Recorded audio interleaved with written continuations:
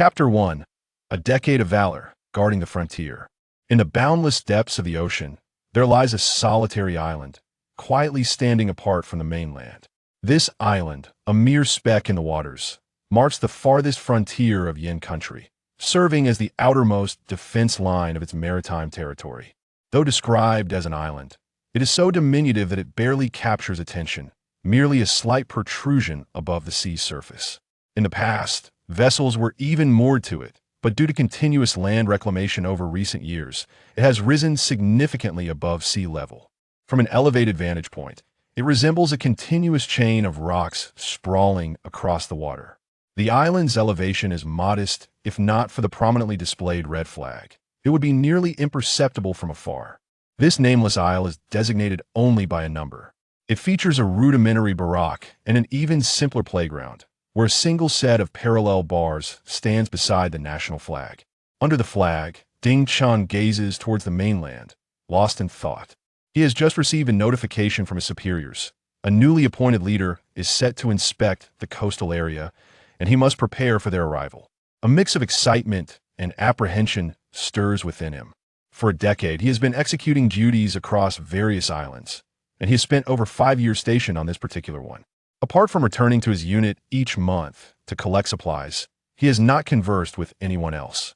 The sudden arrival of a high-ranking official leaves him feeling somewhat out of sorts.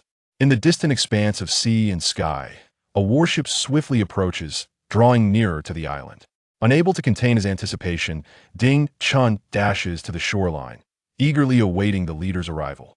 As the vessel gracefully approaches and eventually docks at the beach, a group disembarks before Chen's eager gaze. He promptly steps forward to salute. "Greetings, Commander." "Good day, sir." Chen first salutes the high-ranking official, then turns to acknowledge his regiment commander. The official, adorned with the insignia of a colonel, is unmistakably the new division commander of his unit. The commander scrutinizes Chen closely. The once handsome features of the young soldier are now weathered by the sea breeze, his skin tanned to a deep hue. Many exposed areas are peeling, yet there is no trace of regret on Chen's face. Moved by the sight, the commander returns the salute, nodding at Chen to lower his hand. Once Chen stands at ease, the commander speaks. "Colonel Ma, is this the soldier you mentioned?" Colonel Ma nods affirmatively. "Yes, Commander, this is Chen." The colonel reflects. He is the soldier who has served the longest on this island, dedicating not only his youth, but countless hours of toil to the nation's maritime defense. The commander nods in satisfaction, stating, "Indeed, this is the spirit expected of us as soldiers. With individuals like you, the nation can thrive and remain secure." Chen stands tall and responds, "Commander, I am merely fulfilling my duty as a soldier. Were it anyone else, they would do the same. A decade of service is simply part of the role. A decade, a truly astonishing span of time."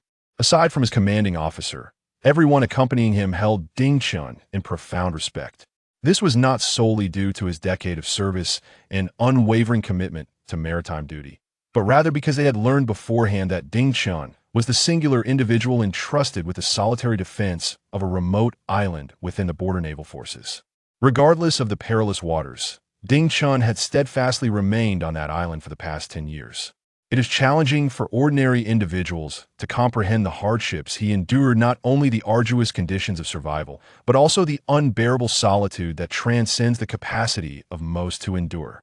If solitude were to be classified, Chen, stationed alone on that isolated island without a single soul to converse with, would undoubtedly embody the most profound level of loneliness. Sergeant Chen, the contributions you have made will never be forgotten by the nation or its people. We are grateful for your relentless efforts toward the stability of our borders," declared the commanding officer, straightening his posture with gravity. A colonel then rendered a solemn salute to Chen, an ordinary soldier. "Salute," bellowed Commander Ma, prompting everyone else to salute in unison. Chen stood tall, his demeanor neither subservient nor arrogant. In that moment, his heart was filled not only with excitement, but also with tranquility. The respect and recognition he hoped for had finally arrived, and he felt no regrets. The commanding officer, pleased, patted Chen on the shoulder. "Today, in addition to inspecting the most remote territories of our nation, I have come to deliver some good news. In light of your exemplary performance, you shall accompany me back today and be granted an early leave for the new year." Ding Chen was momentarily taken aback. He had not anticipated that the commanding officer would allow him to return aboard the warship. Prior to this, leaving the isolated island had been a recurring thought in his mind. Yet, when faced with the reality of it, he found himself reluctant to part ways. He was not originally of this world 10 years prior. He had unexpectedly inhabited this body and arrived in this realm. Like many who traverse worlds, he possessed his own system. However, just as he was poised to make his mark, he was assigned to execute tasks amidst the isolation of the island. Initially, he felt a sense of dissatisfaction, for he had not wished to be here. Others would have been even less inclined. Eventually, he came to terms with his fate not as a resignation, but as a realization that every inch of land belonged to the Yin Empire, and as a soldier, he bore the duty of safeguarding his nation's territory. Since destiny had brought him here to fulfill such responsibilities, he resolved to embrace his role as a soldier wholeheartedly. Over the years, he had poured all his energy and time into this solitary island. It had long since become akin to home, a steadfast companion witnessing his countless days and nights of devotion to his country. Now, the prospect of leaving this place filled him with an unexpected sense of reluctance. "Thank you for your kind intentions, Commander," Ding Chen said, his expression troubled. "However, my original assignment is to guard this island until the end of the year. I wish to fulfill my final duty, and I hope the commander can understand." The commanding officer regarded Ding Chen, whose face was etched with concern, and grew increasingly satisfied. "Since you express such a desire, I shall not impose my will," the commanding officer solemnly declared.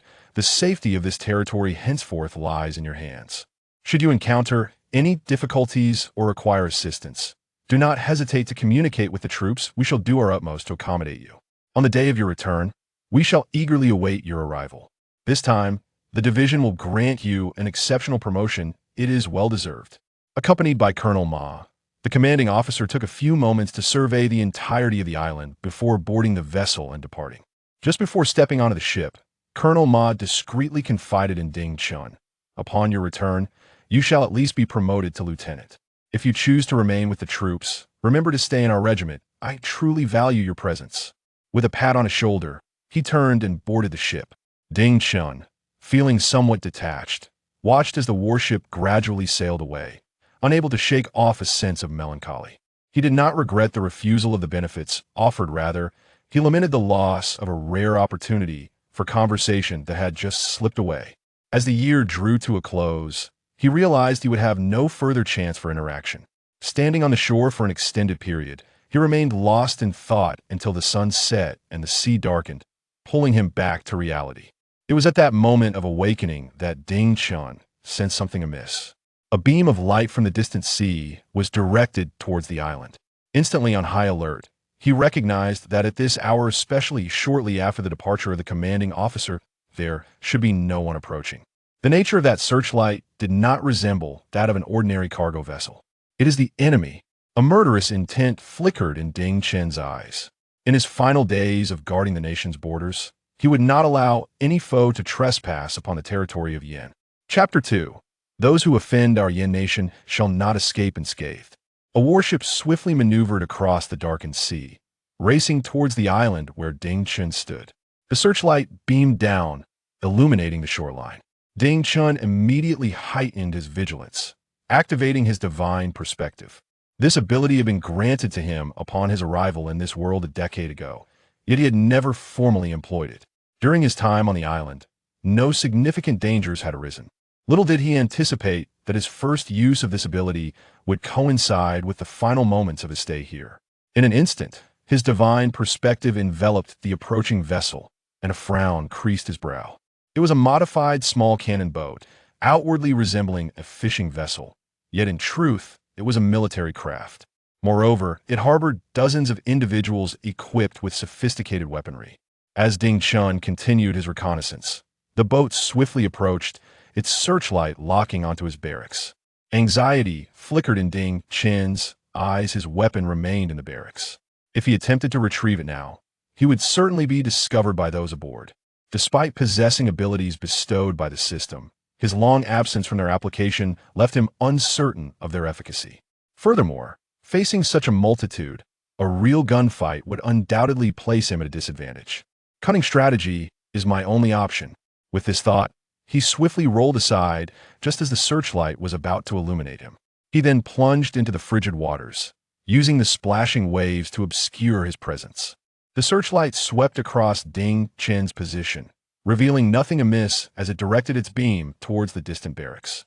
Emerging from the sea, Ding Chen, a solitary soldier stationed on a remote island, gazed at the receding light before inspecting the approaching vessel. Though merely a lone island soldier, he was not one to succumb to solitude over the past decade. He had not relinquished his training despite the presence of a system granting him certain advantages. His movements were remarkably agile, evading detection. After all these years, I wonder if these skills are truly of any use. Ding Chen pondered, submerged in the water, maintaining a divine perspective firmly fixed on the ship. The vessel bore no flags, and its occupants were not clad in standard military uniforms. Yet, despite their varied attire, the remnants of military training were evident in their every gesture. These were not the disorganized rabble of mere mercenaries, they were undoubtedly elite soldiers from a nation. The seas had been tumultuous of late, with individuals from various smaller nations masquerading as fishermen, persistently testing the boundaries of sovereignty. In pursuit of gain, they roamed the offshore waters, and this armed force had come prepared, having likely discerned that this small island lacked adequate defenses, with only him stationed there. While this unnamed island was not particularly resource-rich, the surrounding waters teemed with abundance, and even a mere inch of land was indispensable to the Yen nation. Ding Chen remained perplexed despite the escalating military capabilities of neighboring countries. They were still far from rivaling a superpower like Yen. Which nation dared to attempt an armed incursion? The approaching vessel had docked, resting not far from Ding Chen's position. To avoid detection, he inhaled deeply, gradually submerging himself, his hands gripping the rocky substrate to resist the pull of the waves. With his divine perspective still active, he noted that only 5 personnel remained aboard the ship, while the remaining armed forces disembarked. He sensed that his opportunity was at hand. Breaking the surface, he exhaled a breath of murky air, observing 35 adversaries retreating from the shoreline towards the barracks. A sardonic smile crept across his face as he propelled himself towards the moored vessel. Upon reaching the side of the ship, he noticed chains dangling into the depths. He formulated a plan. Grasping the chains firmly, he quietly and swiftly scaled the side of the vessel. After the system had activated, it endowed Ding Chen with several extraordinary abilities. The first was the divine perspective he had just employed. The second significantly enhanced his physical form, boosting his capabilities and unlocking his potential. Through 10 years of relentless training, his physical prowess had reached an astonishing level. Lacking any point of comparison, he believed his abilities could rival even the finest special forces operatives. In terms of explosive power and endurance, he could easily outpace them by several streets. Additionally, he had acquired a rudimentary proficiency with firearms and the gift of keen eyesight. In addition to possessing a remarkable proficiency with various firearms, he could hit his target with unwavering precision within 100 meters, striking true every time. Initially, the system was designed to unlock additional capabilities for Ding Chen once he reached the requisite level and completed the corresponding tasks. However, fate had other plans, as Ding Chen found himself leading a monotonous life on the island for a decade, devoid of any opportunities to upgrade the system. Yet, this predicament was about to change. Today, his skills would soon find their purpose. With his formidable strength, Ding Chen swiftly and steadily ascended the ship. Mere seconds later, he landed soundlessly on the deck. Before he could savor his success, he quickly ducked behind cover, cautiously peering out to assess the situation aboard the vessel. On the foredeck, 3 guards stood vigil by the heavy weaponry, their eyes fixed on the island, ever watchful for their comrades' arrival and potential need for assistance. At the stern, 2 armed men maintained a watchful eye over the sea, alert to the possibility of impending support from the naval forces of Yen Nation. Ding Chen formulated a plan without hesitation and stealthily maneuvered towards the rear of the ship, approaching the 2 armed men. Suddenly, a chilling gust of sea wind swept past, causing one of the sentinels on the left to sneeze. As he nodded, a flicker of movement caught his peripheral vision. Ding Chen was silently approaching. "Who are you?" The armed man exclaimed, instantly alert, turning his weapon towards Ding Chun. Without a moment's pause, Ding Chun propelled himself forward with explosive force, akin to a cannonball fired from its barrel, landing behind them. Before the second armed man could react, Ding Chen's hands had already ensnared their heads, one on each side. With a powerful motion, he brought their skulls together with a resounding impact. The two armed men collapsed, rendered unconscious, their eyes rolling back into their heads. Ding Chun had intentionally restrained his strength otherwise. He surmised their fates would have been far more dire. The commotion at the stern had drawn the attention of the trio at the bow, who began to encircle towards the back. Yet, Ding Chun had already nimbly concealed himself behind the cockpit. From a divine perspective, the enemies dividing into two groups to surround him were laid bare. Without hesitation, he pivoted and sprinted towards the left, where only one adversary remained. His silhouette was ghostly. The armed man barely registered Ding Chen's presence before they collided forcefully. In that instant, the assailant felt as if struck by a speeding automobile, his body flung aside until he crashed against the ship's railing, finally coming to a halt. Blood trickled from his lips as he let out a pained scream before losing consciousness. The remaining two adversaries had now pinpointed Ding Chen's location and rushed toward him. However, before they could reach him, he skillfully rolled atop the cockpit to evade detection. As the two armed men rushed in, they only beheld their fallen comrade. Failing to spot any sign of the enemy, their first instinct was to assume that Ding Chun had leapt from the ship to escape. They hurried to the railing, gazing intently at the inky expanse of the sea. Ding Chun let out a cold laugh, appearing behind them like a specter. Chapter 3. Commander, there are ghosts on this island, on an unnumbered island. A contingent of 35 individuals moved cautiously towards the barracks, arranged in tightly knit groups. Suddenly, a militant kicked open the door and rushed inside, only to find the room utterly vacant, devoid of any presence. Strange, he pondered. Wasn't it said that there were troops from the Yen Nation here? Where have they gone? They must have fled in fear upon seeing us. The leader smiled faintly regardless. We have taken control here. They willingly abandoned this place. We cannot be blamed for it.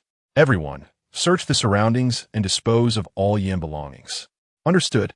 The armed forces split into 7 small teams, setting off to investigate the island's periphery. A chilling scream pierced the night, echoing ominously in the stillness. Who was that? What happened? Colonel Galeva, startled, scanned his surroundings. The members of his teams were intact, with none having encountered any misfortune, so there should not have been a scream. Yet, they had distinctly heard a cry of anguish, laden with suffering. Captain, it sounds as though it came from our ship. Galeva's brow furrowed as he immediately turned his gaze towards the vessel. The island was small, and the proximity to the ship allowed them to see its condition clearly. Galeva's expression darkened. The personnel he had left aboard were mysteriously absent. Commander, where have our men gone? One of his subordinates asked, a quiver of apprehension in his voice.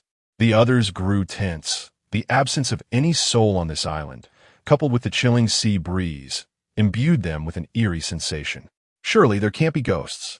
One individual exclaimed in terror, which only heightened the anxiety among the group.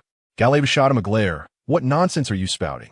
There are no such things as ghosts in this world. Furthermore, you are soldiers. Let's return to the ship and ascertain the situation.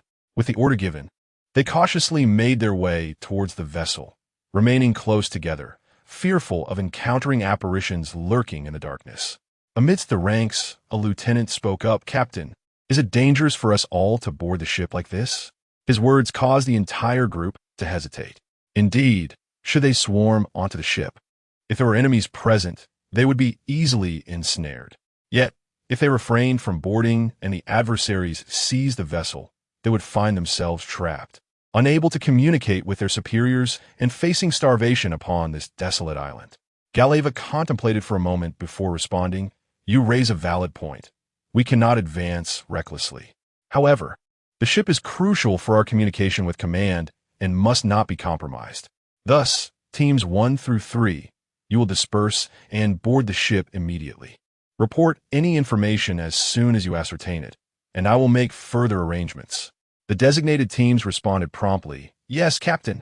We shall fulfill the mission. 15 individuals, brimming with confidence, advanced resolutely towards the vessel. Each harbored a breath of indignation, for an unknown adversary had swiftly seized control of their ship, leaving their faces marred with shame. For them, this represented an opportune moment to vindicate their fallen comrades. Upon reaching the underside of the ship, they had initially relied on the vessel's crew to assist in boarding. However, having lost command of the ship, conventional means of ascent had become impractical. Fortunately, they were seasoned mariners, well prepared for such eventualities.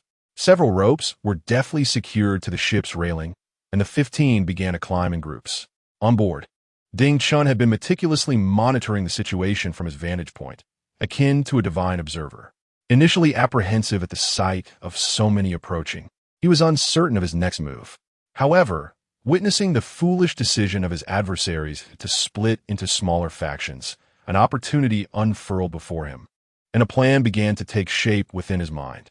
He refrained from alarming them prematurely and chose to strike while they were still ensnared in their ascent. In his gaze, although they climbed in unison, their speeds varied, ensuring a staggered arrival upon the ship. Moreover, their points of entry were not synchronized, affording him the chance to eliminate them one by one. Waiting by the ship's edge, Chen prepared for the first enemy to board. The overconfident soldier, unaware of the lurking danger, was accompanied by two teammates as they ascended. He thought that with so many boarding simultaneously, even if the enemy reacted, it would not result in their utter annihilation. Little did he know, Chen lay in wait. As the soldier emerged onto the deck, a formidable fist met him with unrelenting force. The soldier was momentarily blinded, losing consciousness in an instant. With swift precision, Chen seized him with his other hand and flung him onto the deck. The remaining climbers, witnessing such valor, could not suppress their elation as one of their own effortlessly boarded the ship. Seeing an unimpeded ascent, Galeva could not help but cheer, believing the foes had abandoned ship, allowing his men to board without obstruction. Unbeknownst to him, however, there were still foes aboard, and his comrade had not boarded smoothly, but rather been discarded like refuse. At that moment, another armed assailant's head appeared, eagerly scanning the deck in search of companions. Yet the next instant, he was met with a face that startled him into near panic. Before he could react, Chen grasped his head and yanked him aboard. The unfortunate soul was uncontrollably propelled onto the deck. He attempted to cry out, but before a sound could escape his lips, Chen rendered him unconscious, carelessly tossing him onto the floor.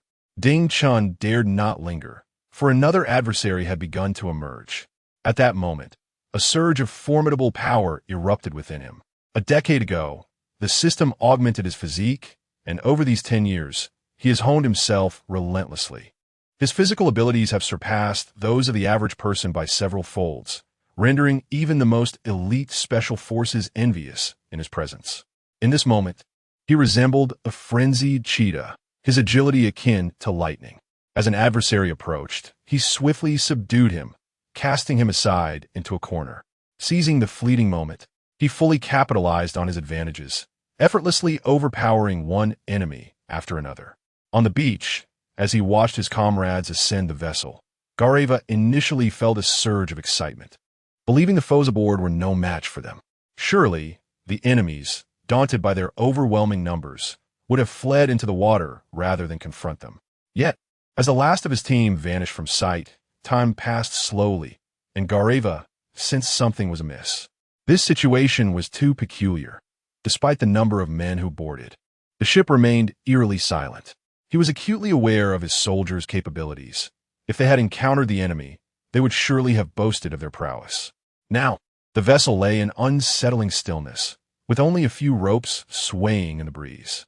Moreover, not a single one of the 15 team members who boarded had reported back, an inexplicable circumstance that greatly exceeded their understanding. Even if ambushes awaited them aboard, his soldiers should have engaged in combat. Yet, he had not heard a single gunshot. It was as if his comrades had evaporated into thin air, leaving behind an oppressive silence. This strange atmosphere was not lost on Gareva alone. Everyone around him felt a chill creep down their spines. After all, even in the face of genuine threats, they should not have succumbed to fear. But now, with no sight of the enemy, they watched their teammates disappear silently beneath their very noses, an unsettling terror coursing through their ranks. One soldier, throat dry and trembling, hesitantly spoke, "Captain, could it be that they have truly encountered ghosts?" Silence enveloped the group. What should they do? Gareva glanced at the panicked faces around him. Though his heart raced with trepidation, as the leader of the team, he needed to maintain his composure. If he faltered, these terrified soldiers might collapse under the weight of their fear. Gareva was reluctant to draw any conclusions. This ship resembled a phantom vessel, having silently claimed half of their number. To send more men aboard would only replicate the previous calamity.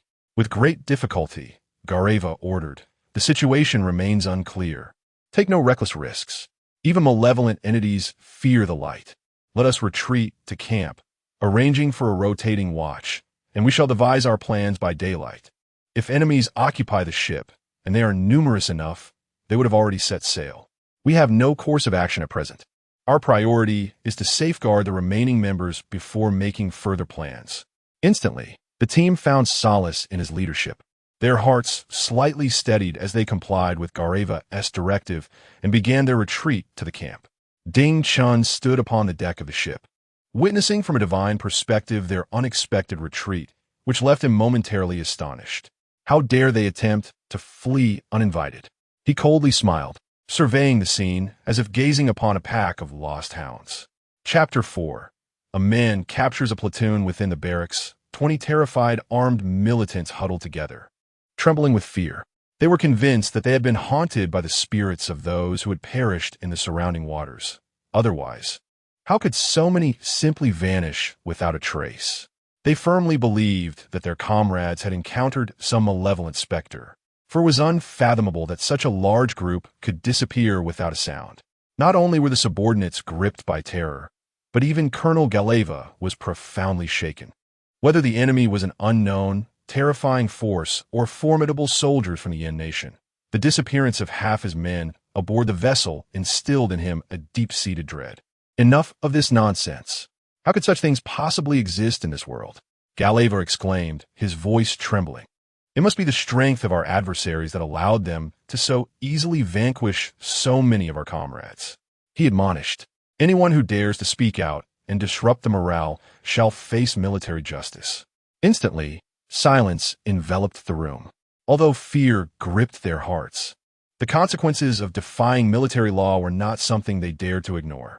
Once he noted the absence of dissenting voices, Galeva instructed, "Agra, you and Calcutta will keep watch during the night. Secure the doors and ensure the enemy finds no opportunity to infiltrate. The rest of you, take your rest. At dawn, we will seek assistance." "Yes," they replied in unison, leaning against the walls, clutching their rifles as they attempted to rest.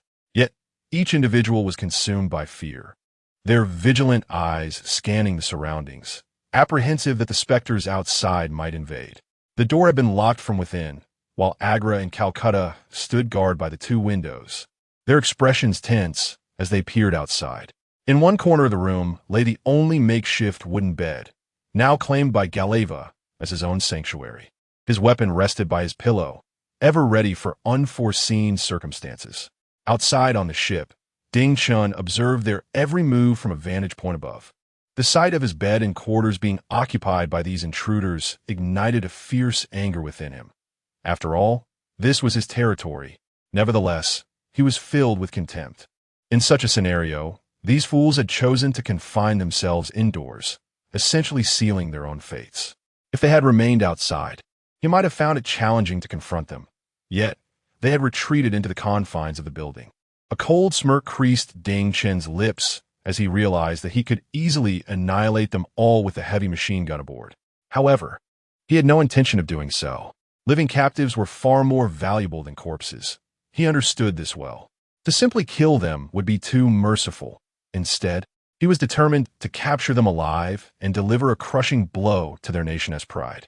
Prior to boarding the ship, Chen had observed an abundance of supplies and gasoline on board, and he had devised a meticulous plan, certain that he could ensnare them all. As time inexorably passed, the hour grew late, and soon the barracks were filled with the soft sounds of snoring. The militants, perhaps exhausted from their earlier anxiety, had succumbed to slumber. After all, they had been engulfed in terror for quite some time, their spirits further worn down. Now, with the taut strings of anxiety finally relaxing, fatigue began to settle over them. Ding Chun had transported the fuel down from the ship several times, discreetly avoiding the direct line of sight of the barracks, approaching instead from their blind spots and setting up a perimeter around the facility. A circle of items had been arranged, drenched in gasoline, ensuring that those inside would find themselves inescapably ensnared. From his vantage point, Ding Chun observed that the occupants were already fast asleep. A cold smirk crossed his lips. It was astonishing that, even at this hour, they could still slumber so soundly, displaying such audacity. Having made all necessary preparations, Ding Chun felt an unsettling sense of insecurity. He returned to the ship, hauling down a heavy machine gun from the gunwale and positioning it on the playground before the barracks. Noticing that the occupants remained oblivious to their impending doom, he chuckled coldly to himself. Isn't it better to remain peacefully in your own country? Why venture out to stir trouble? This time, I shall serve you up as roasted suckling pigs. A match struck, casting an orange-red spark that sliced through the night, descending steadily into the gasoline-soaked fuel. With a whoosh, flames erupted, their heat distorting the very air around them. Inside the small room, Galeva was jolted awake by the crackling of flames. Upon opening his eyes, he was met with the sight of a raging inferno outside his window. Infuriated, Galeva sprang from his bed and dashed towards the door, aiming a kick at Agra, who stood bewildered. What in the world is happening? Why is there fire outside? Faced with Galeva's anger, Agra stammered, I don't know. I didn't see anything. It just ignited suddenly. This must be ghost fire, yes. Only ghost fire could flare up like this. Their commotion roused everyone in the room, all startled by the flames before them. Quick, open the door. We must escape. We cannot sit here and await our fate. Galeva kicked the door open, but was immediately repelled by the encroaching flames. The heat surged, causing everyone inside to sweat profusely. It's so hot, Captain. We're going to be roasted alive. One of the team members cried out in desperation.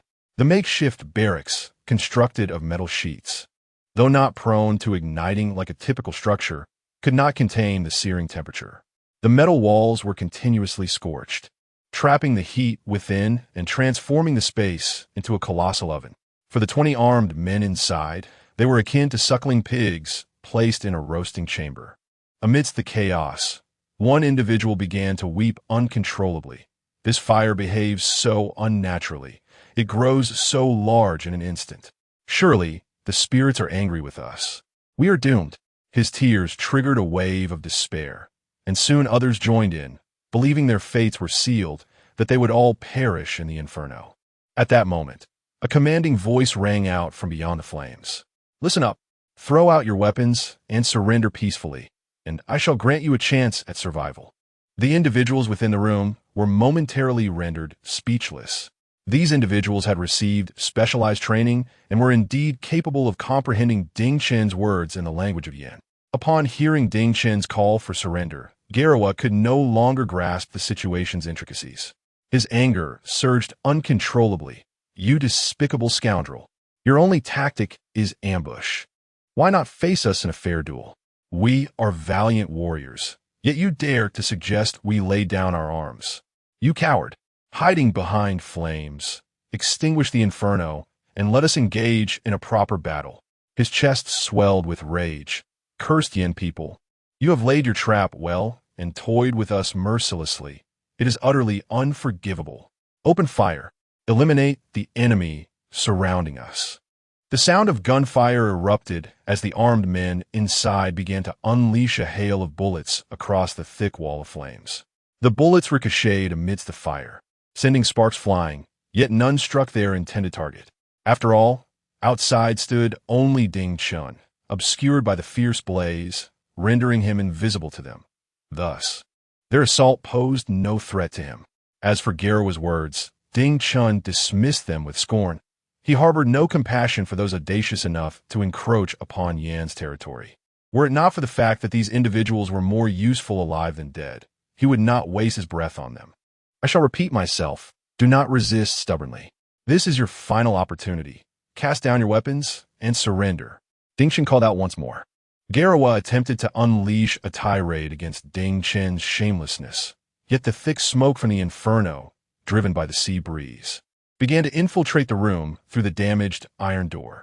The smoke assaulted Garawa's throat, inducing a fit of coughing just as he was about to speak. All were already enduring the oppressive heat, and now the encroaching smoke caused a chorus of coughs, unable to withstand the torment any longer. Even before Garawa could utter a word, several armed men had already hurled their weapons into the flames. "Spare us. We surrender. Please grant us a chance at survival," they cried in broken Yin language, gasping between coughs. Garawa sought to intervene, but a thick cloud of smoke invaded his mouth, bringing tears to his eyes. "Commander, we must surrender, or we shall perish here," a soldier shouted, his face a mask of despair. Garawa, choking painfully, found himself unwilling yet compelled by his body's instinct. "We surrender. We beseech your forces to extinguish the flames and grant us a path to safety," Garawa shouted hoarsely to the outside. Moments later, all present cast their weapons out into the open. Ding Chen smirked. "Throw out all weapons and coats. I wish to see your inability to conceal arms, or you shall meet your end in the flames." With the advantage of a godlike perspective, there was nowhere for these men to hide. Garawa, initially cautious, had only discarded his rifle, retaining some weaponry with the intention of surprising the enemy outside once they emerged. However, the adversaries outside would not grant them such an opportunity. Should he continue to delay, he would only endanger the lives of his comrades. "Strip off your clothes and throw everything out quickly," Galava commanded without hesitation. At that moment, even without Galava's orders, everyone would have acted similarly, for their lives were at stake. Every second of delay heightened their peril of demise in that place. One by one, garments and weapons were discarded, and only after witnessing everyone disarm did Ding Chen extinguish the flames.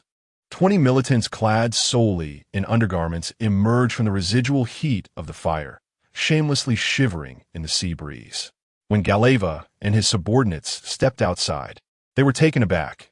Contrary to their expectations of being surrounded by countless soldiers of the Yin nation, the surroundings were eerily empty, devoid of any trace of the Yin army. Before them stood only Ding Chen.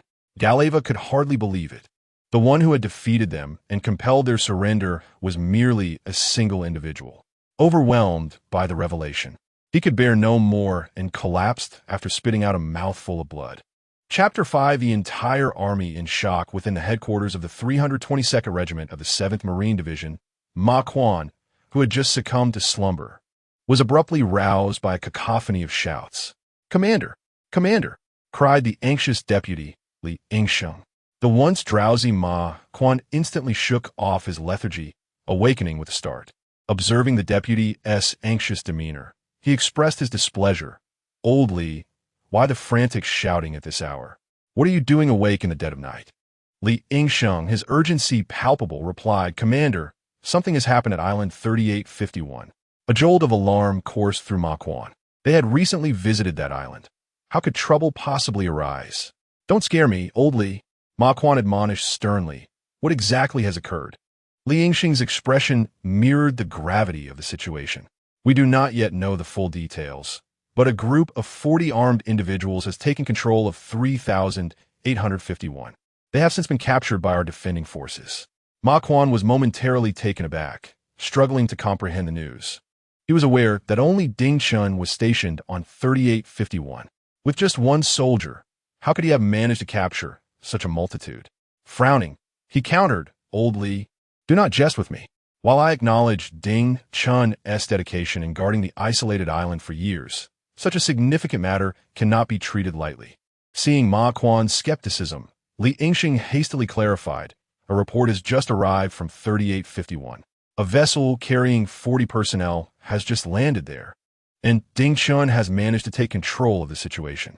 He requests our assistance to handle the matter." Ma Quan, now serious, inquired, "Is that truly the case?" Li Yingsheng nodded affirmatively. Ding Chen emphasized that this group of armed intruders is organized and has a plan. He insists it requires the regiment's inquiry and that we respond swiftly. He has also requested our support. Despite his lingering disbelief, Ma Quan trusted that Ding Chen would not trivialize such a serious issue. Upon hearing Ding Chen's plea for assistance, he gravely asked, "Is there still an enemy presence over there?" Li Yingsheng shook his head. Ding Chen's request for support stems from his concern about potential further incursions into our waters. His forces are limited, and he is unable to confront additional enemies, fearing a loss of our territory. Ma Quan, astonished, exclaimed he single-handedly captured over 40 individuals? I had no idea Ding Chun possessed such prowess. Now is not the time for discussions of that nature. You must hurry to investigate. Ding Chen might be injured. The sooner you arrive, the more help you may provide. Li Yingsheng urged. Realizing the urgency, Ma Quan nodded in agreement. Very well, old Li. You must promptly notify the division headquarters and report this matter upward. I shall take a team and proceed to support 3851. The frigid sea wind swept across the unknown island, where 20 bare-chested men trembled in the biting cold. Beside them lay another 20 comrades, unconscious. All 40 individuals were bound by ropes, either kneeling or sprawled before a flickering bonfire. Though the fire blazed, it failed to warm their spirits. In fact, some captives gazed at the rising flames with palpable fear. After all, just 2 hours prior, they had narrowly escaped being charred alive by such a blaze. And it was entirely natural for them to feel trepidation in its presence now. Only their captain, Galeva, was glaring furiously at Ding Chun at this moment. Damn it! How dare he treat me like this? Had I known he was alone, I would have concealed a weapon and seized the opportunity to eliminate him. He seethed with indignation, unable to refrain from incessantly cursing Ding Chun, though he dared not let Ding Chun perceive his anger and could only mutter in his native tongue. After all, he had just emerged from the inferno, having fainted from rage after being provoked by Ding Chun to the point of spitting blood. Yet, rather than offering assistance, this man had doused him with seawater, nearly drowning him in the process. Such methods were inhumane. Where did this bastard come from? Babbling incomprehensibly. If you keep yapping, I'll have your tongue. Ding Chun threatened vehemently. Galeva immediately fell silent, his heart filled with trepidation towards the lone soldier who had captured them. Despite his inner resentment, he was still afraid of Ding Chen's capabilities. After all, this individual had swiftly incapacitated over 20 of his soldiers. He did not dare to provoke him further. Captain, perhaps it's best to refrain from further comments. This guy is a lunatic and might genuinely kill us. The lieutenant beside him lamented, his face drawn with fear. He was genuinely terrified, especially considering Ding Chun had a machine gun that he had taken from their ship, his finger resting ominously on the trigger. Galeva shuddered with fear, but forced himself to speak. Rest assured, the soldiers of Yin country are known to treat captives with kindness. They would never harm us. Is that so?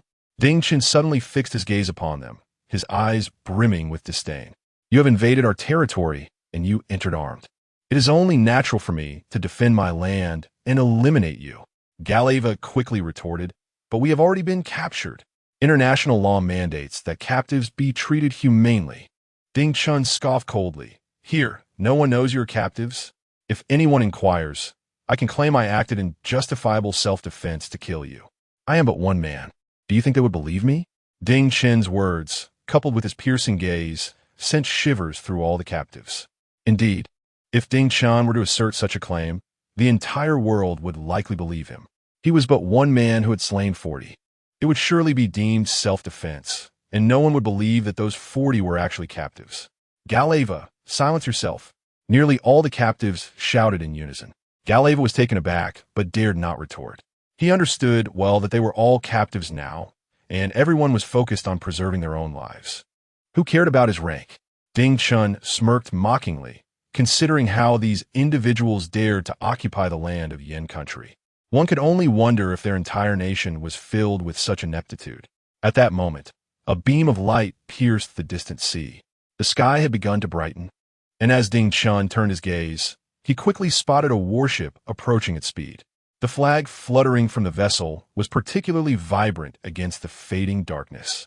The group of captives also noticed the warship, their excitement palpable. They yearned for someone to come and take charge of them. They would rather endure imprisonment than remain in the presence of such a terrifying individual as Ding Chun. More than 10 minutes later, the warship docked, and Ma Quan, accompanied by his men, stepped ashore. Upon catching sight of the vessel moored at the shoreline, He was utterly astonished. How could a ship laden with weaponry be captured by Chen? However, his astonishment intensified when he noticed a row of individuals bound and kneeling around a bonfire on the playground. Li Yingsheng had not exaggerated in the slightest. These individuals were clearly robust soldiers, their muscles well-defined, unmistakably trained warriors. Yet, despite the presence of over 20 such formidable soldiers, they now knelt dejectedly. While on the ground lay another 20, equally elite and unconscious. Ma Quan was rendered speechless, unable to comprehend how a single person could capture such a multitude of elite soldiers. Report to the regiment commander. Chen approached him and saluted. Ma Quan gazed at him in astonishment. Is this all you're doing? Chen nodded. I promise to hold the last post steadfastly. Ma Quan erupted into an exuberant laugh. Well done, my boy. I knew I had not misjudged you. You truly are a soldier of our regiment, possessing remarkable courage. To capture so many enemies single-handedly. You are indeed the legendary Soldier King. You spoke of guarding this last post, and you have truly delivered. Chen humbly smiled. Commander, this is merely my duty. Though 3851 is small, it remains an indispensable territory of our Yan nation.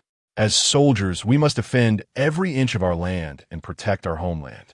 Ma Quan chuckled heartily. Well said. However, no matter how determined you are to hold this island, it seems you may not be able to do so this time. Chen was taken aback, unsure of what Ma Quan meant. Ma Quan continued with a smile. I have already communicated with the division commander. The situation here has been reported not only to the division, but also up the chain of command. I suspect the entire army is now aware of what has transpired here. The division commander's intention is clear. You are our combat hero, and we cannot allow you to face any loss here. You will return with me to prepare for your commendation. We will send a platoon to garrison 3851, and in the future, we will continue to reclaim land and expand the island's area.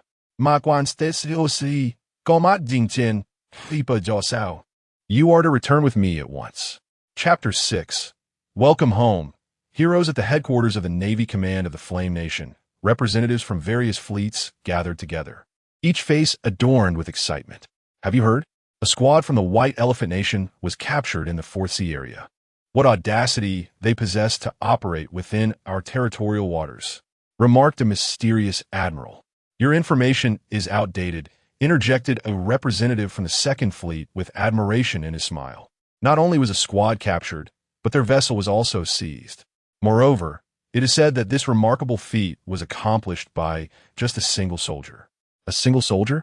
An admiral inquired with astonishment. How many did the enemy send? 5 or 6 perhaps? The Second Fleet representative replied with a grin. I am not privy to the specifics, as it did not occur within our fleet. However, the Fourth Sea area falls under the jurisdiction of the Third Fleet, and their representative should be well informed about the details. At that moment, the representative of the Third Fleet basked in the admiration of others, feeling immense pride for his fleet as he listened to their discussions. Just as he was about to reveal the details, the Navy commander entered the conference room. The previously murmuring assembly fell silent, and upon a signal to stand, all the generals immediately straightened up. Please be seated. Once the Navy commander was settled, a general nodded to the assembly. Generals. The Navy commander scanned the room before speaking authoritatively. I have summoned you here today, and I trust you are somewhat aware of the reason. Just hours ago, a squad from the White Elephant Nation audaciously invaded our territorial waters and occupied our island 3851. The commander cleared his throat. Thanks to the selfless bravery of the soldiers from the Third Fleet, our national security was preserved and a larger conflict was averted. This has provided us with an effective approach to handle similar issues in the future. Now, for further details, I invite the representative of the Third Fleet to elaborate, so that all fleets may learn from this experience. Amidst the applause, the Third Fleet representative rose. With a humble smile, he began. Last night, an armed force of 40 from the White Elephant Nation infiltrated our Fourth Sea area aboard a vessel and attempted to land on Island 3851, aiming to seize it by force. As his words settled, the room erupted with outrage. How dare they? Do they truly believe our Navy is powerless? Cried out some generals, who had not been seated near the Third Fleet representative and were unaware of the full context. The other officers beside the Third Fleet representative, shocked and enraged, were also taken aback by the revelation, knowing that only a single soldier had accomplished the capture of the enemy forces. In a remarkable twist of fate, a solitary soldier managed to capture 40 adversaries, an achievement that eclipsed even total annihilation in its incredibility. The naval commander cleared his throat twice, and the ensuing debates fell silent as they awaited the representative from the Third Fleet to speak. At the commander's nod, the representative continued.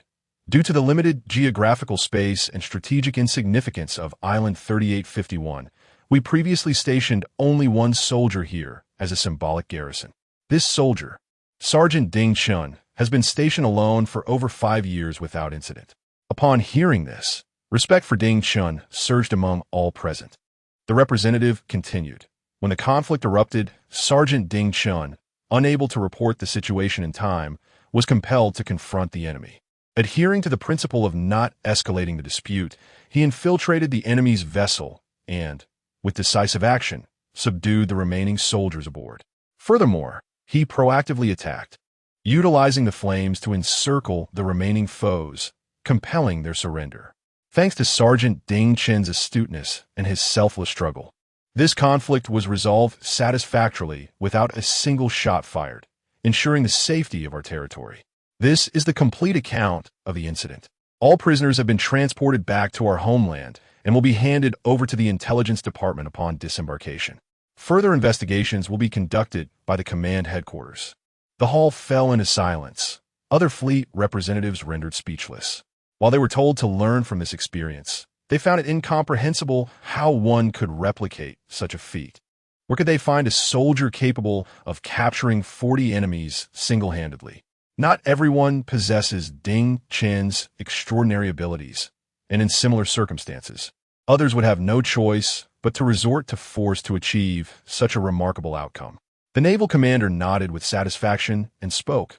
Comrades, although this incident was unexpected and fortuitous, this soldier, Ding Chen, exemplifies the integrity and responsibility expected of a soldier from our nation. Faced with an overwhelming enemy, he showed no fear.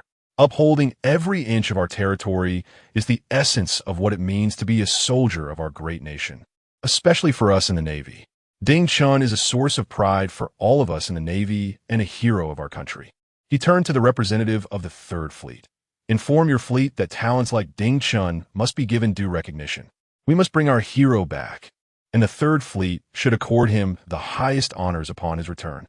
In the span of a single day, the tale of Ding Chen, who single-handedly defended the island and captured over 40 enemy soldiers, spread among the upper echelons of the military. Leaders from the Army, Navy, and Air Force were all astounded and filled with curiosity about Ding Chen. They could hardly fathom how, in the most remote maritime expanse, an ordinary soldier accomplished such an unimaginable feat. This was not merely about annihilating the enemy. It was an extraordinary capability to safeguard oneself while capturing the entire opposing force. Even Ding Chen himself could not have anticipated that after a decade of obscurity, he would suddenly become the prized possession of the top military officials. The azure sea stretched endlessly beneath a clear sky, with the salty breeze caressing the deck of the warship. Lin Chao stood upon the vessel, gazing at the throng of military journalists congregated at the dock, surrounded by countless naval officers lined up to extend their welcome. "My goodness, so many people!" exclaimed Ding Chen, astonished. Although he was aware that arrangements had been made for his return, he had not anticipated such a grand reception. "Look, the warship has entered the harbor. Our hero has returned," shouted a journalist, his voice brimming with excitement. Instantly, the crowd could hardly contain their exhilaration, straining their necks to catch a glimpse of the harbor. As the warship docked, Ding Chen had yet to disembark when a multitude of journalists, armed with cameras and microphones, began snapping pictures fervently. Once he finally stepped ashore, the commander of the Third Fleet bellowed, "Attention, everyone! Let us pay tribute to our heroic fighter. Salute!" In that moment, all those surrounding the naval base rendered a salute to Ding Chen. Regardless of rank or profession, the gazes directed at him were filled with reverence. Many onlookers found their eyes glistening with tears, moved by Ding Chen's sun-kissed visage. This was Ding Chen's first encounter with such a momentous occasion, leaving him awestruck, his own eyes misting ever so slightly. After a decade spent in the company of the vast ocean, marked only by profound solitude, it was his deep-seated patriotism that sustained him. At this moment, it felt as if every sacrifice had been worthwhile. Indeed, perseverance through adversity had led to a radiant revelation, affirming that all efforts would eventually bear fruit. The commander of the Third Fleet approached briskly, firmly grasping Ding Chen's hand. "Comrade Ding Chen, on behalf of the nation and all citizens of Yen, I extend my heartfelt respect to you and welcome our hero home." Chapter 7. First-class combat hero in times of peace in the serene blue sea and sky. A gentle sea breeze caressed the faces of all who gathered at the naval port. Stirring melodies resonated, and amidst the reverent gazes of the crowd, tears began to well in the corners of Ding Chen's eyes. The solitude he had endured for the past decade was, at last, rewarded with the heartfelt words, "Welcome home, hero." This acknowledgement brought him profound peace, dissolving the loneliness he had borne for so long. This was the homeland he had vowed to protect. The very people who regarded him as a hero were among the reasons he persevered, as long as his sacrifices could yield some recognition, even in the absence of accolades. Mere approval would render his efforts worthwhile. The leaders overstate my contributions. I merely fulfill my duties as a soldier of Huaxia. Safeguarding our territorial waters is the responsibility of our Navy, Ding Chen stated earnestly. Fleet Commander Tang Yuxing grew increasingly appreciative of Ding Chen, recognizing that such humility and composure, combined with exceptional military prowess, were rare qualities in a soldier. Each individual like him was indeed a treasure to the military, not to mention a soldier who had steadfastly devoted 10 years to guarding an island without a hint of complaint served as an exemplary model for others. Do not be overly modest, Xiao Ding. The merits you have earned today are deserving of hero status, remarked a nearby general. Even if your achievements were not monumental, the contributions you have made to our nation over the past decade are enough for us to honor you as a hero, another general added with a sigh of admiration. Indeed, in times of peace, your fearless dedication to the nation is a rarity, setting a commendable precedent for young military personnel. Tang Yuxing laughed heartily. Yes, Xiao Ding. You have devoted your youth to the motherland and the vast seas, diligently ensuring the safety of our territorial waters. Few could endure such solitude. Comrade Ding Chen, do not be modest. The accolades you receive are rightfully yours, earned through your selfless sacrifice. The nation and its people will never overlook our heroes. Surrounding generals nodded in agreement, recognizing that had it been anyone else, the weight of such isolation would have driven them to madness long ago. They struggled to comprehend the conviction that sustained Ding Chen throughout these years, allowing him to maintain his fervent love for the country.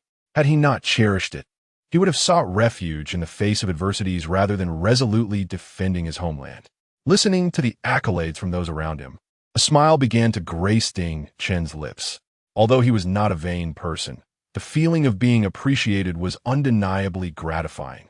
Tang Yuxing, with a smile, urged, "Let us not linger at the dock any longer. We can continue our conversation elsewhere."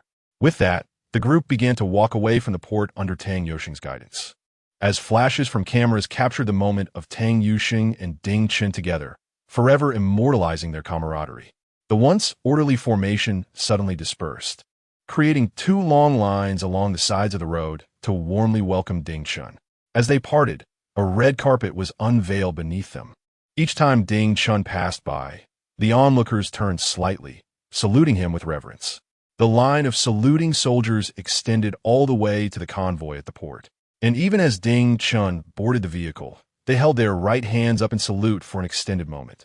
It was not until the convoy began to move, leaving the welcoming crowd behind, that Ding Chen withdrew his gaze from the window. Tang Yuxing sat in the same vehicle, and upon noticing the slight moisture in the corners of Ding Chen's eyes, he couldn't help but smile knowingly. "Little Ding, you have worked hard these past 10 years. In response to Tang Yuxing's praise, Ding Chen merely smiled. Excessive humility would seem overly sentimental.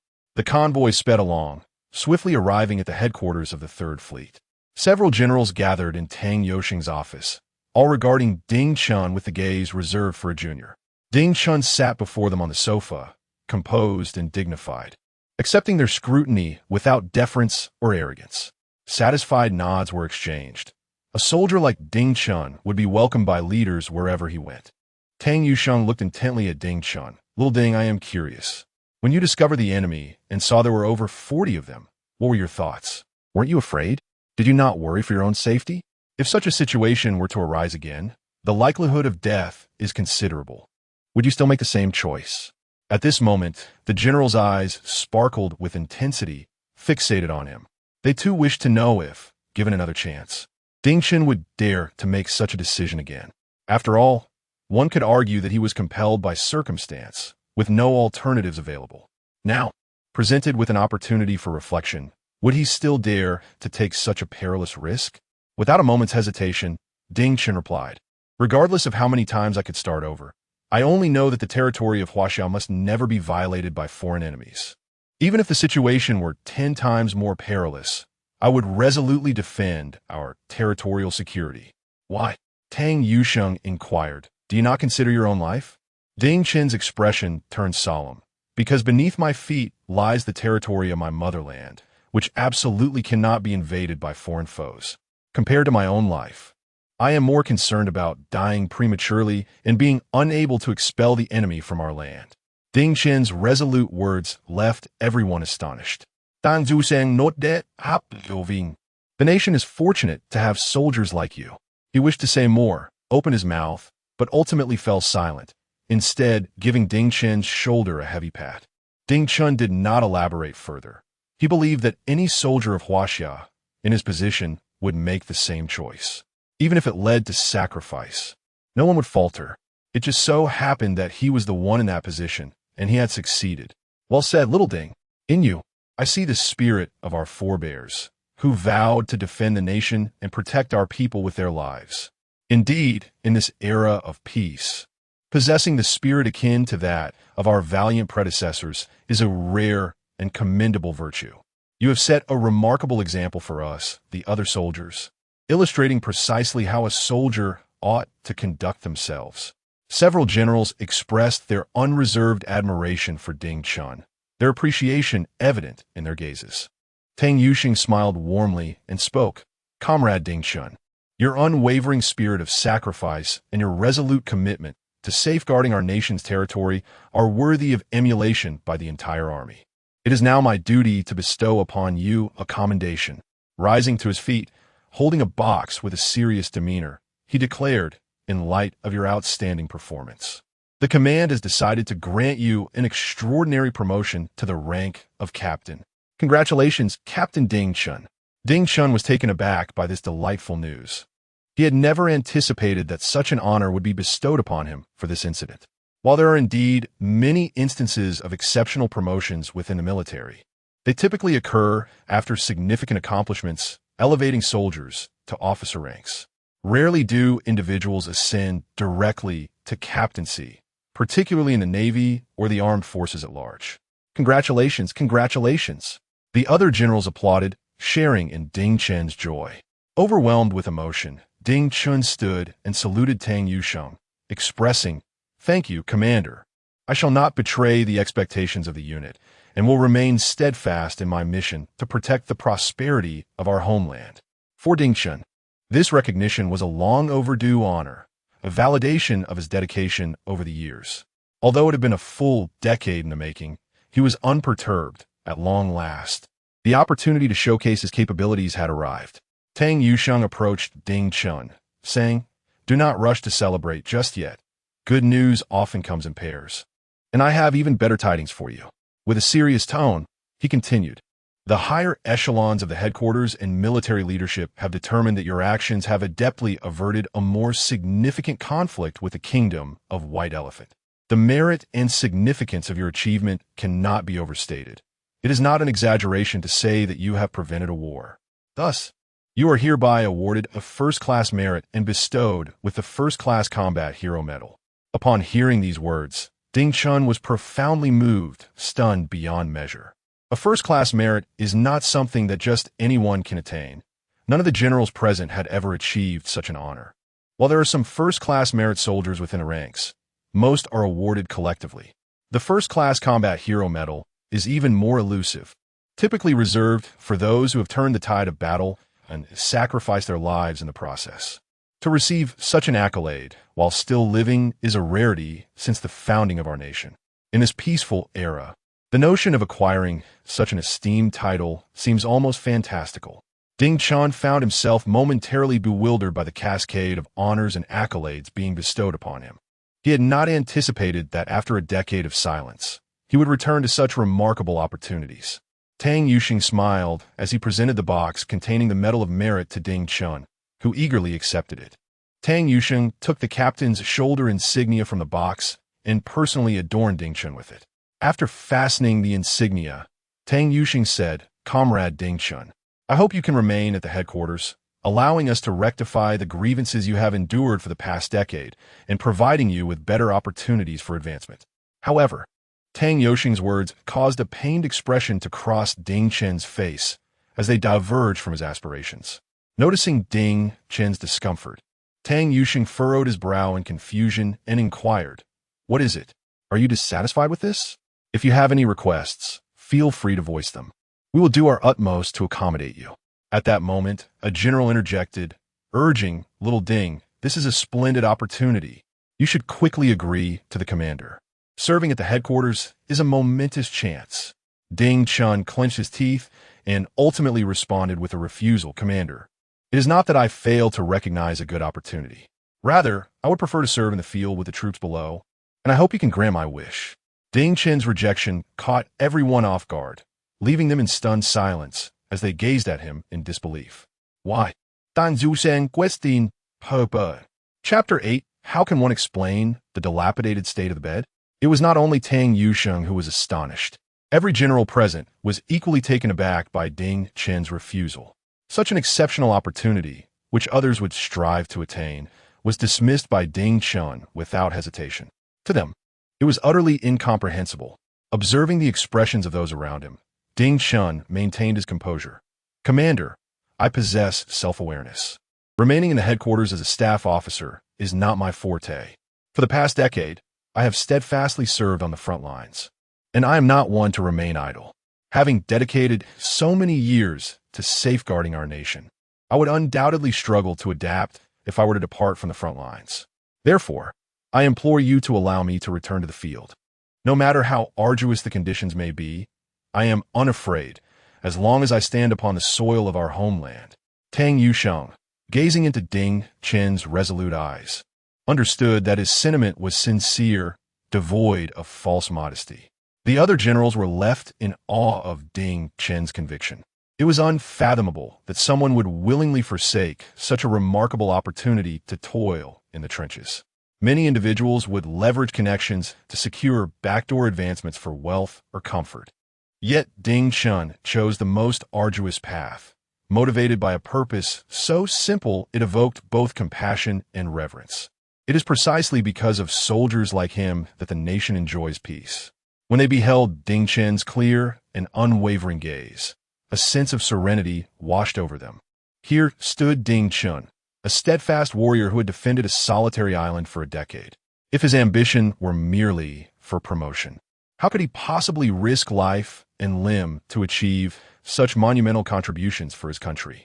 Rather than confining him to a ceremonial role at headquarters, returning him to the front lines would truly honor him. After all, a hero rightfully belongs to the vast expanse of the sea. Tang Yusheng furrowed his brow, contemplating for a long while, and ultimately sighed in resignation. "Since you are unwilling to remain at headquarters, we shall respect your wishes. You may return to rest for now. We will notify you of further arrangements in due course. Xiao Zhao, please escort Ding Chen to rest." The office door swung open, and Tang Yusheng's aide briskly entered. "Comrade Ding Chen, please follow me." Xiao Zhao gestured invitingly, then straightened up and led the way. "Thank you," Ding Chen politely expressed, bidding farewell to the generals as he promptly followed. Once Ding Chen had departed with Xiao Zhao, the remaining generals hastily inquired, "Old Tang, since Ding is reluctant to stay, where do you intend to send him?" "Indeed, I must insist that an exemplary soldier like Ding Chen cannot be casually dismissed. He should remain with our third fleet. Enough. Ding Chen is now a national hero, and his next assignment must align with the military's directives. You needn't concern yourselves, regardless of where he goes. He will certainly remain within our naval ranks. Lying on his bed, Ding Chen gazed at the shoulder insignia adorning the uniform hanging on the wall. His inner excitement still difficult to quell. Even now, the accolades bestowed upon him seemed almost surreal. Were it not for the insignia on his military uniform and the medals in the box persistently reminding him, he would hardly have attained the awareness befitting a captain. Ding! Congratulations, host! You have successfully completed the mission and been promoted in rank. The system has been upgraded.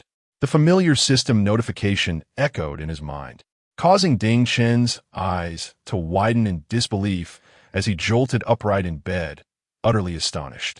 This long-lost phenomenon, which had not manifested for a decade, had inexplicably reactivated at this moment. When he vanquished the soldiers of the White Elephant Kingdom, the system did not appear, nor did it activate when Tang Yu Sheng personally adorned him with the insignia. This led him to suspect that his system was merely a one-time affair, offering only the limited abilities he had gained a decade prior. Little did he expect that upon returning to rest, this foolish system would reboot itself. He had almost resigned himself to facing the trials of military life alone, yet the revival of the system infused him with newfound confidence.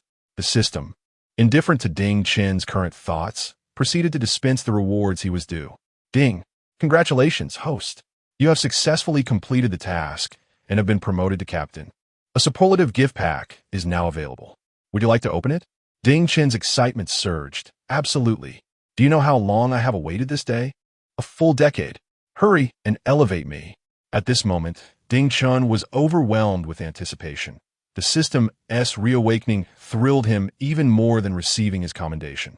After all, he had savored the benefits bestowed by the system, which would enable him to navigate this world with greater prowess. Ding! Congratulations, host! You have received a boost in physical capabilities now doubled. Ding! Congratulations, host! Your weapon proficiency has advanced to intermediate, with initial capabilities also doubled. Ding! Congratulations, host!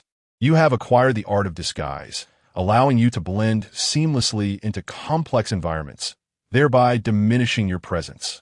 Ding! Congratulations, host! You have obtained the skill of facial transformation, enabling you to assume the appearance of any face you have encountered. Ding! Congratulations, host! You have earned the title of Combat King, achieving top-tier fighting abilities. Ding! Congratulations, host! You have acquired the principles of Tai Chi, now perfected to an extraordinary level. Ding! Congratulations, host! You have gained the ability of breath control, achieving elite underwater prowess. Ding! Congratulations, host!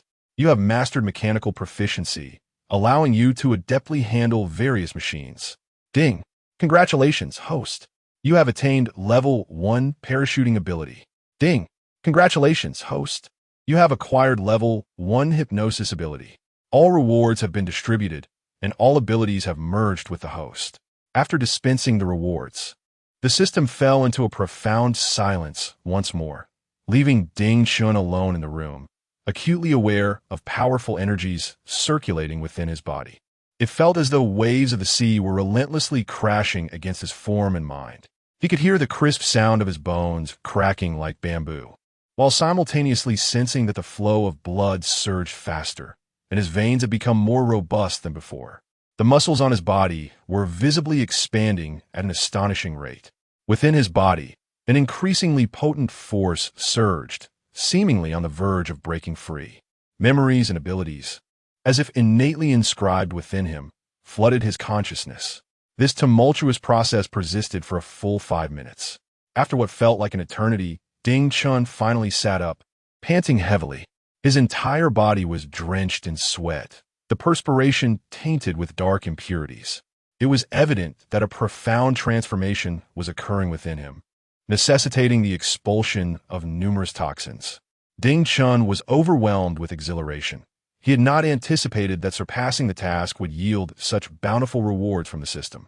A total of 10 rewards, sufficient to completely reinvent him, enhancing his capabilities once more. Rising to his feet, he struck out with a fist toward the bedside. To his astonishment, the bed crumpled under the force of his powerful blow, the mattress bursting open and springs erupting forth. Ding Chun himself was taken aback. He had no inkling his strength had grown so formidable. He had merely wished to test it.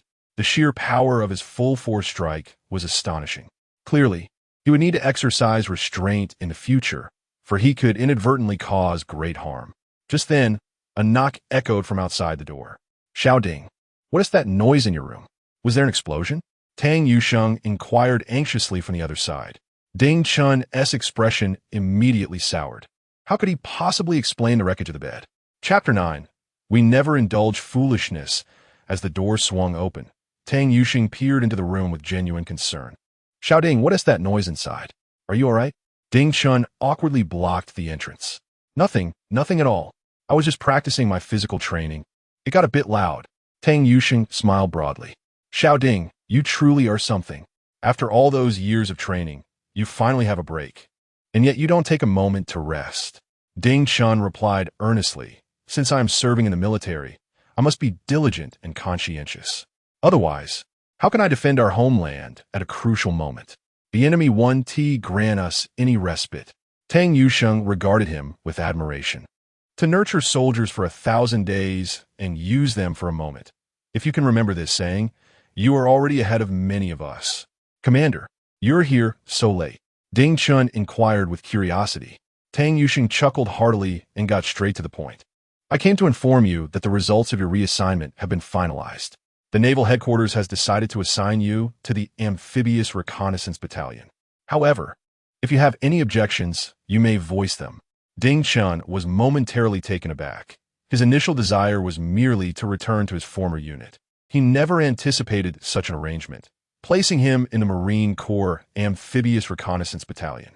Although he had spent many years on an island, he was well aware of the battalion's esteemed reputation.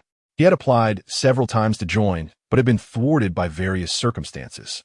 To his astonishment, his dream was now manifesting in such a manner. Overjoyed, Ding Chun nodded repeatedly. There's nothing to object to. I am more than satisfied with the superior's arrangement. As long as it's a frontline unit, I will wholeheartedly comply with the military's directives. Tang Yusheng nodded approvingly. I knew you wouldn't refuse this arrangement, as very few in the Navy would turn down a chance to join the Marine Corps. With your exceptional skills, I truly cannot think of any other placement for you. All right, make sure to rest well. I have other matters to attend to, so I'll take my leave now. Tang Yusheng patted him on the shoulder. No matter where you go, don't forget that the 3rd Fleet is your home. In the future, if you need anything, feel free to seek me out. Ding Chun, exhilarated, saluted. Thank you, Commander. The following morning, Ding Chun declined Commander Tang Yusheng's offer to have someone escort him to the Marine Corps, opting to go alone instead. Tang Yusheng did not insist and procured an afternoon flight ticket for him, reminding him to uphold the dignity of the 3rd Fleet upon his arrival at the Marine Corps. In the afternoon, Tang Yusheng arranged for someone to take Ding Chun to the airport. Upon arriving, Ding Chun waved goodbye to the lieutenant who had accompanied him. Clad in his naval uniform, he approached the ticket machine to queue for his ticket. Just as he was about to reach the front of the line, he felt a sudden tap on his shoulder from behind. Hey, you filthy soldier, make way for us. We have urgent matters. Ding Chun frowned slightly. Still wearing his military uniform, he believed a respectable citizen of Yin should show him due respect. How dare anyone address him in such a manner? However, the moment Ding Chun turned his head, he was taken aback. 2 young and stunning girls stood beside him, flanked by 3 imposing men who resembled living embodiments of charcoal. They were not even in line, brazenly obstructing the path of all those waiting. Ding Chun couldn't help but chuckle. It seemed they had rudely cut in front of him.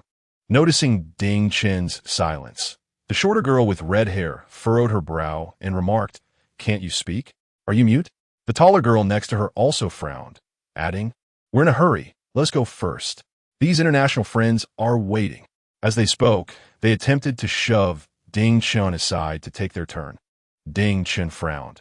If they truly had an urgent matter, he would have let them pass after a polite request for accommodating others is often beneficial to oneself. However, their abrasive attitude and disdain for his identity as a soldier of the Yin nation were utterly intolerable.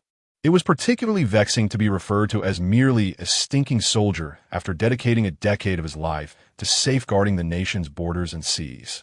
If he were to endure this insult, it would be a disservice to the countless soldiers of the Yin nation.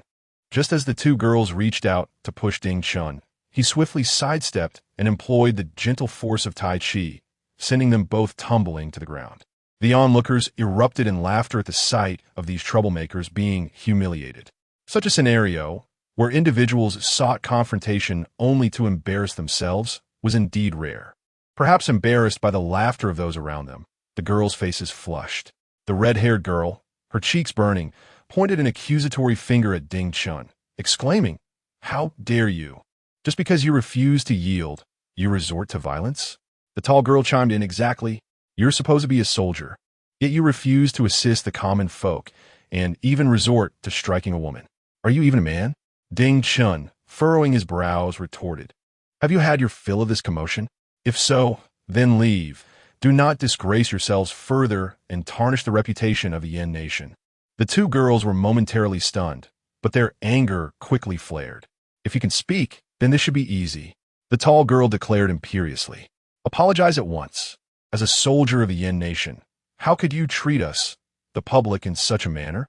Is this how the military trains you?" "Yes, apologize," the red-haired girl echoed vehemently. "To see us with our foreign friends and yet behave so rudely is a disgrace to our Yin military." The people in the surrounding queues could no longer tolerate the scene and began to point at the two girls. "Have you no shame? He is a soldier of our nation, and you were the ones who cut in line first. How can you be so brazenly unreasonable? Indeed, we are all witnesses here." The mounting anger of the crowd startled the two girls. Yet, instead of showing remorse, they escalated their aggression, pointing at those who had defended Ding Chun and retorted, "Who do you think you are? What business is it of yours? Why don't you just mind your own affairs and go get your tickets?" Their audacity had now thoroughly provoked the surrounding onlookers. An elderly gentleman pointed at the two girls and unleashed a torrent of invective. "If these were my children, I would not hesitate to administer a severe beating, dragging them before the military comrades to kneel and apologize." Another middle-aged man chimed in, "If my daughter behaved like that, I would certainly strike her down, ensuring she never disgraced our family in public." Some hot-headed young men even began to roll up their sleeves. The two girls were utterly terrified. The red-haired girl hastily brandished her phone, exclaiming, "What? Do you intend to resort to violence? Everyone, come and witness this. Here is a soldier who not only disregards international camaraderie, but also shows no deference to the common folk, and now he dares to strike a woman." She swung her phone around, adding, "And these people, instead of defending us, are complicit in this aggression. Now they wish to assault us." Pointing her phone at Ding Chun, she declared, "You are finished. I will expose you, and the entire internet will know you as a soldier thug. Prepare yourself for expulsion from the military." Ding Chen's expression remained icy, his eyes glinting with a chilling menace. "You have one chance. Delete it yourself." The red-haired girl, far from intimidated, retorted triumphantly, "Oh, now you're afraid? You think I'll delete it? Dream on. Prepare to be vilified across the internet. I will ensure the world scorns you." The tall girl added with a laugh, "Indeed, you should have complied when we asked you to yield your position. Now it's too late." Ding Chun showed no restraint, swiftly seizing the red-haired girl's phone and deleting the recorded video. Startled by his sudden movement, she shrieked and darted aside. Though reckless, she feared he might genuinely strike her. The tall girl, unable to remain passive, excitedly took out her phone to record the incident. "Let me tell you, you are done for. You've assaulted us to steal our phone. Not only will I see you expelled, but I will also ensure you face imprisonment. Prepare for a stint in jail." As she fervently spoke, Ding Chun, unperturbed, reached out and snatched her phone as well. Now, both girls were in a frenzy, urgently demanding, "Return our phones, or we will ensure you are sentenced to decades in prison." At that moment, three men of African descent, who had been observing from the sidelines, exchanged glances and spoke up, "Return the phones to them, or we will not be so forgiving." Hearing the support from the three men, The girls surged towards Ding Chun, attempting to reclaim their phones. Ding Chun, noticing they had not yet learned their lesson, let out a cold scoff and forcefully shoved them back. This time, the girls stumbled several steps backward, landing unceremoniously on the ground, nearly injuring themselves. Ding Chun remarked with disdain, "I can understand your lack of upbringing, but if you wish to idolize foreigners, at least choose a worthy master. Aligning yourselves with these fools is a testament to your own foolishness." Seated on the ground, the girls were in pain and fury, bursting into tears. Observing their distress, the three men quickly surrounded Ding Chun, and the onlookers, sensing potential conflict, hastily dispersed. Some astute young individuals hastily exited, intent on seeking assistance from the airport authorities nearby. 3 African men exchanged glances, and one of them proclaimed in his native tongue, "We are distinguished guests. They dare not lay a finger on us." The other 2 brightened at this assertion and shouted at Ding Chun, "It is wrong to resort to violence. Hurry and pay us off, or we shall have no choice but to teach you a lesson." Their imposing stature was quite remarkable, enough to instill a sense of trepidation in any onlooker. However, Ding Chun merely smiled, replying, "Are you still dreaming? If you wish to act brazenly, you might as well return to your own country to do so." The 3 men were taken aback by Ding Chun's defiance, and in a fit of rage, one of them swung a punch at him. Their fighting skills, merely a cultivated in the gym, paled in comparison to Ding Chun's prowess. Even in his past, during his time on the island, he had far surpassed them in strength. Unfazed by their aggression, Ding Chun seized one man's fist, redirecting him towards another's chest, while simultaneously delivering a powerful kick to the face of the third assailant. The sound of 3 dull thuds resonated in unison as the trio was sent sprawling like kites with severed strings. One of them collided with a red-haired woman, who had just managed to regain her footing, rendering her unconscious. The remaining men lay on the ground, disoriented and unable to rise. Bystanders gasped in astonishment. They could hardly fathom that the seemingly frail Ding Chun had so effortlessly subdued 3 robust adversaries. "Well done. This is our homeland. Outsiders have no right to flaunt their strength here," an elderly man exclaimed with fervor. "Is this the might of our nation's soldiers? Truly impressive." Another marveled. A young boy, filled with admiration, declared, "I want to be a soldier too, just like the brave ones." Amidst the burgeoning discussions, the man who had previously sought help returned with airport security. "What happened? Who instigated this brawl?" The leading officer inquired, his brow furrowed. Upon receiving reports of a fight involving multiple individuals, they had promptly assembled a team. Upon seeing the officers approach, the tall woman rushed forward, tearfully exclaiming, "Officer, it was that man over there, the soldier. He took advantage of his military background to assault people. Just look at the state they're in." The officer scrutinized the 3 men writhing on the ground in agony and the unconscious woman, his frown deepening. "You did this?" he asked, taken aback. He hadn't anticipated Ding Chun's brutal efficiency, particularly in rendering a woman unconscious, nor did he expect Ding Chun's rank of captain, which surpassed his own. Nevertheless, in the eyes of the law, rank held no sway. With calm composure, Ding Chun nodded, "I did strike these men, but that woman is innocent." The tall woman, filled with indignation, exclaimed, "Officer, he has admitted to it. Please arrest him before he poses a danger to society." Just as she was about to utter more words, the crowd nearby chimed in, "Officer, do not be swayed by her distortion of the truth. It was they who instigated the conflict and repeatedly provoked our soldiers.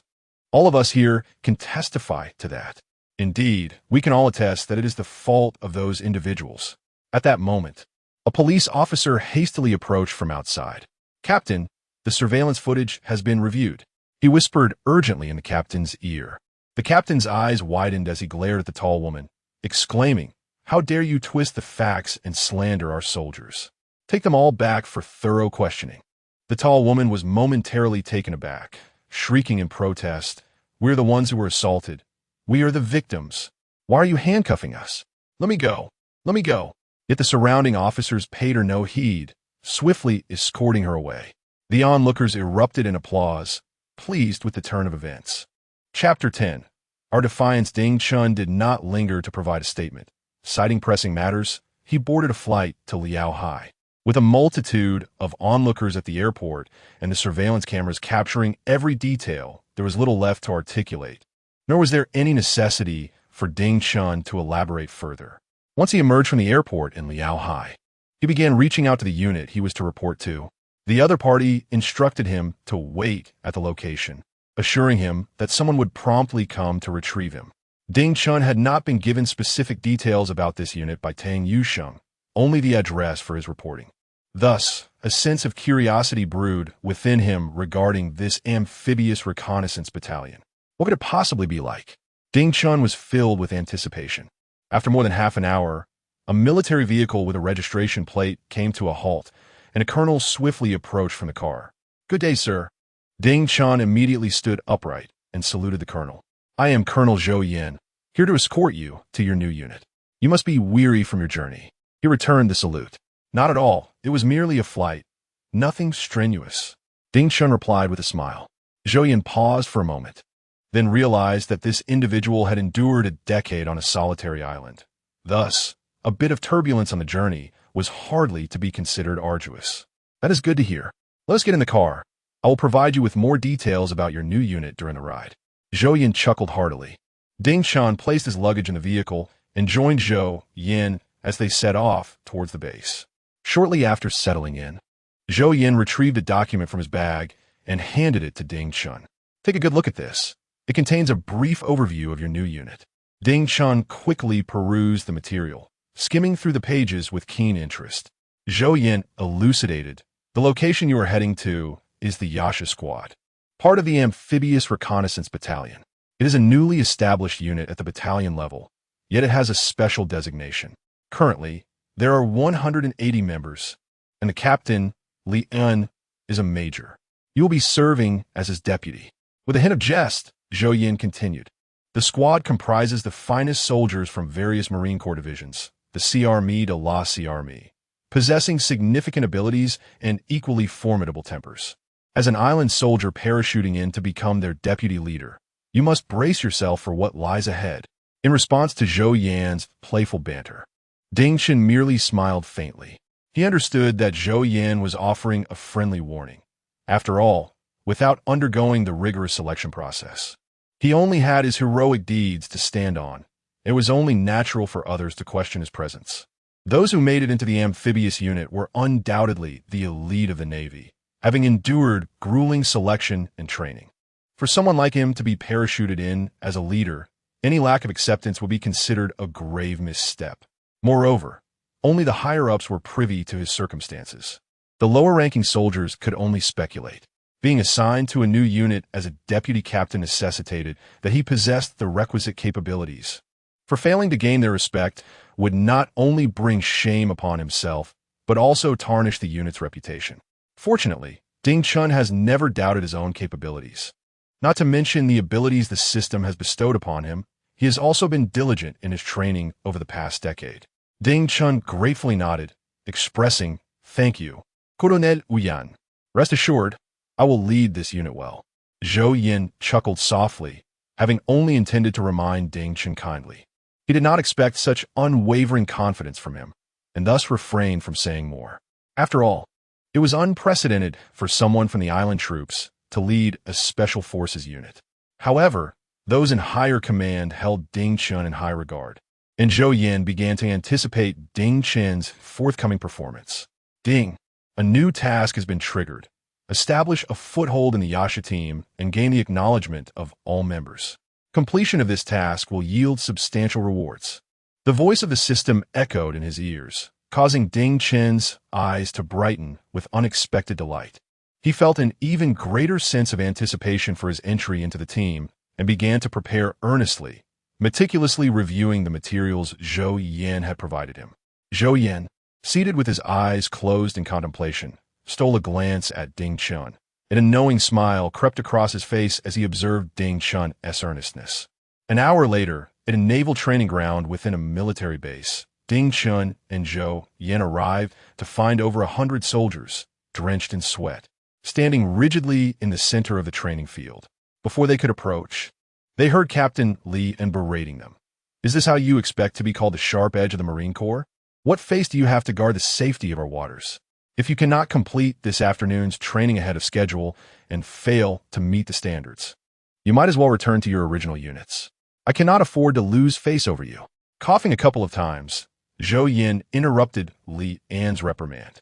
Turning around, Lian saw Zhou Yin approaching with an unfamiliar face. His brow furrowed, yet he saluted Zhou Yin, saying, "Commander, what brings you here?" Zhou Yin smiled slightly. "What's the matter? Why such fury? You were given the finest soldiers to lead a new team. Why do you appear so resentful?" Lian, exasperated, replied, "These young rascals need scolding to become disciplined. If I don't push them, how can they compare to the likes of the Dragon team?" Zhou Yin shot Lian's stern look. "Enough. Why take out your frustrations from the Dragon team on these new recruits?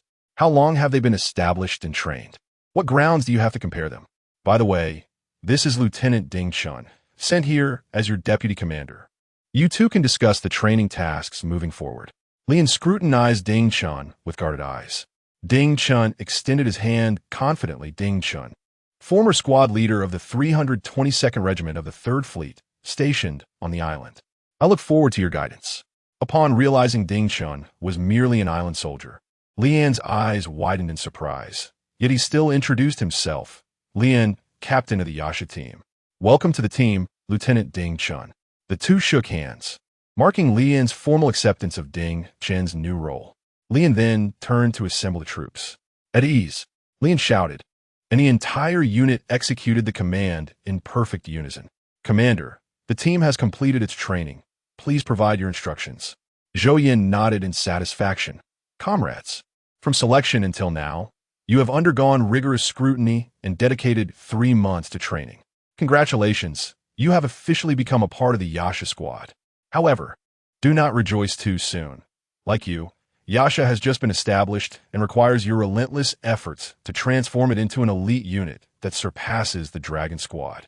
Including Li An, all members of the Yasha squad sparkled with determination in their eyes. Ding Chen was also impressed by these individuals. He had not anticipated that the unit he was about to join was one that aspired to outshine the Dragon squad. The Dragon squad is renowned as the Navy's most elite special forces unit, and now their ambition is to transcend it. In that moment, Ding Chen felt his blood surge with fervor, his eyes glinting with fiery resolve. Zhou Yin continued, "Your efforts have not gone unnoticed. You are remarkable, the pride of my amphibious reconnaissance brigade. I believe that under the leadership of Captain Lian, you will undoubtedly replace the Dragon squad in the near future and become the pride of our Navy." As Zhou Yin spoke, he gestured for Ding Chen to approach. Ding Chen took a few steps forward and stood beside Zhou Yin. Zhou Yin continued, "This is your newly appointed deputy captain. From now on, he will train alongside Captain Lian, leading you to new heights. Let us welcome the deputy captain into our ranks." The soldiers were momentarily stunned, even forgetting to applaud, until Lian took the lead in clapping, after which a sparse applause followed. Lian's expression darkened, ready to reprimand, but Ding Chen raised a hand to halt him. Ding Chen regarded the soldiers before him, aware that they were the elite from various units, having endured countless trials to remain. Naturally, they would harbor some dissent toward their newly arrived commander. With a cold smile, Ding Chen remarked, "What is this? You seem less than welcoming?" All members of the Yasha squad fell silent, though defiance lingered in their eyes. Ding Chen scoffed, "If you have something to say, speak up. If not, don't act like cowards. Do you truly think you can surpass the Dragon squad? Report." A soldier from the front row stepped forward. Ding Chen was taken aback upon seeing his face. Was this not Jiang Xiaoyu from the Fire Blue Blade? "Speak." Ding Chen directed his gaze at him. Jiang Xiaoyu met Ding Chen's eyes resolutely. "Deputy Captain, it's not that we don't welcome you. It's just that we are unconvinced. We, alongside the captain, have endured rigorous trials to remain here. We only acknowledge the strong." Upon hearing this, all members of the Yasha squad stood tall. "We are unconvinced." Chapter 11. A show of strength? Let's all step forward. Zhou Yan's expression darkened. He had brought his team only to witness these soldiers audaciously questioning Ding Chen before him. How could Ding Chen possibly establish his position in the Yasha squad under such circumstances? He cast a sidelong glance at Ding Chen, only to find him remarkably composed, showing no signs of anger. In truth, Ding Chun felt an overwhelming sense of tranquility within. After years on the island, the sharp edges of his character had been smoothed, rendering him impervious to indignation from mere words. Moreover, he discerned that the soldiers before him harbored no animosity. They merely adhered to the belief that they recognized only the strong. Ding Chun understood this sentiment well. Each of these individuals was a paragon of excellence from their respective divisions. Their selection for this elite group was a testament to their arduous training and assessment. If the newly appointed deputy captain could not measure up to them, how could he command their respect? In the military, strength was paramount. Even if Ding Chun could impose authority via his rank, their inherent skepticism would linger. As he slowly clenched his fists, Ding Chun comprehended why the leaders had cast him peculiar looks when he was dispatched. They were apprehensive that this soldier from the island would falter under the scrutiny of the reconnaissance unit. A faint smile graced his lips. Having chosen to come here, he vowed to earn their respect. Should he falter now, unable to win over these soldiers, how could he hope to surmount future challenges? Noticing Ding Chen's silence, Jiang Xiaoyu felt a twinge of uncertainty. After all, this new deputy captain was appointed from above, and his challenge to Ding Chen's authority could lead to repercussions. At the very least, Ding Chun would remember this affront and perhaps undermine him later. With these thoughts swirling in his mind, Jiang Xiaoyu hesitated, muttering, "Deputy Captain, it's not that I don't respect you, but I fear that you lack experience in leading special forces and may not know how to train us." "Damn it, Jiang Xiaoyu, how can you be so shameless? Why are you backing down now?" Behind him, a group of Yasha's squad members erupted in raucous laughter.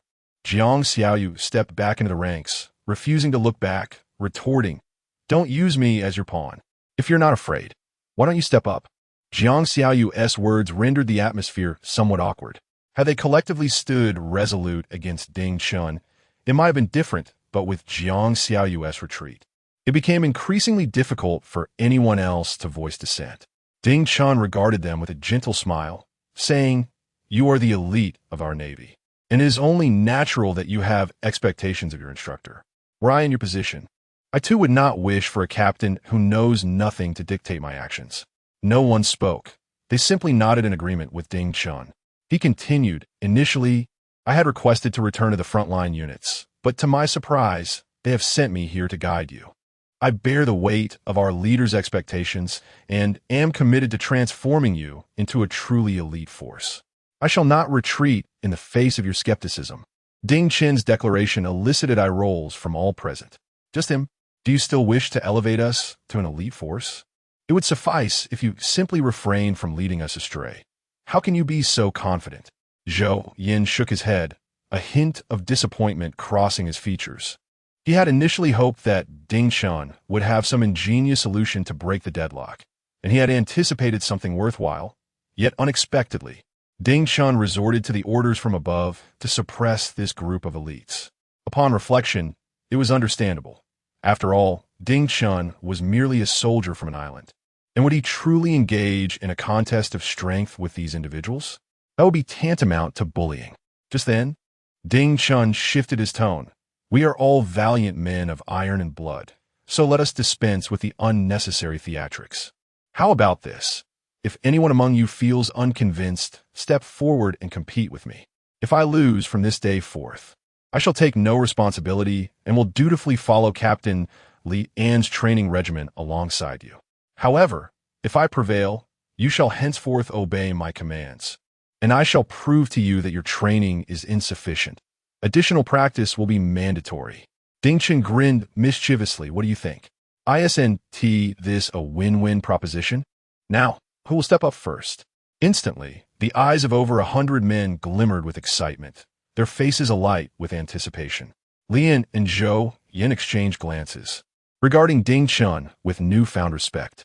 Regardless of the outcome, Ding Chun's audacity to utter such words before this assembly of elite special forces surpassed their expectations. Lian muttered under his breath, "Commander, are you not going to intervene? Has Ding Chun lost his senses? He was never part of the special forces. What could he possibly gain from competing with these youngsters? If he suffers a humiliating defeat, it would reflect poorly on the higher-ups as well." Zhou Yin began to suspect that Ding Chun had grown too isolated on the island, which had led him to fantasize about competing with a group of special forces. Nonetheless, now that Ding Chun had spoken, Zhou Yin felt it inappropriate to intervene. Resignedly, he said, "Let him proceed. Perhaps this will serve as a lesson, and the higher-ups might reconsider their stance. After all, we are here to train the special forces, not to provide a retirement home for heroes." Lian hesitated. "But what if the higher-ups hold us accountable?" Zhou Yin shook his head. "It's not a concern. This was Ding Chun's initiative, and I believe the higher-ups will not blame us. Besides, if it truly comes to that, we are here to pursue excellence, not to serve as a sanctuary for the complacent." Lian nodded, his resolve firming, as both men prepared for the inevitable report of Ding Chen's defeat. At that moment, several soldiers stepped forward voluntarily. In such circumstances, those who dared to be the first to step up were typically the headstrong and self-assured. Ding Chun surveyed the contenders.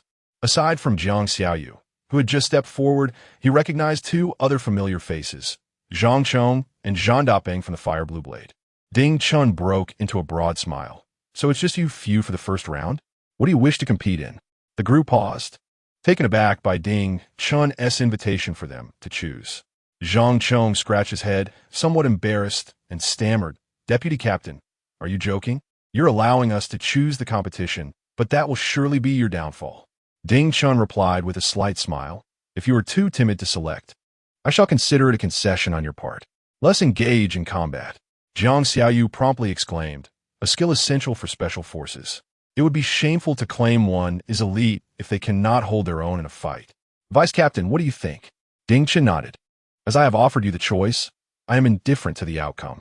Shall you compete one by one, or all at once?" The others appeared bewildered. "Are you overly confident in your abilities, or do you look down upon us? Competing together? Aren't you afraid of being overwhelmed?" Zhang Chong, with a stern expression, interjected, "Vice Captain, please do not belittle us. It will naturally be one-on-one. We would never bully the few with our numbers." Ding Chun chuckled softly, "Very well. Do not say I did not afford you an opportunity. Who shall step forward first?" Zhang Chong took a step forward, stating, "Let there be no question of order. I am the best in combat among them. If you defeat me, they shall not deserve to face you." The others remained silent, tacitly acknowledging Zhang Chong's assertion. This moment caused Ding Chun to regard Zhang Chong with newfound respect. He was aware of Zhang Chong's prowess, yet did not realize he was recognized as the strongest fighter among them. "Are you certain you won to seek assistance?" Ding Chun inquired. Zhang Chong's face flushed red, as if stung by Ding Chun's words. He ceased his banter and shouted, "Here I come. Vice Captain, be careful." As his words fell, Zhang Chong launched himself towards Ding Chun like a cannonball. In terms of speed and explosiveness, Ding Chun found Zhang Chong formidable. However, in comparison to him, Zhou Yin and Lian gasped, for they knew Zhang Chong was indeed fierce. If this reckless individual were to misjudge his strength and injure Ding Chun, it could spell disaster. Just as they contemplated intervening, Zhang Chong had already reached Ding Chun, delivering a powerful blow aimed at his chest. Zhang Chong had tempered his strength, intending merely to assert dominance and dissuade Ding Chun. Yet, even with such ferocity, Ding Chun perceived the punch as almost languid. Acknowledging Zhang Chong's restraint, Ding Chun responded with a benevolent smile. As Zhang Chong's fist made contact, Ding Chun suddenly moved. He raised his hand, catching Zhang Chong's punch, and sidestepped, using the momentum of Zhang Chong's strike to propel him away. "Wow!" Zhang Chong exclaimed as he lost control, hurtling through the air. By the time he regained his bearings, he found himself on the ground. To the spectators, it seemed as though Ding Chun had merely taken a casual step back. "So, shall you try again?" Ding Chun inquired from his elevated position. Chapter 12. 500 meters at sea. Can you hit it? As Zhang Chong fell unceremoniously to the ground, the crowd that had just been poised to cheer for him was now left in stunned silence, mouths agape in disbelief. No one anticipated that their most skilled fighter would succumb to Ding Chun, a soldier from the island, without even lasting a single round. Indeed, it appeared he had barely touched him at all. What on earth just happened? How did Zhang Chong end up like this? Jiang Xiaoyu exclaimed, bewildered. Zhang Dapeng, equally astonished, could only stammer, I have no idea. It seemed like Zhang Chong just lunged and fell flat on his face. What is going on? At that moment, Zhou Yin smiled faintly and nudged Li Yin with his elbow. What is happening? Did you figure it out? Li Yin furrowed his brow. Although he had discerned some clues, he still struggled to comprehend the situation. He vaguely sensed that Ding Chun's skills transcended traditional military combat techniques. Upon hearing Zhou Yan's question, Li Yin shook his head. It doesn't seem to be standard military tactics. The effortless manner in which he fought suggests he might be a seasoned practitioner. Zhou Yan replied, I don't know, but I do know he has been a soldier on this island for 10 years. It seems likely he has inherited these skills. Li Yin nodded solemnly. I suspected as much. They wouldn't assign someone without merit to lead the team. Just based on what we witnessed, he certainly deserved his place here. Zhou Yan shot Li Yin a glare, retorting, Why didn't you say that earlier? Meanwhile, Zhang Chong lay on the ground, spitting out mouthfuls of dirt, his teeth feeling as if they might shatter. Yet, he could not fathom how he had ended up in such a predicament. He had made the first move, yet he hadn't seen Ding Chun throw a punch, nor did he feel any force strike him. How had he fallen so far? The previous blow had felt like it landed on a cloud, leaving him with an uncomfortable sense of helplessness. Does anyone else wish to try? Ding Chun surveyed the crowd, and upon meeting his gaze, everyone quickly averted their eyes. Smiling, Ding Chun extended his hand toward Zhang Chong, intending to help him up. Only then did Zhang Chong realize his situation, springing to his feet. I haven't lost. I slipped just now, Vice Captain. Let us have another round. I haven't showcased my true strength yet. Ding Chen narrowed his eyes at Zhang Chong. Are you certain you wish to try again? I want to hold back this time. No need for you to hold back. Zhang Chong retorted indignantly. I have trained for many years. If it weren't for my slip, I would have won. The soldiers around them exchanged bemused glances upon hearing Zhang Chong's words. Jiang Xiaoyu could not help but interject. Come on, old Zhang, don't be stubborn. Just concede. It'll be less embarrassing. Shut up, you fool. Zhang Chong snapped, anger flaring. Zhang Chong, cannot lose like this. The vice captain must see my true abilities. Jiang Xiaoyu sighed in exasperation. This kid just won listened seeing Zhang Chong's stubbornness. Ding Chun said nothing more and merely beckoned him with a gesture. Come on, let us go again. Vice captain, you must tread carefully. Henceforth, I shall not hold back. Zhang Chong gritted his teeth, exerting himself with a speed even greater than before as he charged towards Ding Chun. The sound of his fists slicing through the air echoed across the playground, accompanied by his furious shouts. Yet, Ding Chun hardly moved his feet, merely observing Zhang Chong staggering about the field. Each time Zhang Chong threw a punch, it appeared formidable.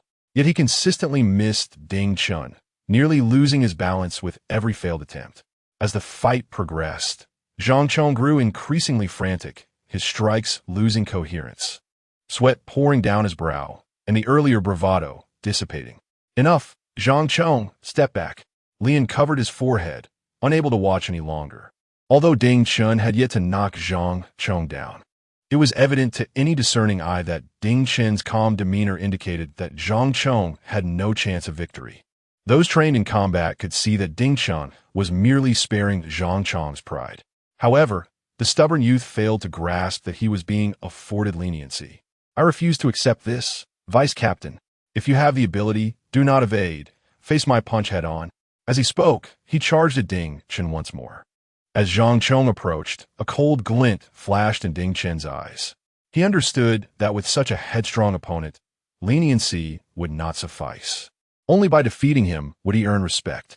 Thus, this time, he abandoned Tai Chi in favor of delivering a straightforward, forceful blow to Zhang Chong. With a resounding thud, Zhang Chong was sent sprawling like a discarded sack, landing on the grass beyond the field. The members of the Night Demon Squad looked on in despair, covering their eyes and shaking their heads. Coughing a couple of times, Zhang Chong attempted to rise from the ground.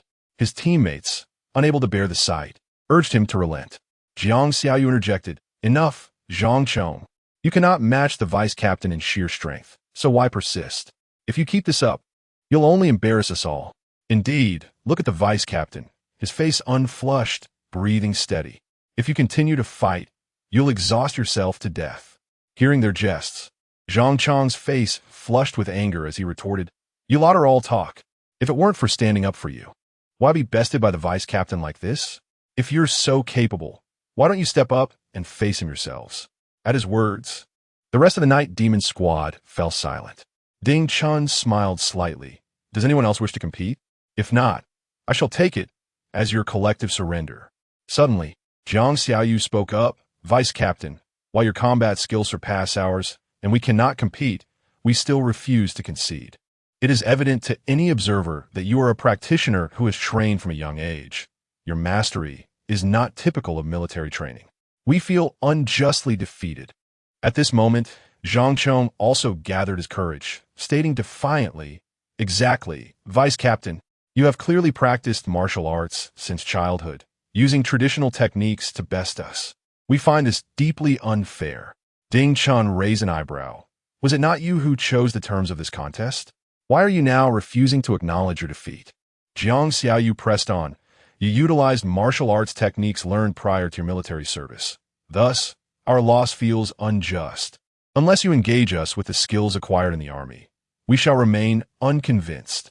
At that moment, Lin approached, saying, Captain Ding, if you are confident, why not teach them another lesson? Let these youngsters understand that there are always greater talents, lest they embarrass us in front of others. Lin harbored a keen curiosity regarding Ding Chun, eager to observe the extent of his abilities. Ding Chun was acutely aware of their intentions.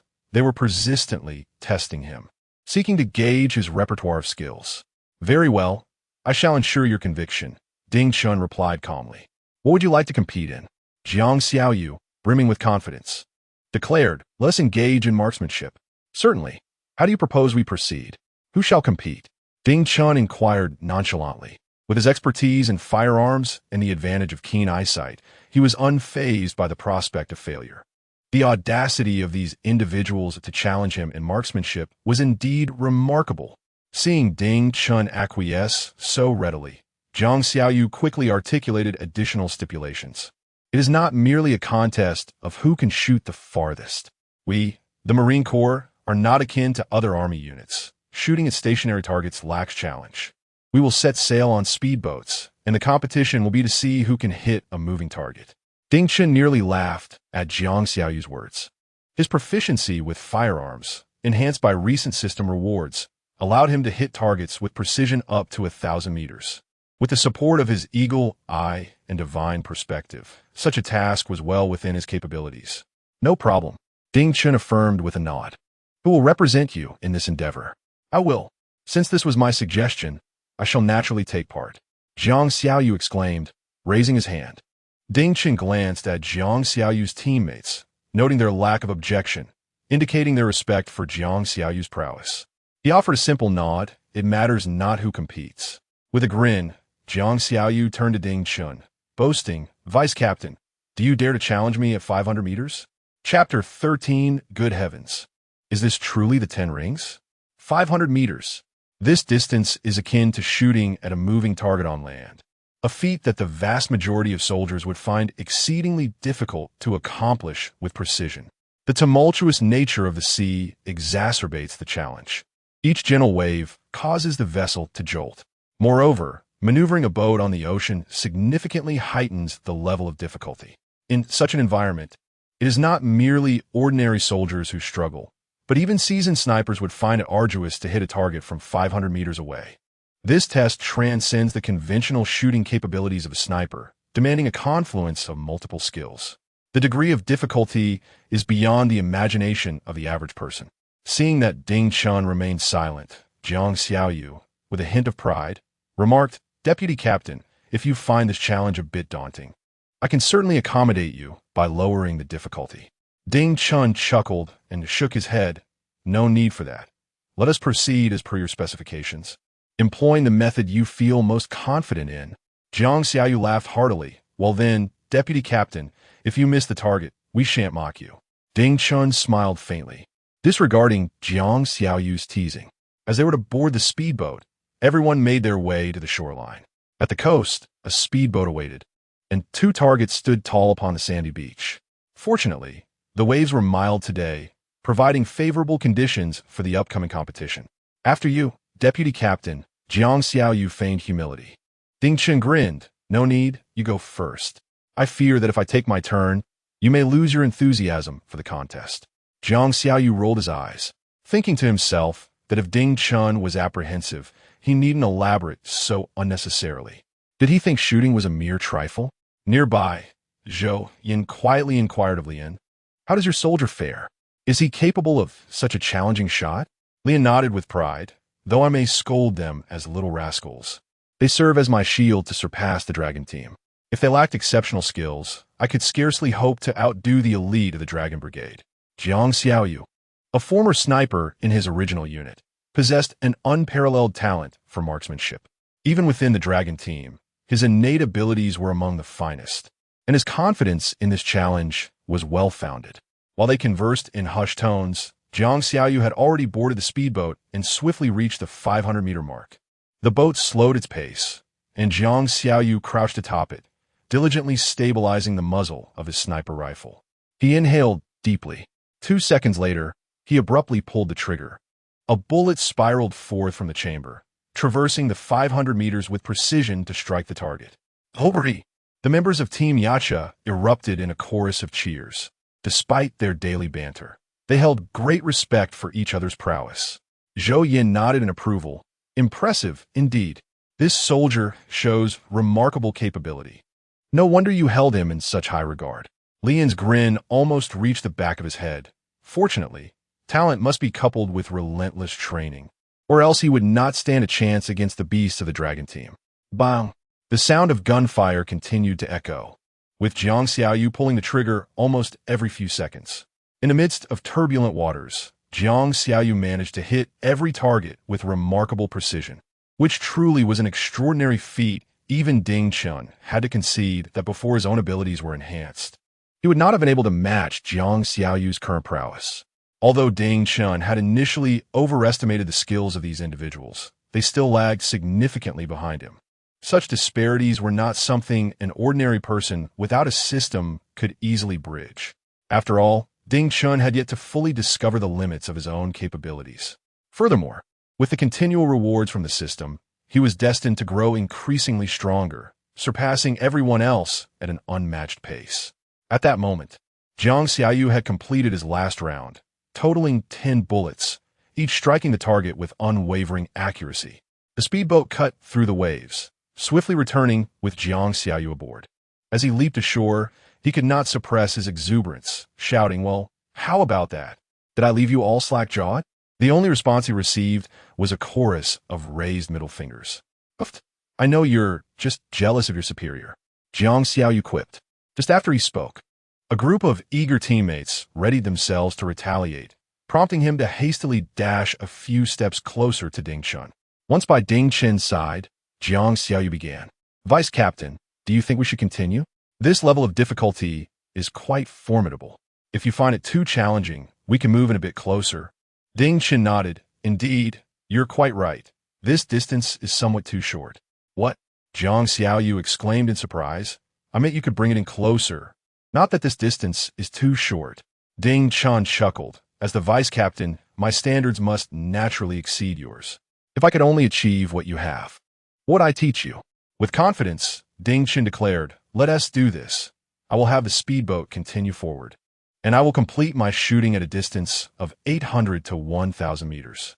If my results do not surpass yours, I shall concede defeat." Upon hearing Ding Chen's words, not only the members of the night inspection team, but even Captain Li Yin and Commander Zhou Yin were left astonished. To voluntarily increase the difficulty to such an outrageous extent was unfathomable. Shooting at nearly a kilometer on the open sea, could one truly maintain gun stability? Even special forces do not specifically train for such tasks. No one believed Ding Chen could accomplish this. After all, the human body has its limits, and sniping requires specialized training. They could not fathom that an island soldier could possess such professional skills. Jiang Xiaoyu gulped nervously. "Vice Captain, perhaps you should reconsider and lower the difficulty.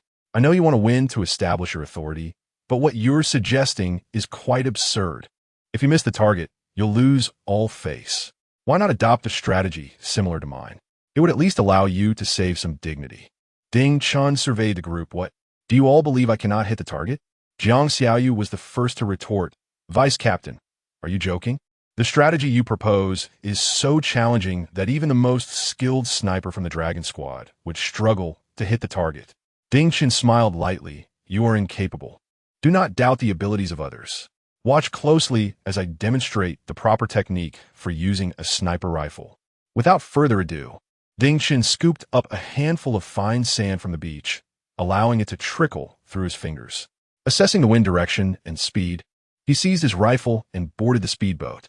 Observing Ding Chen's departing silhouette, Zhou Yin sighed helplessly. I truly cannot fathom his thought process. How could he make such a request? Old Li, in your experience, has anyone ever accomplished something like this? Lin shook his head, never heard of it. Even the snipers from the Dragon team could not achieve such a feat. Zhou Yin chuckled bitterly. Then why is he attempting this? If he misses the target, how will he save face? How indeed? Lin replied, equally displeased. He is a hero dispatched by higher-ups. We merely provide him with a platform. What else can we do? We certainly can't expel him from the Yasha squad. Fortunately, he possesses commendable combat skills. Perhaps he can teach these young rascals a thing or two about fighting, ensuring he doesn't remain idle. Zhou Yin nodded. It appears we have no choice but to proceed in this manner. As they conversed, the speedboat glided steadily away from the shore, quickly covering a distance of over 500 meters. Noting that the boat showed no signs of slowing down, everyone realized Ding Chen was serious, their hearts racing with anticipation. On the speedboat, Ding Chen stood upright, holding the sniper rifle with perfect balance. Enhanced by the system, his physical attributes were not the only improvements. After a decade of relentless training, his control over his body surpassed that of ordinary individuals. Unfazed by the turbulence of the sea, the rifle remained steady in his grasp. Through the scope, the target on the coastline appeared as little more than a black dot. Yet, even at this diminutive size, the target seemed to magnify in Ding Chen's eyes, allowing him to maintain a firm lock on the bullseye. As the speedboat reached 800 meters, Ding Chen decisively squeezed the trigger. Bang! Zhou Yin and Lian turned their gazes toward Ding Chen's target, only to see that the bullet had pierced the very center of the bullseye. Holy cow! Zhou Yin exclaimed, unable to contain his astonishment. Old Li, did you see that? Was that really a perfect 10? Chapter 14. The dreaded Nightshade Squad. Winning Hearts. Lian was startled by Zhou Yan's sudden exclamation. Captain, at such close range, who could possibly miss? Must you always react so dramatically? Zhou Yin glared at him. Do you dare voice any objections? You might as well spend the new year with the troops. Lian pleaded for mercy. Please, Captain, I was wrong. I must maintain my image in front of the team, after all. And look, the most outrageous part is that Ding Chen is still standing. Upon hearing Li An's words, Zhou Yin hurriedly snatched the binoculars from him to gaze towards the speedboat. At that moment, another bullet was fired, traveling 800 meters with pinpoint accuracy to strike the bullseye once more. The shell ejected, landing on the speedboat with a metallic clank. The waves crashed against the vessel, causing it to tremble, yet none of this disrupted Ding Chen's shooting rhythm. With unwavering resolve, he pulled the trigger repeatedly, each shot finding its mark. Zhou Yin lowered the binoculars, his face a mask of astonishment. Goodness gracious, where did we find this monster? I suddenly feel unworthy of having him among us. As everyone stood in stunned silence, Ding Chen hit all his targets. The speedboat drifted, carrying him as if he were a triumphant general. Soon, Ding Chen leaped ashore, handing his sniper rifle to a nearby member of the Nightshade Squad. He strode over to Jiang Xiaoyu and asked, "So how was that? Would you say my skills are passable?" Everyone stared at Ding Chen as if he had dealt them a harsh blow, their expressions akin to witnessing an extraordinary phenomenon. What ist? Passable? Brother, you've just ground us into the dust for miles. Noticing the silence, Ding Chen turned to Jiang Xiaoyu with a cheerful smile. How do I compare to you? Jiang Xiaoyu felt the urge to kneel, but, for the sake of pride, forced himself to say, well, actually, I can shoot too. If you had gone first, Before he could finish, Zhang Chong kicked him. Spare us the embarrassment. You think you could hit anything? Wake up from your dream. Lu Yin scoffed derisively. Come on, Jiang Xiao, you have some dignity. If you lack it, don't drag us down with you. Jiang Xiaoyu's face flushed crimson. I am not doing this for the sake of appearances. At that moment, Lian interjected, "That's enough, Jiang Xiaoyu." Vice Captain Ding shot from a greater distance with far more difficulty. "What are you babbling about? Are you unaware of your own capabilities?" Zhou Yin chuckled, nodding in agreement. "Indeed. Comrade Jiang Xiaoyu, you are commendable, but your opponent is Captain Ding, who is undeniably superior. Remember, Captain Ding shot while standing on the speedboat, and his firing intervals were quicker. You were soundly defeated." Jiang Xiaoyu had no retort. His pride was diminished, and since no one else was concerned about dignity, he found little value in clinging to his own. Ding Chen smiled faintly and remarked, "If any of you feel dissatisfied, feel free to present a greater challenge. I shall gladly accompany you to the end." The crowd exchanged awkward smiles, none daring to speak. What a jest! The level of skill just displayed was beyond what an average person could achieve. To even think of competing with him was akin to inviting a slap in the face. Lian, recognizing the moment's delicacy, called for the retrieval of the human-shaped targets belonging to both competitors. First brought forth was Jiang Xiaoyu's target, which bore bullet holes predominantly within the 8-ring zone, albeit scattered in various directions. This alone illustrated the formidable difficulty of shooting on the ocean surface. Jiang Xiaoyu had hit all 10 shots, accumulating a score of 83 rings. The audience could not suppress their gasps. To achieve such results under such challenging aiming conditions was nothing short of remarkable. However, when Ding Chen's target was presented, the arena fell into a hushed silence.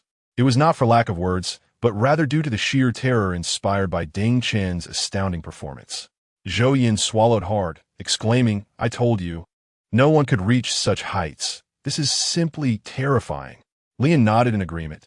"Indeed, this is a once-in-a-lifetime spectacle. Were it not for today, I would scarcely believe a human could accomplish this." Around them, members of the Yasha team gasped in astonishment. It was no wonder they had never witnessed such a feat before. Ding Chen had also hit all 10 shots, achieving a flawless score of 100 rings. Jiang Xiaoyu chuckled awkwardly. "There are always those beyond us, and beyond them, even more. Our ancestors did not deceive us." The assembled crowd shot him disapproving glares, silencing him with their sternness. Ding Chen laughed heartily, patting Jiang Xiaoyu on the shoulder. "Do not be disheartened. Victory and defeat are but natural occurrences. Your talent is commendable. With diligent training, your abilities may one day rival mine." Jiang Xiaoyu forced a smile, thinking to himself that by the time he might catch up, he would likely have turned gray. Nonetheless, he had already begun to regard Ding Chen as a target to aspire to. Lian approached, his eyes reflecting newfound respect for Ding Chen. "Captain Ding, how on earth did you achieve this?" he inquired. Ding Chen casually deflected the question. "It's rather simple. Spend 10 years as an island soldier, where your daily routine consists of patrolling the waters on a speedboat and practicing by shooting at seabirds. After a decade of this, it should not be overly difficult to attain such results." Upon hearing this, everyone present, including Lian, regarded Ding Chen with profound reverence. The soldiers, who had previously only heard tales of Ding Chen's background, now held him in the highest esteem. A man who had endured years of solitude on an island, refusing to succumb to despair or blame fate, instead honing his skills in isolation, was indeed admirable. Everyone understood that if they were in his position, they would undoubtedly falter. Setting aside all else, this singular trait was enough to command their respect.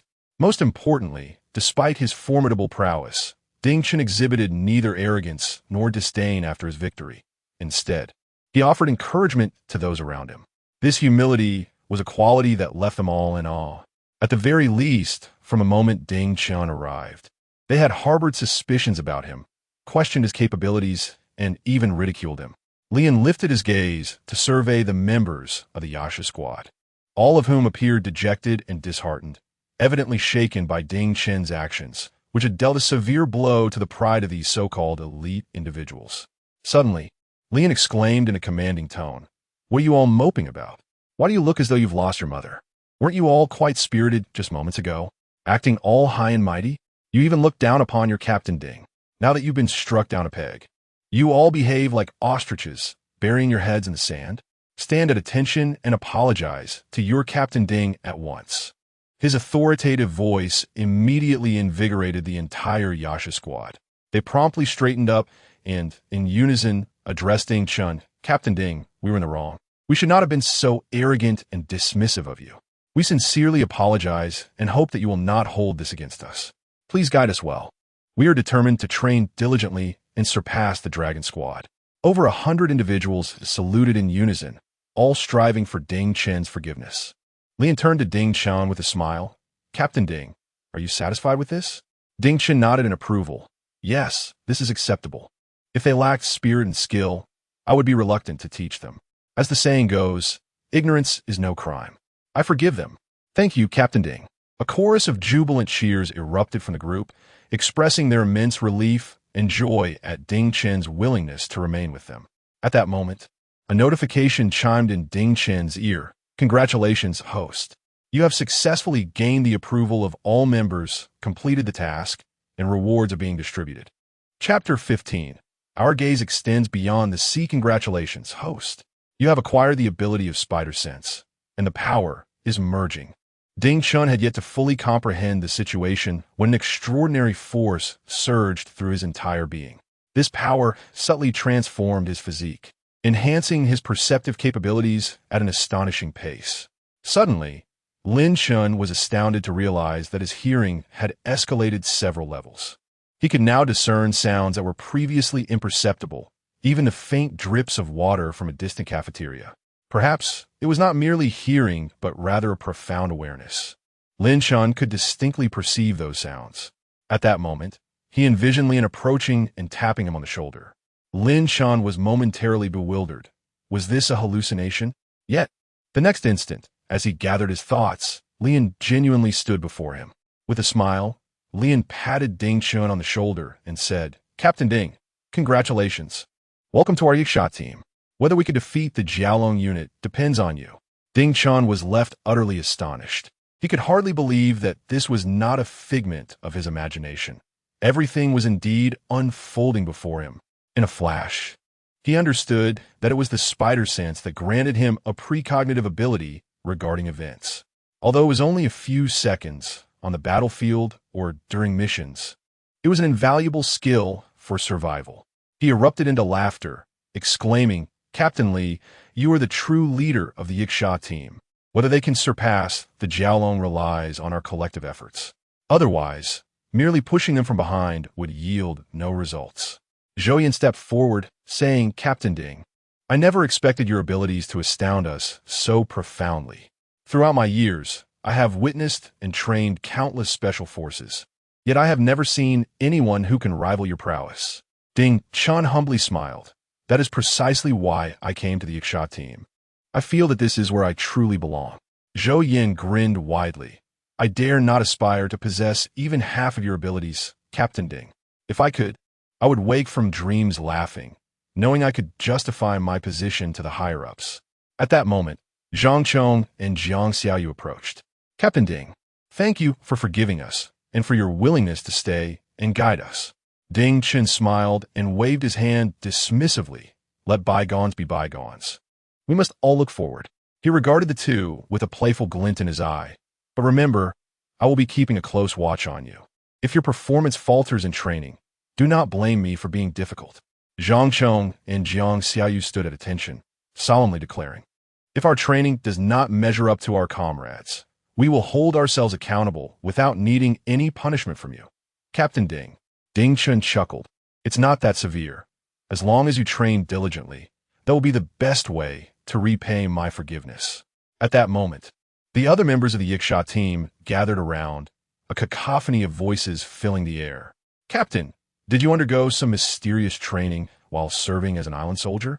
Ding Chen listened, a dark line of exasperation crossing his forehead. In that desolate place where not even a bird would defecate, there wasn't a single ghostly silhouette to be found. One might wonder who in their right mind would choose to train there. Captain, you weren't a member of the Special Forces before becoming an island soldier, were you? It certainly seems that way. I bet the captain is so extraordinary that he was entrusted with the solitary duty of guarding our island, standing vigil at the gateway to our territory. That's undoubtedly the case. If it were anyone else, the higher-ups would never extend such trust.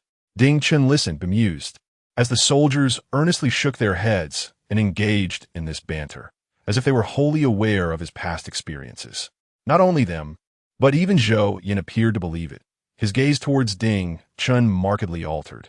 "Old Ding, you truly are a hidden gem," Zhou Yin exclaimed, giving a thumbs up. Ding Chen felt utterly speechless. If others were oblivious, surely Zhou Yin should have known better.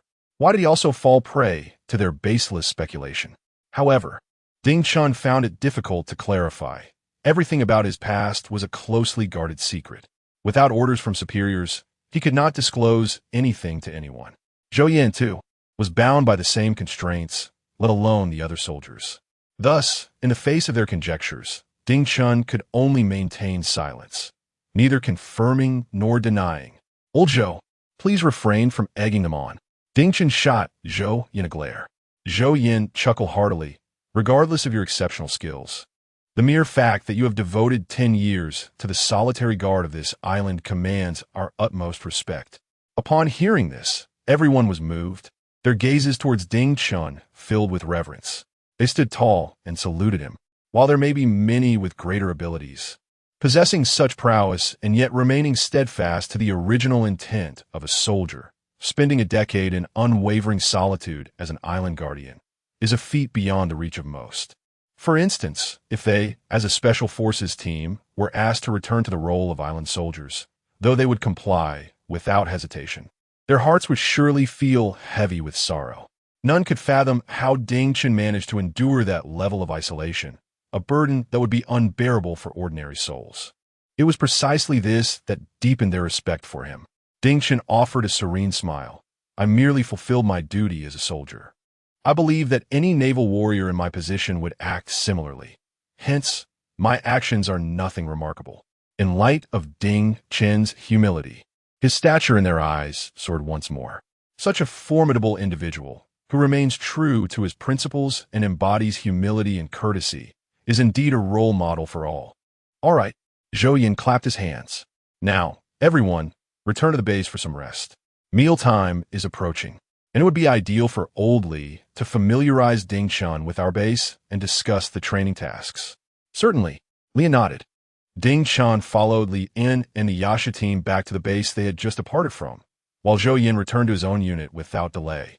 Li Yin instructed the team to rest in place and personally led Ding Chen on a tour of the base. The entire facility was not particularly large, and within half an hour, Li Yin had effectively shown Ding Chen around. Indeed, with the existence of a divine perspective, Ding Chen could easily grasp the entirety of the base's situation. However, this was a task entrusted by Zhou Yin to Li Yin, and thus Ding Chen could only follow the prescribed procedure.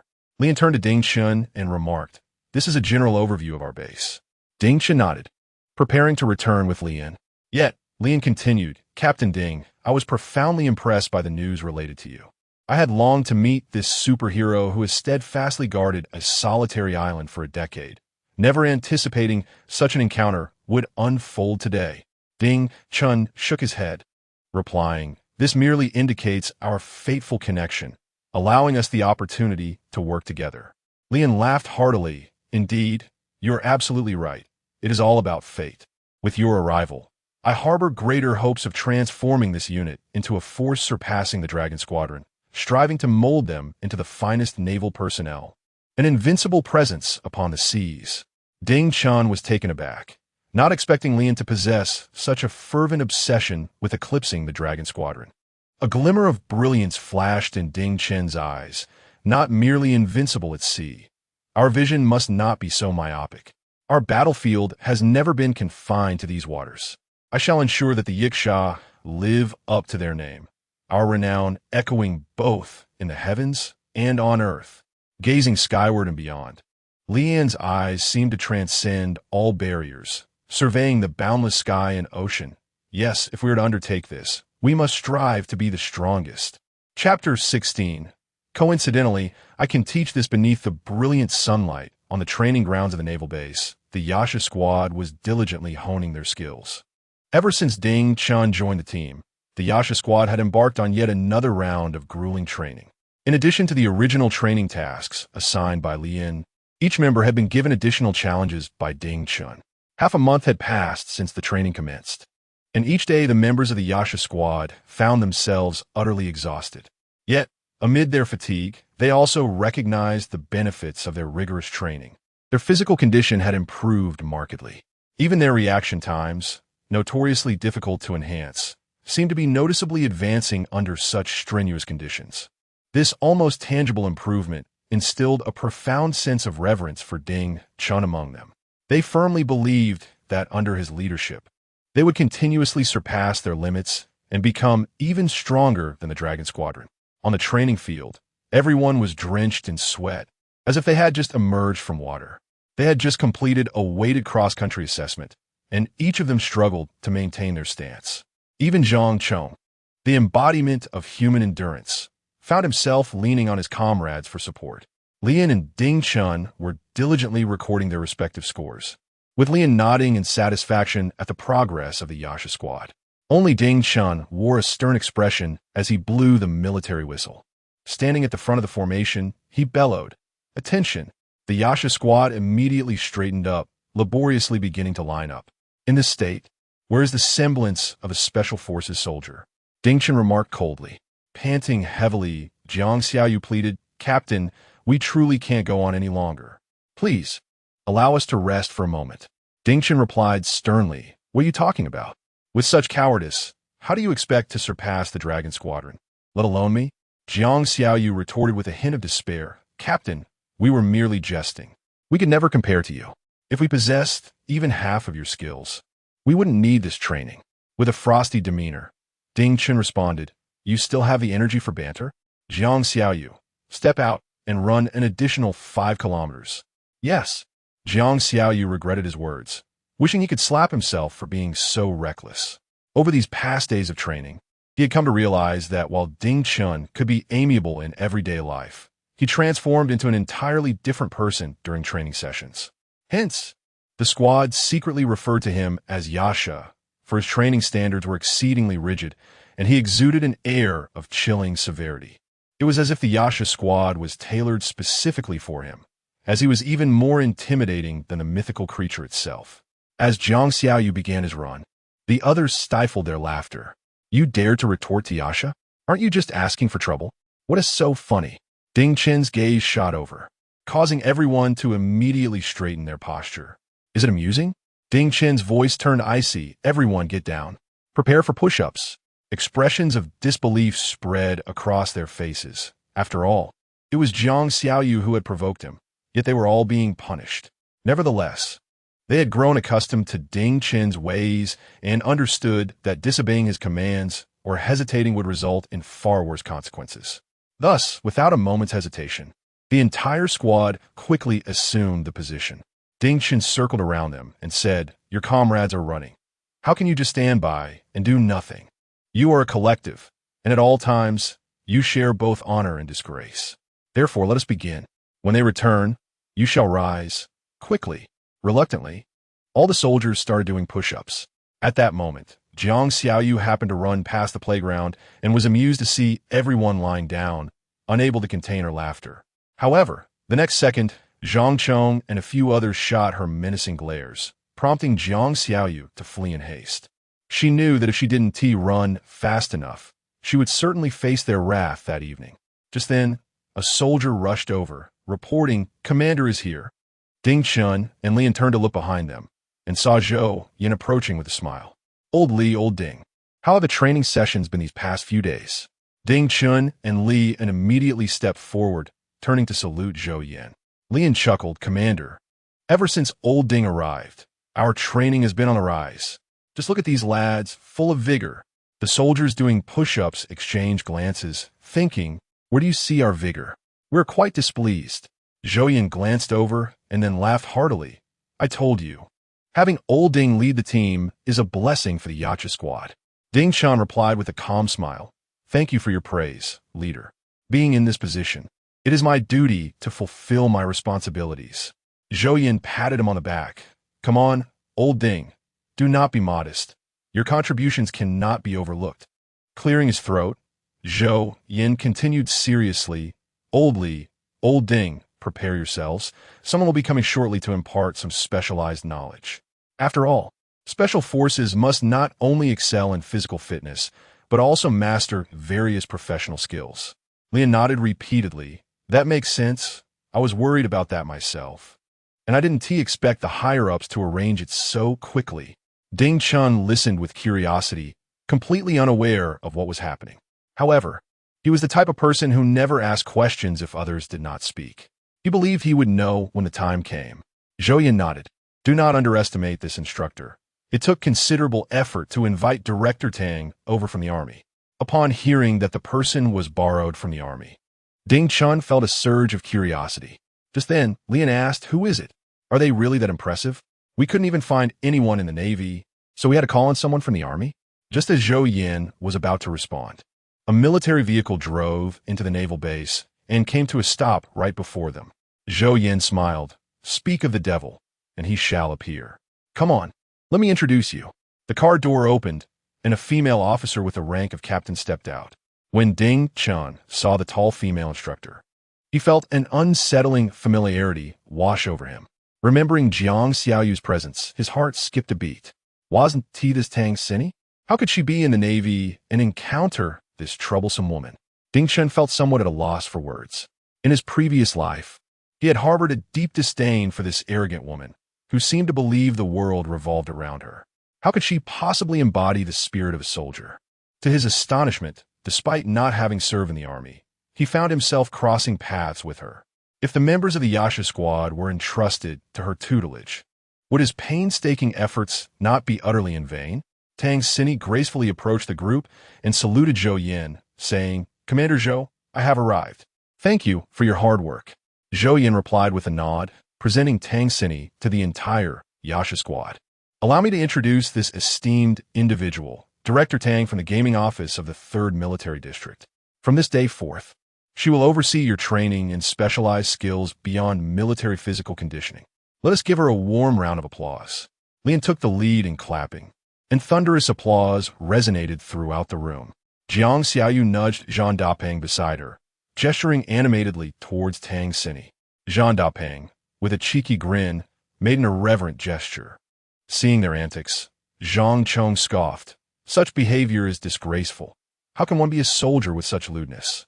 Zhou Yan then introduced Tang Xini to Li En and Ding Chun, saying, "Director Tang, this is Major Li En, the captain of the Yasha squad. And this is Captain Ding Chun, the vice captain." Captain Li En.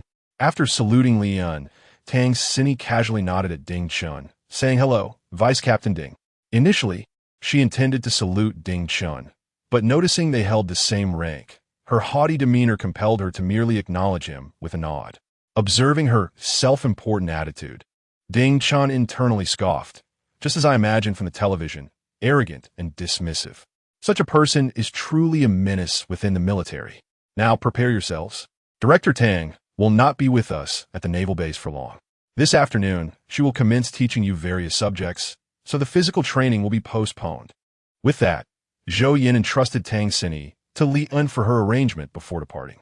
After Zhou Yan escorted Tang Xini to the dormitory, Jiang Xiaoyu quickly turned to Ding Chun and inquired, "Vice Captain, does this mean we want to have physical training this afternoon?" Ding Chun shot her a glare. "What's wrong? Are you that eager to avoid training?" Jiang Xiaoyu chuckled nervously. "Of course not. I was merely lamenting over the loss of training." Zhang Chong snorted derisively. "What's so great about skipping training? If your physical conditioning is lacking, how can you call yourself a special forces soldier?" Ding Chun nodded in agreement. "Don't celebrate prematurely. After the training concludes, everyone's physical training tasks will increase by 20%. A collective groan erupted from the members of the Yasha squad, while only Zhang Chong appeared unperturbed, his eyes gleaming with excitement. Soon, afternoon arrived, and the members of the Yasha squad gathered. With both Li En and Ding Chun participating in the session, Tang Xini stood on the platform and announced, "Today, I shall teach you all a fundamental skill that every Special Forces soldier, indeed every soldier, must master: camouflage." She inscribed the word disguise on the whiteboard, emphasizing that disguise transcends merely donning camouflage attire. It involves utilizing props and the environment to vanish from the enemy's line of sight. You are neither purely naval forces nor truly army personnel. Thus, opportunities for jungle warfare are scarce. Rather, you're more likely to engage in operations deep behind enemy lines. Therefore, you require a more sophisticated form of disguise, one that enables you to stand directly before the enemy without them being able to discern your identity, achieving a remarkable effect of transformation. Jiang Xiaoyu raised her hand high. Director Tang, is there truly a technique for transformation? Observing the incredulous expressions of the Yasha team, Tang Xini replied with a satisfied smile. Although it may not reach the outrageous levels depicted in martial arts novels, transformation is indeed achievable. Through makeup, employing highlights and shadows, one can alter the contours of a face, thereby modifying one's appearance. Additionally, by mimicking the demeanor of others, you can completely embody another person. Heading Chen could not contain himself and chuckled. Tang Xini frowned, directing her gaze at Ding Chen. Deputy Captain Ding, your commander has invited me here to impart knowledge. If you refuse to learn, kindly leave and do not disturb others. She pronounced the words deputy captain with particular emphasis, previously reminding Ding Chen that he was merely a deputy captain, and even Lian was listening to her. What was he worth? Ding Chen smiled silently, rising to exit. Old Ding, do not act impulsively. If you clash with Director Tang, how will the higher-ups perceive it? Lian hastily intervened. Captain, please do not be angry. Director Tang certainly means no offense. She simply lacks tact. Director Tang quickly apologized to the captain, and we can move past this. The members of the Yasha team rallied to defend Ding Chen. Upon hearing this, Tang Xini's face turned a shade of green with anger. She had been invited multiple times by the Marine Corps, and yet these individuals expected her to apologize to Ding Chen. Moreover, it was clearly Ding Chen who had provoked her. Why should she be the one to apologize? With an air of pride, Tang Xini fixed her gaze on Ding Chen. Captain Ding, do you harbor grievances against me, or do you find fault with the content I have presented? Are you targeting me or my identity? Her identity, as a soldier and a female combatant, could easily escalate tensions if she continued. Ding Chen let out a cold laugh. I'm not targeting you. I merely assert that if you possess no other skills, you have no right to instruct my soldiers. Tang Xini, furious yet amused, retorted, unworthy? Who do you think you are, that I should not teach you? Ding Chen coldly replied, coincidentally, I can indeed teach you. Chapter 17. Defeating Tang Xini with ease. Ding Chen's words momentarily stunned Tang Xini, but she quickly recovered with a mocking smile. Enough with the grandiose claims. What can a brute like you possibly comprehend? She lifted her chin slightly, her disdain palpable. It's not that I look down on you. If you truly grasp the concept of disguise, I shall bow and apologize to you. What else do you know aside from these basics? Tang Xini's chin nearly reached the heavens, as if she wished to peer down her nose at Ding Chen. In her mind, a soldier who had spent countless years in the grassroots military surely had little opportunity to engage with such nuanced concepts. Ding Chen shrugged indifferently. His skills in disguise were rooted in practical application. While he could teach those techniques directly, he struggled to articulate the theoretical jargon. Noticing Ding Chen's silence, Tang Xini scoffed. If you can't speak, then stop pretending. Sit down and listen to my lecture. I'm here at the repeated request of your commander, not because I have any desire to visit your naval unit. Apologize to me and sit down quietly for class, or I shall refuse to teach. She harbored a grudge against those who had demanded her apology earlier, and now, with this opportunity, she was determined to make Ding Chen submit. As the captain of this group, if Ding Chen bowed down, it would bring shame upon the entire Yasha team. Ding Chen's expression darkened to an inky hue. Initially, he merely found her unlikable, but her words had successfully provoked his anger. He sneered. Who do you think you are, demanding I recite theory? Tang Xini laughed heartily. If you can't, then keep quiet. What good is your bravado now? Ding Chen replied coldly. If you're confident, let us have a contest. Tang Xini gasped for breath between her laughter. You wish to compete with me? Do you even know how to use cosmetics? Have you ever worn makeup? Ding Chen retorted with a smirk. What's the matter? Are you afraid to compete? If you're hesitant, just say so. I'll still grant you the courtesy in front of the captain. The members of the Yasha team joined in the ruckus, emboldened by their unwavering support for Ding Chen. Their vice captain, after days of training, they understood that without Ding Chen, their progress would be fraught with challenges. Lian did not intervene, for Tang Xinyi's arrogance was evident. He harbored his own grievances against her, as she was not someone he had invited, and thus stood united with his comrades. Tang Xinyi smirked. Fine, if you wish to embarrass yourself, I shall grant you that opportunity. Let's transform ourselves into the right appearances and see who resembles the other more closely. However, if you fall short of my prowess, you will bow before everyone and loudly declare 3 times, Director Tang, I was wrong. I'm not as good as you. Ding Chen scoffed. Let us see who humiliates themselves first. We shall talk after the competition. Turning to Li and Tang Xinyi instructed, Captain Li, please find 2 individuals to serve as our models, lest he deny his loss and concoct excuses later. Ding Chen coldly laughed. Jiang Xiaoyu, Zhang Chong, stepped forward. Jiang Xiaoyu and Zhang Chong had just been joyfully laughing amidst the crowd, their faces illuminated with a gleeful schadenfreude. However, they were suddenly called forth, leaving both momentarily bewildered, unaware of the reason for their summons. Ding Chen, of course, would not divulge that he remembered their names best. You two, step forward immediately. Do not waste any more time. Reluctantly, they complied, making their way to Ding Chen amidst the boisterous laughter of onlookers. You choose first, and do not accuse me of bullying a woman, Ding Chen stated coldly. Tang Xinyi emitted a disdainful snort, but did not reject the proposition, instead beginning to scrutinize Jiang Xiaoyu and Zhang Chong closely. Jiang Xiaoyu's shifty eyes and unseemly demeanor were starkly incongruent with Ding Chen's refined elegance. Choosing him as a model would pose an insurmountable challenge if the goal was to transform him into a likeness of Ding Chen. In contrast, Zhang Chong's physique was quite similar to Ding Chen's, and his resolute demeanor was not far removed from Ding Chen's either. Selecting him for the makeup transformation would yield significantly better results. As anticipated, Tang Xinyi opted for Zhang Chong, leading him into the barracks for makeup application. Curiosity piqued. Everyone craned their necks to catch a glimpse of the process, yet with the door firmly shut. No one dared risk being discovered by Tang Xinyi. A half hour later, she emerged with a figure resembling Ding Chen by approximately 60 to 70%. The crowd was momentarily stunned. They had not expected that Zhang Chong, with his original appearance, could be transformed into someone bearing such resemblance to Ding Chen under Tang Xinyi's skilled hands.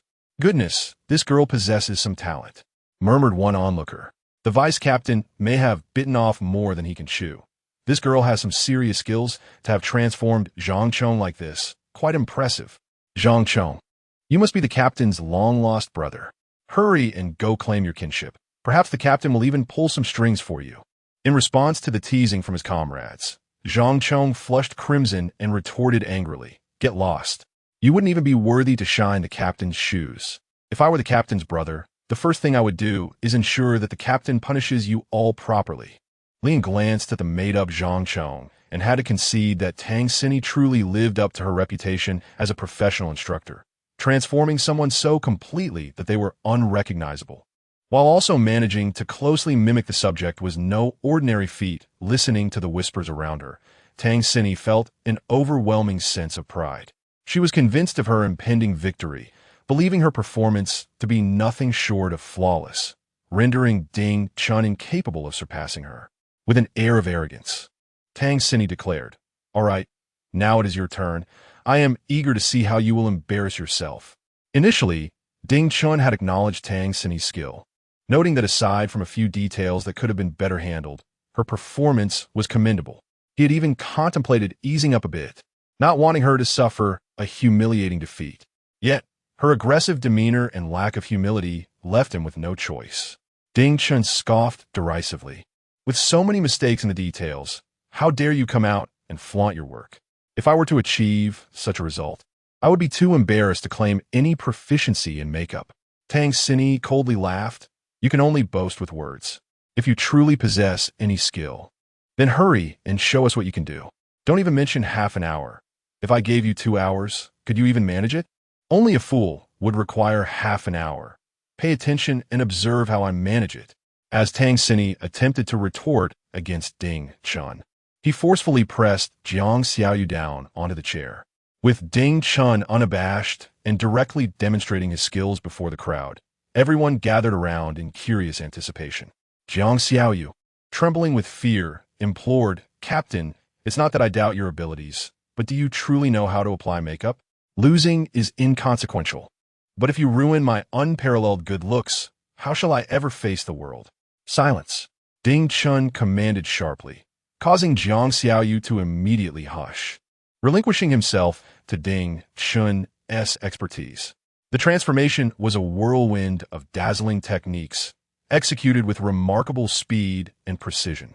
As Ding Chun adeptly adorned Jiang Xiaoyu's face with an array of cosmetics. Amidst the gasps of astonishment from the Yasha squad in the front row, within a mere 10 minutes, Ding Chun had dramatically altered Jiang Xiaoyu's appearance. When Ding Chun placed a wig upon Jiang Xiaoyu's head, the onlookers collectively gasped in disbelief. Zhang Dapeng exclaimed, "Oh my goodness, this is truly uncanny." Ding Chun turned Jiang Xiaoyu to face the crowd and inquired, "Captain Tang, do you believe there is any need for further competition?" Tang Xini stared in disbelief at the transformed Jiang Xiaoyu, her mouth agape, lost for words. Suddenly, her eyes glistened with moisture, and with reddened cheeks, she covered her face and fled the scene. Jiang Xiaoyu, still bewildered, called out, "Could someone hand me a mirror? Am I truly that frightening?" Why did Director Tang run away in tears? The Yasha squad, witnessing the rough male voice emanating from the visage of Tang Xini, could no longer contain their laughter. Someone passed a mirror to Jiang Xiaoyu. Upon glancing at his reflection, he was taken aback, nearly dropping the mirror in shock. Good heavens, is this truly me? I look astonishing. It's merely a testament to my good foundation. Had any of you tried, you would surely have been left in tears. Damn it, shameless. Clearly, it is the vice captain's skill that shines through. With that crooked grin of yours, how could you achieve this?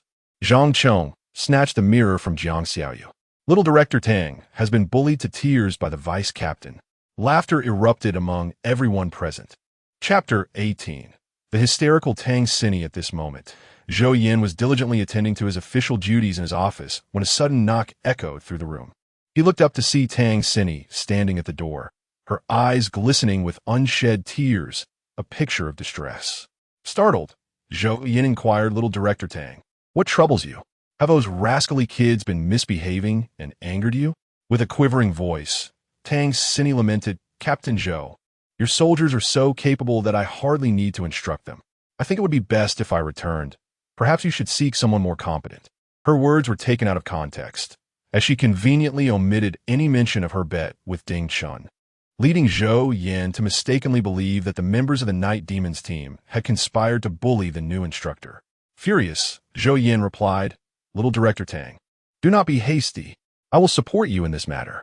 I must see what audacity these little rascals possess, daring to treat you, whom I invited back, in such a manner. This is utterly unacceptable." With that, he stormed out, heading towards the Night Demons training base. Tang Xini feigned a few steps after him. But once Zhou Yin was out of sight, she wiped away her tears and allowed a cold smirk to grace her lips.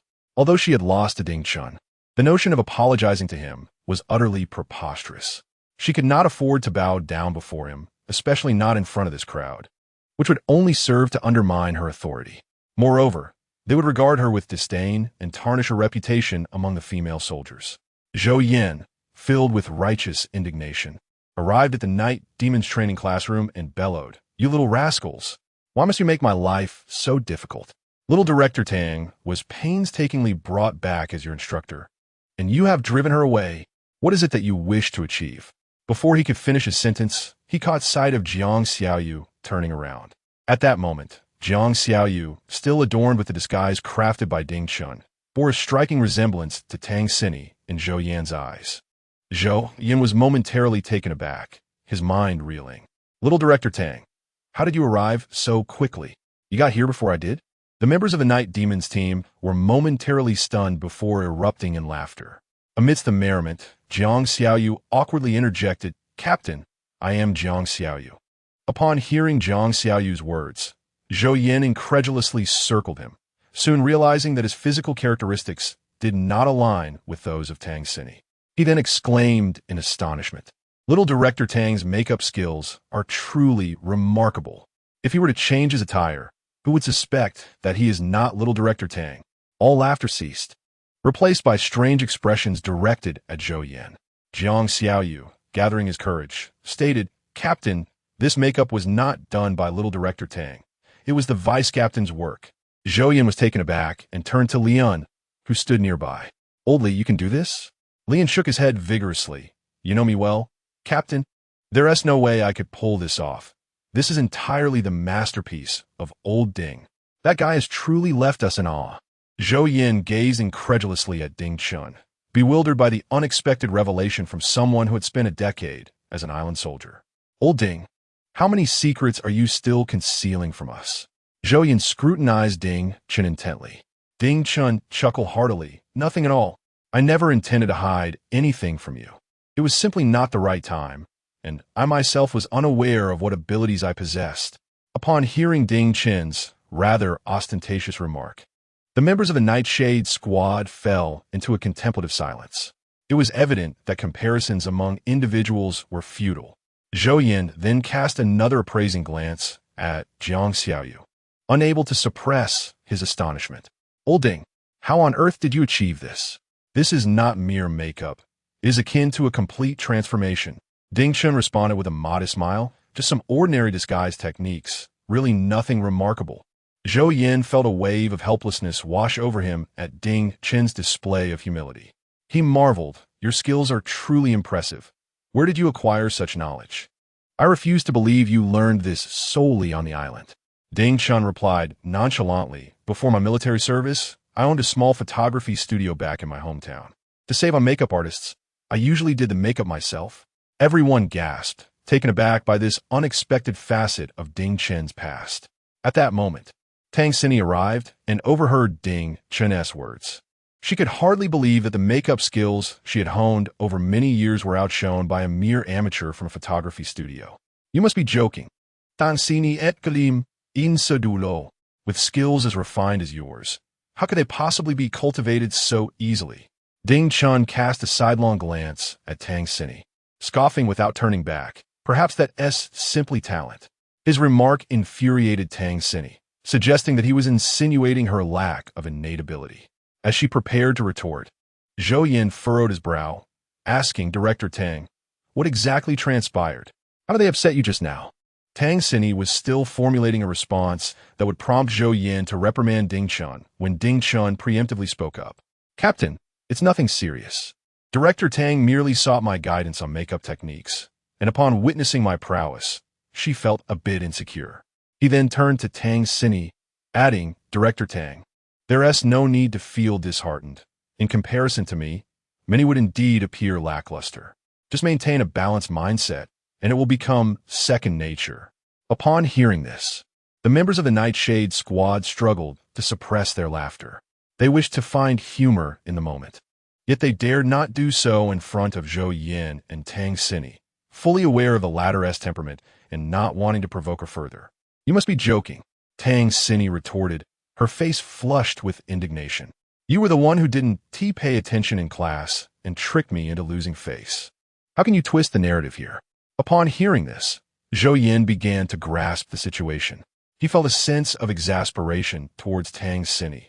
Rather than admitting inferiority, she resorted to underhanded tactics. Had she not been personally recommended by him, he would have certainly reprimanded her for her antics. Ding Chen appeared suddenly enlightened. "Had you not mentioned it, I might have truly forgotten. Did you not say that losing a contest requires one to bow and apologize to the opponent? I am more magnanimous than you. I want to make you repeat it thrice. If you sincerely apologize, I might even teach you a thing or two about makeup." Tang Xini's expression soured. "In your dreams, you think I would bow and apologize to you? Not a chance." Everyone looked down upon Tang Xini's behavior. She was far too unreasonable. She demanded Ding Chun bow an apology, yet when faced with defeat, she resorted to underhanded tactics. Ding Chun smiled nonchalantly, fixing his gaze upon Tang Xini. "Perhaps you should simply retreat to your gaming den and hide. Don't even mention makeup. In any competition, I could utterly crush you. A woman like you should remain indoors and spare herself the embarrassment of losing." Tang Xini's fury ignited. What is wrong with being a woman? Clarify that for me. Do not presume that winning a makeup contest makes you superior in every aspect. With that arrogant demeanor, you wouldn't even succeed as a soldier. Ding Chen regarded her with a bemused expression. Anyone could utter such words, but did Tang Xini not know her own standing? Ding Chen smiled lightly. I must apologize, but I truly excel in every regard compared to you.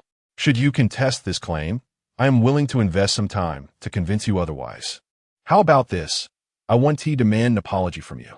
Just state your strongest skill.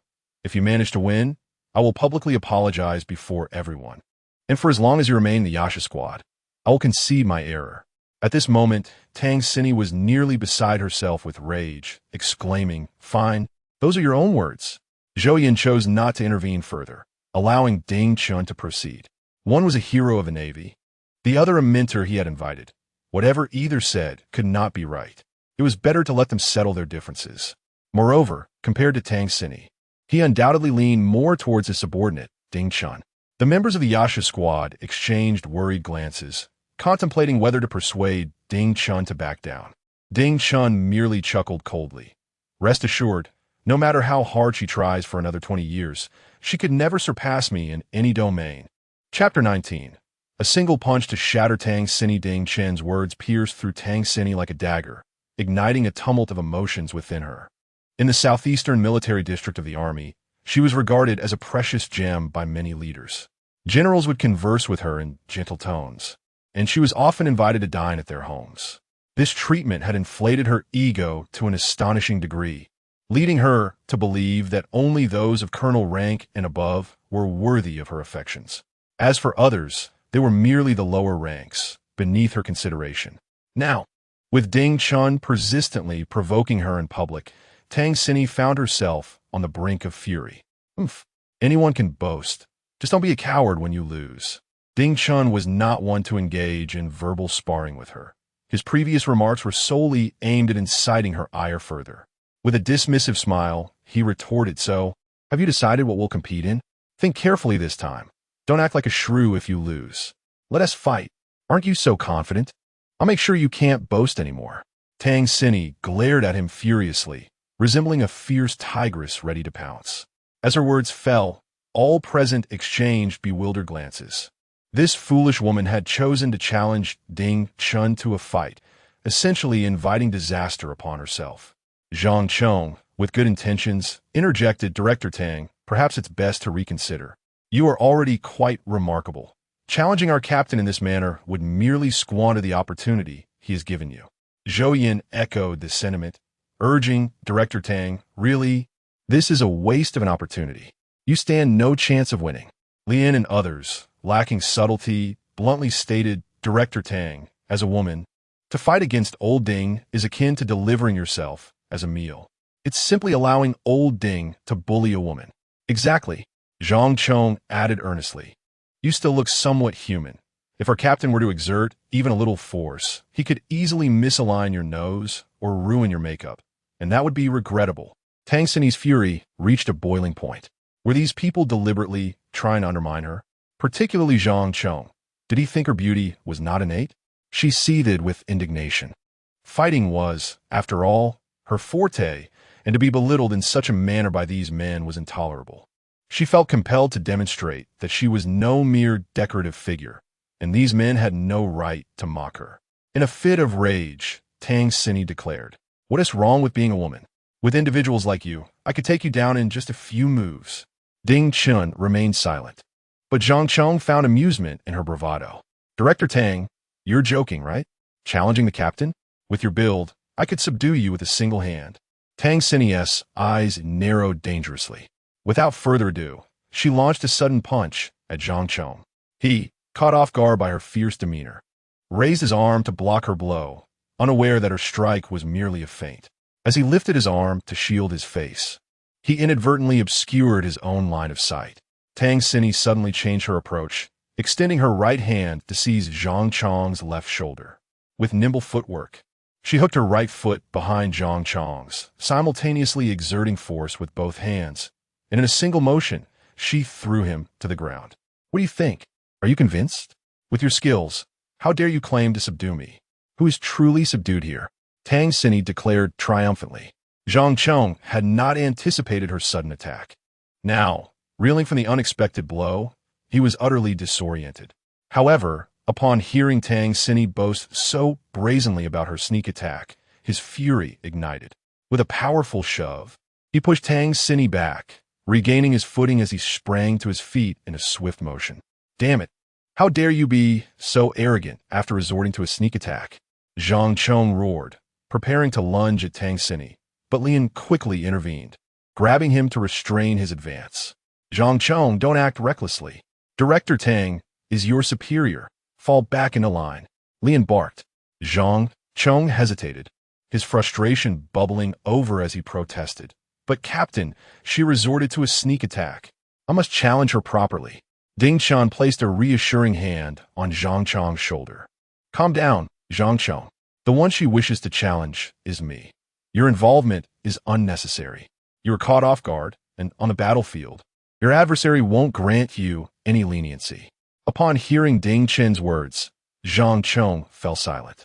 Although he still felt aggrieved, he knew better than to cross Ding Chun, opting to comply instead.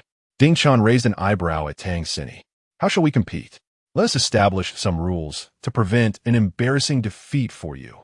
Tang Xinyi sneered. What rules are needed in combat? The first to fall loses. Ding Chun smiled slightly. Very well, we shall proceed as you suggest. But this space is too confined for a fair match. Let's move to the training ground. Tang Xinyi nodded, but before departing, she turned to glare at Jiang Xiaoyu. Hurry and remove that makeup. I will not allow you to disgrace my appearance. Without waiting for a response, she strode out toward the training grounds. What did I do to deserve this? Jiang Xiaoyu felt utterly exasperated. It was not his choice to look this way, so why was she directing her anger at him? Laughter erupted among the comrades as they followed Ding Chun toward the training area. While Jiang Xiaoyu appeared quite presentable, the opportunity for teammates to showcase their skills was rare. And competing against a genuine woman was far more exhilarating than against Jiang Xiaoyu, who was merely a facade. Jiang Xiaoyu quickly removed his headgear, hastily wiping his face before hastening to catch up. At the training ground, Tang Xinyi was already poised for action the moment the signal was given. She would launch a fierce assault. Wait! Just as Tang Xinyi was about to commence her offensive, Ding Chun shouted, interrupting her momentum. Tang Xinyi shot him an irritated glare. What is it? Are you having second thoughts and ready to concede? Everyone rolled their eyes, exasperated by her inflated self-assessment. Ding Chun chuckled coldly. I merely believe that engaging in this manner would be somewhat unfair to you. Tang Xinyi, wearing a knowing expression, arrogantly replied, and what do you propose we do instead? Ding Chun smiled faintly and said, how about this? I will give you one hand and two legs, yet I will still manage to overpower you with just one hand. Tang Xinyi, exasperated yet amused, retorted, I am eager to see how you intend to strike me with one hand. As she spoke, she charged towards Ding Chun with great fervor. The fierce wind generated by her fists rushed towards him as she unleashed what she believed to be her ultimate attack. In Ding Chen's eyes, Tang Xinyi's punches swelled larger, but he remained unflinching, standing calmly in place. What she considered a flawless blow was, in fact, riddled with openings in Ding Chen's discerning gaze. Not only was Ding Chen's combat prowess at its peak, but he also found it exceedingly effortless to counter her assault. Furthermore, the recent reward had granted him spider sense, allowing him to predict her every move with crystal clarity. For instance, her seemingly fierce punches were merely feints, as she had already reserved her true strength. If Ding Chun attempted to dodge or block, only then would she unleash her hidden follow-up move. Just as her strike was about to connect with Ding Chun, he made his move. With his right hand poised, he swiftly delivered a knife-hand strike to the elbow of Tang Xinyi. This moment was impeccably timed. It struck precisely at a point where she had already exerted most of her force, leaving her no time to alter her attack, even if she saw him coming. Tang Xinyi cried out, as Ding Chen's strike rendered her right arm numb, robbing her of any immediate strength. Surrender and apologize.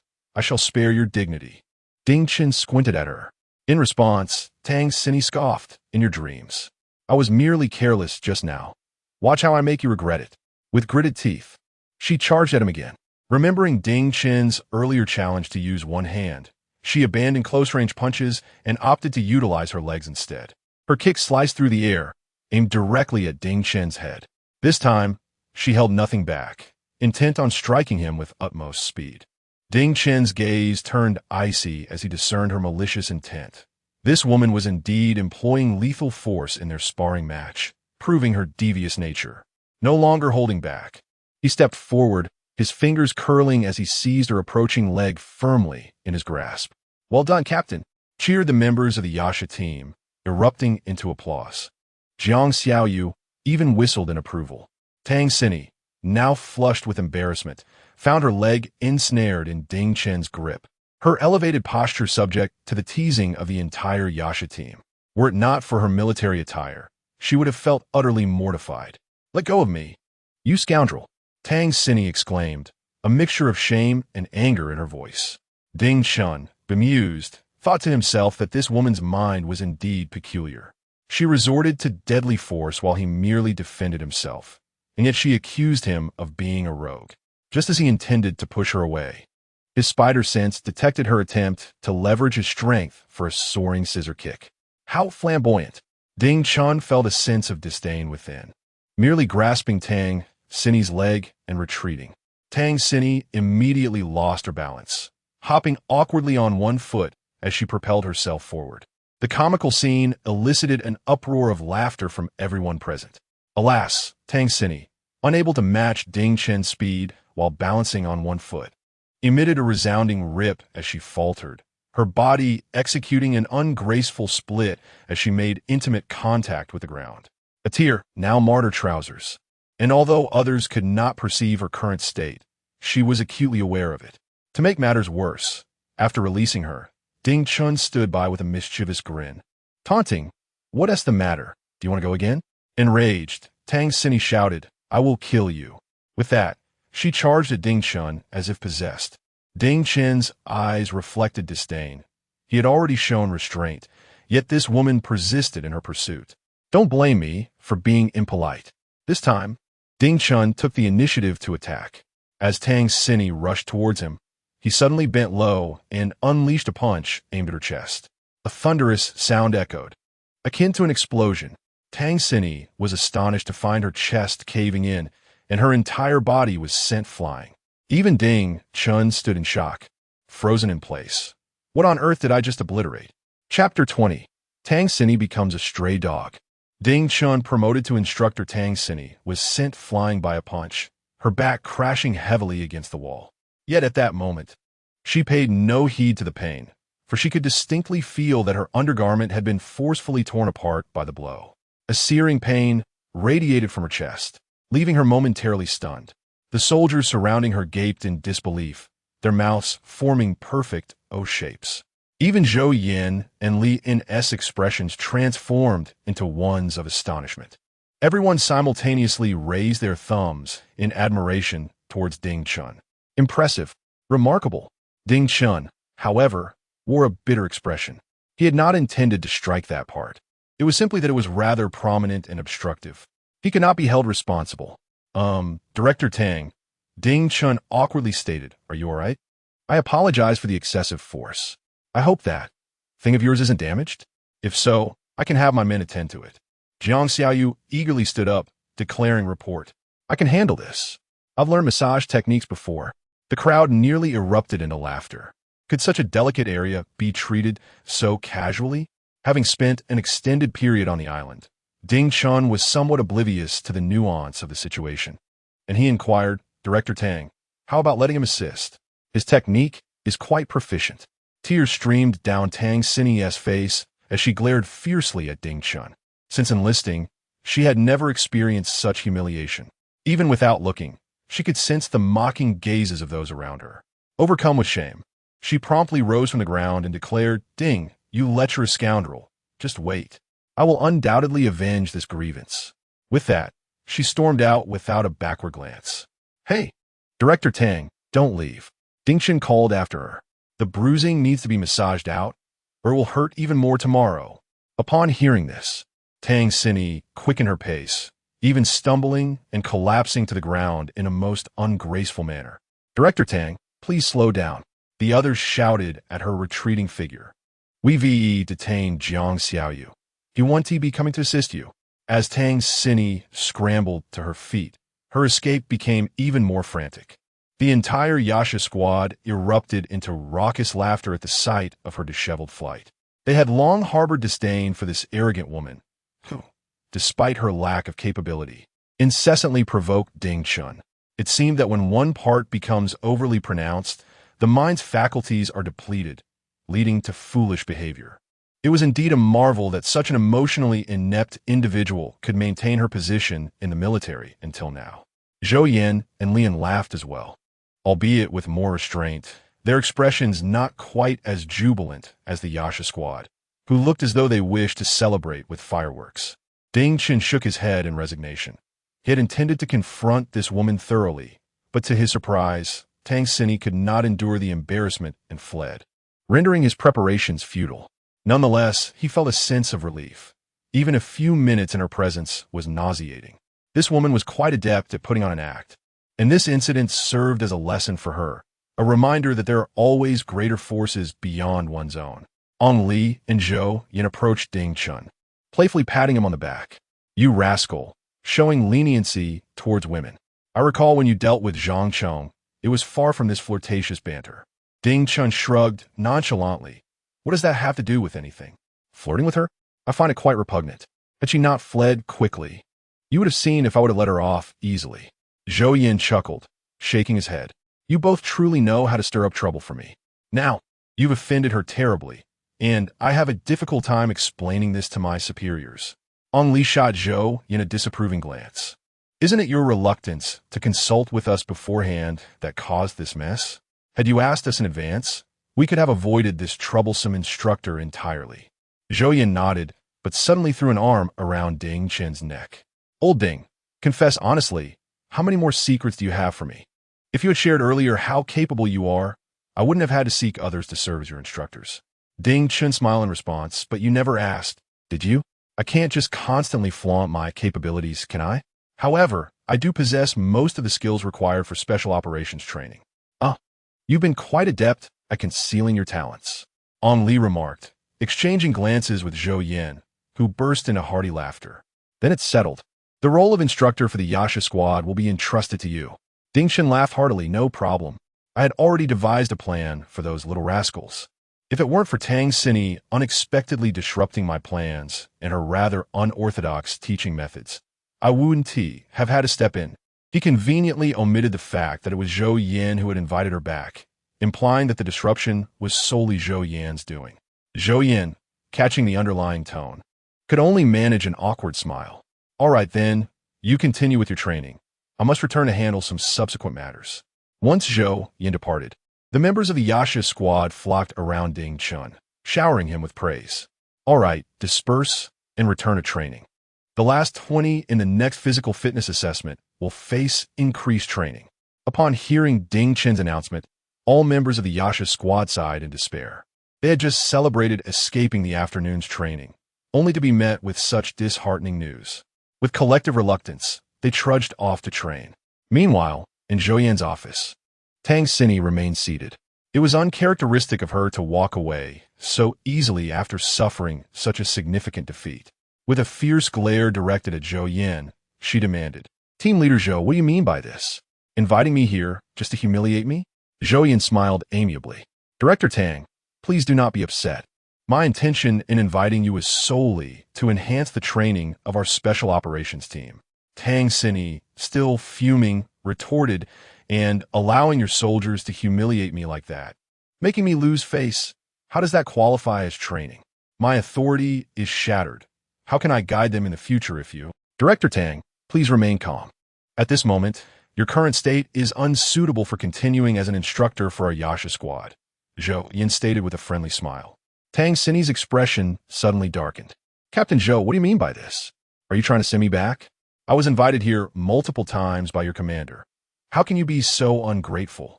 Zhou Yan's expression also soured. He had already extended an olive branch to this woman, yet she remained shameless. It was no injustice for Ding Chun to give her a lesson. Had it been himself in that moment, he would not have held back either. He began to speak with displeasure. You do realize you are here to teach, right? Then why are you so confrontational with their captain? You currently lack the professional skills to compete with others, and after such a significant loss, how do you expect me to let you guide them? We have already selected a new coach, so you need not concern yourself any further. You will regret this. Tang Sini retorted coldly, yelling before storming out. Zhou Yin shook his head with a sardonic smile. Such a woman possessed mediocre abilities, yet an inflated ego. He felt somewhat unjust towards Tang Sini. If not for Ding Chen's extraordinary talents, she could have certainly carved out a place for herself in the military with her capabilities. However, it was also Tang Sini's folly to provoke someone like Ding Chun. Fuming with anger, Tang Sini sat in her car. Ding Chun, just you wait. I will not let this go. As evening descended, Zhou Yin made his way to the Marine Corps headquarters to present his proposal to appoint Ding Chun as the instructor for the Amphibious Reconnaissance Battalion, providing a detailed explanation to the commander. Commander Lin Zijian furrowed his brow as he listened to Zhou Yin's confident discourse. Xiao Zhou, I arranged for Xiao Tang to be transferred from the army through connections. Now, you've driven her away, and others are complaining to me. You should handle this matter first. The Ding Chun you mentioned has just arrived from the 3rd Fleet to our Marine Corps, and now you wish to promote him. You must understand. Just a month ago, he was merely a sergeant. Promoting him to lieutenant was already an exception. If you now seek to elevate him further, what will others think? Let them talk. Zhou Yin replied, indignant. You know me. I judge based on merit, not on individuals. Ding Chun possesses exceptional capabilities, and the training of the entire Yasha squad hinges on him.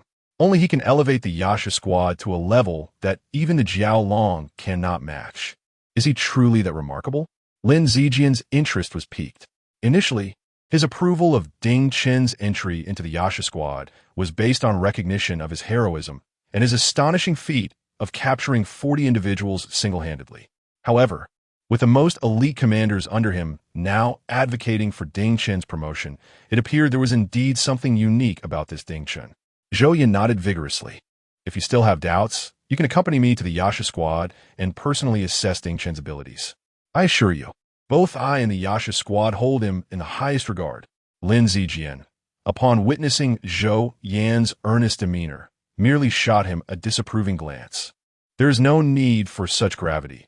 I trust you would not fabricate anything for the sake of an outsider. Thus, your brigade shall promote Ding Chun to the position of training instructor, albeit without any change in military rank. Furthermore, during the semi-annual evaluation 6 months hence, I expect to see tangible results. Otherwise, it shall not only be Ding Chun and the Yasha squad facing repercussions, but you, the brigade commander, shall also be held accountable. Understood. Zhou Yin replied with unwavering resolve, straightening his chest under Lin Zijian's scrutinizing gaze. Chapter 21. Old Ding. How long has it been since you last bathed? The following morning, the official appointment regarding Ding Chun was announced, with Zhou Yin reading it aloud in person. The entire Yaksha team erupted in jubilant cheers for Ding Chen's promotion. They had come to fully acknowledge his strength, which surpassed all their expectations. Previously, the Dragon Special Forces loomed in their minds like an insurmountable mountain. However, after witnessing Ding Chen's capabilities, they suddenly felt that with him as their instructor, they could indeed defeat the Dragon and become the most formidable special forces in the Navy. At the moment the appointment was declared, a notification echoed in Ding Chen's mind. Ding, congratulations, host. Your position has been elevated, and you have acquired the ability of traditional Chinese medicine. A torrent of information surged through his consciousness, imprinting itself deep within his memory. As the waves receded, the knowledge of traditional Chinese medicine seemed innate, with a mere thought. Ding Chun could conjure all related abilities. Traditional Chinese medicine is indeed a treasure. A smile crept upon Ding Chen's lips. He had already unearthed numerous useful remedies in his mind, including those that could enhance physical constitution. These resources would prove invaluable with proper utilization. They would undoubtedly assist him greatly in the future. Traditional Chinese medicine should never be underestimated.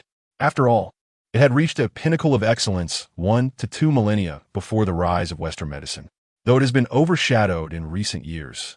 This is merely a consequence of prolonged warfare and certain detrimental customs that led to the loss of many classical teachings. Suddenly, a chill ran down Ding Chen's spine, and an alarm bell rang in his mind as he sensed someone approaching. Startled, he realized it was Leon, and his vigilance slowly eased. "Congratulations. It seems we must now address you as Instructor Ding." Leon chuckled, teasingly approaching Ding Chun, who appeared lost in thought. Ding Chun offered a faint smile. "It's merely an additional role. I have not received a military promotion. I'm still the vice captain of the Yaksha team, am I not?" Leon laughed heartily. "What does it matter? In our Yaksha team, we have 2 captains. Go ahead and ask these little rascals who would dare call you vice captain." He then turned to the others. "In our Yaksha, do you all think Ding Chun is just a vice captain? Is he lesser than I am?" Everyone shouted in unison. "He is our instructor. He is our instructor. He is the captain." Leon smiled slightly. "See? It's well-deserved. Everyone respects you, even I do." Ding Chun felt a warmth in his heart.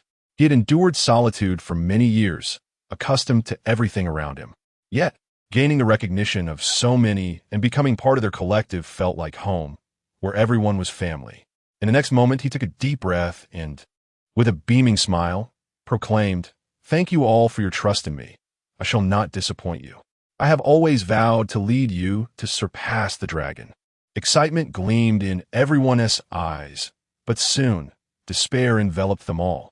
Ding Chun continued, stating, "In order to enhance your abilities promptly, starting tomorrow, the daily training regimen will remain unchanged. Furthermore, I do not care what methods you employ. Each of you must complete an additional 500 push-ups, 500 sit-ups, 800 horse stance punches, and a 20-kilometer armed cross-country trek before retiring for the night.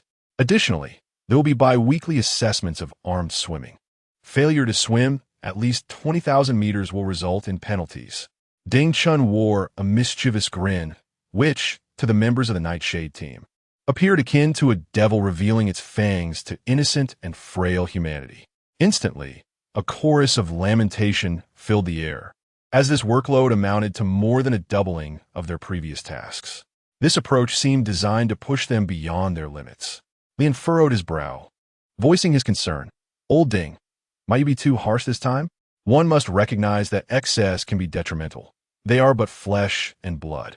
If their bodies are overstrained, it will hinder their training progress." Ding Chin shook his head. "Rest assured, I am well aware of what I am doing. If they cannot keep pace with the training, that is their inadequacy. The Nightshade team is not a refuge for the weak."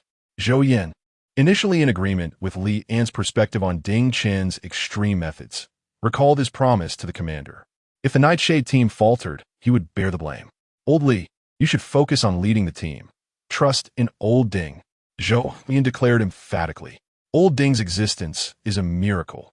Having undergone no special training, he has transformed himself into this. He will surely find a way to mold these young recruits into true soldiers.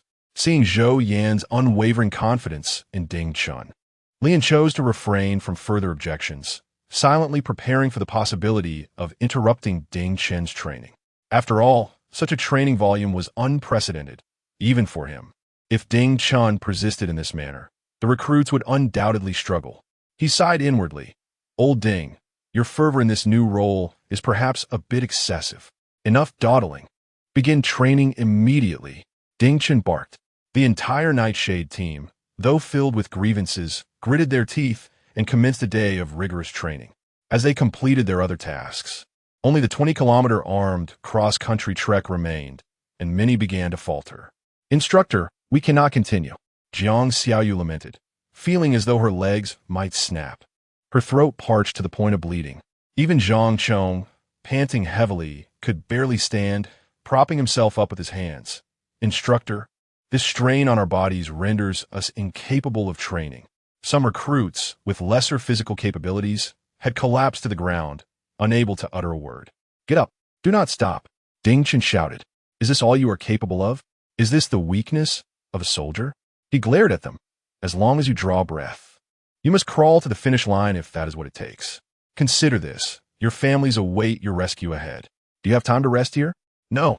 With a fierce roar, Zhang Chong gritted his teeth and resumed his run. Jiang Xiaoyu glanced at the resolute Zhang Chong ahead, and, with determination, bit down and followed suit. One after another, the members of the Yiksha team rose and sprinted forward together. Ding Chen observed this scene with satisfaction, nodding his head. Although they were utterly exhausted, they gritted their teeth and persevered. Yet, they had become numb. Many felt no sensation in their legs, driven solely by the singular thought of continuing to run, running ahead to rescue their families. It was this very thought that sustained them, enabling them to press on. As they crossed the finish line, their resolve collapsed, and they found themselves devoid of any strength, collapsing onto the ground. Some, lost in their exhaustion, continued to move forward even after crossing the finish line, their eyes vacant. Had it not been for Li An's intervention, they would have been unaware of their direction. However, such soldiers, once halted by Li An, often succumbed to fatigue the moment they regained awareness. Not a single one of them could rise after crossing the finish line. Li An hurriedly arranged for them to be carried back to their dormitory, lifting each one and depositing them onto their beds. Witnessing the toll that Ding Chen's rigorous training had taken on his team, Li An felt a pang of concern and promptly sought out Ding Chen. "Old Ding, this training method is unacceptable." Li An furrowed his brow. At this rate, not only will their bodies struggle to cope, but tomorrow's training will also be in jeopardy. You should have seen them. They could barely make it to their beds. If I hadn't arranged for them to be lifted, they would have had to sleep on the ground tonight. I still believe your approach is excessive. It should be more gradual. Seeing Ding Chen silent, Li An worried that his words might create a rift between them. He quickly added, "I am merely concerned about disrupting the training and offering a suggestion. Ultimately, you are their instructor, and I support whatever decisions you make." Ding Chen smiled reassuringly. "Rest assured, I am well aware. I only wish to test their physical limits. I have already prepared methods for their recovery, but I will need your assistance." Upon hearing that Ding Chen had a plan, Li An felt a sense of relief. However, he was quite curious about the nature of the assistance Ding Chen sought. What kind of help? Ding Chen handed him a prepared document. "Please procure a sufficient quantity of the herbs listed here, and I will prepare a remedy for them, ensuring they will be as lively as ever tomorrow." Li An took the paper, skeptical. "Is this reliable?" Ding Chen nodded. "Absolutely. My family hails from a lineage of traditional Chinese medicine. I've been immersed in it since childhood. How could it not be reliable? Moreover, during my 10 years on the island, I delved deeply into the study of traditional medicine." Li An, surprised, remarked, "Isn't your family renowned for martial arts?" Ding Chen chuckled. "Indeed, but one must also care for the body while training in martial arts, lest one incurs injury. This is a secret formula passed down in my family, documented in ancient texts, and it must not be disclosed. It is this very remedy that has historically empowered many martial artists. My concoction can revitalize even the most weakened individuals." Li An was taken aback. "Is it truly that extraordinary?" Ding Chen chuckled. "Whether it's exaggerated or not will be revealed once it is done. You must hasten to assist me with the procurement. Otherwise, we shall miss the opportunity for them to take it by the following day." Li An was startled and, realizing the urgency, immediately set off to prepare the medicine according to the prescription. After more than an hour, Li An arrived, breathless, carrying a large bundle of medicine. "Old Ding, the medicine you requested has arrived. Quickly commence. Do not waste any time." Li An shouted. Ding Chen received the medicine, assessed its weight, and concluded that it would suffice. Nodding, he picked up the package and headed towards the room. Li An wished to follow him to witness Ding Chen's miraculous methods, but Ding Chen stopped him. "You have already seen my formula. The method of preparation must remain a family secret. You shall wait outside." Although disappointed by Ding Chen's words, Li An refrained from further protest and settled to wait outside the door. Time passed slowly, and Li An found himself growing drowsy. He was unsure how long he had been waiting when his head nodded forward, startling him awake. Opening his eyes, he realized that dawn had arrived. He had spent the entire night outside. Remembering Ding Chen's earlier words about the medicine, he hurriedly knocked on the door. Old Ding, Li An called anxiously. "It's already light outside. Can you manage this? If you do not come out soon, we will be late for training." With a creak, the door opened, and Ding Chen presented his fist before Li An. "I have been prepared. Behold what I have." Ding Chen opened his palm to reveal a black pill resting within. exuding a fragrant aroma. Lian regarded the pill with disdain. Good grief, old Ding, can this be ingested? It looks dreadful and emits a strange odor. Surely, it is not something you have scraped off your own body? Pray tell, how long has it been since you last bathed? Chapter 22 Instructor, please. Just give us a chance. Get lost. Ding Chen retorted with a roll of his eyes. I bathe far more frequently than you do. You can scrape dirt off your body, but I can't even manage that. Lian chuckled awkwardly. Old Ding, it's not that I don't believe you. But this thing, if you told me it was feces, I would believe it. Is it truly as miraculous as you claim? Ding Chen was uncertain of the actual efficacy of the substance. However, as it was knowledge provided by the system, he had faith it would yield remarkable results. No matter how much he elaborated, it was futile. They would only know once they tried it. Get up and assemble. Lian smiled sheepishly. After all, he wasn't the one trying it, so he had no objections. If he were to consume this, he felt he would regurgitate everything he had ingested 2 days prior.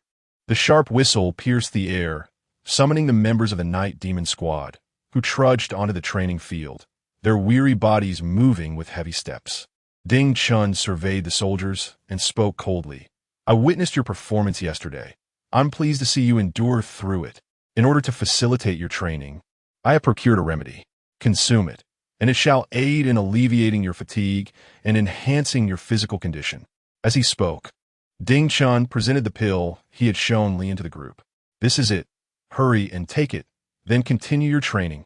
The faces of the Night Demon Squad members fell upon seeing the pill in Ding Chen's hand. It was a large, dark pill, unappealing in appearance. Can we eat this? Instructor. Jiang Xiaoyu was the first to raise his hand. I request not to consume this. Even from a distance, the odor was overwhelming.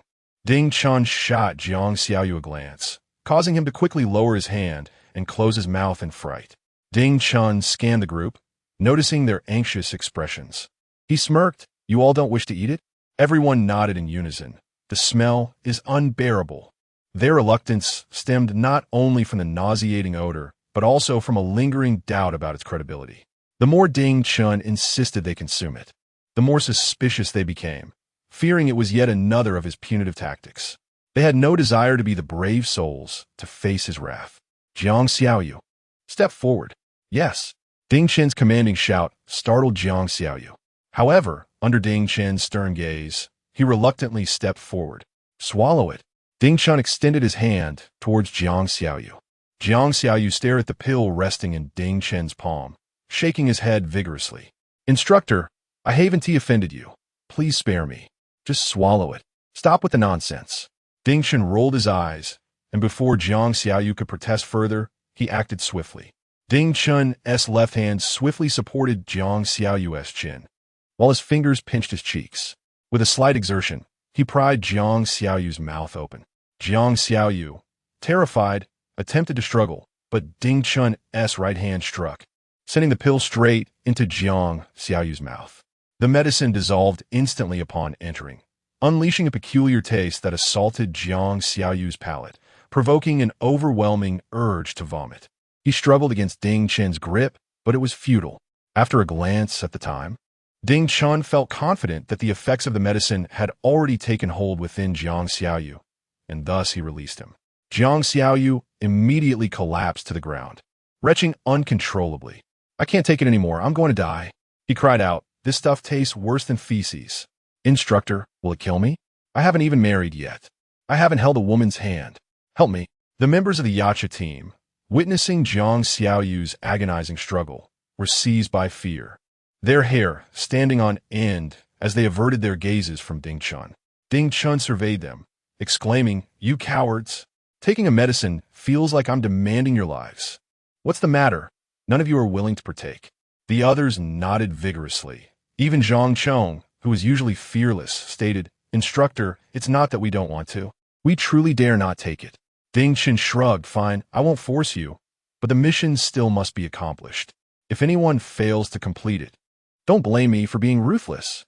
Upon hearing this, everyone felt a surge of relief, astonished that Ding Chen had truly decided to let them off the hook. Only Jiang Xiaoyu, still on the ground, continued to shout, Instructor, why did you force me then? He attempted to say more, but Zhang Chong and the others dragged him away. Let us go. It's time for training. Otherwise, we won't finish. Zhang Dapeng restrained Jiang Xiaoyu, silencing him as the group hurriedly distanced themselves from Ding Chun. Seeing the situation come to a close, Lian furrowed his brow at Ding Chun. Is that it? Just like that? Ding Chun nodded. If they don't want to eat, then I won't compel them. Rest assured, they will return begging me to take it. Lian was skeptical of Ding Chen's confidence, but Jiang Xiaoyu took it, and I don't see any changes. Ding Chun shot him a glance. Do you think this is some miraculous elixir? It requires time for the body to digest its potency. By the end of the day, those little rascals will surely be back, pleading with me. Lian felt uneasy about Ding Chen's unfounded assurance, and, fearing that something might go awry with the Yacha team, hurriedly excused himself to keep an eye on them. After all, he had spent more time with them than Ding Chun, forging deeper bonds. To him, these individuals were not just team members. They were the testament to his training, his brothers, his comrades. The morning training was as rigorous as ever, and the team's condition was even worse than the previous night. By lunchtime, they could scarcely move. Yet, Jiang Xiaoyu, with a cheerful stride, joined them in the cafeteria. Zhang Chong, bewildered, asked, "Stinky fish, aren't you exhausted?" Jiang Xiaoyu, taken aback by his own energy, scratched his head in confusion. "I don't know. I feel fine today. Not only am I not tired, but I feel like I could jump around a bit. How can this be?" Zhang Dapeng exclaimed in bewilderment. At that moment, Lu Yin smote his thigh and exclaimed, "Do you think it could be due to the medicine that the stinky fish consumed this morning from the Yiksha?" Upon hearing his words, the others suddenly realized the possibility. Zhang Dapeng nodded in agreement. It is quite likely. Otherwise, given the stinky fish's character, he would have collapsed long ago. Lu Yin expressed his dilemma. "What shall we do now? I can hardly endure this training method any longer." Zhang Dapeng concurred. "I too am struggling to persevere. Perhaps we should return and beseech the Yiksha to allow us to take the medicine as well." However, Zhang Chong, feeling helpless, remarked, "But we absolutely refused to eat it this morning. Do you think the Yiksha will still grant us that privilege now?" Although Zhang Chong possessed better physical attributes than the others, the intensity of the training weighed heavily upon him as well. Thus, he had considered this matter during their discussion. Lu Yin sighed. "We must at least give it a try. Otherwise, we might truly be rendered useless." With their decision made, the group of over 100 hurriedly finished their meal and set off towards Ding Chen's office in a grand procession. Lian, who was in the office with Ding Chun, was taken aback by the sudden influx of people, fearing something significant had occurred. However, the scene that unfolded before him exceeded his wildest imagination. "Instructor," they all cried out, "we acknowledge our mistakes. We beseech you to grant us a dose of the medicine." "My goodness!" Lian gasped in astonishment. "Is this truly permissible?" Chapter 23. The Yasha team, terrified by Ding Chun that night before retiring to bed. Each member of the Yasha team received a pill. At that moment, no one lamented its size or foul odor. This peculiar item had instantaneously transformed into a miraculous elixir in their eyes. Almost as soon as they acquired it, everyone promptly swallowed their pills. "Wow, this sensation is incredibly refreshing," Zhang Chong exclaimed, patting his stomach with a look of utter satisfaction. "I feel as if my body is floating. It's so delightful." Lu Yin, reclining against his pillow, echoed his satisfaction. "After such a tiring day, I felt like my bones were falling apart. But now, with this pill in my belly, all my fatigue has vanished. A divine medicine. No, an immortal potion." Zhang Dapeng remarked contentedly. "Our instructor is truly omnipotent. Before becoming an island soldier, he must have undergone some mysterious training, perhaps from a secret governmental agency." Jiang Xiaoyu, having already consumed his pill earlier that day, observed the euphoric expressions of his comrades and scowled. Hey, stop pretending. It's as if I've never had one. This pill takes 3 to 4 hours to take effect. So what are you all feeling right now?" The others raised their middle fingers at him in jest. "You got lucky today, but tomorrow you'll be the ones suffering. Let us get a good night's sleep to restore our strength, and see you collapse like a dog tomorrow." Their laughter filled the air, while Jiang Xiaoyu, feeling somewhat disgruntled, buried his head in his pillow and muttered, "Humph, I'm the one who tested the medicine for you. You ungrateful lot." The next morning, before the assembly whistle even sounded, everyone sprang up without hesitation. "Ah, I feel significantly lighter. I'm bursting with energy, Zhang Chen declared, throwing a few punches into the air and laughing heartily. I feel like I could take down 5 Jiang Xiaoyus. Jiang Xiaoyu rolled his eyes at him. Baldy, we're comrades in arms. Could you refrain from always wanting to beat me? Zhang Dapeng chimed in with excitement. Our instructor is simply remarkable. We must never doubt him again. Even if he told me to eat dung, there would surely be a reason behind it.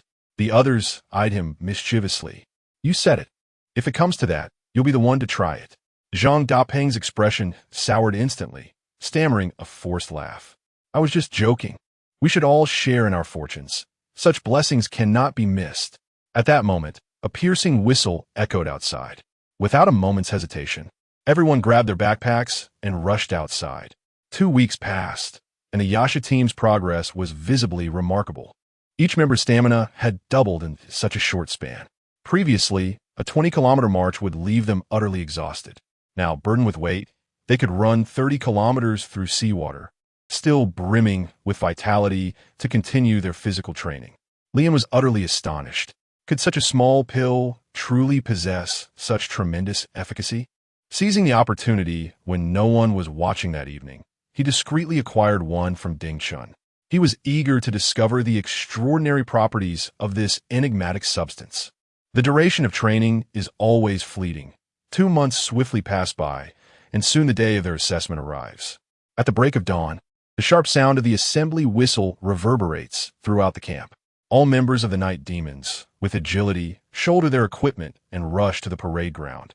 Swiftly forming ranks, observing the neatly arranged squad, Ding Chun smiles with satisfaction.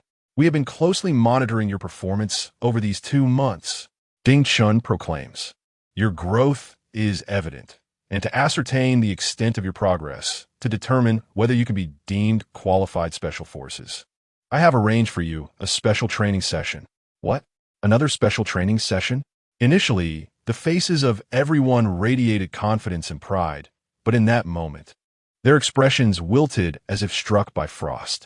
Although they had now adapted to the previous training intensity, enduring an entire day would not leave them utterly fatigued. However, Ding Chun had secretly increased their training load significantly. Whenever he mentioned special training, it was guaranteed to be arduous, for how could they possibly evade Ding Chen's relentless grip? Silence. Lian furrowed his brows. The instructor is addressing you. Who permitted you to speak? Is there no discipline left? Everyone obediently fell silent, attentively listening to Ding Chen's directives. Seeing their compliance, Ding Chen chuckled. Rest assured, this special training mission is something you will enjoy.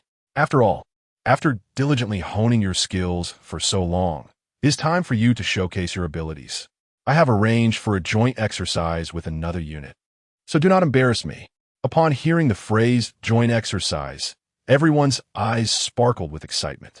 They had endured rigorous training under Ding Chen's supervision for so long, and now they finally had the opportunity to unleash their pent-up energy. Ding Chun, fully aware of their thoughts, maintained a stern expression. Do not underestimate your opponents. Your adversaries are also comrades from our Marine Corps, seasoned members of an established amphibious reconnaissance team. Although they may not be a special forces unit like us, their experience and training are not to be taken lightly. Moreover, you will be the attacking force, breaching their defended island. I require you to dismantle their base within 2 days. Should you fail to complete the mission, you will continue to train even harder after the exercise concludes. Upon hearing that the consequence of failure merely entailed an increase in training volume, the members of the Night Demons exchanged glances and shrugged it off with a smile. Dismissing the punishment altogether, Ding Chun was well aware of their mindset. These young recruits had significantly improved in physical fitness and, with their own enhancements as support, no longer found the prospect of increased training intimidating. He sneered, do not take this lightly. Alongside the increased training load, there will be no supply of enhancements for half a month. Future supplies will also be halved. As soon as these words were uttered, every member of the Night Demons trembled. Jiang Xiaoyu, with a face full of despair, cried out, Instructor, please don't. You may impose upon us the burden of executing 1,000 push-ups, but you must not take away our elixir. Lian remarked sternly. Therefore, you must exert yourselves to fulfill the task. As special forces, If you cannot prevail against ordinary troops, what credibility do you possess to speak? Why have we expended so much time and energy in training you? Lian's voice turned severe. If you falter, it reflects poorly on your instructor, undermining his teaching capabilities. How will he face his superiors then? An icy shiver coursed through everyone's hearts. We vow to accomplish the task and uphold the revered name of the night demons. With that, a fervent roar erupted from all, for the notion of punishment was trivial in comparison. However, the thought of their failure casting doubt upon Ding Chun's prowess was intolerable to them. Ding Chun smiled. Very well. As long as you remember everything I have taught you and remain vigilant, achieving victory shall not be an arduous endeavor. Training commenced in the afternoon. They were to return and prepare for departure. Yes, at 2 in the afternoon, all members of the Night Demon Squad stood ready, boarding the vessel by the coast. Yet, to their surprise, Ding Chun and Lian did not accompany them aboard. Instead, they stood ashore, waving farewell and wishing them success in the competition. Captain, are you not coming with us? Jiang Xiaoyu inquired in astonishment. Ding Chun grinned mischievously. During this contest, I shall observe your actions from a distance with Captain Li. I will not issue any commands. You must perform admirably. All members of the Night Demon Squad exchanged glances, inwardly grumbling. Seeing Ding Chun's playful smile, they sensed a scheme brewing. Over the past 2 months, such expressions had not boded well for them. Each time he smiled, it heralded the onset of their trials. For instance, during armed cross-country runs, as they neared the finish line, Ding Chun would cheerfully demand they run an additional 5 miles. Having learned from past experiences, they now viewed Ding Chun's smile with caution. The ship's engine roared to life, carrying the 180 members of the Night Demon Squad toward their destination. Just as Ding Chun bid farewell to the Night Demon Squad, their rivals, Team Gao, approached with their deputy. Lian greeted them with a smile. Captain Gao, are your troops ready? Captain Gao replied with a smirk. Rest assured, my soldiers are not to be underestimated. They are well prepared. Moreover, we possess the secret weapon bestowed by Captain Ding. Though your Night Demon Squad bears the title of Special Forces, your training has yet to reach 6 months. I dare say you may find yourselves in dire straits. Lian, taken aback, remarked, Old Ding, what is the situation? Have you provided Old Gao with intelligence? Isn't that undermining our own? Ding Chun smiled faintly. I aim to instill in them a sense of being ensnared by the enemy at every turn. Under such unexpected circumstances, we shall observe their reactions. If they cannot overcome even this minor adversity, what then can be said of their capabilities in special operations? Ding Chun coldly remarked, After all, in the midst of war, all manner of circumstances may arise. They must rely on their own judgment. Lian gave Ding Chun a thumbs up, acknowledging that a captain who colludes with the enemy to undermine his own team is truly one of a kind. On the sea, a vessel surged forward through the waves, carrying 180 members of the Yasha squad towards Island 383. The area surrounding Island 383 is a large island characterized by mountainous terrain and dense jungles. The mission of the Yasha squad was to travel to this island by ship, destroy the enemy's military base, and annihilate the foes present on the island. All the team members gazed at the emerald waters, peering into the distance at the island, their hearts brimming with both anxiety and excitement. This was their first large-scale confrontation since joining the Yasha squad. They had studied extensively, and now it was time to put their knowledge to the test. On board the ship, Zhang Dapeng watched the spray of water kicked up by the vessel's passage and expressed his concerns. The Yasha's assigned mission must be fraught with traps. This task certainly won't be straightforward. Jiang Xiaoyu nodded repeatedly in agreement. Given Yasha's reckless nature, we can be sure they harbor ill intentions. They may have already sold us out to the enemy. Once we land, let us not spread out too much. Everyone must proceed with caution. Zhang Chong laughed heartily. Why overthink things? We'll storm the beach, seize the island. In the end, it all comes down to strength, doesn't it? It's all about who has better marksmanship and skills. Let us charge in together. Do we really need to be that cautious with so many of us? Upon hearing Zhang Chong's reckless notion, Jiang Xiaoyu scoffed. No wonder they say your muscles have taken over your brain. The enemy is also an amphibious reconnaissance battalion. Seasoned veterans at that. They're no pushovers, especially with Yasha strategizing for them. Do you still dare to underestimate them? Have you not learned from past encounters with Yasha? The thought of Ding Chen's devilish tactics sent a shiver down Zhang Chong's spine, rendering him silent. The grueling physical training devised by Ding Chen during their first month had forged a bond between them. But even he could no longer endure Ding Chen's relentless methods over the past 2 months. His spirit had long been tempered. As the ship docked, all members of the Yasha squad began to disembark cautiously. After securing the landing point, they refrained from venturing into the jungle. Instead, they constructed defenses by the rocky edge of the forest. Ding Chen, positioned on a nearby ship, observed their actions through binoculars, though referred to as binoculars. With the aid of his eagle eye and divine perspective, Ding Chen could perceive their movements in their entirety. Seeing these young rascals building defenses and discussing tactics outside the jungle, Ding Chen nodded in satisfaction. It seemed these youngsters had learned from their past misadventures and had become much more cautious. Lian lowered the binoculars and remarked. Ding Chen turned to Lian, saying, "If after all this time they still fail to learn their lesson, we shall have to teach them a proper lesson upon their return." Liang observed Ding Chen's serious demeanor and could not suppress his curiosity. "Old Ding, kindly enlighten me. How have you arranged matters with Lao Gao and the others?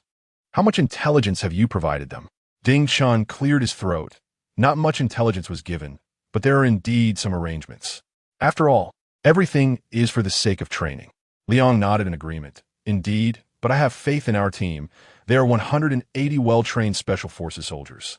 Regardless of Lao Gao's plans, they should manage quite comfortably." Ding Chen, with a mischievous grin, replied, "What if there is half a regiment on the island?" Liang was taken aback, shaking his head as he pointed at Ding Chen. "Old Ding, that is not fair play. With so many people, how could they possibly succeed?" Ding Chen replied with an air of certainty. "Their target is me. I can take on 40 of them. So letting them face just 10 ISNT really putting them at a disadvantage, is it?" Liang joined Ding Chen in laughter. Just as their laughter echoed, a soldier from the ship approached, exclaiming, "Captain, General Zhou is on the line. The higher-ups have landed on the island to inspect the joint exercises and have instructed us to prioritize their safety." Ding Chen shrugged nonchalantly. "Let them come. The leaders are here for an inspection, and they surely have ample security. Why make such a fuss?" Liang, filled with concern, suggested old Ding, "Perhaps we should pause for a moment. I worry something might go awry. These young rascals may not grasp the gravity of the situation." Ding Chen shook his head. "Rest assured, nothing will go wrong." Meanwhile, on Island 383, the Yacha team, having engaged in a brief discussion, finalized their tactical strategy. All members agreed on a principle of caution and decided to divide into 10 small groups, advancing into the dense jungle while maintaining mutual support. They dispatched Jiang Xiaoyu and another sniper, Lin Feng, to delve deeper for enemy reconnaissance, intending to proceed only after ensuring safety. With this tactical arrangement, the Yacha team advanced deeper into the island, swiftly reaching its central region. In the jungle, Jiang Xiaoyu and Lin Feng had ascended a high ridge. Below them lay a narrow mountain path, along which a convoy struggled forward. Among the vehicles at the forefront was a military truck carrying Admiral Li Jianbin and Marine Corps Commander Lin Zijian. Following them were several trucks, collectively transporting over 100 officers, all of whom held ranks no lower than major. These officers were elite commanders from various branches, accompanying the Admiral to learn of Ding Chen's advanced exploits. "Stinky fish, there's something ahead." Lin Feng signaled to Jiang Xiaoyu to investigate the situation on the mountain path. Jiang Xiaoyu spotted the convoy. "Let us go back and inform them. We detected an enemy presence." The two swiftly navigated through the jungle and soon reached Zhang Chong's position. Upon relaying the situation to the others, Zhang Chong expressed his concerns. "Do you think this could be a trap set by Yacha?" At this moment, the discovery of the enemy, particularly in such an unguarded state, seems rather fortuitous. Jiang Xiaoyu exclaimed anxiously, "Isn't it quite customary to encounter enemies in their own operational territory?" With frustration, she continued, "Are you so easily frightened? Have you lost your courage due to Yasha? If we let this golden opportunity slip away, Shall we wait until the enemy becomes aware of us and takes precautions before we strike? Zhang Dapeng also urged. What the foul fish says is correct. We are in the dark while the enemy is in the light. Such opportunities are fleeting. Should we allow the enemy to escape, it will become increasingly difficult to act once they are prepared. Lu Yin nodded in agreement. Indeed, if we hesitate to act, Yasha will surely mock us. Zhang Chong, who was not typically one to dwell on uncertainties, found himself unnerved by Ding Chen's demeanor, prompting his newfound caution. Observing the consensus among his comrades, he thumped his thigh and declared, "Damn it, let's go for it." With a unified resolve, they swiftly devised tactical arrangements. The group immediately set off towards the convoy, surpassing it to lay an ambush at their inevitable passage.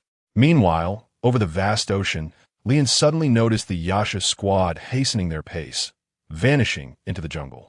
He quickly inquired of Lin Chao, "Is the ambush you arranged nearby? Have they been discovered? These little rascals are making their move." Ding Chun was equally taken aback. Logically, Jiang Xiaoyu and her team should still be some distance from his encircled trap. The initial stretch on the island was solely meant to instill fear and test their mental fortitude, with traps only set for the latter half. Could it be that these youngsters had seen through the ruse, emboldened by the absence of adversaries? Pretending to take up binoculars for a closer look, Ding Chen's omniscient perspective expanded, enveloping the island from afar. Moments later, he spotted the convoy on the mountain path and the Yasha squad preparing an ambush. Taken aback, he quickly realized the implication, thumping his thigh in epiphany. Old Li, could it be that the leaders landed from that direction? Li An's expression shifted dramatically, panic overtaking him as he exclaimed, "This is terrible. These little rascals are about to cause a major disaster. We must get the boat moving." Chapter 24. Pressing the commander to the ground on the island, a convoy of leaders was smoothly navigating the winding roads. To ensure that dignitaries did not experience any discomfort, the convoy proceeded at a slow pace, despite the narrow mountain paths. "Is the hero soldier you mentioned, Lao Lin, truly as remarkable as you say?" Inquirat Admiral Li Jianbing. His curiosity piqued as he addressed Marine Corps Commander Lin Zijian. Lin Zijian nodded affirmatively. "My men have confidently recommended him as an instructor for our various battalions. I've appointed him as an instructor for this Special Forces unit to test his abilities. Not only does he possess exceptional personal strength and loyalty to the nation, but his skills are indeed formidable." Li Jianbin laughed heartily. "Your words only deepen my intrigue." Lin Zijian responded with a chuckle. "You shall see him shortly." Suddenly, a series of deafening explosions erupted. What the hell is happening?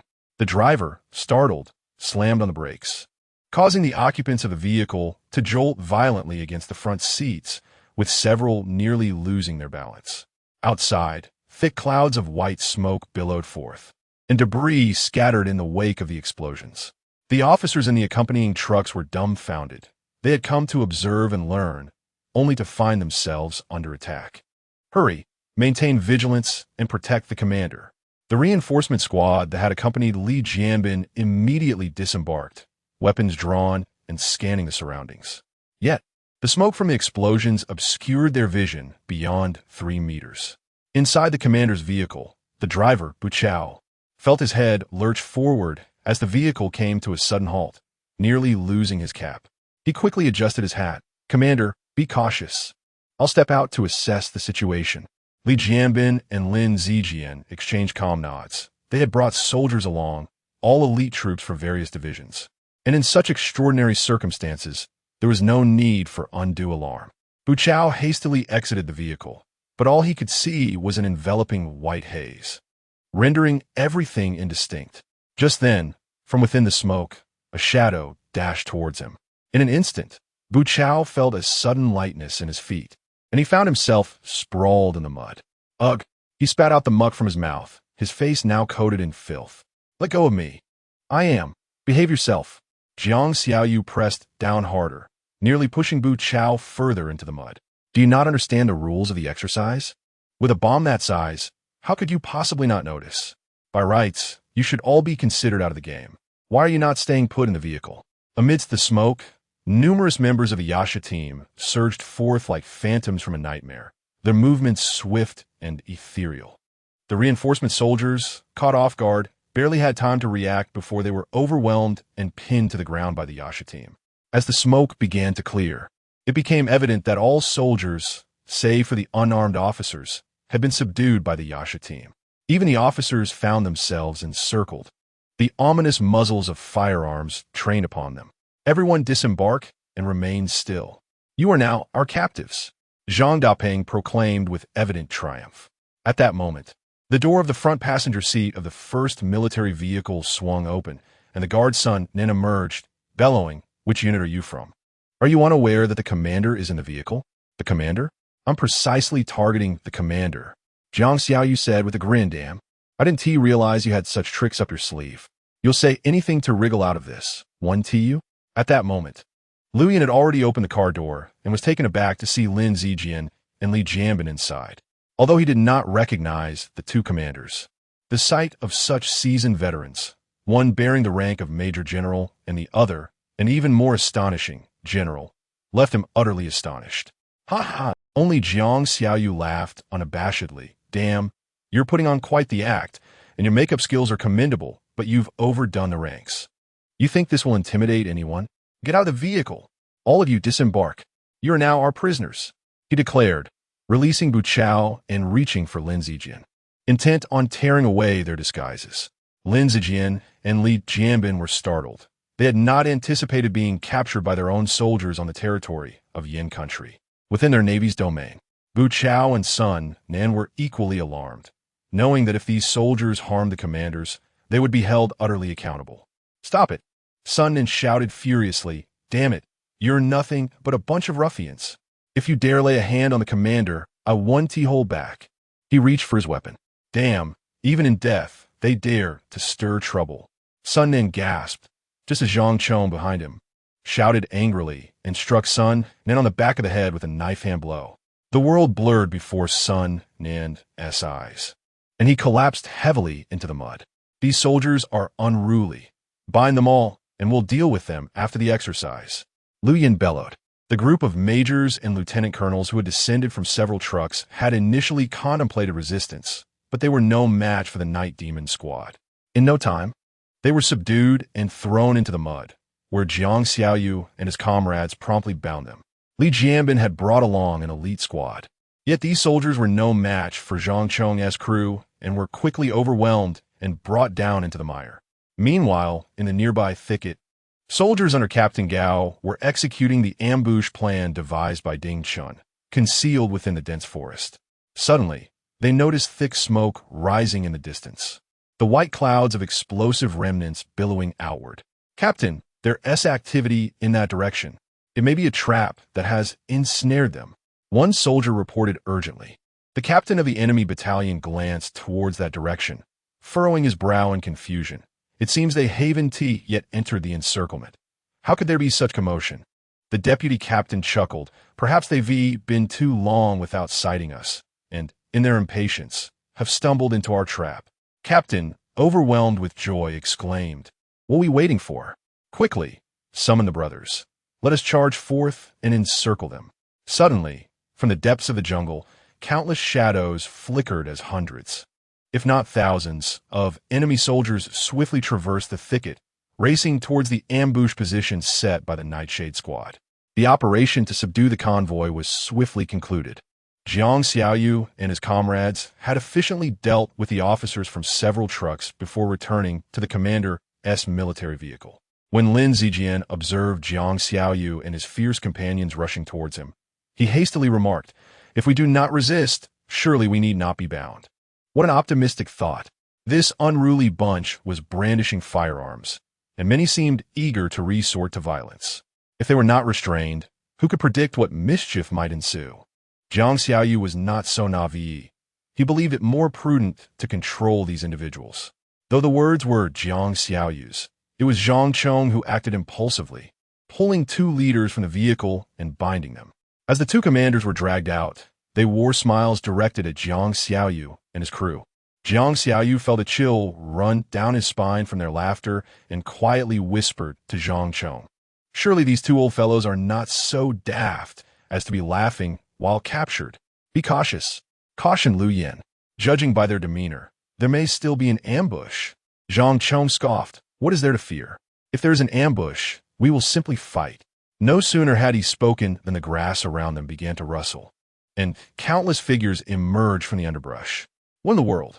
They exclaimed as a battalion of enemy soldiers, numbering in the hundreds, abruptly unveiled themselves, colliding with the Nightshade squad. Both sides, taken aback by the unexpected encounter, shouted in unison, bewildered by the unfolding situation. Damn it! I told you there was an ambush. Lu Yen cursed. Do not let them escape. An enemy soldier bellowed, prompting hundreds to open fire simultaneously. Chapter 25. A contest of blame. The sound of gunfire echoed through the mountain path outside the jungle. Bang, bang, bang. Ding Chun exchanged a glance with Li En and quickened their pace towards the scene of the incident. From his elevated perspective, he had already observed everything unfolding ahead. At that moment, the convoy was in disarray, with a group of officers bound and sitting in the dirt, their faces smeared with grime. Among them were Lin Zijian and Li Jianbin, both caked in mud, held at gunpoint by the members of the Nightshade squad beside the vehicle. The recent barrage of gunfire had been the Nightshade squad engaging in combat with their exercise opponents. The moment the adversaries had appeared, the Nightshade members had swiftly reacted, most of them diving behind the vehicle for cover, firing back at the enemy. Those who were unable to find shelter had resorted to using the captives as human shields. Infuriating the prisoners, their eyes reddened with rage. They had come merely as spectators, yet now found themselves serving as shields against bullets. However, the Nightshade squad viewed the situation differently. The individuals they had captured were mere corpses in the context of their exercise, having just been killed moments earlier. Utilizing everything at their disposal did not constitute cheating. They felt justified in their actions. Yet, misfortune struck some, as a few were caught off guard and struck, smoke beginning to rise from their wounds. As the skirmish intensified, the enemy's deputy commander suddenly realized that the Nightshade squad had captured a significant number of individuals. What the hell is happening? Who are those captives? The deputy commander looked astonished. One of his subordinates, peering through the underbrush, suddenly seemed to recall something. Trembling, he said, Deputy Commander, I remember now. Didn't the higher-ups mention there would be a leader visiting today? Could that be the leader? The deputy commander slapped his forehead in realization. Oh no, how did they capture the leader? Those fools. Didn't they receive any notification? Meanwhile, the Nightshade squad also sensed something was amiss. They had previously used these individuals as shields, but when bullets struck them, no smoke was emitted. Just then, the enemy commander emerged from the bushes at an opportune moment, shouting, Stop! You've made a mistake. What are you doing? How did you capture the leader? Leader? Jiang Xiaoyu glanced at the major general he had been shielding. You are truly a leader? The major general, still adorned with clumps of grass, glared at him in anger. I've told you 1,000 times. We are here to inspect operations, not to be your exercise adversaries. Startled, Jiang Xiaoyu loosened his grip, causing the major general to tumble to the ground in a rather undignified manner. I'm sorry, leader. I didn't know. Jiang Xiaoyu stammered, saluting just as a bullet from the opposing side struck him in the head. Enough chatter. Help me up. My limbs are numb. The major general bellowed in frustration. Having fallen and tasted the dirt, Jiang Xiaoyu, frightened into silence, hurried to assist the major general. The other members of the Nightshade squad stood frozen, astonished, their gazes fixed on Zhang Chong. This reckless individual still had Lin Zijian and Li Jianbin pinned against the vehicle door. Upon hearing the other party refer to him as the leader, the others were momentarily stunned, hurriedly releasing their grip on him. Let go! Quickly, let go! Bu Chao shouted incessantly. He had just been ambushed by Jiang Xiaoyu, having tasted the bitter earth several times. Witnessing the fear-stricken expressions on their faces brought him immense satisfaction. At that moment, the soldiers of the tall team emerged, assisting in unbinding the captive. Jiang Xiaoyu retreated a step, nudging Zhang Chong with her elbow. Zhang, what now? We haven't completed our mission and have even bound the leader.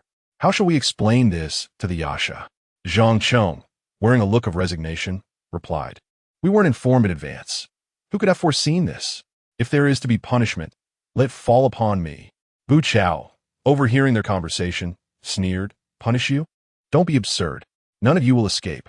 Do you even know who ordered the binding?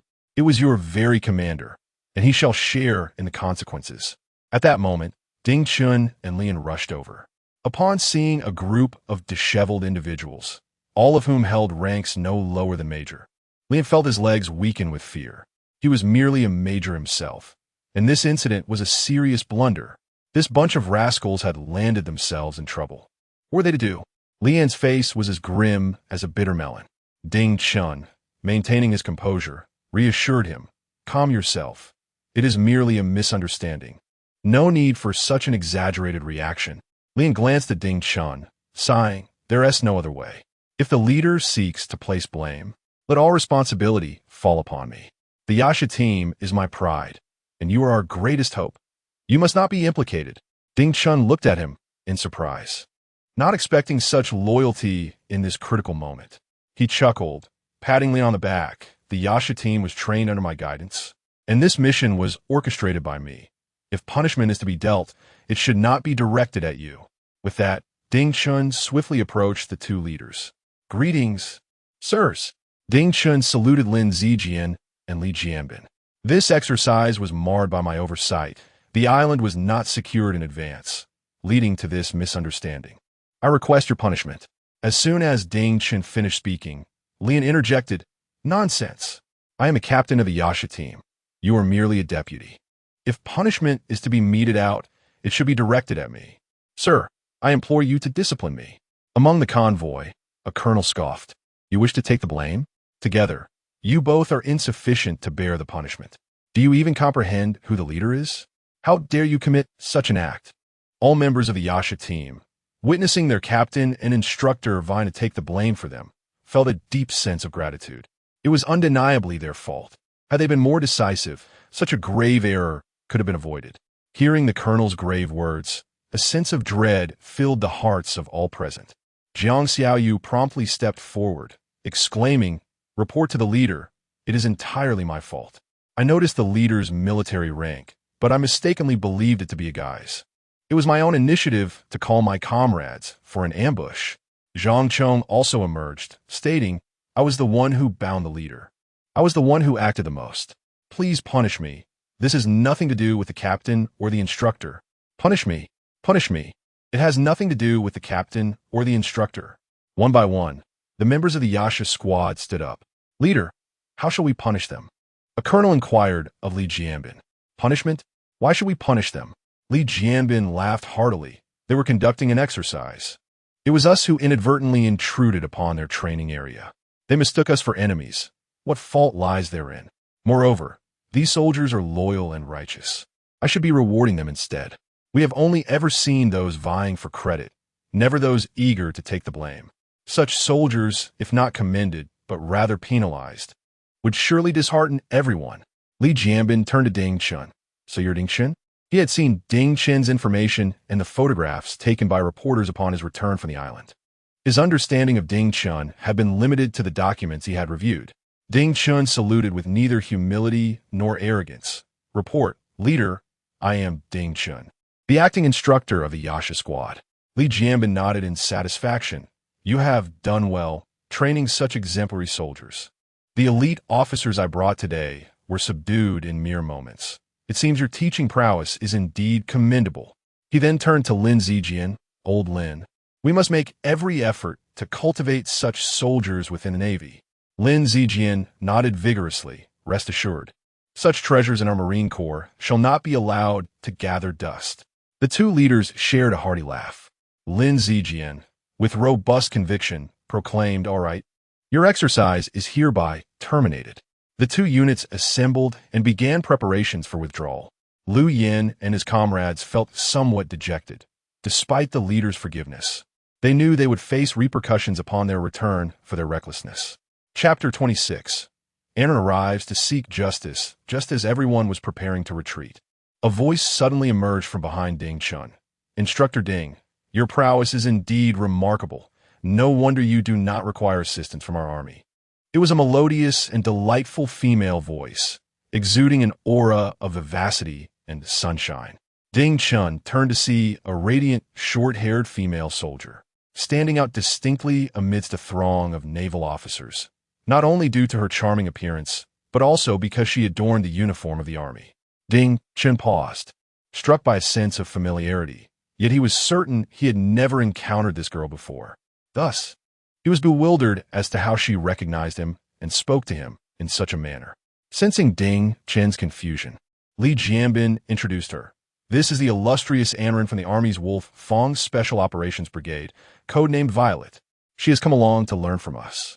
While it was termed as learning, it was, in fact, an arrangement made by Lin Zijian for guidance, as they intended to surpass the dragon sharks and needed to absorb the experiences of other special forces. Anrin? Ding Chun was taken aback. No wonder she seemed familiar. Who else could she be but Anrin? He scratched his head and replied, I am Ding Chun, the vice captain and instructor of the Yasha squad. Anrin nodded, I am aware. It is precisely your remarkable skills that sent our army personnel packing.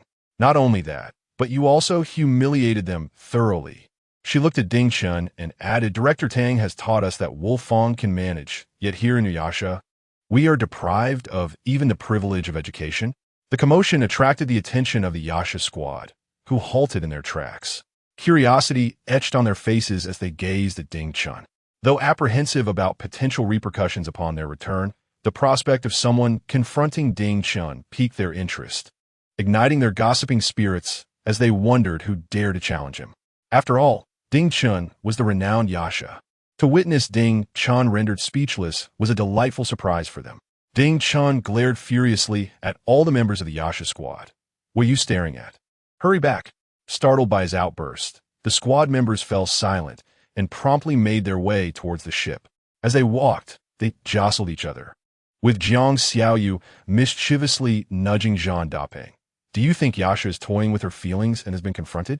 Though they were too far to hear the exchange, they could certainly perceive the tense atmosphere. Zhang Dapeng grinned wickedly, quite likely.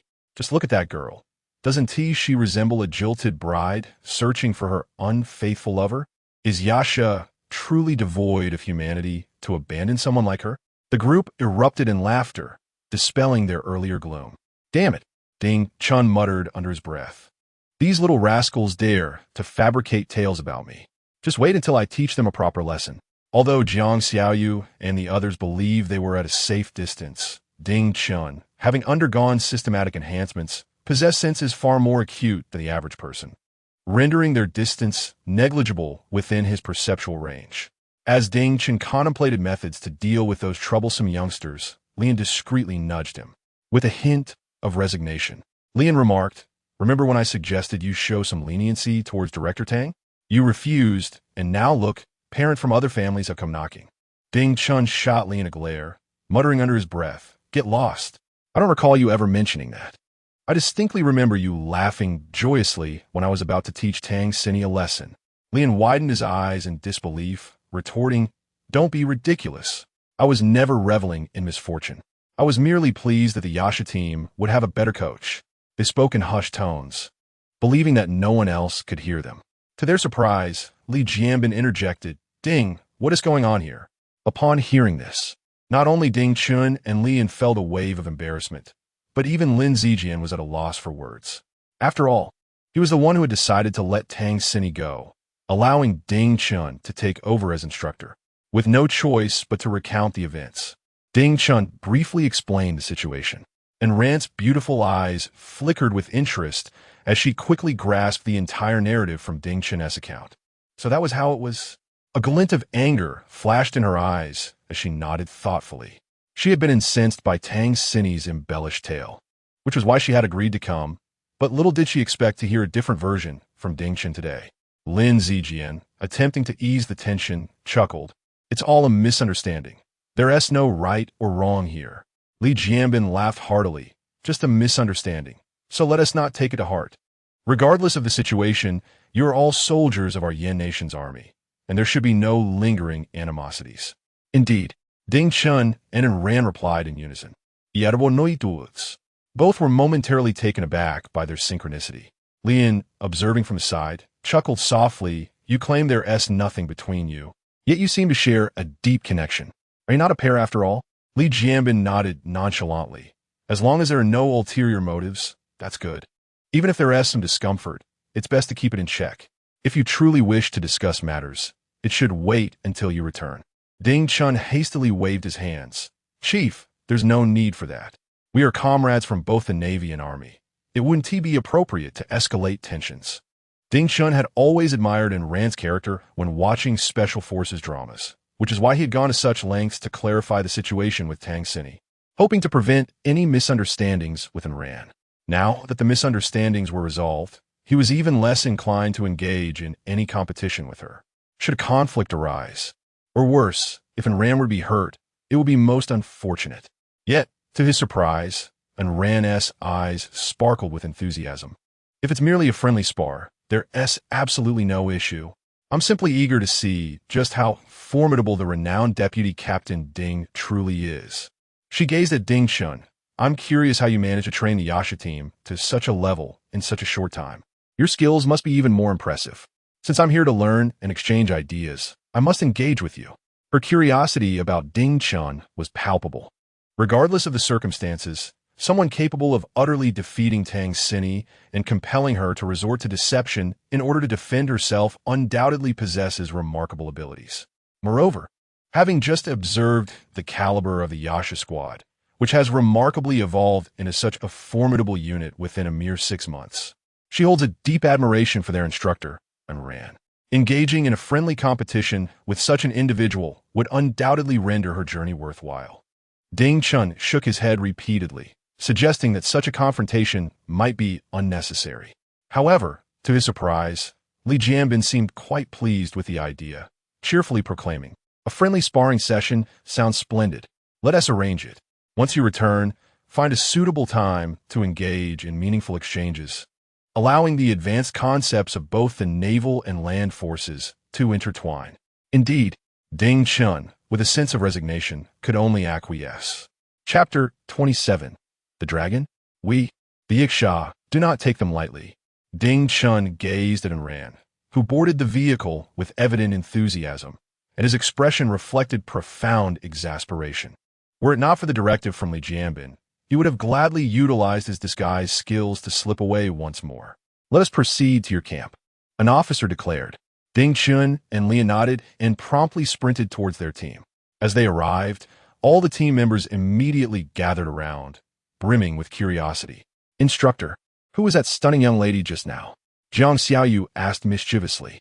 Ding Chun approached him with a smile, and before Jiang Xiaoyu could comprehend the situation, Ding Chun swiftly yanked him over, his right hand tightening around his neck. Jiang Xiaoyu cried out in pain, Instructor, I was wrong. Didn't you say she was my forsaken fiancée?" Ding Chun snorted coldly.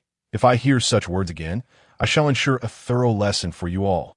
The surrounding individuals instinctively recoiled, terrified of being singled out for Ding Chun's reprimand, which they deemed far more dreadful than a trip to the underworld.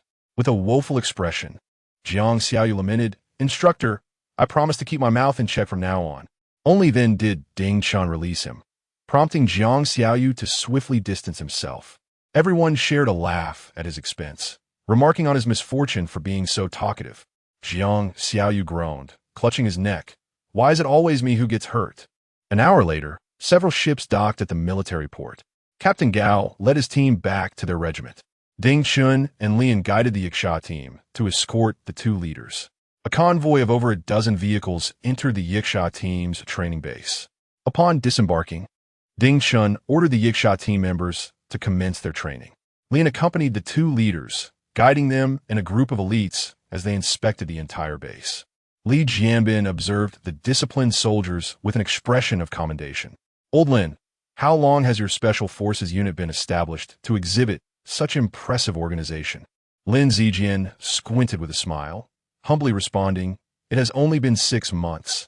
I am pleasantly surprised by our capabilities." "Only 6 months?" Li Jianbin looked at Lin Zijian in astonishment. "The captain you appointed for this squad possesses considerable talent." Lin promptly saluted. "Report, sir. All credit goes to Instructor Ding Chun. I mostly handle logistical management. All training tasks are executed by Instructor Ding Chun."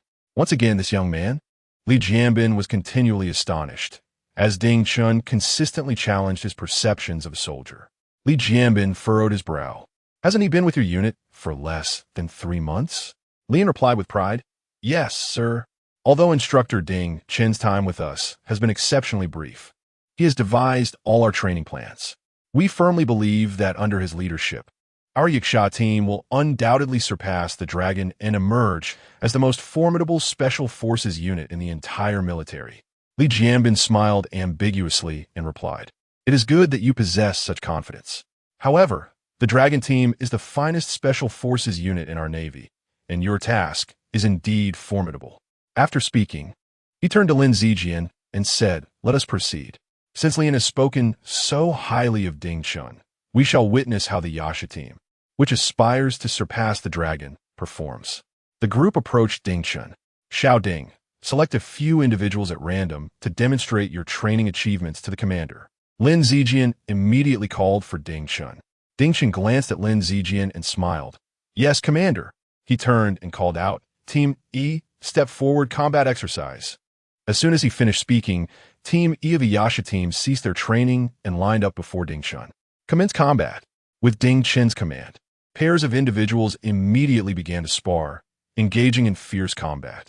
Soon, the training ground was filled with the sound of whistling punches and the thud of strikes landing. Li Jianbin gaped in astonishment.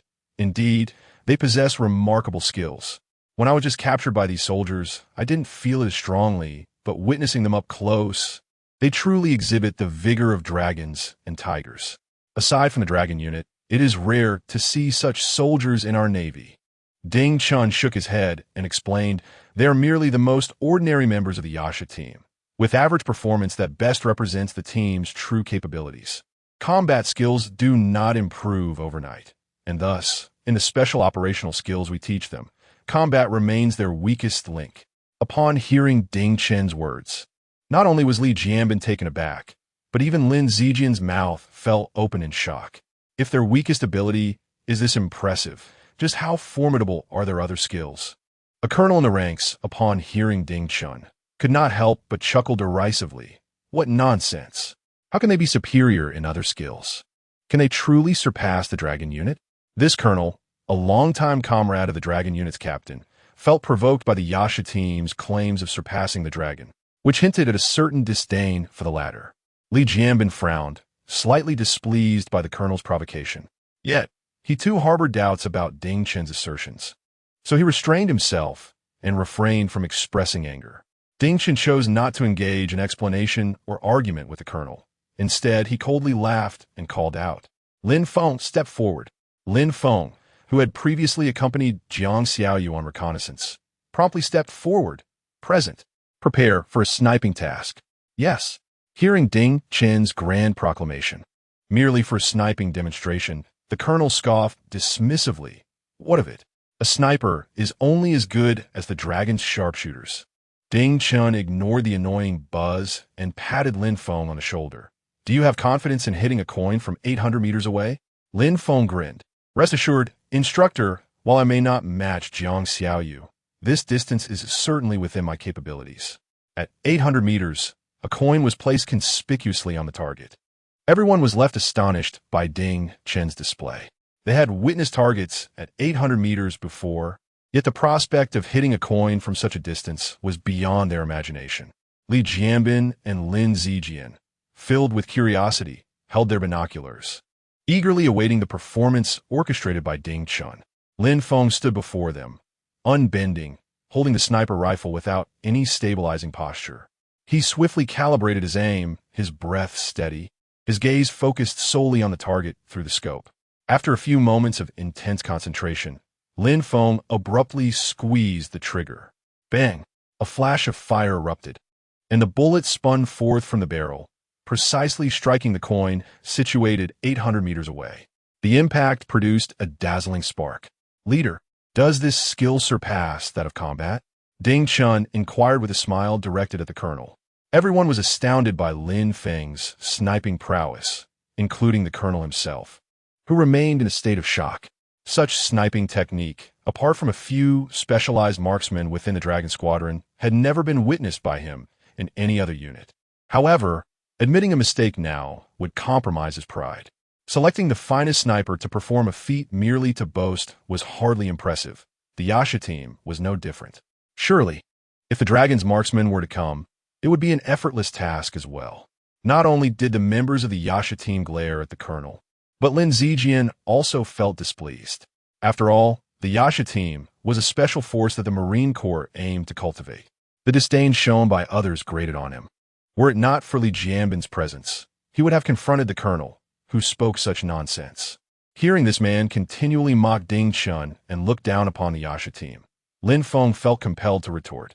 However, Ding Chun quickly restrained him, signaling him to remain calm. With a cold smile directed at the colonel, Ding Chun remarked, "We appreciate your recognition, sir, for constantly comparing us to the Dragon Squadron. However, that was merely our least proficient sniper. It appears the Dragon Squadron is not so formidable if it can only compete with our weakest." The colonel's eyes widened in anger. The Dragon Squadron had been his home for many years, and he would not tolerate any form of insult or doubt. Yet, before he could retort, Ding Chun had already turned away. "Jiang Xiaoyu," Ding Chun bellowed, prompting Jiang Xiaoyu to cease training and rush over. "Get ready for 500 meters." Upon hearing Ding Chun call for a 500-meter shot, the colonel burst into laughter. 500 meters? Is the Yasha team faltering? Why are you closing the distance?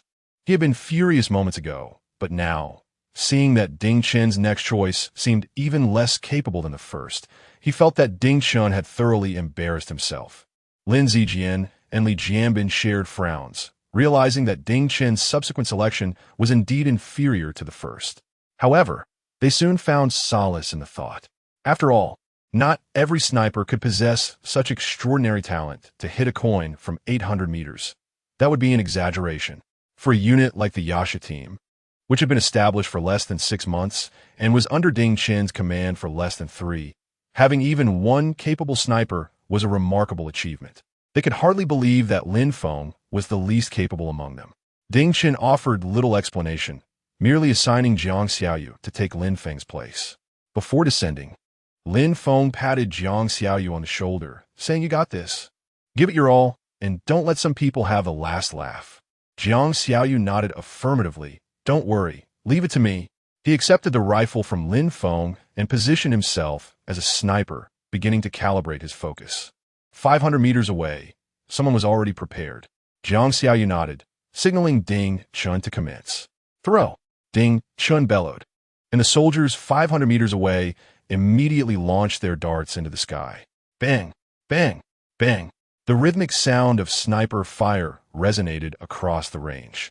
Dart after dart ascended into the air, and before they could even begin their descent, Jiang Xiaoyu had already struck them down with precision. Everyone present, there to learn under the leadership, was utterly astonished, their eyes wide and mouths agape in disbelief. The colonel who had just been mocking them now had his jaw dropped to the ground. "Good heavens!" someone in the ranks exclaimed. "Is this even humanly possible?" Chapter 28.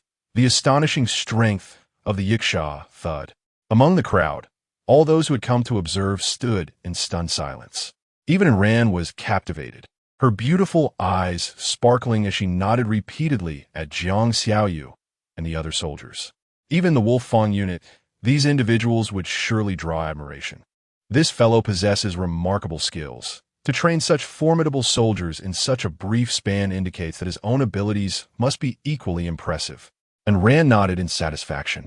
Behind her, a lieutenant colonel was equally astonished, exclaiming, "Good gracious, is this truly a marksmanship achievable by humans?" He felt utterly overwhelmed, his composure lost in astonishment. Quickly, he reined in his expression, cautiously scanning the surroundings to see if anyone had noticed his earlier lapse. However, upon looking around, he found amusement in the realization that everyone else wore similar expressions of shock. No one had yet returned to their senses. All were preoccupied with their own astonishment, leaving no room to attend to him. At that moment, another lieutenant colonel, having regained his composure but still visibly astonished, could not help but inquire of the first. "Lao Sun, have you ever witnessed such marksmanship?" The colonel named Lao Sun shook his head repeatedly, incredulous. "What a joke. I've rarely seen anyone hit a moving target at 500 meters. This is a dart thrown with full force. Who could possibly hit it accurately? Lin Zijian, witnessing Jiang Xiaoyu's impressive performance, laughed heartily. Lao Yang, what do you think? My soldiers must have caught your eye, right? How do they compare to your Dragon S snipers? Oomph. The colonel let out a cold snort, turning away in frustration. He too was taken aback, never anticipating that the Yiksha team possessed such a skilled sniper. Coming from the Dragon unit himself, he understood the distinction between stationary and moving targets. At this distance, even the most elite snipers of the Dragon unit would struggle against a dart thrown with such force. Aware of his own shortcomings, he turned away, ignoring the barbs from others. Report, instructor. Mission accomplished flawlessly, Jiang Xiaoyu declared, rising to address Ding Chun after finishing his shooting. You little rascal. Ding Chun rarely smiled. Not bad. Return to formation. He turned and strode toward the leaders. With each step he took, many felt an involuntary shiver, as though an invisible pressure enveloped them. Although their ranks surpassed Ding Chen's, and they were allies, logically, such a sensation should not have been felt. Yet, the sheer prowess of Ding Chun's soldiers made them perceive him as an ever-deepening enigma. This psychological effect elevated Ding Chun's standing in their minds, generating an unspoken pressure. Standing before the colonel, Ding Chun inquired, Sir, are you satisfied with this performance? If not, I can find a few more skilled individuals for you to observe. The colonel felt a jolt of fear. He had not anticipated that Jiang Xiaoyu's level of skill was not the pinnacle within the Yiksha team. Ahem. Lin Zijian cleared his throat twice. Xiao Ding, that's enough. This performance has been more than sufficient. If we continue, it will be nightfall. Lao Yang, don't you agree? Lin Zijian appeared to be assisting old Yang. Yet anyone with discernment could discern that he was merely mocking him. Oomph. Old Yang let out a cold snort, turning his face away and refusing to cast another glance at Ding Chun. Internally, he felt a sense of trepidation. If this fellow was already so formidable, what level of prowess could one attain by seeking out an even greater talent?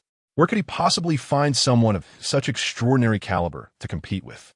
Li Jianbin and Lin Zijian exchanged a knowing glance, both reflecting a glimmer of approval in their eyes. Li Jianbin nodded appreciatively, stating, Xiao Ding, quite impressive indeed. The Yasha team you have trained is truly remarkable. In just a few short months, you have instilled in them the spirit of a dragon. Ding Chun merely smiled in response.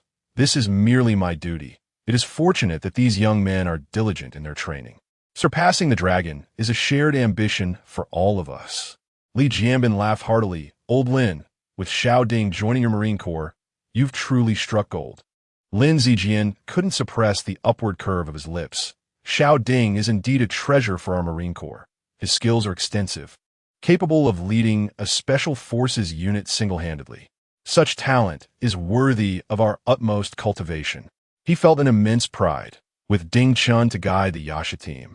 Their Marine Corps would possess a unit that could rival the Dragon, an unparalleled honor for any soldier. Is that so? Li Jianbin's admiration for Ding Chen deepened. Cultivating such a talent cannot be confined to just your Marine Corps. He ought to be a focal point for the entire Navy's development. All the officers present were left in awe, their mouths agape at the leader's commendations. The Yasha team, under Ding Chen's leadership, had repeatedly reshaped their perceptions of soldiers. The leader's intention to prioritize Ding Chun's training for the entire Navy signified not merely a shift in resources within the Marine Corps, but a transformation of resource allocation throughout the Navy, all due to one individual. Ding Chen stood stunned, never expecting that a mere demonstration would elevate his standing in the eyes of the two leaders to a height even a regiment commander like Zhou Yin had yet to achieve.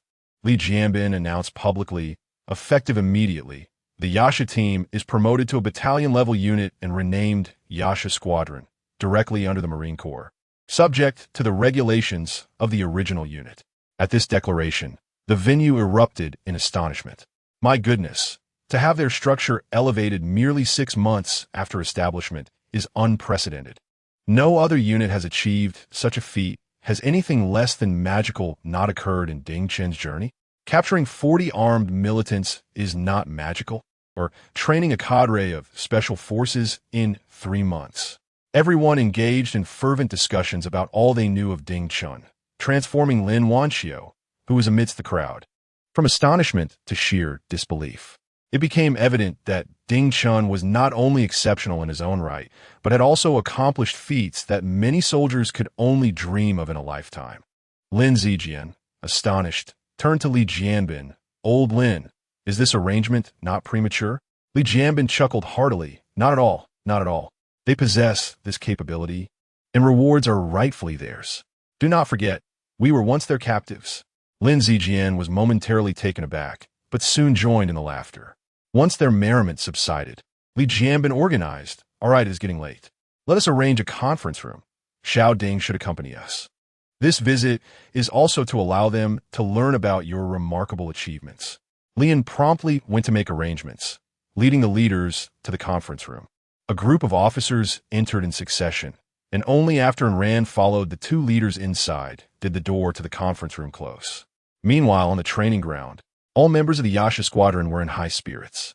"Wow, this is incredible. We have now elevated to a deputy regiment level. Surpassing the Dragon Squad is just around the corner," exclaimed Jiang Xiaoyu, standing proudly among comrades. Zhang Dapeng chimed in, transforming into a cheerleader, with Instructor Ding around. "Defeating those Dragon Squad fellows will be a piece of cake." Lian, too, wore a broad smile. After all, there were no outsiders present, so why not indulge in a little pride? He cleared his throat, and in an instant, the Yasha squad surrounded him excitedly. "Captain, our unit has been promoted. Does that mean the instructor will receive a promotion as well? He was just promoted not long ago. If he receives another, wouldn't he be the fastest in naval history?" Everyone engaged in this lively discussion, as if Instructor Ding's promotion was akin to their own, reveling in the uncertainty with unrestrained joy. "Enough," Lian said sternly. "One must remain humble in both character and conduct. Enjoy your happiness quietly. There is no need to spread rumors. If Ding Chun is not anxious, why should you be?" Though he tried to maintain a serious demeanor, it was evident to all that a smile tugged at the corners of his mouth. Jiang Xiaoyu retorted, "Captain, if you wish to smile, then do so. The instructor has said that being low-key is not for the youth." Zhang Chong's eyes widened in surprise. "Did the instructor really say that? I don't recall." Jiang Xiaoyu chuckled. "Though he did not explicitly state it, I understand the instructor. That is precisely his sentiment. Otherwise, how could we possibly defeat the Dragon Squad?" Lian shook his head with a wry smile, realizing that these fellows had indeed become overly confident under Ding Chen's guidance. Chapter 29. We are soldiers of the Flame Nation, fearless and unyielding. 2 days later, after concluding the exchange, Enran returned to Wolfang. During this brief interlude, she had not the opportunity to engage in a solitary confrontation with Ding Chun, and thus awaited their next encounter with anticipation. After all, as a special operations soldier, she could not afford the luxury of leisurely remaining at Liaohai for a vacation, such is the fate of all Special Forces operatives. The Yasha squad also received an urgent mission, an operation for rescue at sea. Just as Ding Chun had bid farewell to Enran, he received a call from Lian. Without a moment's hesitation, he hastened back, his vehicle screeching as it rolled into the training grounds of the Yasha base. From a distance, he observed that Lian had already assembled the troops, the atmosphere thick with a somber intensity. Ding Chun approached quickly. "Oldie, what's going on? What mission is so urgent?" he inquired, his brow furrowed in concern. Lian tossed Ding Chun his uniform, stating, "The commander is already awaiting you. This is an emergency task. Select 20 of the finest from among them." Ding Chun was taken aback. He had never witnessed Li An's demeanor so grave, as though war were imminent. He cast a tentative glance at Li An, who responded only with a grim nod, his eyes brimming with urgency. Without further delay, Ding Chun selected 20 individuals whom he deemed the best. Within him resided an unshakable calm. Soldiers exist for war. After nurturing troops for 1,000 days, the moment of deployment arrives, and even when faced with death, they must stand tall to confront it. For this is their sacred duty. Those called upon stepped forward with palpable excitement. This marked their first mission since joining Yasha, an opportunity unattainable for ordinary troops. None knew what awaited them, yet their spirits soared with exhilaration. Those not selected were dismissed to return and rest, while the chosen few were commanded, "Follow me." One team member stepped forward. "Captain, what is the nature of this mission?" Lian shot him a piercing glare. "Do you not understand the code of confidentiality? Do not inquire about matters that do not concern you. Return to your place."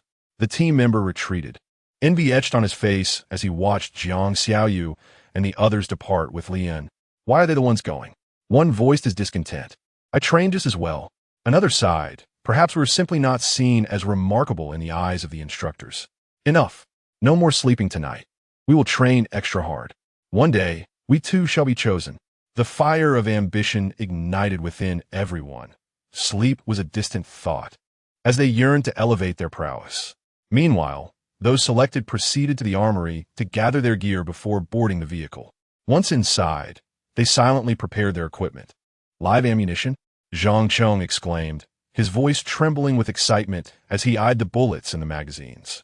"Captain, are we going to save the Earth?" Ong Li shot him a disapproving glare and retorted, "Yes, go fight Martians." "Do you really think you can?" Zhang Chong was momentarily taken aback. "Are Martians really coming to Earth?" The others exchanged bemused looks, and Jiang Xiaoyu chuckled. "Please don't mind him. Zhang Chong's brain is still smaller than a walnut, which is quite normal." Ding Chun regarded Ong Li, who showed no hesitation as he coldly stated, "Just a day ago, one of our ships was hijacked 50 miles off the coast. Upon receiving the distress signal, the Navy promptly dispatched a vessel to engage. But once we reached international waters, we were unexpectedly beset by a storm. The tempest was so fierce that the terrorists, along with the hostages, are now stranded on a small island in the open sea.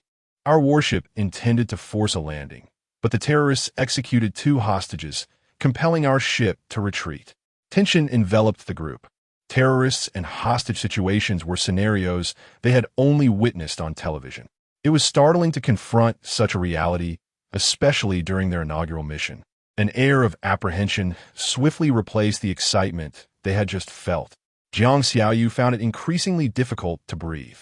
Ding Chun, however, was faring much better. He had faced 40 fully armed adversaries alone without flinching, and now he felt no fear. "Old Li, what is our course of action?" Ong Li replied calmly. "The terrorists have demanded cash. However, according to our intelligence, this ship belongs to a biotechnology company, carrying their experts and cutting-edge research. It is evident that these terrorists are merely stalling for time, while we procure the funds. They will take advantage of a slight easing of the storm to make their escape. Once they reach foreign waters, we will be powerless to intervene." Ong Li's voice turned icy. "The higher-ups have decreed that we must forcibly rescue the hostages. Our nation has never negotiated with terrorists or criminals. Yet, deploying regular troops would only increase casualties, which we cannot allow. The directive is clear.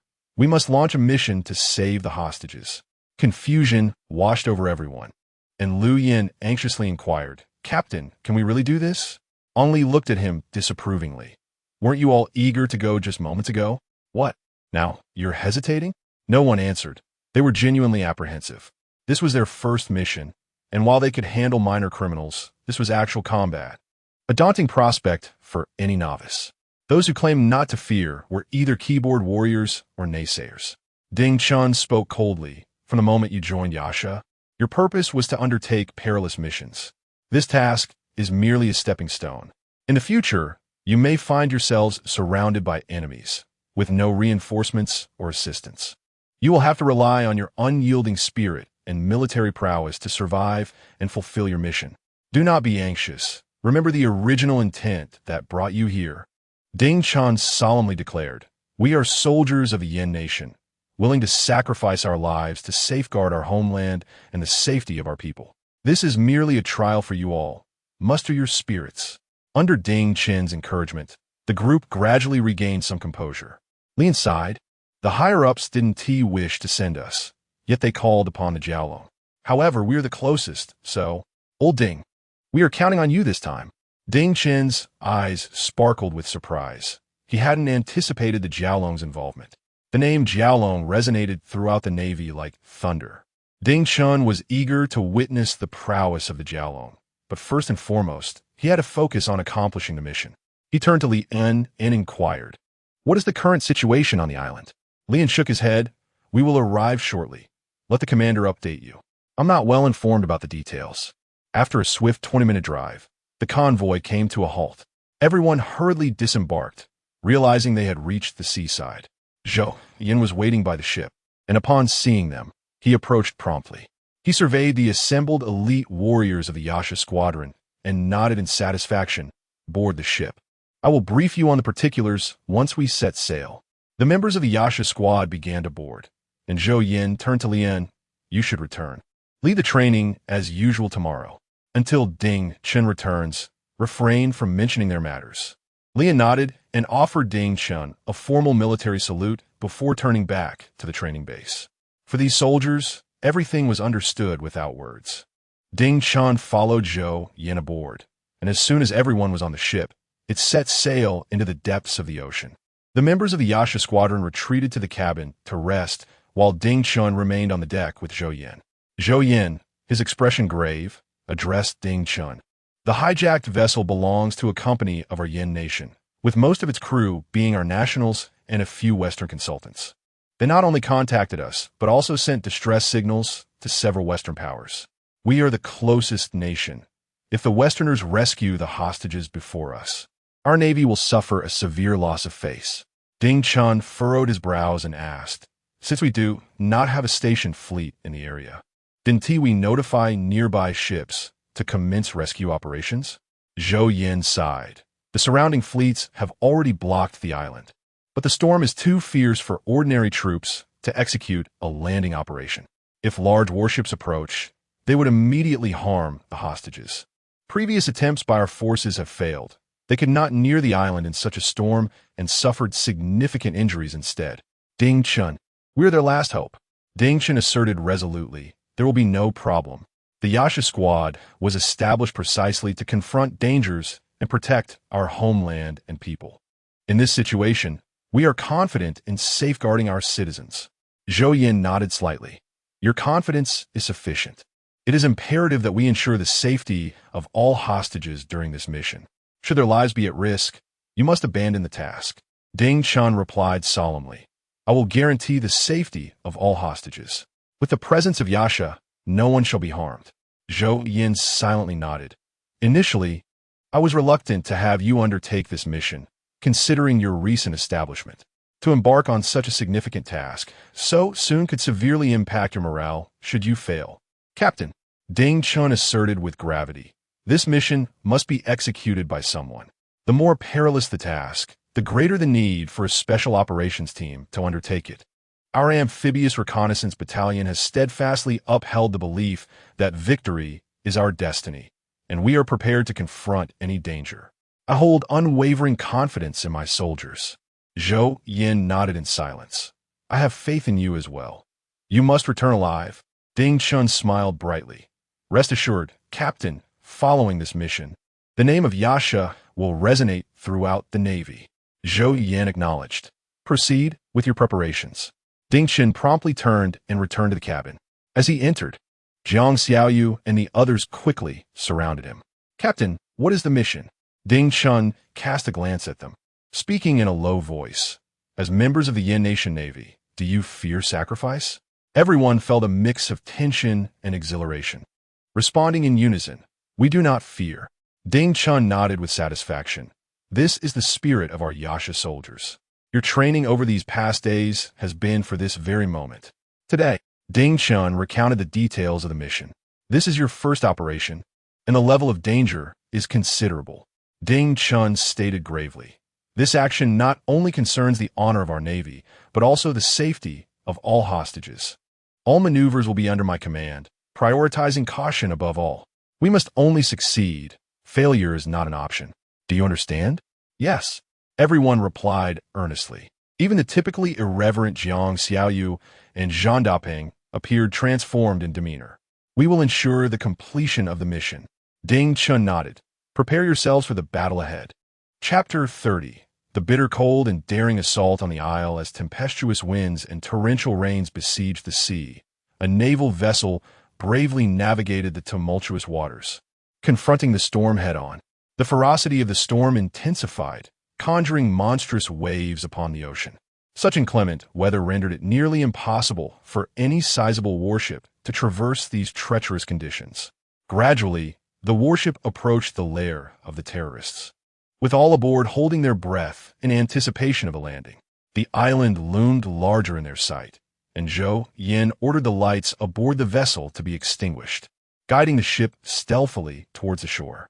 In the midst of this tempest, and under the cloak of night, the inky darkness rendered the warship virtually invisible. Furthermore, the roar of the storm masked the engine's noise, allowing the vessel to advance undetected. Finally, the ship halted 2 kilometers from the island, its engines falling silent, resembling a slumbering beast resting near the beach.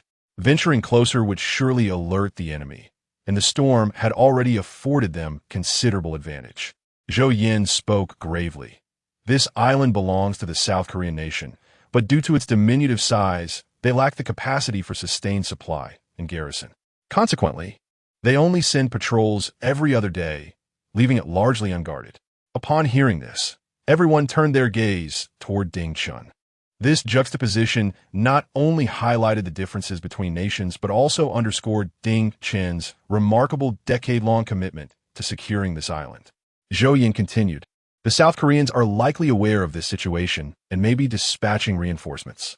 Therefore, our fleet has retreated.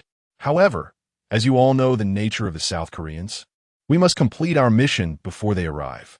A resounding "Yes, Commander," echoed from all. Zhou Yin surveyed the fully armed members of the Yasha squad, his eyes filled with resolute determination. "I hope each of you returns safely." He solemnly saluted every member of the Yasha squad. Ding Chen, leading his team, reciprocated the gesture with equal solemnity. Silence enveloped them as they turned to disembark, plunging into the frigid, biting waters. Ding Chen, accompanied by over 20 comrades, swam towards the shore. Throughout their movement, he expanded his God-SI perspective. This modest island was not particularly vast, merely 2 to 3 times larger than the 3851 position he had previously defended. The sole point of landing was the sandy beach directly ahead.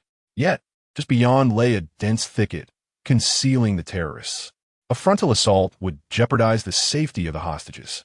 After a moment of contemplation, Ding Chen devised a comprehensive plan. "Follow me," he whispered, leading the way forward.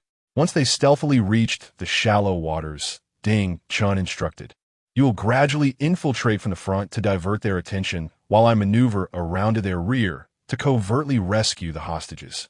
The operation commences in 20 minutes. Team leader Xiang Yu queried with skepticism, "Instructor, should we not scout the island first?" Ding Chen shook his head resolutely. "No, we are pressed for time. Everything will proceed according to my plan." "Yes, instructor." Everyone nodded in agreement and promptly began to change their gear. Ding Chen glanced back at them, his eyes devoid of hesitation, before plunging into the water again, swimming towards the opposite side along the coastline.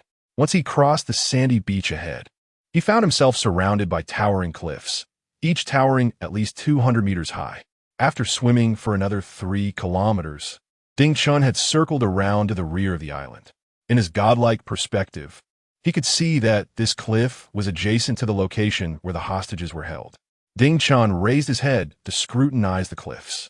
Years of relentless battering by the waves and sea winds had rendered the cliffs exceptionally sharp, akin to the edge of a blade.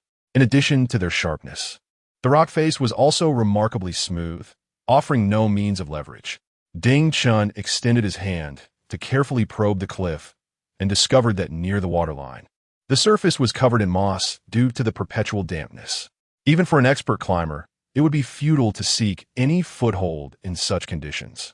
The difficulty of climbing this rock face was exceedingly high. Without the aid of the system, Ding Chen would have lacked confidence in his ability to ascend. He wrapped a layer of cloth around his hand and retrieved a dagger from his belongings. "Let us begin." Ding Chen gritted his teeth and reached out toward the cliff. Meanwhile, in the jungle on the island, a group of terrorists had gathered together. "Damn it, this is just our luck. How do we end up with so many people from Yin country?" A scar-faced terrorist muttered under his breath. "Capturing someone from Lighthouse country would be far better than our current predicament. The people from Yin country are notoriously protective of their own. We're trapped here, and we are doomed." Was it the intel supposed to indicate that only a few of the targets were from Yin country? Scarface. The situation is not nearly as dire as you think. The leader of the terrorists replied in a deep voice. Although we are currently cornered, much of it is due to the storm. We are merely a few dozen kilometers from the land of the stick, and we have already contacted our informants. Help will come to safeguard us. As soon as the skies clear, we shall depart. Those Yin country people do not have the audacity to pursue us further. Scarface remained uneasy. However, he acknowledged the leader's words. Yet over the years, the protective nature of the Yin people had remained unchanged. Perhaps sensing Scarface's apprehension, the leader offered words of reassurance. This storm will last at most until dawn, and it will gradually subside by then. Once the Yin people have not arrived, they will lose their chance to capture us. Moreover, our firepower is not something an ordinary troop can overcome. Rest assured, I received word that the entire Yin Navy has only one special forces unit, known as the Dragon Assault Team. They are currently engaged in maritime training in another sea area and will not arrive before dawn. Hearing the leader's words, Scarface's anxious heart found some solace. The leader did not elaborate further, merely tossing a bottle of liquor over. Have a drink to warm yourself. Once dawn breaks, we will leave. Unbeknownst to these terrorists, one of the most formidable forces of Yin Nation, the Yasha Squad, had stealthily landed on the nearby beach. On the sandy shore, the Yasha Squad had donned their combat gear. The squad leader, Xiangyu, conveyed orders to his team with a series of gestures. Jiang Xiaoyu, seek a vantage point for sniper support. Zhang Chong, infiltrate from the left flank. Lu Yin, you advance on the right to locate the hostages. The rest of you, follow closely and spare them no opportunity to harm the captives. With a resolute yes, the team suddenly scattered, each member crawling forward into the depths of the jungle. Jiang Xiaoyu broke away from the group, stealthily advancing towards a nearby hillside. With a sniper rifle slung across his back, he ascended the massive boulder with the agility of a monkey. Positioning the rifle atop the rock, he became one with the weapon amidst the torrential rain, shedding any semblance of his former frivolity. His gaze was now filled with a lethal intensity. In that moment, it seemed as though Jiang Xiaoyu's eyes could pierce through the layers of rain, annihilating the enemies across the vast distance. The sniper is in position, came Jiang Xiaoyu's chilling voice through the earpieces, leaving no room for doubt about his competence as a special forces operative. Every ounce of their training had culminated in this very moment. Zhang Chong, lying flat on the ground, swiftly advanced into the left flank of the jungle, taking advantage of the cover of night. As he entered the thicket, Zhang Chong quickly sensed something amiss.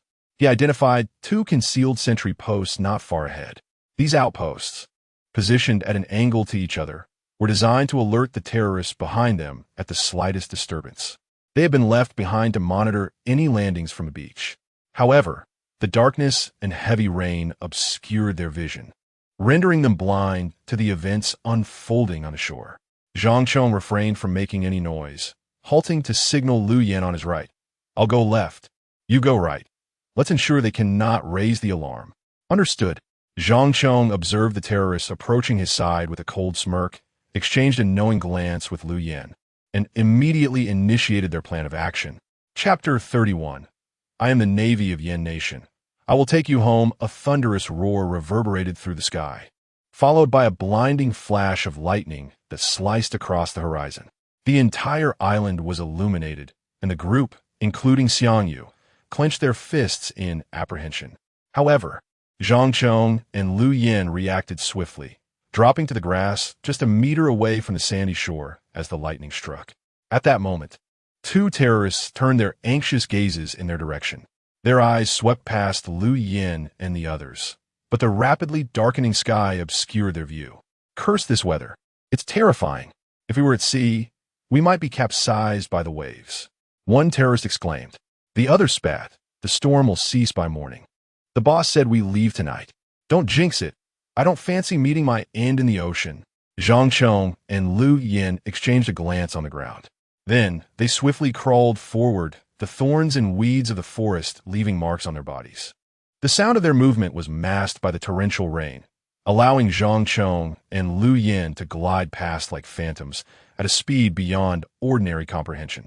The two terrorist sentinels were engrossed in conversation, completely oblivious to the impending danger. Crack!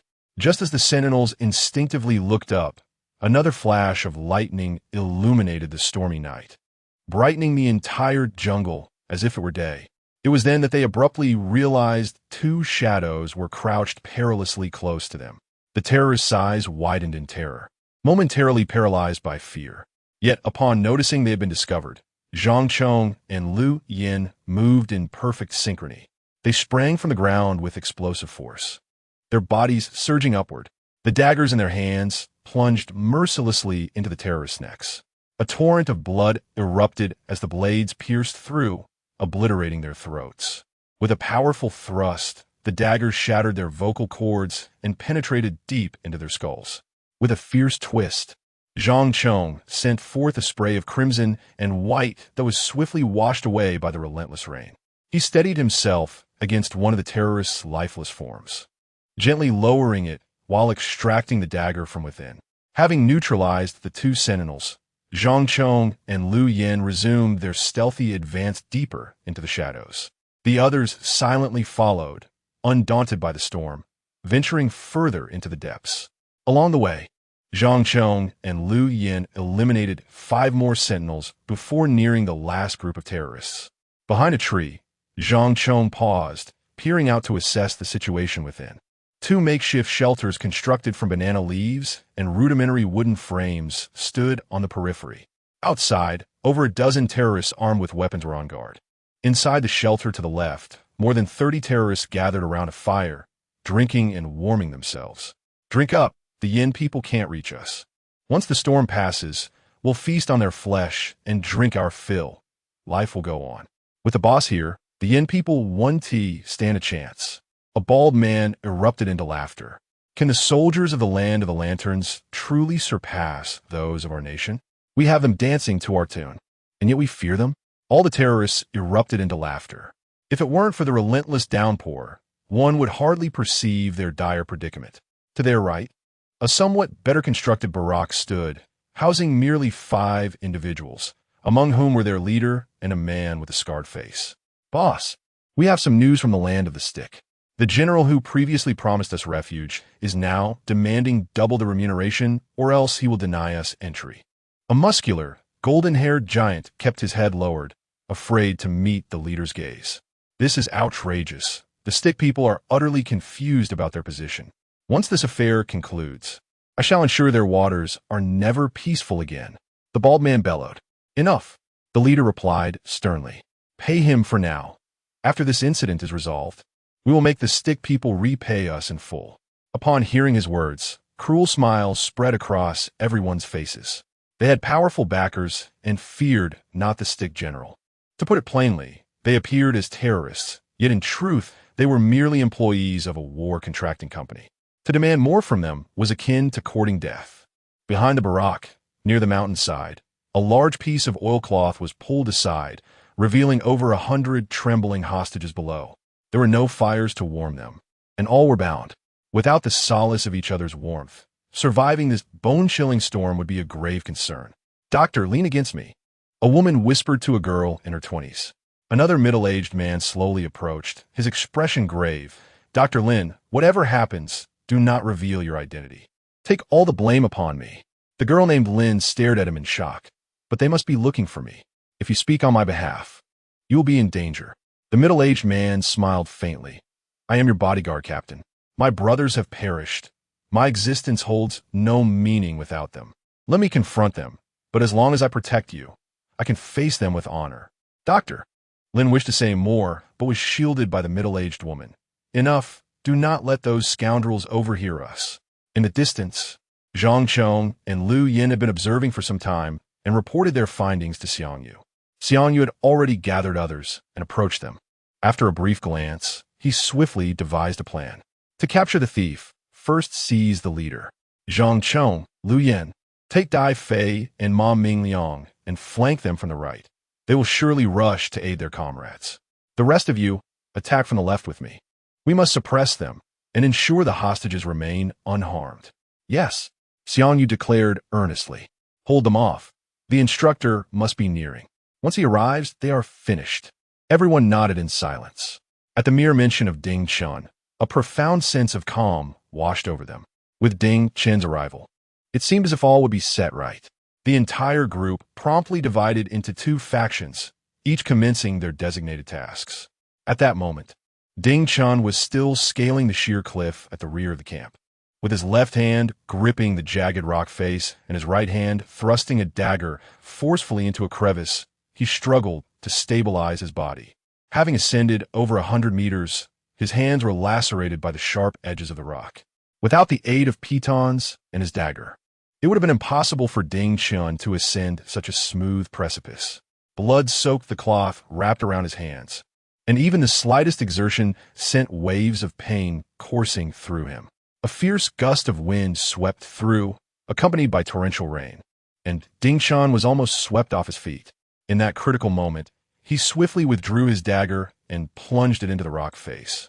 The blade skidded several meters along the cliff, sparking as it collided with the stone, finally embedding itself in a narrow fissure. Ding Chen's body slammed against the cliff, the protruding stones causing him to grimace in pain. Despite having endured much, such impact was still excruciating. He glanced upward, realizing he was not far from the summit. With only a 20-meter cliff looming overhead, his gaze resolute, he continued his ascent, each step taken with utmost caution. Fortunately, after the system's enhancements, his physical capabilities were extraordinary. Even this cliff posed little challenge to him. In the final meter, Ding Chen sheathed his dagger. With his feet planted on a piton and both hands gripping the rocky seams, he let out a low growl, summoning all his strength. His body propelled upward like a cannonball, soaring over that last meter and landing securely atop the cliff. Exhaling a deep breath, his stamina began to replenish rapidly. His godlike perspective activated, allowing him to survey everything at the foot of the mountain. Prepare to act. Ding Chen's voice resonated through the earpiece, and upon hearing this, the resolve in everyone's eyes intensified. With their instructor now in position, their fears dissipated. Suddenly, gunfire erupted, and the heads of a dozen terrorists on guard were instantaneously obliterated. It was over. The soldiers from Yin Nation had arrived. They scrambled for cover and retaliated. The group of terrorists immediately dropped to the ground, firing blindly towards the direction of the gunfire. However, Xiang Yu and his team had already repositioned themselves, having swiftly neutralized the guards, and were now charging toward the terrorists. Simultaneously, Liu Yin and his team also engaged, albeit slightly later, which afforded the scar-faced leader and the muscle-bound thug a moment to react. At the first sound of gunfire, the two swiftly pulled their leader down to the ground. Only two other terrorists were slower to respond and were shot in the head by Zhang Chong and Liu Yin. Blood sprayed, its metallic scent obscured by the torrential rain. The camp erupted with gunfire, chaos reigning among the surrounding terrorists. Who possessed such formidable prowess? Was the Dragon Squadron of the Yin Nation upon them? The scarred face of their leader was nearly paralyzed with fear. The mark upon his visage was a reminder of encounters with the soldiers of Yin. If this was indeed the elite special forces of Yin, then their fate was truly sealed. What are we to do, boss? The muscular man inquired anxiously. Damn it. If the Yin soldiers disregard our warnings, then let us execute the hostages before their eyes. Let us see if they dare to make a move against us. The leader bellowed in a fury. Quickly, bring the hostages forth. If they dare to fire upon us, let the hostages pay the price. With a commanding shout, several men sprang into action. Some positioned themselves to intercept the onslaught aimed at Yu and his team, while 5 others dashed from the barracks towards the hostages. Damn it! Who do they think they are? Zhang Chong muttered under his breath. Just moments ago, the terrorists had fired their weapons, and yet the 3 of them had managed to evade the bullets. Now, their frustration mounted as they witnessed the assailants attempt to harm the hostages right before their eyes, an affront to their dignity. In swift retaliation, they redirected their firearms and unleashed a barrage of shots at the emerging terrorists, obliterating their heads in an instant. Meanwhile, amidst the fierce gunfire, Ding Chen had secured a rope on the mountainside. Unbeknownst to all, he descended rapidly to the location where the hostages were confined. Beneath the oilcloth, the captives trembled in fear, the gunfire causing many of the more timid to faint. In their moment of terror and helplessness, a figure suddenly materialized behind them. At that precise moment, a flash of lightning illuminated his face. A woman before Ding Chen was about to scream, but he swiftly covered her mouth. "Shoo!" Ding Chen urged, signaling for silence. "Do not make a sound. I'm a sailor from Yen. I have come to take you home." Chapter 32. The Storm Phantom. Slaughter in the rain. Bang, bang, bang. The gunfire rang out urgently, bullets piercing through the curtain of rain, sending the terrorists into disarray. In an instant, over a dozen terrorists lay fallen on the ground. The others, gripped by fear, scrambled to find cover, blindly firing at the night demons like headless flies. "Boss, these soldiers from a Yen nation are far too powerful. They cannot be ordinary Navy personnel," Scarface exclaimed, sweat beading on his brow. He watched helplessly as his comrades fell one by one, and in front of him, Zhang Chong and his team effortlessly suppressed them, leaving them trembling with fear. These men had all undergone formal military training, many even specialized training. Although the night demons had launched a surprise attack, they should not have been reduced to such a pitiful state. The sheer professionalism of the opposing forces was evident, far exceeding their own. The boss's eyes widened in disbelief. "Impossible. The Dragon Assault Team isn't in these waters. How could there be other special forces?" He remained steadfast in his conviction. Yet the prowess of these soldiers was unlike anything they had ever encountered. "Damn it, whether they are special forces or not, let us hit them hard," the muscular man roared. His fierce shout ignited the ferocity of his subordinates. The group of terrorists gritted their teeth, retaliating with their rifles against the advancing night demons. The hail of bullets rained down, riddling the trees where Xiang Yu and his team sought refuge. Xiang Yu realized that despite the initial surprise that had taken out several of their foes, the terrorists' return fire was precise, and their coordination was beyond what ordinary pirates could muster. Even standard mercenaries could not match their elite skill. Zhang Chong, Lu Yen deployed the flashbangs. Frustrated by the stalemate, Xiang Yu shouted, urging Zhang Chong and Lu Yen, who had yet to be suppressed, to break the deadlock. "Understood." Zhang Chong and Lu Yen retrieved flashbangs from their limited supplies. Due to the urgency of the situation, they had brought minimal equipment, with lethal weapons being particularly scarce. As the safety of the hostages was paramount, the use of wide-area destructive weapons would undoubtedly risk collateral damage to the hostages. Zhang Chong gripped the body of the flashbang tightly, his fingers pinching the safety lever while his left hand pulled the pin, simultaneously launching 2 flashbangs towards the left barracks. However, throwing them accurately was no simple task. The boss, who had just taken cover, pulled out his firearm and fired at the airborne devices. Bang! Bang! With 2 sharp reports, the flashbangs detonated mid-air, releasing blinding bursts of white light. The brilliant illumination, accompanied by a deafening explosion, impacted not only the terrorists but also Zhang Chong and Lu Yen. Yet, this dazzling light provided an excellent opportunity for Jiang Xiaoyu, positioned above, to take aim. In that moment, the once pitch-black curtain of rain seemed to dissipate under the brilliance of the flash. In a fleeting moment of brilliance, Jiang Xiaoyu had successfully identified the leader of the terrorists. However, her position was less than optimal, with her view obstructed, allowing her only to see the leader's right hand raised with a gun. Without the slightest hesitation, Jiang Xiaoyu pulled the trigger with determination. Bang! A thunderous sound erupted as a sniper bullet ignited a flash of fire, shattering the leader's gun along with his right hand into fragments. "Well done," Lu Yen exclaimed, showering her with praise. Jiang Xiaoyu responded with a cold smile. "I am the ace sniper of the night demons." A piercing scream echoed as the leader, clutching his mangled hand, collapsed to the ground. A wave of excruciating pain engulfed him, beads of sweat pouring down his forehead. The remnants of his crushed hand were a gruesome sight, blood gushing from the wound. His cries of agony pierced the air, startling the scar-faced man and the muscle-bound brute beside him. "There's a sniper. Be cautious. Be cautious," the scar-faced man shouted in a panic. Together with the muscle-bound man, he crouched down to restrain the leader, preventing any erratic movements that might make him a target for the sniper. Unable to endure the torment, the leader struggled for a moment before losing consciousness entirely. The scar-faced man hurried to administer first aid, while the muscle-bound man directed the others to resist. Xiangyu, we can't break through. Think of something quickly. They might harm the hostages. Xiangyu, noticing that Zhang Chang's assault was also stymied, felt a sense of urgency.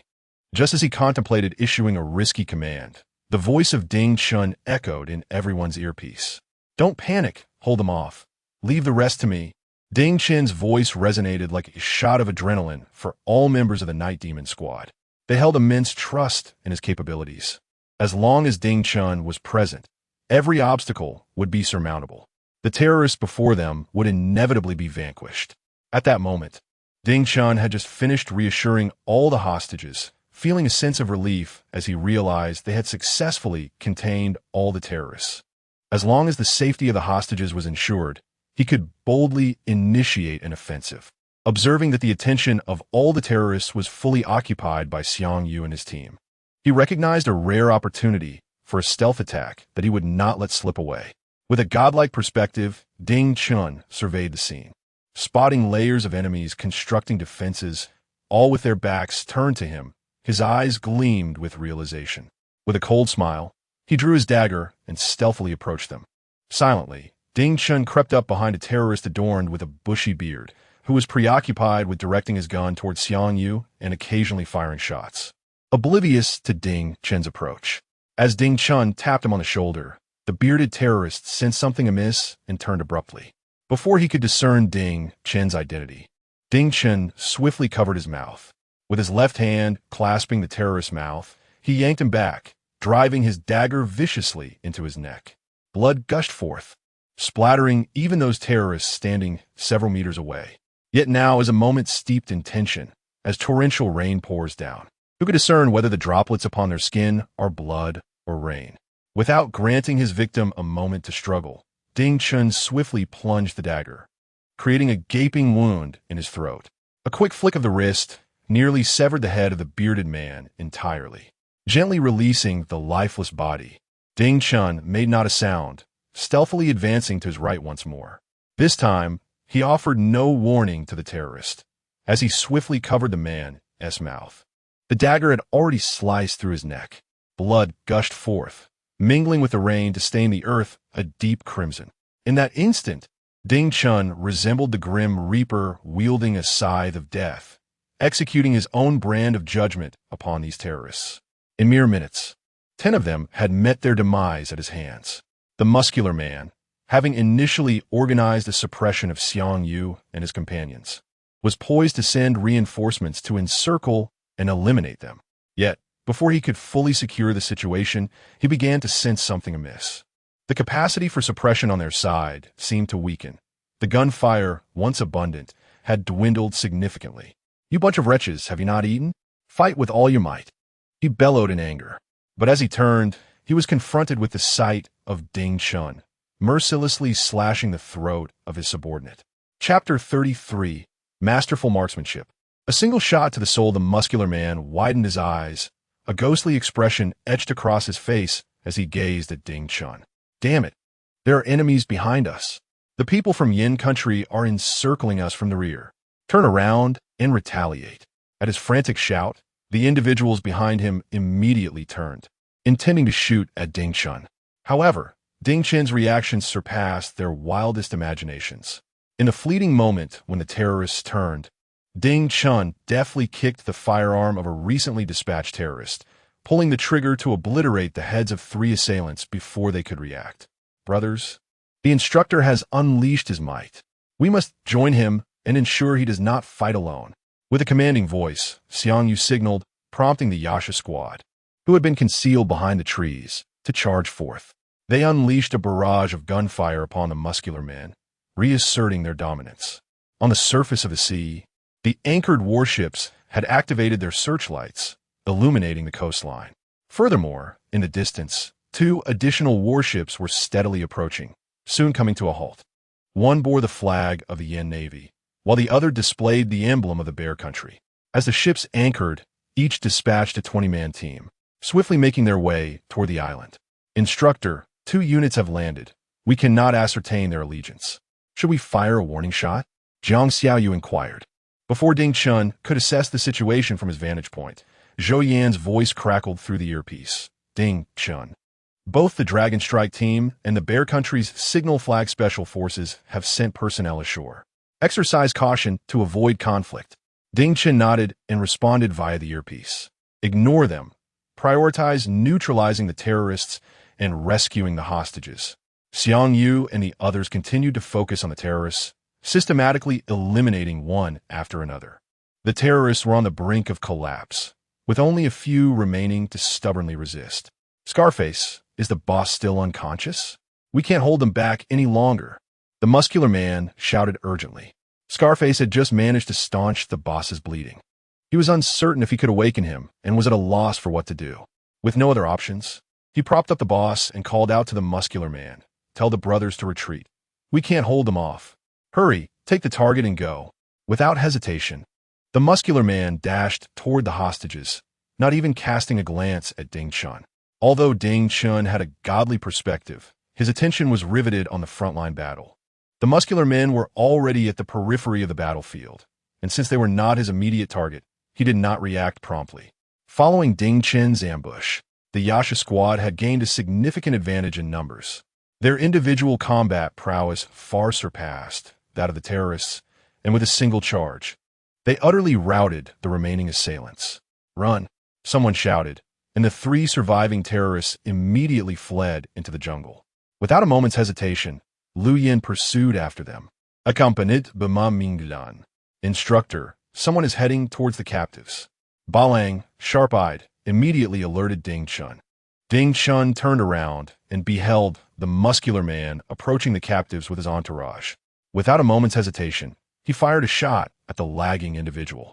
The thug accompanying the muscular man fell instantly, lifeless. The muscular man, startled, swiftly rolled into the cluster of hostages, momentarily deterring Ding Chen from firing again. He reached out to seize Dr. Lin, only to be met with the fierce glare of a nearby woman, who lunged at his hand to bite it. The muscular man, feeling the sting, retaliated with a powerful slap that sent her flying, blood seeping from the corner of her mouth. The captain of the bodyguards, witnessing the muscular man's advance towards Dr. Lin, gritted his teeth and charged at him. Damn it, you've gone too far. Seeking death, are you? I'll make you pay. The muscular man, enraged, unleashed gunfire at the woman and the bodyguard captain. Bang! Bang! The echoes of gunfire were met with a cacophony of terrified screams from the hostages. Silence! The muscular man bellowed, his face twisted with menace. If you scream again, I'll kill you all. The room fell into a chilling silence, with everyone huddling in the corners, mouths shut tight. Dr. Lin, now in tears, stared vacantly, realizing that all her protectors had perished. The muscular man yanked Dr. Lin towards him, cursing her for the death of his comrades. Damn it, you're a jinx. You've caused the deaths of so many brothers for your sake.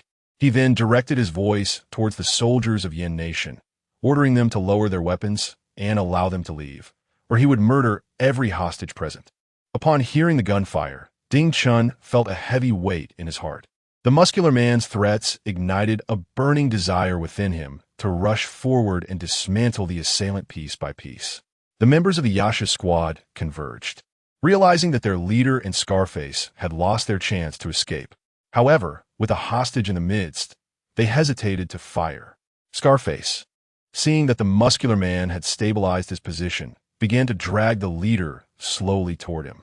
Ding Chen refrained from firing, contemplating a strategy while waiting for an opportune moment. He glanced in the direction of Jiang Xiaoyu and quietly inquired, "Can you take out that muscular man?" Jiang Xiaoyu shook her head. "No suitable position for a sniper shot. His location is obscured beyond my range." Others echoed similar sentiments through their earpieces. "Instructor, no sniper angle here. I can't take the shot. It's impossible. There are hostages around. We can't fire." He is too vigilant, hiding behind the hostages, making it impossible to eliminate him. Ding Chen's brow furrowed slightly at the cascade of negative responses. The muscular man, sensing the hesitance of his opponents, felt a surge of confidence. However, his anger flared again upon noticing Ding Chen's refusal to retreat. He seized Dr. Lin again, shouting, "Do you know who she is? She is a Harvard-educated biochemist, a person you must protect. Clear the way, or I will kill her right now." His furious roar drew frowns from all present. Ding Chen let out a cold laugh, asserting that regardless of one's status, everyone is the same. Having already slain 2 captives, the loss of another was inconsequential. His words momentarily stunned the muscular man, who had never anticipated that someone could be so indifferent towards the fate of Dr. Lin. Immediately, panic-stricken, Zhou Yan's voice crackled through the headset of the Yasha team, urging Ding Chen not to act impulsively. He insisted that Dr. Lin possessed technology that was crucial for every nation, and it was imperative to ensure his safety. Ding Chen felt a surge of frustration towards Zhou Yan, wishing he had disclosed this information sooner. Had he known, he would have rescued Dr. Lin while he was descending past the hostages, preventing the dire situation that now unfolded. As both factions stood in a standoff, the tranquility of the jungle was abruptly shattered by the sound of 3 gunshots, prompting both groups to rush out. "Leave this to us, the Dragon Assault Team. All extraneous personnel, retreat immediately," declared a colonel from the Dragon Assault Team with an air of arrogance. His proclamation ignited the ire of Xiang Yu and his companions, who had diligently completed their mission only to be sidelined by the newcomers. Meanwhile, a group of individuals from the Bear Country shouted in broken Yin language, demanding that the Yin people return to their homeland, claiming that this territory was closer to their own and that they should be the ones to rescue the hostages. The audacity of the Bear Country's claim left all present, including the Dragon Team and the remaining Scarface members, momentarily dumbfounded. The idea that the Bear Country would rescue hostages was ludicrous. They would sooner execute them as terrorists than attempt a rescue. The atmosphere was palpably tense, with the Dragon Assault Team and the Yasha Squad not only encircling the terrorists, but also some turning their weapons against the Signal Flag Special Forces, resulting in a standoff. Amidst this impasse, Ding Chen's focus remained fixed on the hostages, his vantage point honing in on the muscular man. As he observed Scarface assisting the leader toward the hostages, the muscular man, typically cautious, revealed a moment of vulnerability. Excitement surged within him as he instinctively moved to support the leader, causing his firearm to shift slightly away from Dr. Lin.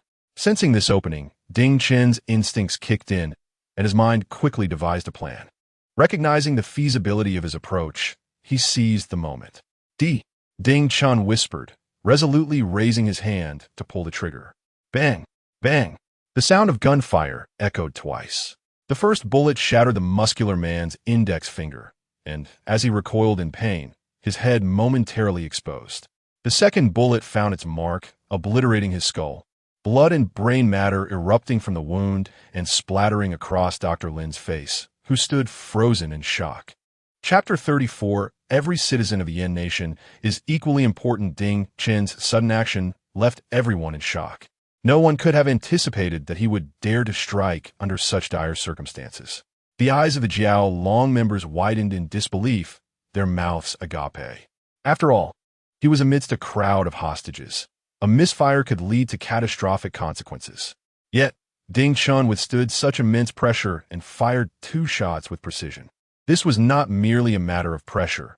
It required a profound confidence in his marksmanship to act with such unwavering resolve.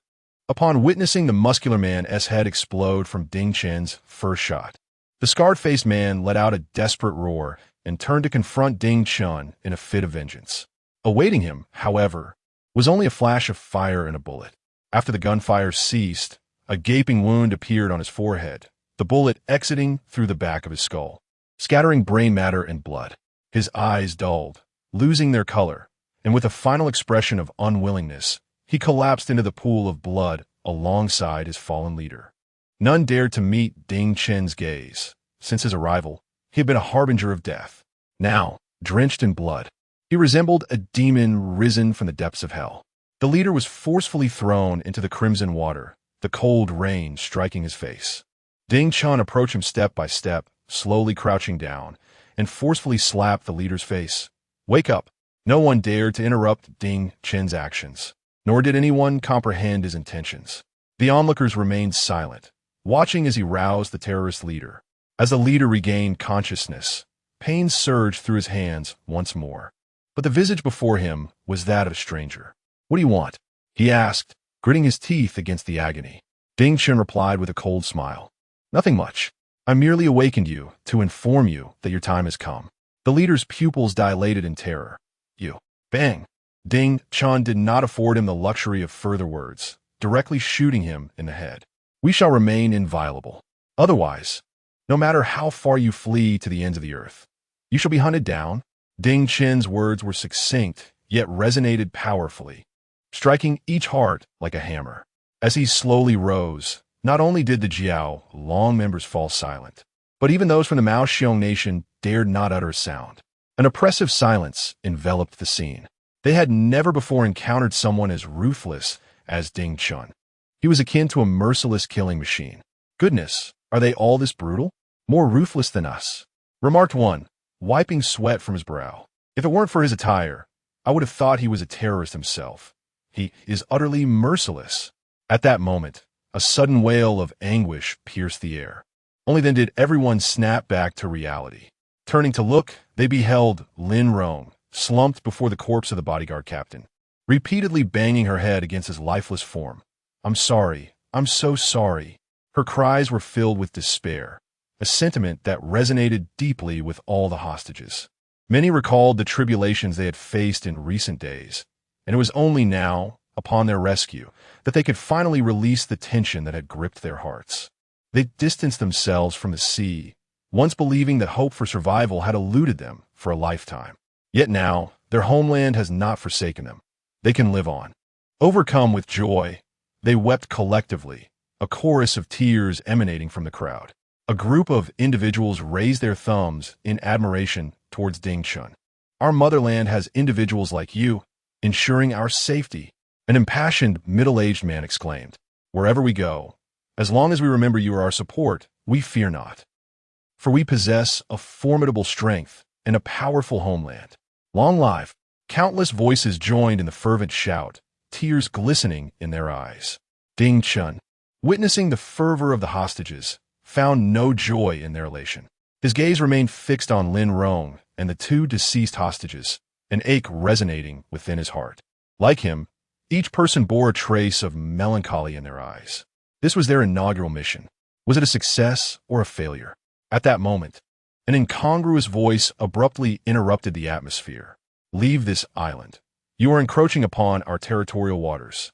If you linger here, we will deem it an invasion, warned the old Russian. To hell with you.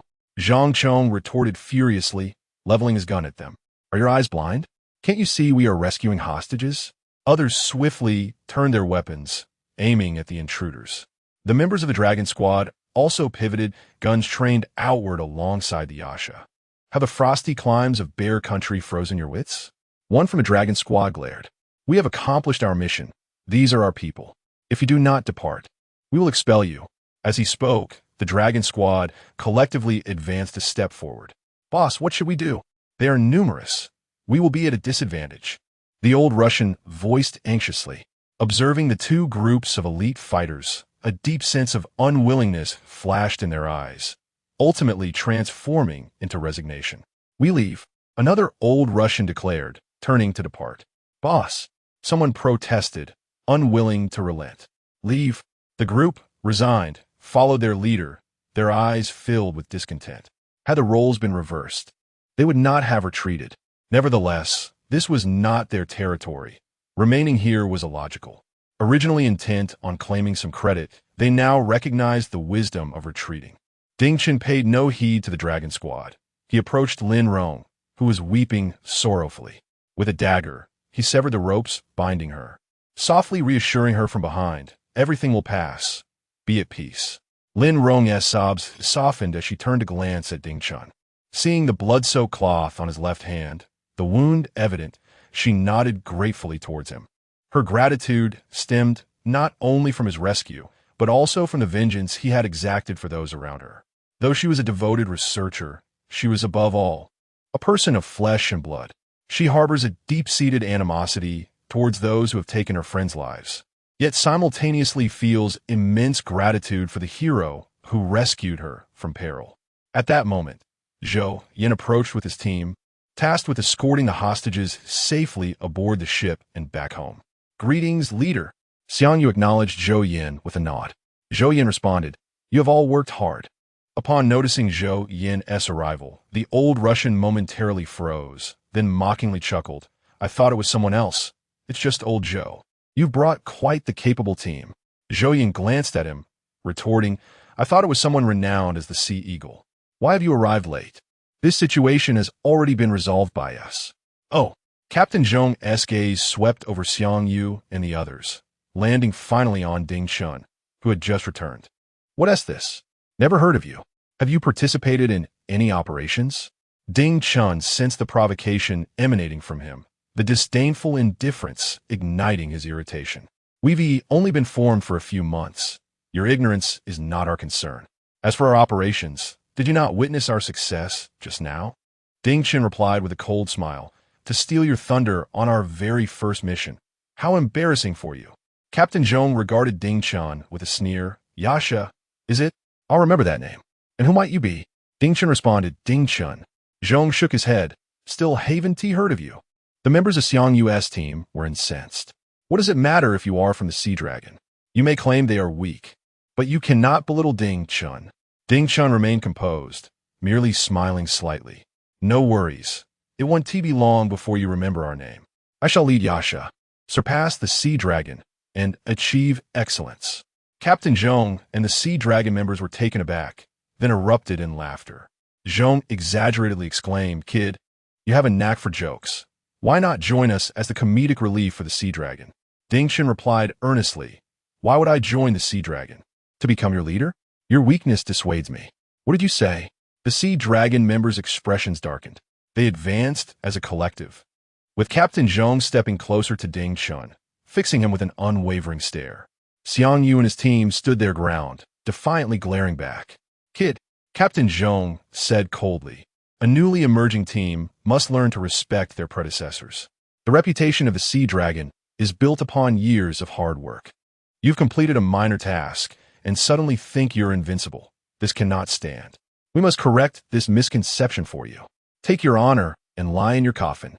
Ding Chun retorted fearlessly. "This place values strength above all. You have fallen short once, and you will continue to do so. If you wish to minimize your losses, why not join us? Yasha is still seeking members, and I could offer you a minor position." "What are you saying?" Just as tensions escalated and it seemed a fight was imminent, Zhou Yin stepped forward. He has reassured the hostages and arranged for the speedboat to transport them back to the ship in batches. Perceiving the tension in the atmosphere, he hurried over. Clearing his throat, he said, "All right, everyone belongs to the same system. Why the contention? If you harbor grievances, save them for the competition and see who truly claims the title of champion." Zhou Yin shot a glare at the two. "Moreover, arguing here with so many compatriots watching, you should feel embarrassed." Captain Zhong smirked. "If it weren't for the presence of so many compatriots, I would teach you a lesson on humility today. Remember, young man, one must remain low-key. When the time comes, our dragon team will leave you searching for your teeth." Ding Chun coldly nodded. "That remark suits you well. Be discreet, and others will remember you as a stepping stone." After speaking, they each took a step back. The dragon team also retreated, yet their gazes remained fierce. Captain Zhong huffed, "Let us go." The dragon team followed him as they departed. Zhou Yin felt relieved when he saw that neither side had resorted to violence. He quickly approached. "Well done, everyone. You've accomplished this first mission with remarkable success. It is our pride." Zhang Chong and Lu Yin wore radiant smiles, satisfied with their performance in this mission. Ding Chen's gaze was somber as he looked at the bodies of the bodyguard captain and the woman being carried away. He coldly remarked, "What is there to celebrate when we failed to rescue all the hostages perfectly?" Hearing his words, Lu Yin and the others fell silent. Witnessing two vibrant lives turned into lifeless corpses, joy evaporated from their faces. The elation of completing the mission was replaced by a heavy heart. Zhou Yan's expression stiffened. Given the number of terrorists, managing to rescue most individuals, and, more importantly, protect the key target, no one will hold anything against you. Ding Chen's icy gaze fixed on Zhou Yan. "If no one criticizes, what about myself? I care not for key targets. To me, every citizen's life holds equal importance. Apologies. I must take my leave." As Ding Chun spoke these words, the storm began to abate, coinciding with the rising sun. Everyone silently followed Ding Chun towards the ship. As they passed the two corpses, they solemnly bowed in respect. Lin Rong stood beside the bodies, having ceased her weeping, her lovely face marked by tear stains. Upon seeing Ding Chun approaching with the others, she bravely fought back her sorrow and walked over. "Thank you." Lin Rong deeply bowed beside Ding Chun. He remained silent and continued towards the ship with Xiang Yu and the others. Lin Rong looked up at Ding Chen's retreating figure, her heart brimming with gratitude. Chapter 35. Reminiscing the past, honoring tomorrow as the storm abated, the sea returned to its tranquil state. Ding Chun stood on the deck, basking in the glow of the rising sun, quietly observing the spray of water as the ship cleaved through the waves. Zhou Yin approached him, concern etched on his face. "Do not be too troubled, for you have done remarkably well by rescuing so many." Ding Chun shook his head. "I am fine. There is no need for consolation. I simply feel that we could have done better. Witnessing the citizens of Yin perish before my eyes weighs heavily on my heart. It is not self-reproach.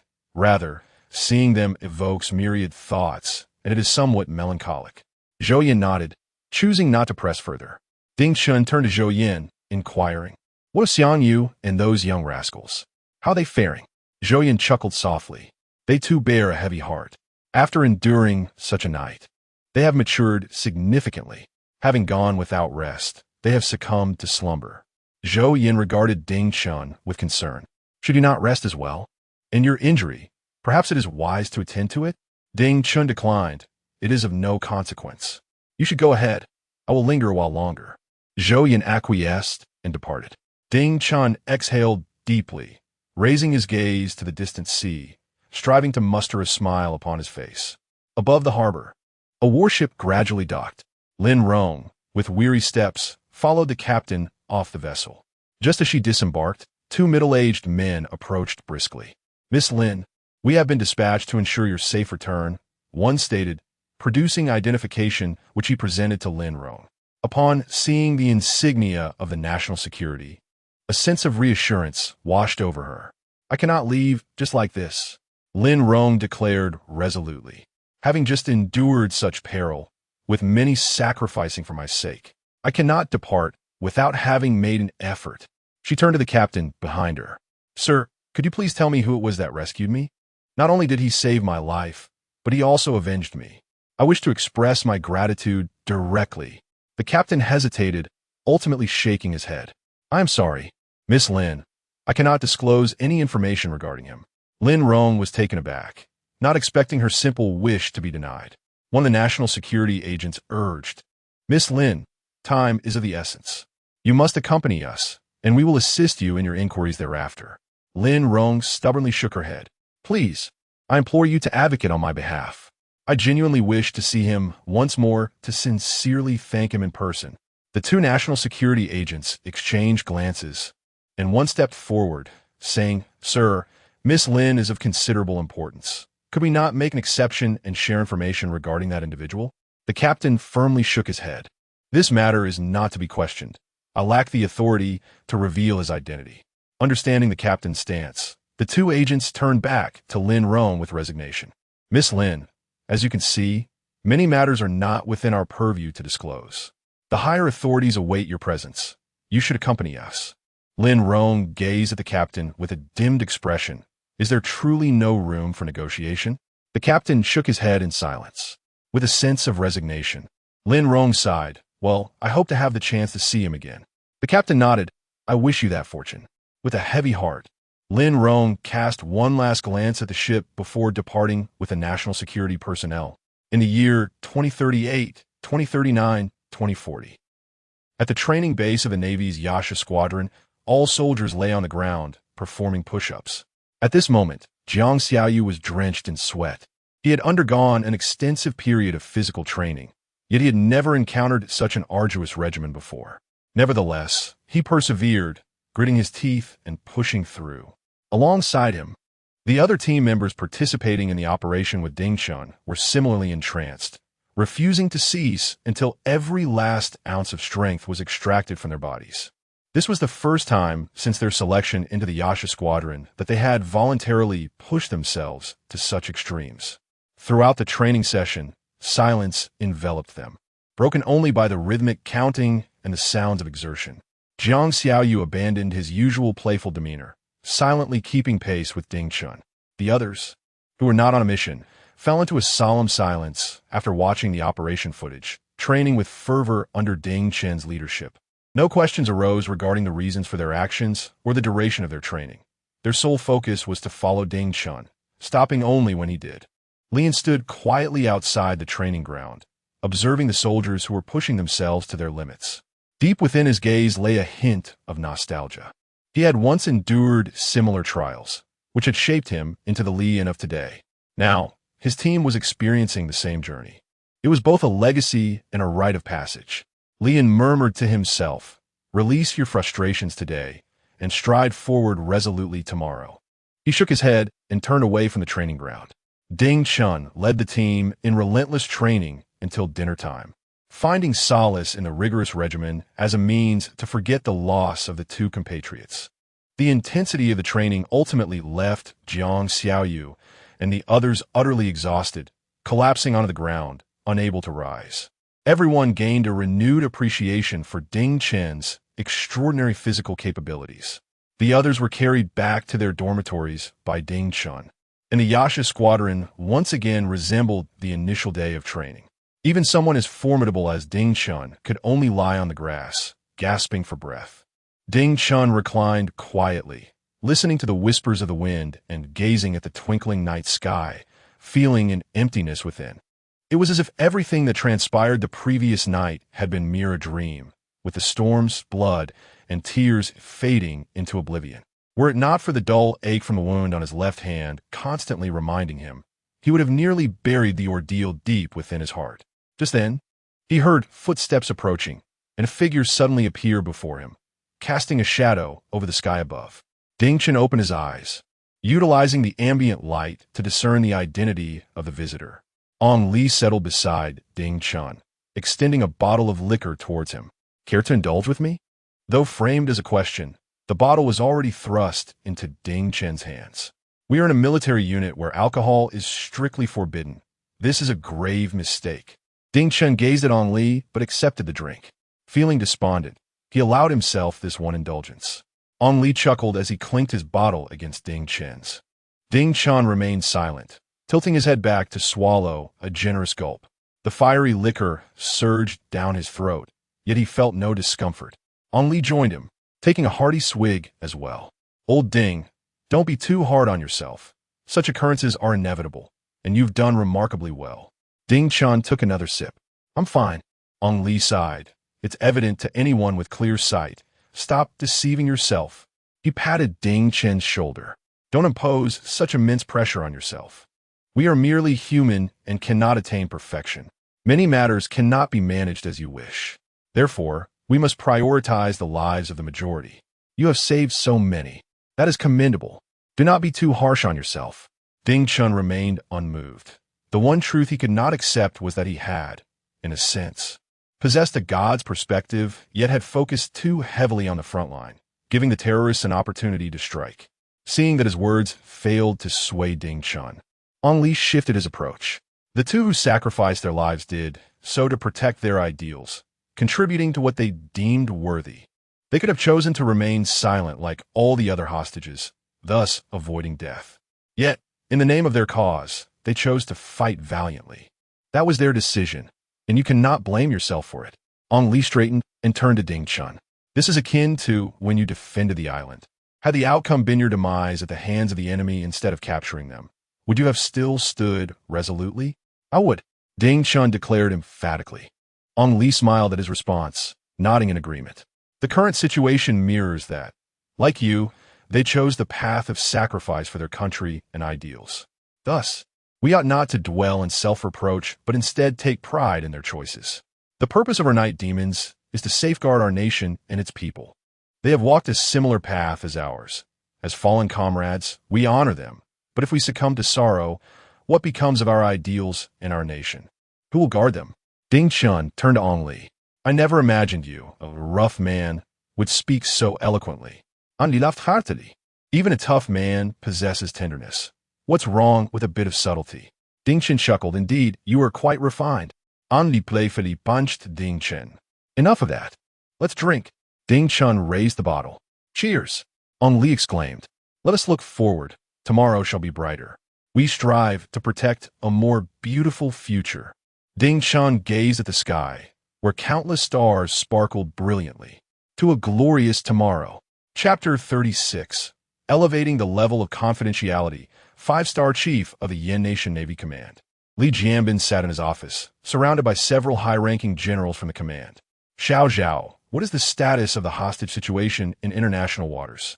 Li Jianbin had just departed from the Marine Corps when he received alarming news of terrorists kidnapping Yen nationals at sea, including a biologist of significant importance to the nation.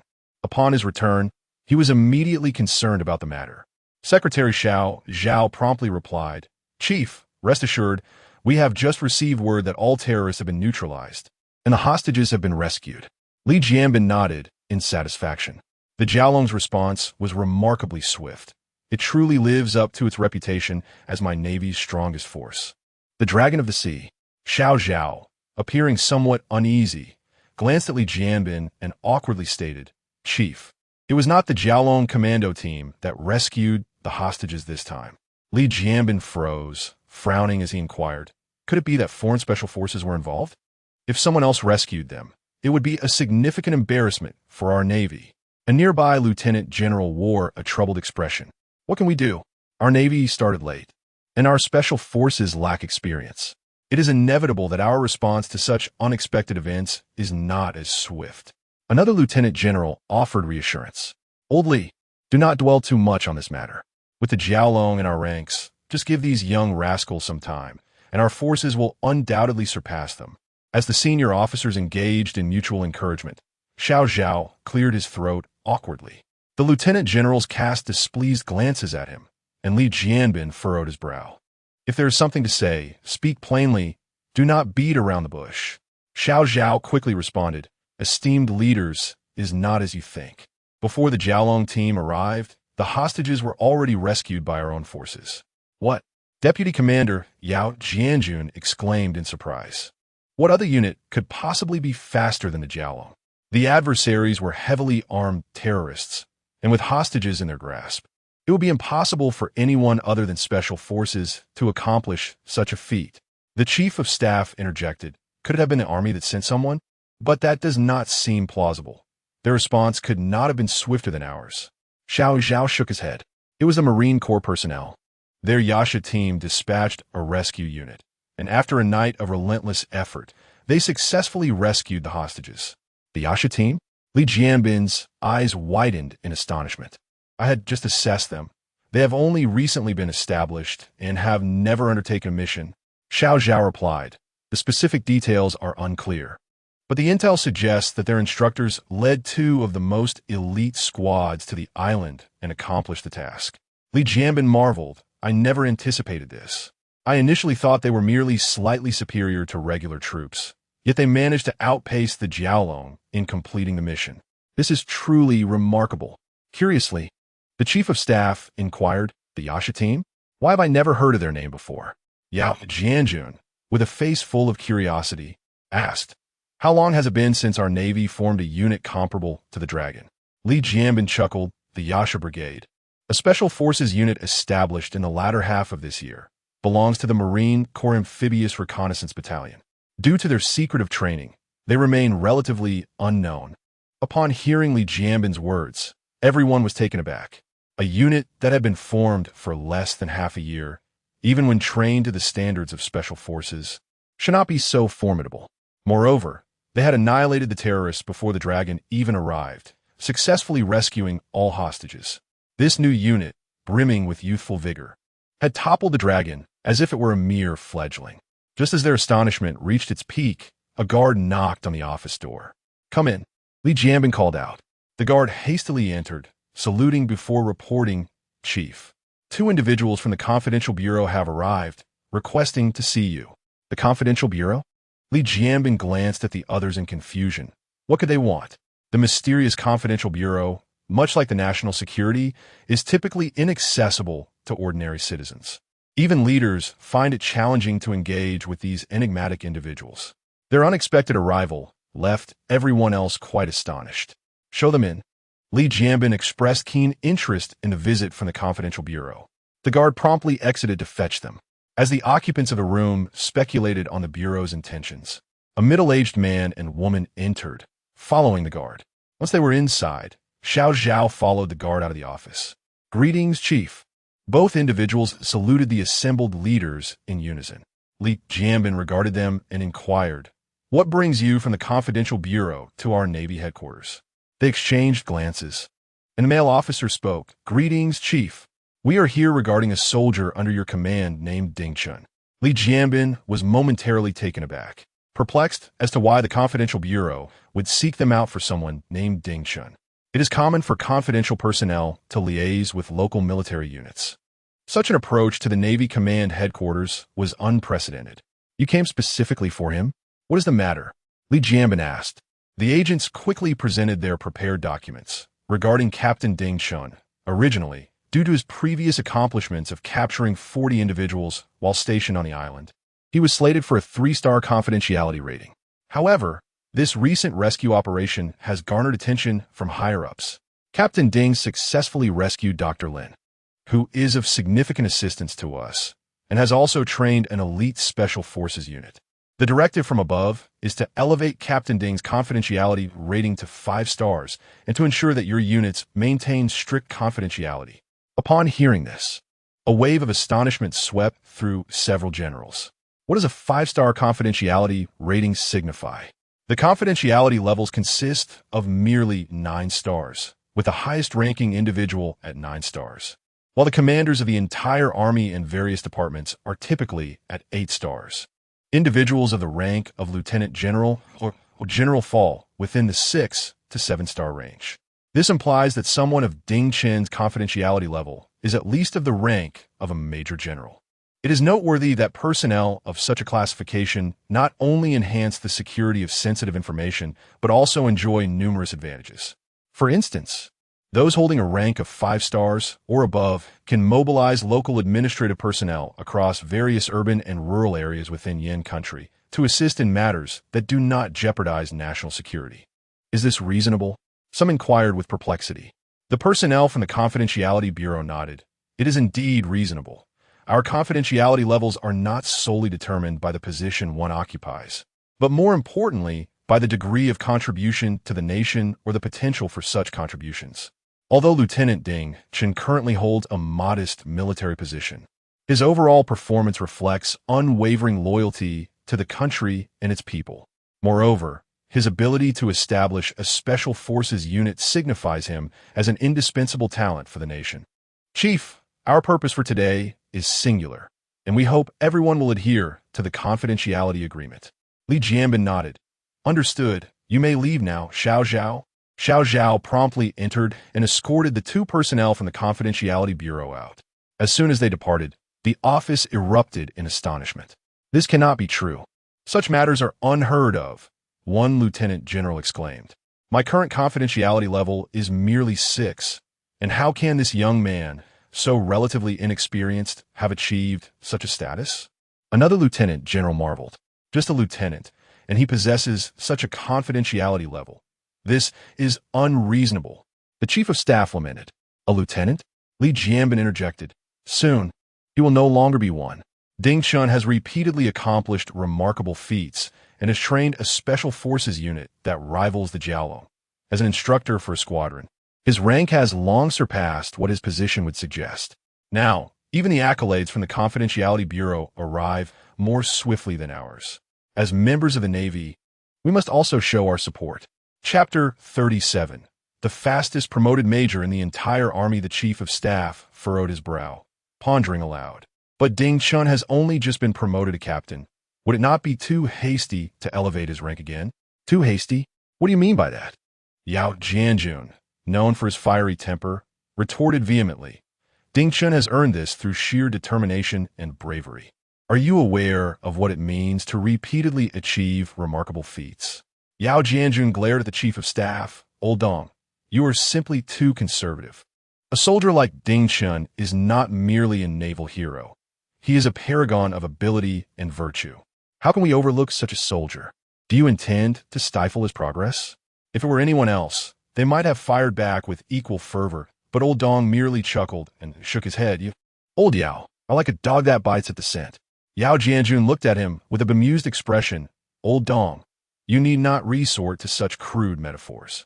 The chief of staff's expression darkened, and with a disdainful snort, he chose to ignore Yao Jianjun. Enough of this nonsense, Li Jianbin interjected, halting their bickering.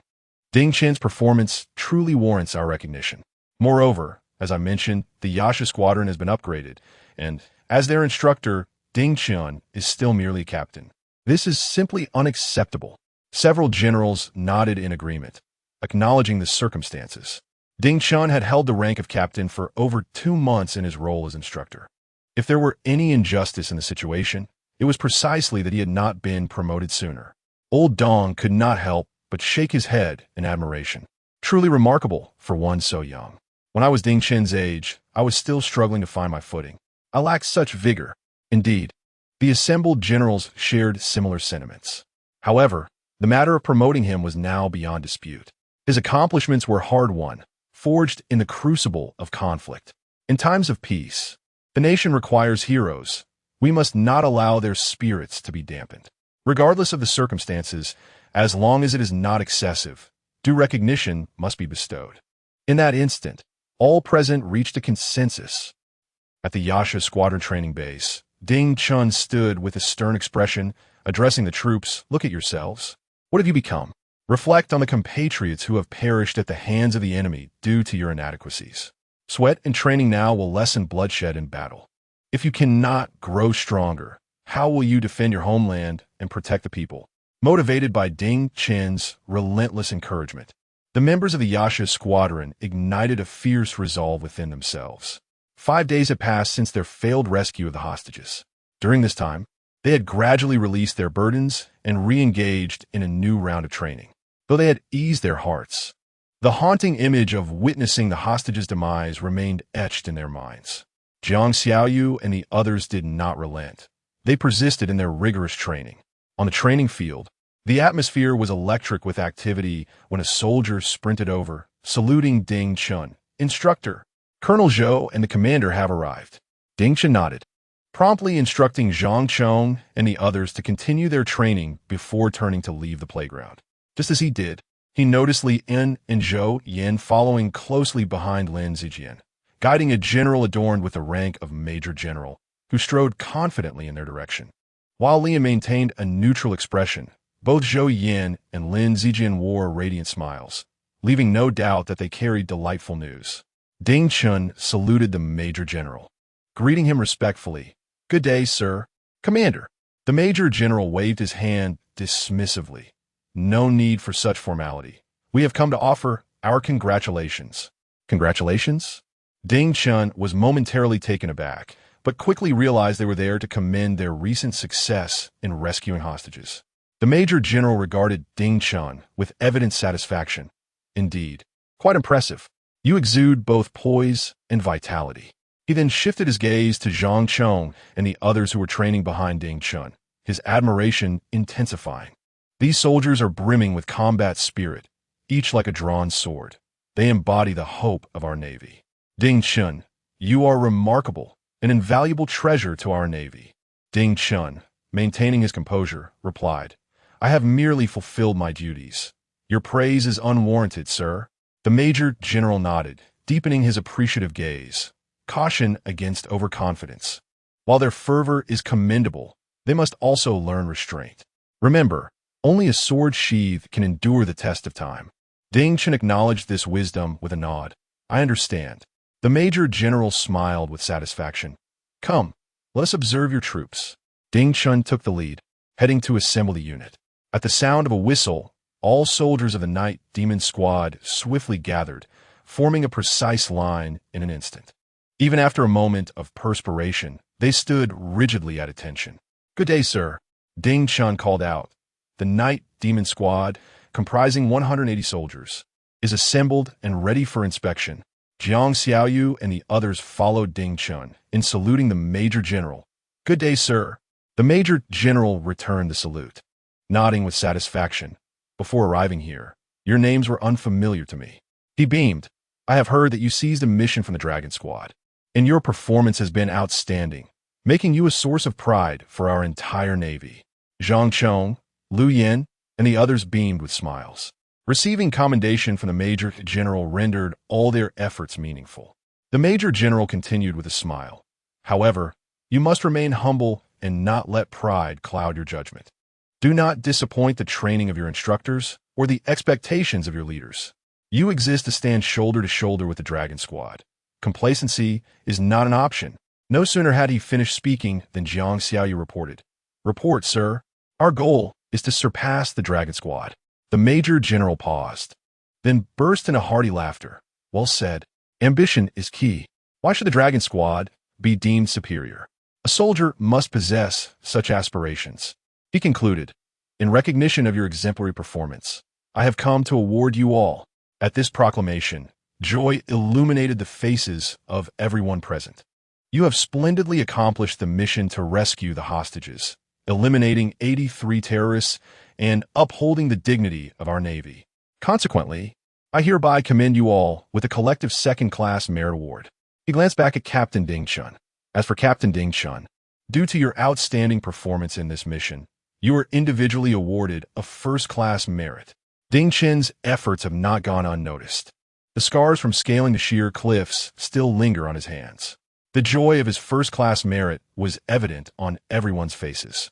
After presenting the first-class medal, the general addressed all present once more. "The Yiksha Squadron has matured into a formidable special forces unit, and as their instructor, Ding Chen has devoted his utmost. Following deliberation by headquarters, it has been decided to confer upon Ding Chen the rank of Major." As soon as he uttered these words, everyone present could no longer contain their astonishment. "Goodness, the Yiksha is indeed ferocious. A promotion to Major just like that? Is he riding a rocket?" Jiang Xiaoyu murmured softly. "Indeed, the captain has endured many years in the military, and yet he is merely a major, with scant prospects for further advancement. The Yiksha truly exemplifies unparalleled ferocity," Zhang Daping exclaimed. Liu Yin pondered for a moment. "I find it quite normal. The instructor has also served for a decade. He has repeatedly demonstrated his merit and possesses remarkable personal capabilities. It would be unreasonable for the higher-ups not to reward him." While the murmurs continued among the crowd, the general personally replaced Ding Chen's shoulder insignia with that of a major. "You are fortunate to have such an exemplary instructor. You should aspire to emulate Ding Chen and strive to become soldiers of his caliber," the general proclaimed with vigor. "Indeed, our instructor is our role model. We will always remember our mission and endeavor to follow his example." Everyone shouted in unison. The general nodded in satisfaction, instructing Li En to lead the training, and pulled Ding Chen aside. "Well done, Ding Chen," the general said with a smile. "Good things come in pairs. I have another piece of good news to share with you."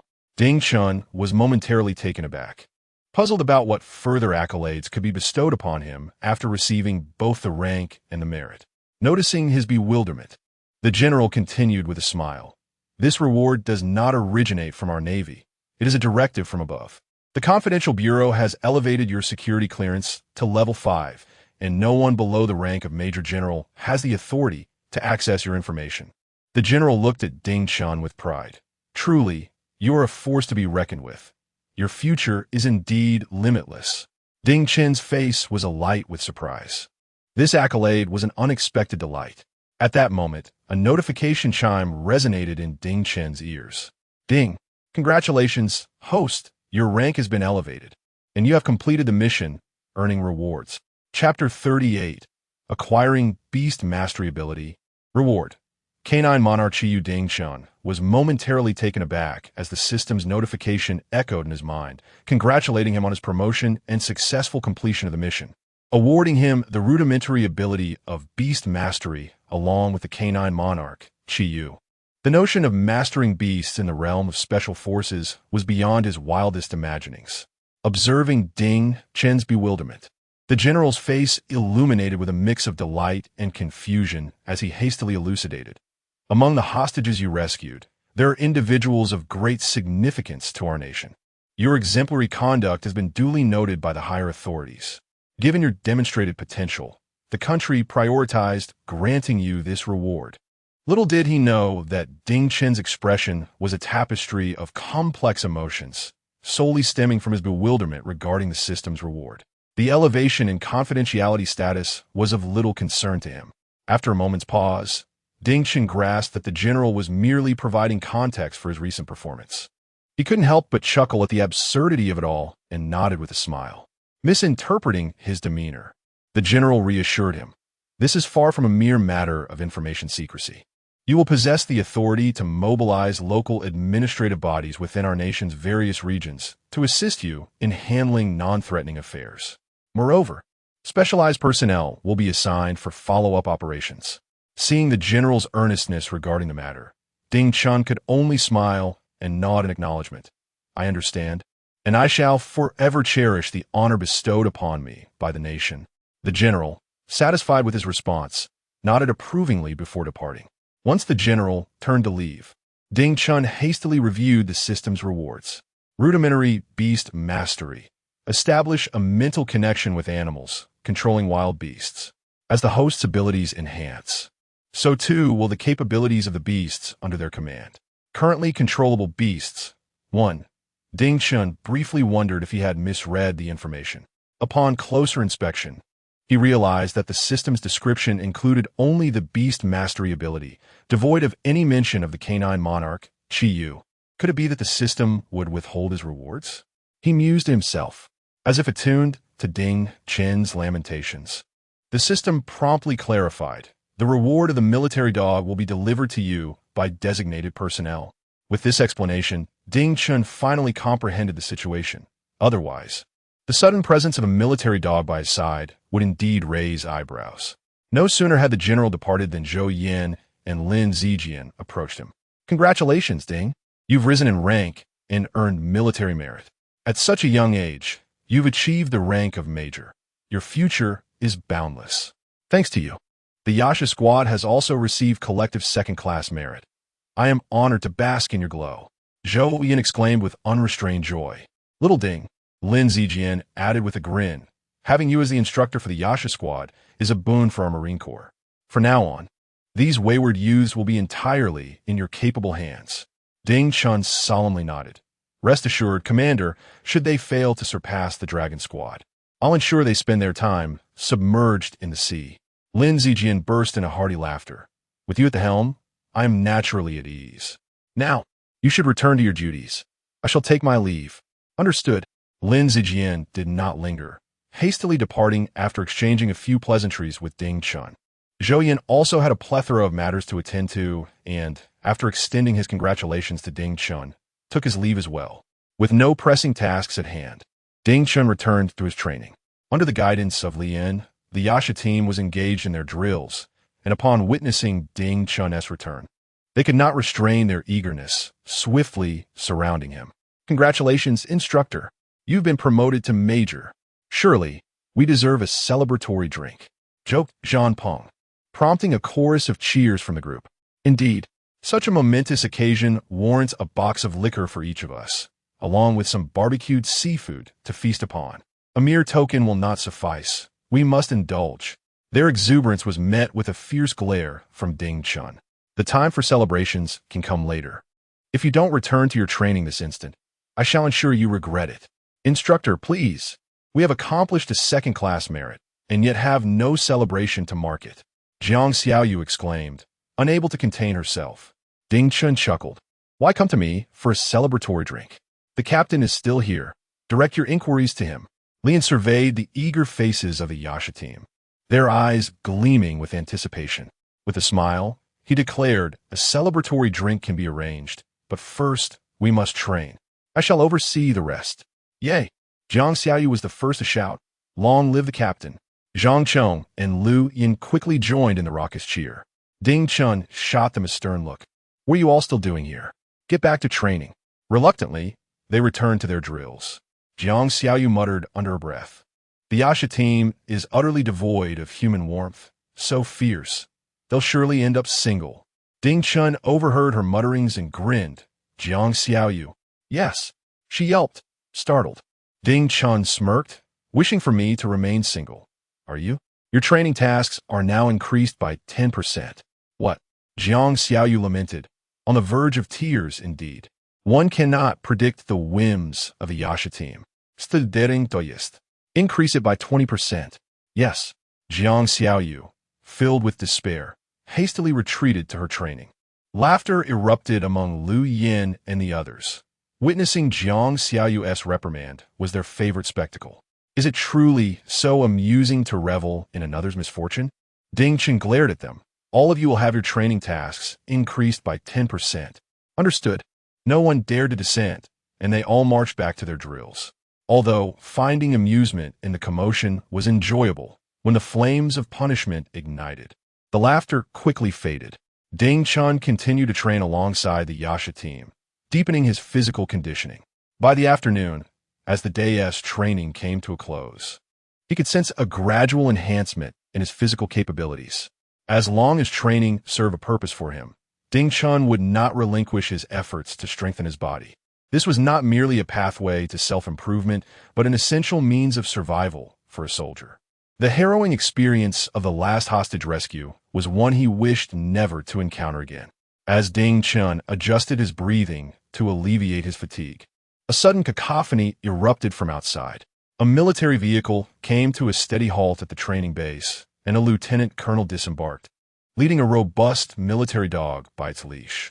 Despite their exhaustion from a day of training, Jiang Xiaoyu and the others eagerly trailed behind Ding Chun, their faces alight with joy at the sight of the magnificent creature. Goodness, is the captain arranging a celebration? Are we to be treated to dog meat? Zhang Daping gulped. His appetite peaked.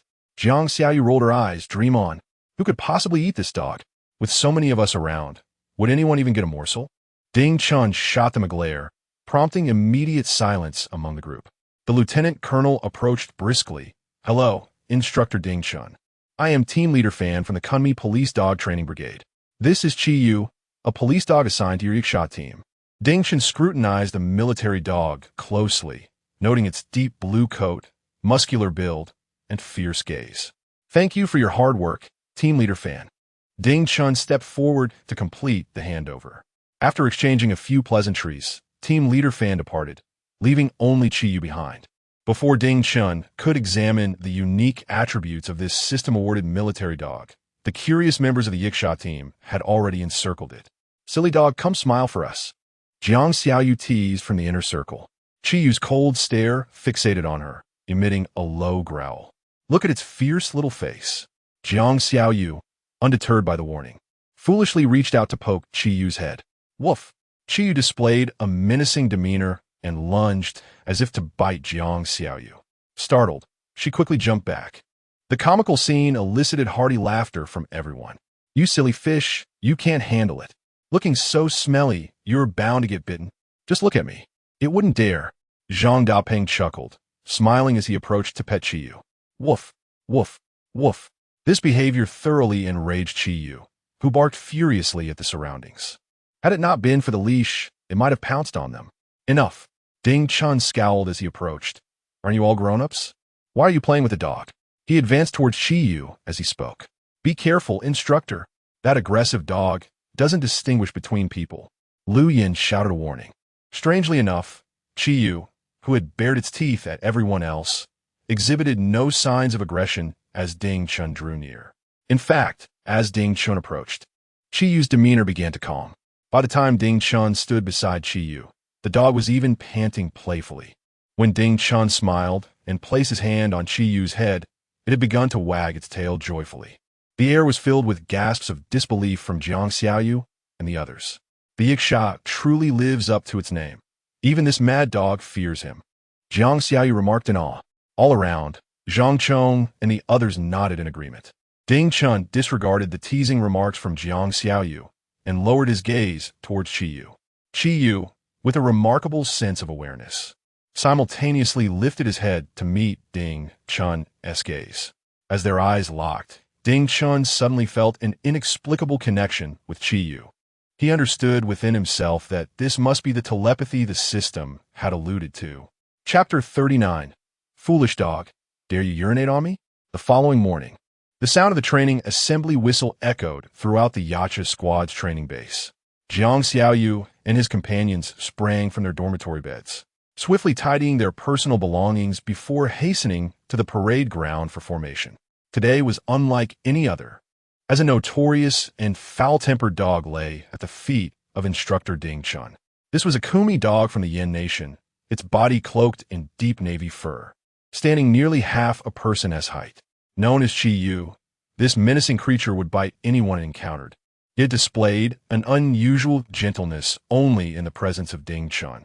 Ding Chen looked down at Chi Yu and, with a warm smile, announced, "Allow me to introduce your new comrade, Chi Yu." Jiang Xiaoyu wrinkled his nose and muttered under his breath, "I have no desire to be comrades with a dog." Chi Yu, with keen ears, immediately barked twice at Jiang Xiaoyu, causing him to squint back in alarm. Ding Chen smiled slightly. Chi Yu has sharp ears and a keen nose, so refrain from speaking ill of it. It has a temper, as you can imagine. Everyone shared an awkward chuckle, well aware that being bitten or beaten by the dog would be a source of embarrassment. Enough chatter. Let's commence training. Ding Chen bellowed. Do not let Chi Yu look down upon you. It is also a special forces member. With that command, everyone rushed to the training field. Having established a mental connection with Chi Yu the previous night, Ding Chen had gained a general understanding of the dog's capabilities. Despite being merely a military dog, Chi Yu exhibited abilities that often surpassed those of elite soldiers. On the training ground, Ding Chen designated a specific area solely for Chi Yu's training. The dynamic between the man and dog appeared as if they had known each other for ages, akin to Chi Yu being raised by Ding Chen since childhood. Chi Yu, jump! Chi Yu, run! Ding Chen continuously issued commands, rigorously testing the dog's skills. Each time Ding Chen called out, Chi Yu sprang into action, executing every command with remarkable precision. Is this dog truly this impressive? Ding Chen marveled. Aside from its inability to speak, its intelligence rivals that of a human. Woof! Chi Yu barked twice, seemingly responding to Ding Chen. Nearby, the other trainees observed the leisurely training session between Ding Chen and Chi Yu, their eyes filled with envy.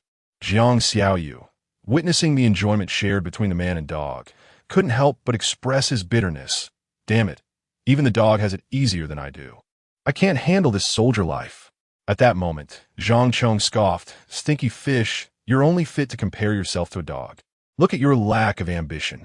Zhang Dapeng chimed in with a jest, "Indeed, if you seek leisure, you should go serve as a dog for Yacha." Lu Yin laughed heartily. "It's not that he doesn't want to. It's just that no one wants him. The instructor would have to whip him back." "Bah!" Jiang Xiaoyu spat in mock indignation. "You're just jealous of my superior looks, always targeting me. Just wait until the competition. I want to show you any mercy. Just you? Don't end up getting knocked down and searching for your teeth." The group erupted into laughter. Hearing their laughter, Ding Chen straightened up and discovered that the group of young miscreants had indeed become lax. "If you do not train diligently, the celebration will be canceled, and each of you will run an additional 5 kilometers. Ding Chen bellowed, immediately instilling fear in everyone, prompting them to quicken their pace. They dared not argue with Ding Chen. To halt meant certain punishment awaited them. Ding Chen nodded in satisfaction, knowing that without a firm push, these young ones would inevitably slacken their efforts. As Ding Chen resumed training Chi Yu, Lin approached briskly. Observing the remarkable rapport between the man and the dog, he expressed his astonishment. "Wasn't this dog just delivered last night? How has it already become so familiar with you in such a short time?" Ding Chen laughed heartily. "Perhaps it is fate. Chi Yu possesses exceptional abilities, and from my assessments, its performance metrics rival those of a Special Forces soldier." "Rival a Special Forces soldier?" Lin exclaimed, his eyes wide with disbelief. "Isn't that a bit of an exaggeration? After all, it's merely a military dog. How could it possibly compare to a trained operative?" Woof! Chi Yu, hearing Li An's disdain, immediately bared its teeth and barked furiously at him. Ding Chen hurriedly soothed the creature. "Chi Yu, he underestimates you. Show him what you can do." Woof woof. Chi Yu responded in agreement. A flicker of appreciation crossed Li An's eyes.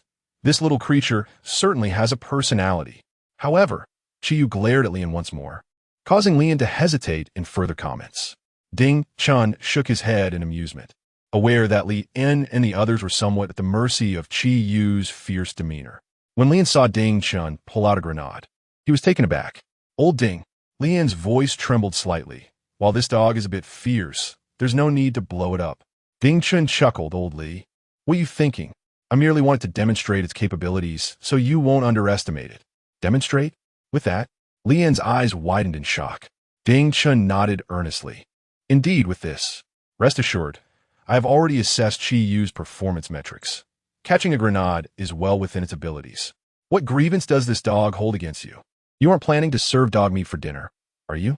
Lian remained skeptical. Seeing Li En's disbelief, Ding Chun turned to Chi Yu. Chi Yu, when I throw this grenade, do you have confidence in reaching the cover before it detonates? Woof woof. Ding Chun turned back to Lian. You see, it believes it can do it. Lian stared at Ding Chun in disbelief. Could two Barks be trusted?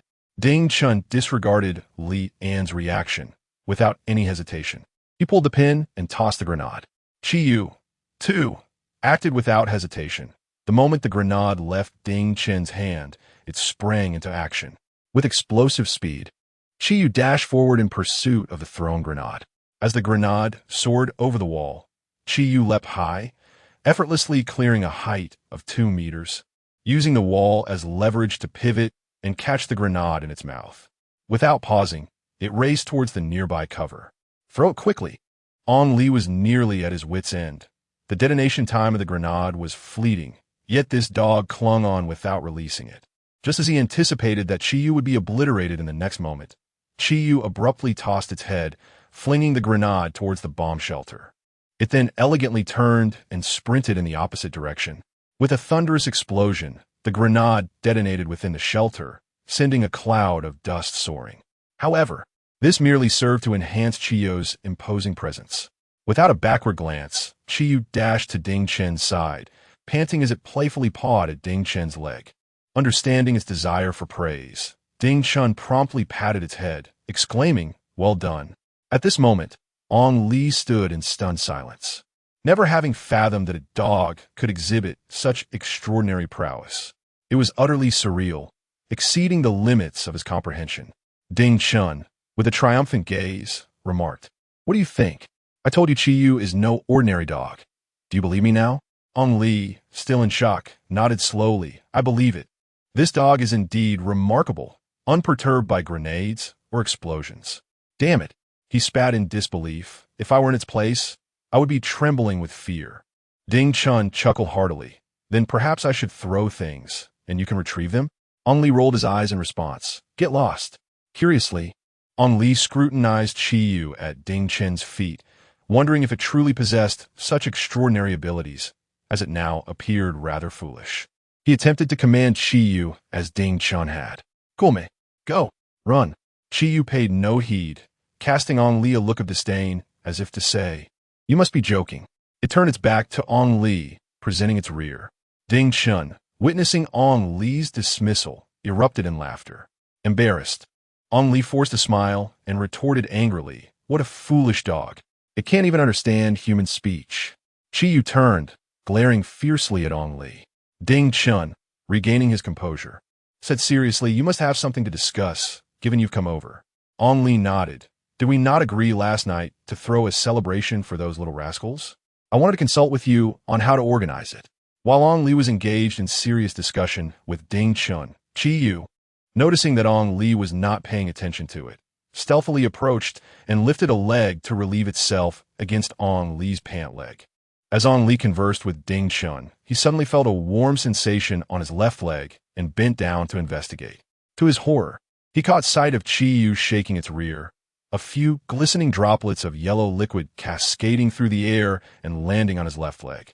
"Blast it!" Ong Li bellowed in outrage. "You wretched dog! I'll stew you tonight. How dare you do this to your captain?" Chi Yu, unfazed by Ong Li's fury, nonchalantly completed its business, glanced back at Ong Li with a look of disdain, and ambled over to Ding Chun. Ong Li was nearly beside himself with indignation. But Ding Chun quickly intervened. "Captain, you called it a foolish dog. How can you hold a grudge against it? Moreover, it is now our comrade." Ding Chun then redirected the conversation. let us return to the matter at hand. Preparations for the celebration must be made, yet they should not be allowed to become complacent. I shall take charge of the arrangements. Their desire for festivity must be contingent upon their own merit, and whether they truly deserve to celebrate such an achievement. Lian nodded in agreement, saying, "Very well, I shall entrust this matter to you, but I must quickly change my trousers. That wretched dog shall meet its fate soon enough." As Ding Chen observed Li An's frustrated departure, a faint smile crept across his lips. He had already conceived a rather distinct notion regarding the forthcoming celebration of the Yasha squad. Chapter 40. You are so weak. Not even as good as a dog under the blazing sun. Within the training grounds of the Nightshade squad, everyone was drenched in sweat, diligently honing their skills. Their uniforms had been soaked countless times, yet they dried quickly, leaving a thick layer of white residue. At this moment, Ding Chun had completed his training for the day. Together with Chi Yu, he sat in the shade of a tree, observing the fervent training of the others. To add to the absurdity, Ding Chun even brought out half a watermelon, sharing it with Chi Yu as they leisurely enjoyed their treat beneath the shade. In Ding Chen's words, this was to temper their willpower. Seeing Ding Chun so relaxed was one thing, but even a dog was indulging in watermelon nearby. Wasn't that a blatant mockery? Instructor Jiang Xiaoyu and the others seized the opportunity during a break to voice their grievances to Ding Chun. We're all training, and Chi Yu is part of our Nightshade squad. So why doesn't it have to train? It's a dog. Are you a dog too? Ding Chun raised his chin defiantly. Moreover, the Nightshade squad is a place for the strong. I don't need to train. Do you dare to voice any objections? Zhang Chong and Lu Yin quickly shook their heads. They would dare speak about Chi Yu, but would never question Ding Chun. Zhang Daping tugged at Jiang Xiaoyu's sleeve. Stinky fish, just let it go. What is there to argue with the dog? Exactly. Lu Yin nodded vigorously. After all, it's the instructor's beloved pet. Why compete with it? They feared Ding Chun might cause them trouble over this. Jiang Xiaoyu grimaced. Being a dog is so comfortable. I don't want to work hard anymore. I want to be a dog too. Ding Chun glanced at the group, noticing their defiance. He smiled. What is this? Are you all still unconvinced? Zhang Chong and Lu Yan were the first to shake their heads. We dare not disagree. Just a glance from the instructor, and we are convinced. Seeing their outward compliance but inward rebellion, Ding Chen scoffed. With such a demeanor, you call yourselves special forces? You can't even voice your true thoughts. What else are you capable of? I'm not convinced. Jiang Xiaoyu shook off Zhang Daping's hand. We toil and sweat in training, only to be ridiculed by you with a dog. I refuse to accept this. Ding Chun casually raised his gaze at Jiang Xiaoyu. Not convinced? What grounds do you have? I've stated before, in the Nightshade squad, actions speak louder than words. It possesses greater strength than you. What is wrong with enjoying privileges? If you can outperform Chi Yu, I will grant you privileges too. Jiang Xiaoyu could not bear to be provoked by Ding Chen's words and immediately retorted, it's just a dog. You speak of it as if it's divine. We have undergone extensive special training. Overpowering it should be a piece of cake. Zhang Chong added indignantly, exactly, instructor. You underestimate us. Even if we are lacking, we cannot possibly be outdone by a mere dog. This is a grave insult. The entire group glared at Ding Chun, filled with righteous indignation. For them, it was a journey marked by rigorous selection and daily training to reach their current standing. Ding Chun was their idol, the embodiment of their aspirations. Each individual yearned for a mere glance of approval from Ding Chun. Yet now, even a dog seemed superior to them, leaving them feeling defeated. Ding Chun let out a cold laugh. What is this? Unconvinced? Let us compare then. He glanced down at Chi Yu. Shall we engage them in a little contest? Chi Yu, with a proud demeanor, lifted his head. Ding Chun stretched leisurely. Very well, let us entertain them. How do you wish to compete? He turned to them. Jiang Xiaoyu chimed in. Didn't you say it surpasses us? We are not without our pride. You set the terms. We refuse to believe a dog can outshine us in any regard. Ding Chun surveyed them. Do the rest of you concur? Everyone nodded in agreement. What Jiang Xiaoyu means is that we cannot possibly lose to a dog. Ding Chun acknowledged their confidence. Very well, I shall oblige you. He declared push-ups, squats, pull-ups, and shooting. None of these are within its capabilities. However, that does not imply its physical prowess is inferior. Thus, we shall race. If you cannot outrun a dog, Refrain from speaking in my presence henceforth. Woof. Chi Yu provocatively glared at the crowd. Jiang Xiaoyu retorted, Hey, what else with the bravado? Don't think your ferocity intimidates me. We will never lose to a mere dog. Then prepare yourselves for an armed 5-kilometer run. Ding Chen bellowed. Immediately, Jiang Xiaoyu and the others readied themselves, each harboring a determination not to let Ding Chen perceive a dog as superior to them. If they were to lose to Chi Yu, their entire Yasha squad would lose all semblance of dignity. Bang! As the signal gun fired, a plume of smoke billowed forth, and the entire Yasha squad bolted into action. They surged forward with remarkable speed, covering several hundred meters in no time. After running for a while, Jiang Xiaoyu and the others, not having seen Chi Yu, could not resist glancing back. After all, Ding Chen had spoken so highly of Chi Yu. They believed it must possess some skill. However, upon turning around, they found themselves laughing. It turned out that Chi Yu had not moved an inch since the gunshot. It remained nestled at Ding Chen's feet, wagging its head with oblivious glee. What a silly dog. It's a miracle it wasn't frightened by the gunfire. Jiang Xiaoyu laughed heartily. Zhang Chong couldn't help but glance sideways. It seems our instructor may have exaggerated. It's just a foolish dog. Why would he think we could possibly lose to it? The Yasha squad, now far ahead, erupted in laughter as if victory was already theirs. Chi Yu cast a disdainful glance at Jiang Xiaoyu and the others, snorting derisively. Woof! Chi looked to Ding Chen for instruction. Ding Chen patted its neck. Go. The moment those words left his lips, Chi Yu shot forward with a burst of energy. The speed was astonishing, even exceeding that of the frantic escape during the morning's bomb threat. Its resplendent coat shimmered under the sunlight, and a rush of air signaled its swift approach as it surged towards Jiang Xiaoyu and the others. In the blink of an eye, it had closed the distance. What the hell? So fierce? Jiang Xiaoyu and the others stood dumbfounded, unable to fathom the incredible swiftness of the dog. They had just turned back to see it lingering by Ding Chen, disregarding commands, and each had thought victory was assured. Yet within mere minutes, Chi Yu relentlessly diminished the gap between them. The entire Yasha squad felt the urgency. They clenched their teeth and sprinted towards the finish line. They now understood that being caught by Chi Yu was merely a matter of time.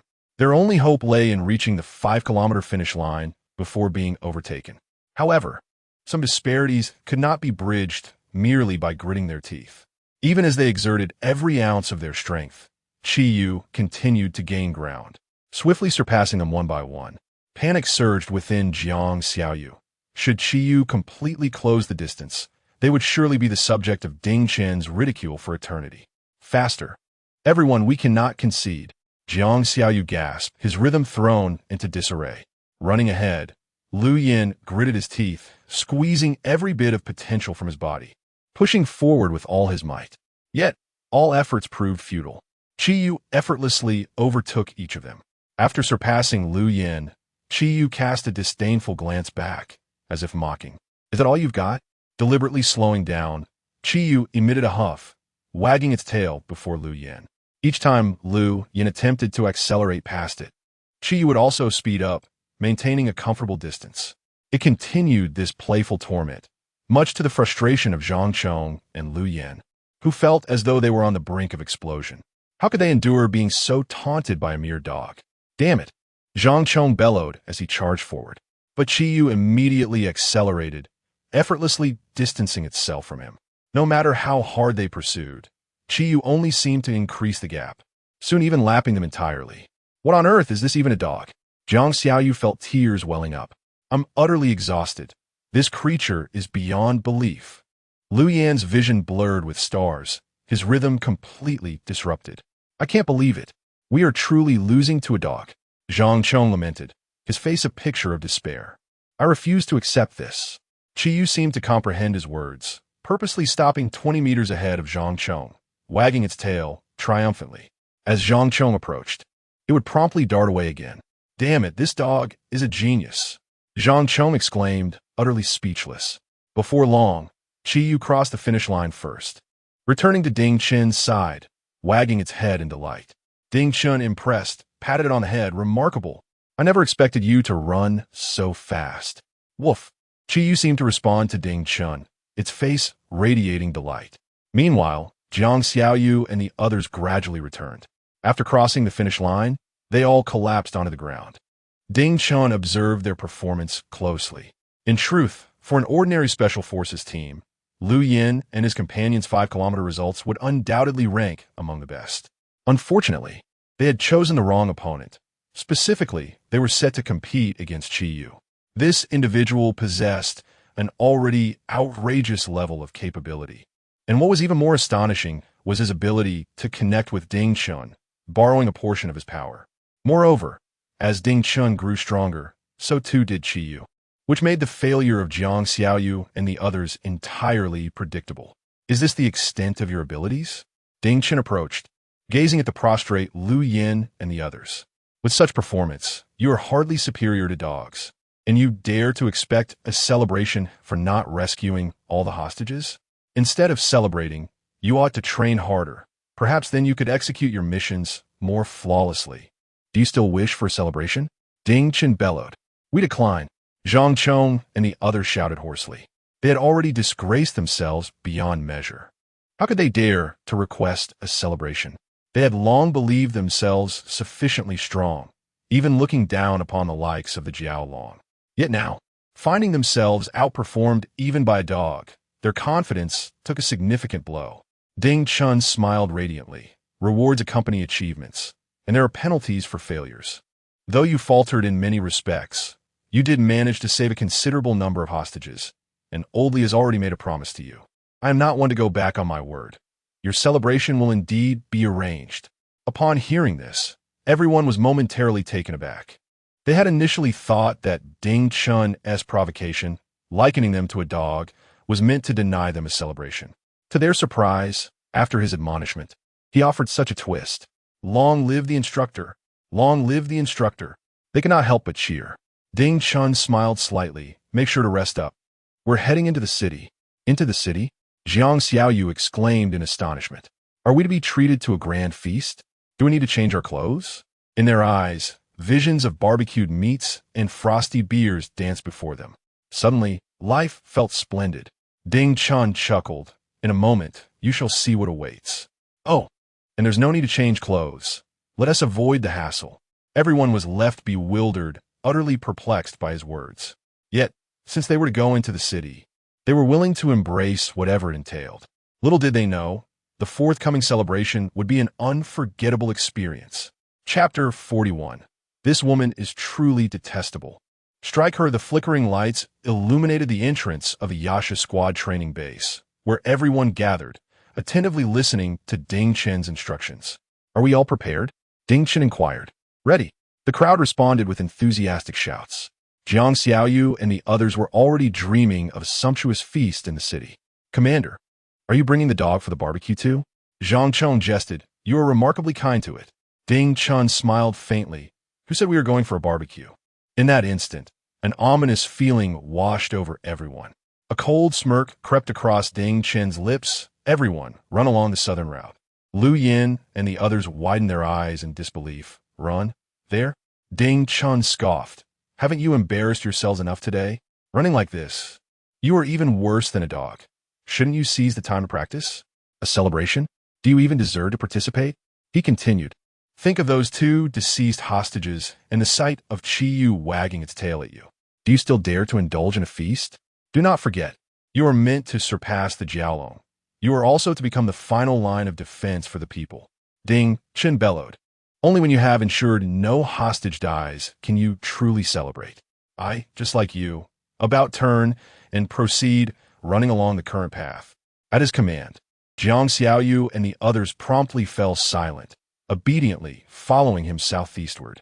After all, countless historical experiences had taught them that those who dared to retort against Ding Chen often met dire fates. Just ask Jiang Xiaoyu. As expected, Jiang Xiaoyu couldn't resist voicing his thoughts again. I should have realized it sooner. How could anything good come from Yasha's radiant smile? I was too naive. Zhang Chong shook his head in resignation. Who isn't? This is played too smoothly. Hush, whispered Zhang Dapeng. Yasha seems to hear. Don't say anything more. Haven't you seen how many times the stinky fish has been dealt with? After Zhang Dapeng's remark, everyone gave him a thumbs up. After all, Knowing Ding Chen could hear, yet daring to call him Yasha, he truly was a brave soul, much like Jiang Xiaoyu. Qiyu trailed closely behind Ding Chen, its tail wagging with glee, occasionally glancing back with a disdainful look at Jiang Xiaoyu and the others. "You insolent mutt, dare to look down upon me." Upon catching Qiyu's scornful gaze, Jiang Xiaoyu shot back fiercely, "One day, I shall stew you."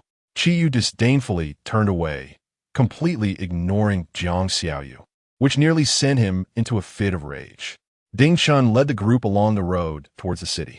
Gradually, they distanced themselves from the training base, the streetlights illuminating one by one. "Commander, we can't go on."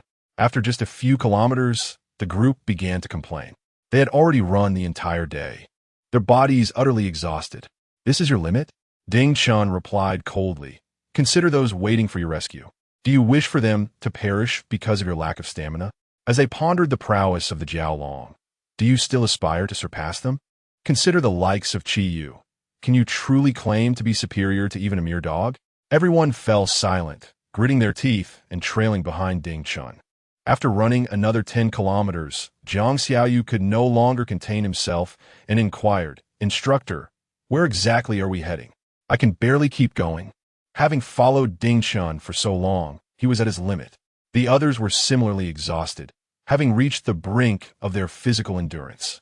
They had been running all day, and if not for the tensions simmering within, they would have long since deflated. "Do not inquire about the destination. Wherever I go, you shall follow," Ding Chen declared sternly. They ceased their chatter, teeth clenched as they pressed on. Ding Chen glanced at the time, gauging their distance, and felt a sense of satisfaction. He intended to run another 2 kilometers before releasing them. Just then, a commotion erupted near the riverbank. "Help! Help!" A woman cried out in distress. On the banks, 2 figures bobbed in the turbulent waters, swept away by the current. A multitude of onlookers gathered, many capturing the scene on their phones, yet none dared to leap into the river to assist. Only a few compassionate citizens helped the distressed woman by calling the fire department for rescue. Ding Chen swiftly raised his hand, signaling the entire team to halt. "Stop! We must aid those in peril." No sooner had he spoken than he removed his military cap and stripped off his naval uniform, plunging into the icy waters. The swift current immediately engulfed Ding Chen, pulling him downstream. Navigating such fierce waters proved challenging. Without hesitation, Qiyu followed suit, leaping in alongside him. Man and dog surged toward the drowning individuals. Jiang Xiaoyu and the others, without a second thought, shed their clothes and, despite their fatigue, plunged into the water after Ding Chen. Although they were typically strong swimmers, the exhaustion of the day weighed heavily upon them, leaving them breathless. Realizing their energy was rapidly depleting, Ding Chen sensed danger. Should they all enter the water recklessly, they might falter. He called out to the shore, "Do not jump in. The exertion is too great. Leave the 2 in the water to me." As he spoke, he swam towards the victims. "Instructor, please be careful." Zhang Chong and the others shouted anxiously from the bank. Hearing Ding Chen's command, they refrained from entering the water, anxiously awaiting the outcome. With the advantage of his system and his own excellent swimming skills, Ding Chen deftly harnessed the current's acceleration, swiftly approaching the drowning individuals. As he neared, he discovered that the closest victim was, in fact, a woman. Onlookers on the bank erupted into cheers upon witnessing Ding Chen's approach, exclaiming, "Well done. Hurry, get her to the riverbank." Zhang Chong and the others could not help but cheer. The instructor performed brilliantly. Jiang Xiaoyu, who was swimming just behind Ding Chen, overheard the praises and murmured to himself, "We all jumped in to save someone. Why is no one praising me?" Ding Chen, noticing his grievances, felt reassured about his stamina. "We are nearing the drowning victim. Be cautious and do not let them pull you under." Jiang Xiaoyu nodded and followed Ding Chen as they swam forward. Ding Chen was the first to approach the female victim. As he reached her, the drowning woman seemed to sense the presence of a rescuer. She grasped Ding Chen tightly, treating him as her lifeline. "Let go. Do not hold on so tightly. If you cling to my neck, I won't be able to save you." Ding Chen attempted to instruct her. However, it was all in vain. To the victim, he was her only hope, and she would not relinquish her grip. Seeing that persuasion was futile, Ding Chen forcefully freed himself from her grasp, striking her neck with a swift motion. Just as she was about to sink, he seized her arm. Jiang Xiaoyu, take this victim back to shore immediately, Ding Chen shouted. Jiang Xiaoyu nodded, quickly wrapping one arm around the drowning woman and ensuring her head remained above water, pulling her toward the shore. Well done. Excellent work. The crowd on the bridge erupted in cheers as they witnessed Jiang Xiaoyu successfully rescue a victim. At that moment, Ding Chen had already approached the second victim, a male who had begun to lose consciousness, his eyes rolling back as the current swept him downstream. Rescuing an almost unresponsive drowning person posed no significant challenge. Ding Chen grasped one of the man's arms, while Chiyu helped by biting onto the other. Together, they pulled him to safety. Though Jiang Xiaoyu had swum to the shore first, he was utterly exhausted by the time he reached solid ground, collapsing onto the ground. Ding Chen, having just dragged the man ashore, noticed that Jiang Xiaoyu had succumbed to fatigue. Meanwhile, the victim Jiang Xiaoyu had rescued remained unconscious. As Ding Chen prepared to administer first aid, the woman who had previously cried for help rushed over anxiously. Ding Chen looked up and noticed she bore a striking resemblance to the drowning woman. Furrowing his brows, he inquired, "Miss, what is your relation to them? Are there any other victims?" The woman, sensing his gaze upon her, averted her eyes and replied, "This is my sister and my partner." She fell silent, as a bystander among the onlookers shouted, "Leader, there is still someone in the river." Ding Chen shot a fierce glance at the woman who had spoken only partially, but he had no time to dwell on her. He glanced at the river, activating his heightened senses once more before plunging back into the water. "Woof, woof." Woof Chi barked fiercely at the woman, causing her to stumble back in fright. At that moment, Lu Yin and the others gathered around, collectively administering first aid to Jiang Xiaoyu and the two submerged individuals. Soon, the two victims regained consciousness from their stupor. Jiang Xiaoyu lay on the side, resting, and could not help but feel a deep admiration as she watched Ding Chen leap into the water once more. Meanwhile, the onlookers on the bridge converged, and upon noticing the growing crowd, the woman, fearing condemnation for her previous actions, hurriedly assisted her husband and sister in an attempt to depart. The surrounding spectators erupted in indignation, pointing fingers at her. "Someone risked their life to save you, and you can't even muster a word of thanks? Are you even human? You actually tried to conceal the existence of another drowning victim. Are you attempting murder?" The collective outrage of the crowd pierced through her like daggers, suffocating her with guilt and shame. The commotion at the riverbank held no relevance for Ding Chen. With his focus entirely on his spider sense after diving back into the water, he found the divine perspective unhelpful in the murky depths, where the instinctive sixth sense proved far more effective.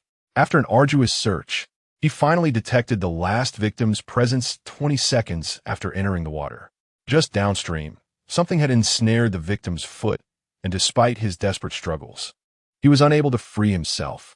Exhausted by the tumultuous current, the victim's consciousness faded, and he began to sink slowly into the depths. Without hesitation, Ding Chen plunged beneath the surface, propelling himself towards the drowning individual. Upon reaching him, Ding Chen grasped the net, entangling the victim's foot with both hands, and exerted all his strength, tearing the net apart. Onlookers were consumed by anxiety, watching as Ding Chen remained submerged for over a minute without resurfacing. A sense of dread filled their hearts, fearing that he too had succumbed to the peril. However, in the next moment, Ding Chen emerged, pulling the last victim to the surface. Cheers erupted from the crowd, and some older onlookers couldn't help but shed tears of pride for Ding Chen's bravery. The two individuals rescued earlier, along with the woman, watched in disbelief as he saved the final victim. Their expressions soured, and they prepared to leave. Suddenly, an elderly woman blocked their path. "He worked tirelessly to save you, and you have not uttered a single word of gratitude.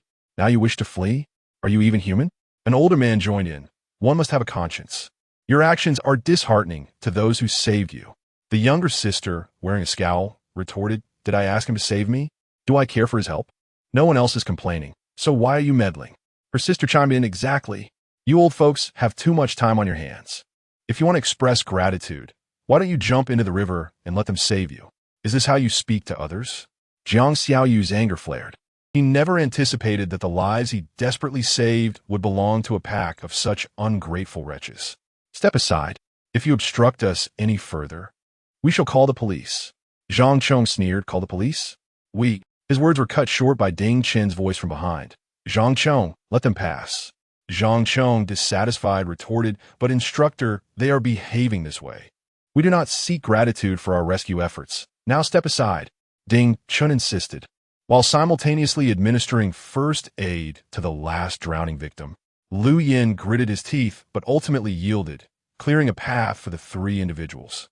We haven't committed any crime. On what grounds do you detain us? The woman who had fallen into the water said smugly. Honestly, what a nuisance. They swaggered away, unabashed. Jiang Xiaoyu and the others wore grim expressions, yet felt powerless to confront these individuals. Just as the trio departed from the Nightshade squad, someone in the crowd shouted, "Heroes do not stoop to their level, because they represent our nation. I am but a simple man. I cannot endure this. Strike her." In the darkness, a stone struck the woman on the head. Upon hearing this, the onlookers erupted in outrage. "Strike her! Strike her!" The three were left pale with fear. The man attempted to retort, but was met with a punch to the face. The other two women fared no better, as they were swiftly engulfed by the crowd. Chapter 42. Seizing the drill slot of the dragon, the surging public sentiment swiftly engulfed the three ungrateful ingrates, as onlookers descended upon them with fists and kicks. Realizing the situation could escalate further, Ding Chun hastily instructed Xiang Yu and the others to disperse the furious crowd. The three individuals, already battered and bruised, were met with the ire of the citizens, who glared at them with palpable anger.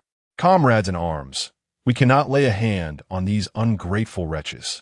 It is our duty to teach them a lesson, declared a matronly figure. Big brother, they are heartless and wicked. They deserve to be punished, chimed in a little girl with a sweet voice. Ding Chun affectionately ruffled the girl's hair and stood tall, addressing the crowd. I implore you all, cease this violence. While their actions are disheartening, they are still citizens of Yin Nation. They have not transgressed the law or endangered our country. It is our mission as soldiers of Yin Nation to save lives. We do not seek their gratitude. As long as they remain part of Yin Nation, we shall fulfill our duty without hesitation. However, let it be known, should anyone threaten national security or act outside the law, we shall show no mercy. Well said. The crowd erupted into thunderous applause, moved by Ding Chen's noble sentiments. It is precisely because of such selfless soldiers that Yin Nation enjoys a peaceful and stable environment. As the applause gradually subsided, everyone realized that the three beaten individuals had long since slinked away, unnoticed. Yet, no one cared about their departure. Compared to Ding Chun and his comrades, such parasites were better off vanished. As Ding Chun assembled his troops to return, the last person he had rescued from the water gratefully blocked his path. Thank you, he exclaimed, attempting to kneel before Ding Chun. Ding Chun quickly helped him up. What are you doing? We are the people's soldiers. We do not engage in such acts. With tears of gratitude glistening in his eyes, the man replied, You are my savior. Please, tell me your unit number. I must express my gratitude in person. Ding Chun shook his head. I have already stated that we saved you not for your recompense. If you truly wish to repay this debt, remember that your benefactor is the soldier of Yin Nation. With that, Ding Chun turned and departed with his troops, leaving no room for further ado. The onlookers gazed at Ding Chun and his comrades with admiration. Such soldiers are indeed the most admirable of all. On the way back, a silence enveloped the group. Finally, it was Jiang Xiaoyu who broke the quietude. Instructor, do you truly harbor no resentment towards those individuals? Ding Chun shook his head. Everyone is entitled to their feelings. Yet my resentment is not directed at their actions towards me.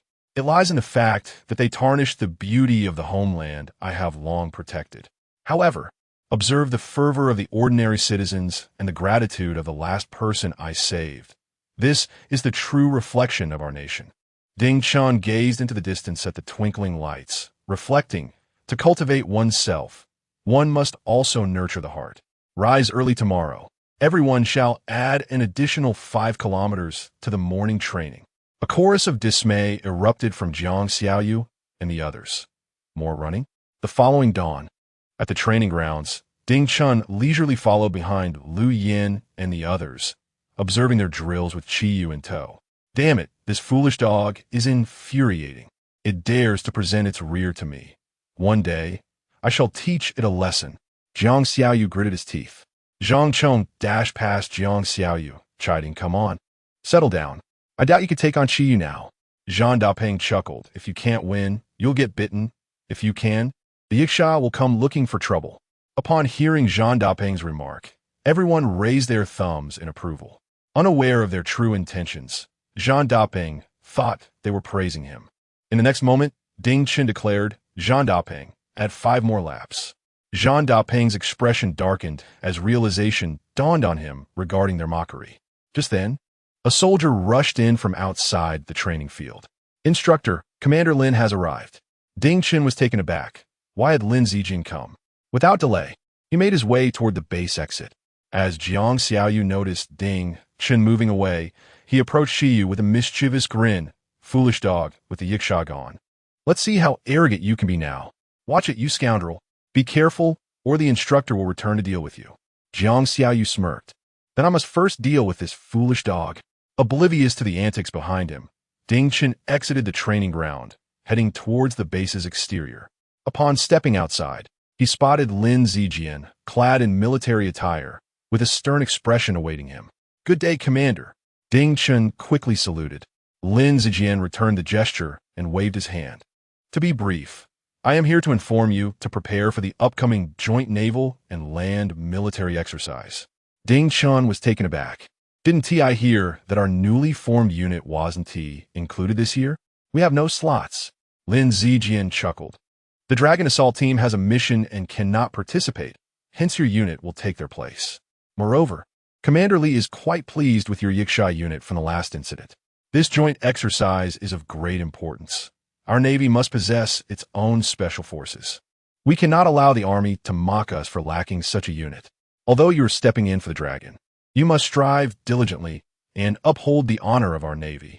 Yes, we shall not disappoint your expectations, Commander, Ding Chen replied, standing resolutely at attention. Very well. Return and inform the troops. I have matters to attend to and must leave. I only came by to relay this urgent news. Understood. After bidding farewell to Lin Zijian, Ding Chen hurried back, only to be greeted by the sound of Jiang Xiaoyu's wails. Help! Help! Brother dog, grandfather dog, I promise I won't do it again. Upon his return, Ding Chen was met with the comical sight unfolding before him. Jiang Xiaoyu sprinted desperately ahead, chased closely by a towering navy blue hound. Qi Yu, capable of easily overtaking Jiang Xiaoyu, deliberately slowed its pace, trailing behind him. Whenever Jiang Xiaoyu hesitated, the dog feigned an attempt to nip at his rear. Ding Chen, thoroughly exasperated, watched as a special forces soldier fled from a dog, shouting for help, a ludicrous spectacle that tarnished the reputation of the elite unit. Could such a battalion truly be entrusted with the weighty responsibilities of military exercises? Qi Yu, come here, Ding Chen bellowed. Upon hearing his command, Qi Yu wasted no time abandoning Jiang Xiaoyu, dashing to Ding Chen's side, panting fervently and circling around him. The stark contrast between its previous ferocity and its current playful demeanor was astonishing. Jiang Xiaoyu was left dumbfounded. Could a dog exhibit such double standards? At last, he had been rescued, gasping for breath. Ding Chen, his expression dark, announced, Jiang Xiaoyu, you will add an extra 10 kilometers to your training. Yes, Jiang Xiaoyu replied, his face ashen. Ding Chen, accompanied by Lin Wanqiu and Qi Yu, made his way to the training ground and blew the assembly whistle. The soldiers of the Yacha Brigade promptly gathered. In light of an urgent notification, it was announced that this year's joint military exercise between the Navy and Army would see us replace the Jiaolong. What? Everyone stared at Ding Chen in disbelief. Aren't we a new unit? How can we participate in the exercise this time? Indeed, we've taken Jiaolong's place. Is this true? Amidst the clamor, Ding Chen, maintaining a stern demeanor, interjected, what are you all fussing about? Prepare as instructed. Are you really going to hesitate at this unexpected opportunity? We are not hesitating. The soldiers shouted in unison. That's good to hear. Ding Chen looked at them intently. This is an opportunity, a chance to prove that we have surpassed Jiaolong and are a bona fide special forces unit. I am ready. Are you all prepared? We are ready. The soldiers roared with fervor. Chapter 43. Lone infiltration, concealed behind enemy lines a week prior to the commencement of the joint military exercise, in the stillness of the night. Jiang Xiaoyu was ensconced in slumber when he felt an insistent itch by his ear. He instinctively raised his hand to swat it away, inadvertently waking himself. As he opened his eyes, a shadow loomed before him at the foot of his bed, sending a jolt of fear through him, compelling him to scream. The figure swiftly covered his mouth, whispering urgently, "Do not raise your voice. You'll awaken the others. Gather your belongings and assemble outside."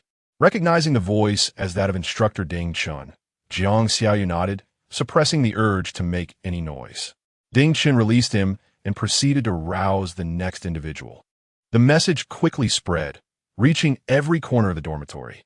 Zhang Chong and Lu Yin, upon being awakened by the commotion, understood that something significant was afoot and, shaken from their fatigue, quietly prepared their belongings and made their way to the playground.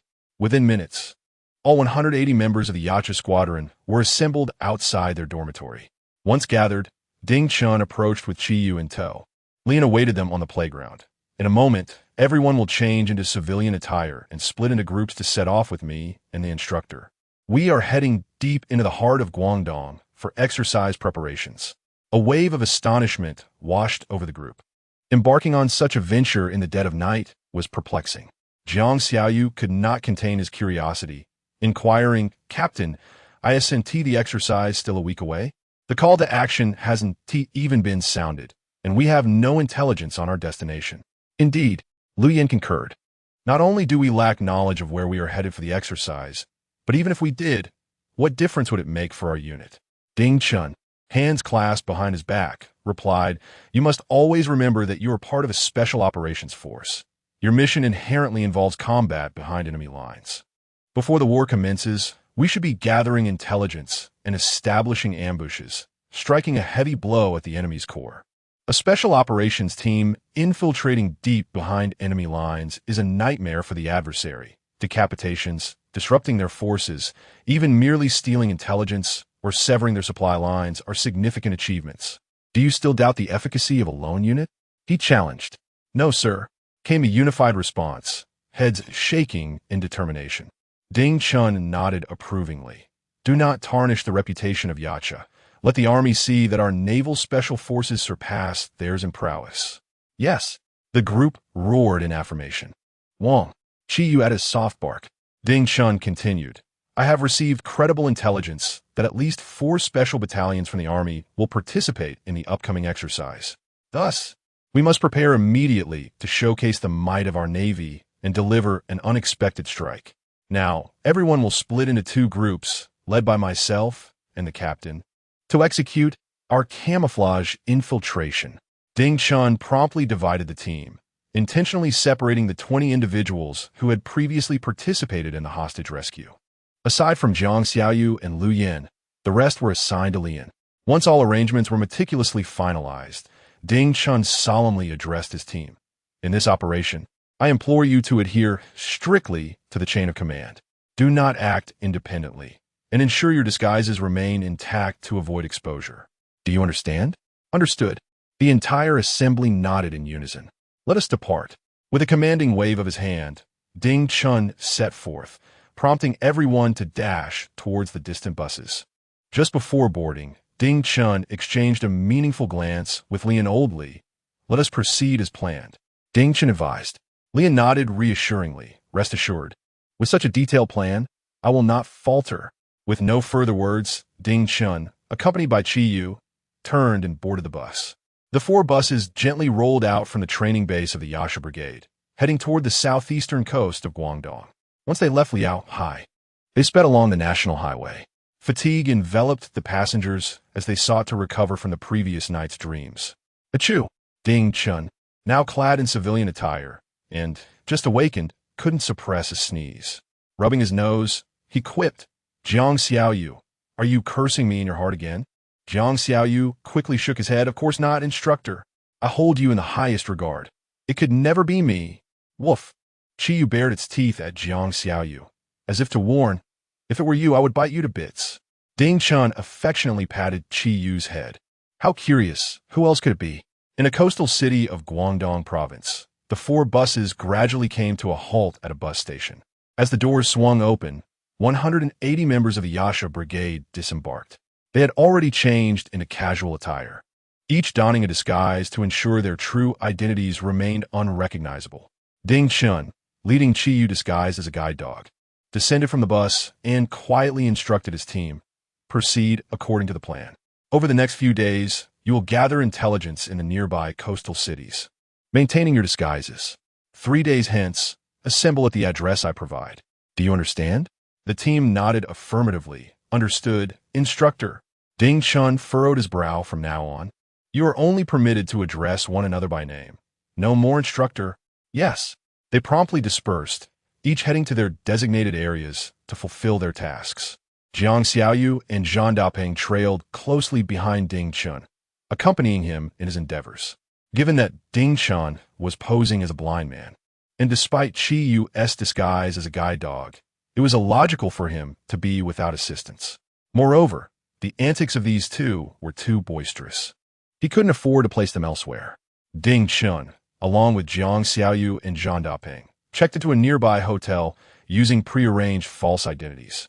After settling their luggage, Ding Chun instructed Jiang Xiaoyu to act independently, posing as a tourist to survey the area from a higher vantage point, a task he was adept at as a sharpshooter. Ding Chun then had Zhang Dapeng guide him as they wandered about. Although he feigned blindness, his divine perspective remained activated, and soon enough, he discovered something noteworthy. At the foot of a nearby mountain, amidst dense foliage, a logistical unit was in the process of constructing a makeshift base within the thicket. Ding Chun promptly instructed Zhang Dapeng to retrieve the map and mark the location of their base. Zhang Dapeng expressed his desire to approach that area, curious to ascertain whether there was indeed something amiss at the foot of the mountain, but Ding Chun swiftly intervened. "Do you not see the presence of several army personnel over there? Your proximity would surely compromise our position." Zhang Dapeng, eager to scan his surroundings, began to look around. "Do not let your thoughts wander. Maintain a natural demeanor." Ding Chun whispered urgently, "The adversary has camouflaged themselves just as we have. We must not reveal ourselves." Instantly, Zhang Dapeng tensed, striving to suppress the urge to glance in that direction. "Come, there is nothing more to observe here. Let us proceed to another location," Ding Chun declared, guiding Zhang Dapeng to turn away and depart. Chapter 44. The element of surprise in supreme tactics. 3 days hence, Ding Chun convened all members of the dispatched Yiksha squadron, consolidating the intelligence they had gathered. "Old Ding, how shall we proceed?" Li inquired, his gaze fixed on Ding Chun. Ding Chun surveyed the maps relayed from various locales, marking crucial sites of the Army's upcoming maneuvers on the master map. Tension gripped the air as everyone awaited Ding Chen's next directive. A sly smile crept across Ding Chen's lips. "Old Li, are you bold enough to indulge me in a grand escapade?" Li nodded affirmatively. "We did not come here for trifles. If you suggest we have located the Army's command center, I shall accompany you to seize it." Ding Chen shot him a glance of disbelief. "If we truly knew the Army's command center, what good would it do to rush there now? Their defenses are formidable. We do not wish to ensnare ourselves within." "Then what shall we do now?" Li pressed. Ding Chun raised his head. "We require an abundance of surveillance equipment. Disperse and procure every small drone and camera you can find." Lian paused, taken aback. "Buy everything available?" Ding Chen affirmed. "Do not purchase too much at once. We are numerous, so let us buy separately in smaller quantities to avoid drawing attention. The surroundings of Digital City must surely have what we need." Everyone looked on in confusion. "Instructor, why procure so much? Are we not conducting a drill? Are you planning to spy?" Ding Chen elucidated. "We have now severed ties with the Naval Command, and intelligence is of the essence. Our operation hinges on seizing the Army's positions, but once commenced, we must remain aware of their real-time movements." Understanding dawned upon them, and admiration filled their gazes as they regarded Ding Chun. Then, All eyes turned expectantly towards him. Ding Chen, slightly irritated, remarked, "If you comprehend, then go procure what is needed." "Why are you all staring at me?" Zhang Chong replied earnestly, "We await your funds. Without money, what can we purchase?" As Ding Chan observed the eager faces before him, he turned to Lian. "What are you looking at me for?" Lian retreated, shaking his head. "I have no money. You are the captain of the Yaksha squadron. Does the squadron's budget not reside with you?" Ding Chen pressed on. Lian shook his head vehemently. "The finances are managed by the treasury. I possess no funds. Moreover, we are here for military exercises. How could we possibly carry military expenses with us?" At this revelation, the group fell silent, taken aback that all preparations had been made only to be thwarted by a lack of funds at the final hurdle. Lian proposed, "We are many. Why not pool our resources to gather the necessary funds?" Ding Chun readily agreed. "Very well. Let us proceed with this plan and complete the military exercise." No sooner had he spoken than Jiang Xiaoyu retreated, clutching his pockets. "Instructor, I have no money." Zhang Daping jested. "No money? Then why cover your pockets?" Jiang Xiaoyu replied with a woeful expression. "I cannot touch it. All I have saved is for my future wife. My mother is eagerly anticipating my marriage." Ding Chen disregarded him and addressed everyone, saying, "Let's all contribute a bit. First, we must procure the supplies. I assure you, once the exercise concludes, the captain will reimburse all expenses, along with interest." Upon hearing Ding Chen's words, Jiang Xiaoyu instantly beamed with joy, exclaiming, "Really? If there is such good fortune, you should have mentioned it earlier, instructor. I have saved quite a sum. For the success of our exercise, I am more than willing to contribute." Zhang Daping exclaimed, "Instructor, look at this crowd. They are like hounds, drawn in by the scent. Woof woof." Just as he finished speaking, Chi let out a couple of disgruntled barks. "Ha ha ha." Laughter erupted among everyone. Only Lian wore a grim expression. He could repay the money. But what of the interest? In the span of 2 days, Ding Chun led the Yacha squad to acquire every drone and camera available to them. As a result, Jiang Xiaoyu and the others had completely emptied their wallets. "Old Ding, we have procured the items. What next?" Lian inquired, looking at him. "The exercise is set to commence tomorrow night. What are your plans?" All eyes were fixed intently on Ding Chun, and Lian's question was one they had all been eagerly anticipating. "You have half a day to prepare. By noon tomorrow, everyone must have completed the demolition of the targets." Ding Chun pulled out a map, dotted with numerous red marks. Each red dot represented a target. He instructed them, "Choose for yourselves. Once you have made your selections, take a public bus to approach these locations. Afterward, promptly gather at this point." Ding Chun indicated a new spot on the map, and everyone nodded in silent agreement. "Begin your selections." Without hesitation, everyone started to choose the locations they wished to demolish. Once selections were made, those who had not chosen teamed up with others, for it was clear that taking down a military target required collective strength. As evening fell, Ding Chun led Jiang Xiaoyu and the others to a gas station. This was a privately owned station, yet several soldiers were already present, indicating that once the exercise commenced, this would serve as one of the military's refueling stations. Ding Chun patted Chi Yu and glanced at Jiang Xiaoyu and the others. "Proceed quietly. No shooting, understood?" "Yes." Jiang Xiaoyu and the others nodded enthusiastically. After practicing infiltration for so long, this task was well within their capabilities. At Ding Chen's command, Chi Yu dashed out first. "Damn it, you greedy dog, stealing the spotlight." Jiang Xiaoyu and Zhang Daping quickly followed suit. Ding Chun smiled slightly, pretending to be a passerby, and walked directly into the gas station service area. Once inside, he feigned interest in the merchandise while discreetly placing 2 exercise-specific, timed explosives on the shelves. After setting them down, he exited swiftly. Upon returning to his original position, Chi Yu had already returned first. "Good job, my friend. Well done." Ding Chen smiled. Patting its head, Chi Yu excitedly licked his hand, seemingly thrilled by the praise. Moments later, Jiang Xiaoyu and Zhang Daping returned. Upon seeing Chi Yu wagging his tail in delight, Jiang Xiaoyu grimaced and exclaimed, "Instructor, spare us your words. We are indeed inferior to a dog." Zhang Daping nodded in agreement, adding, "If Chi Yu were to drop a bomb, none of us could compare. I concede to that." Chi Yu, brimming with pride, wore an expression of haughty arrogance. Enough of the chatter, detonate, Ding Chen said coldly. Jiang Xiaoyu promptly retrieved the detonator. Although it was a time bomb, it could also be detonated manually. The timer served merely as a backup for situations where manual ignition was not possible. Farewell, brothers of the army. Jiang Xiaoyu smiled slightly and pressed the button.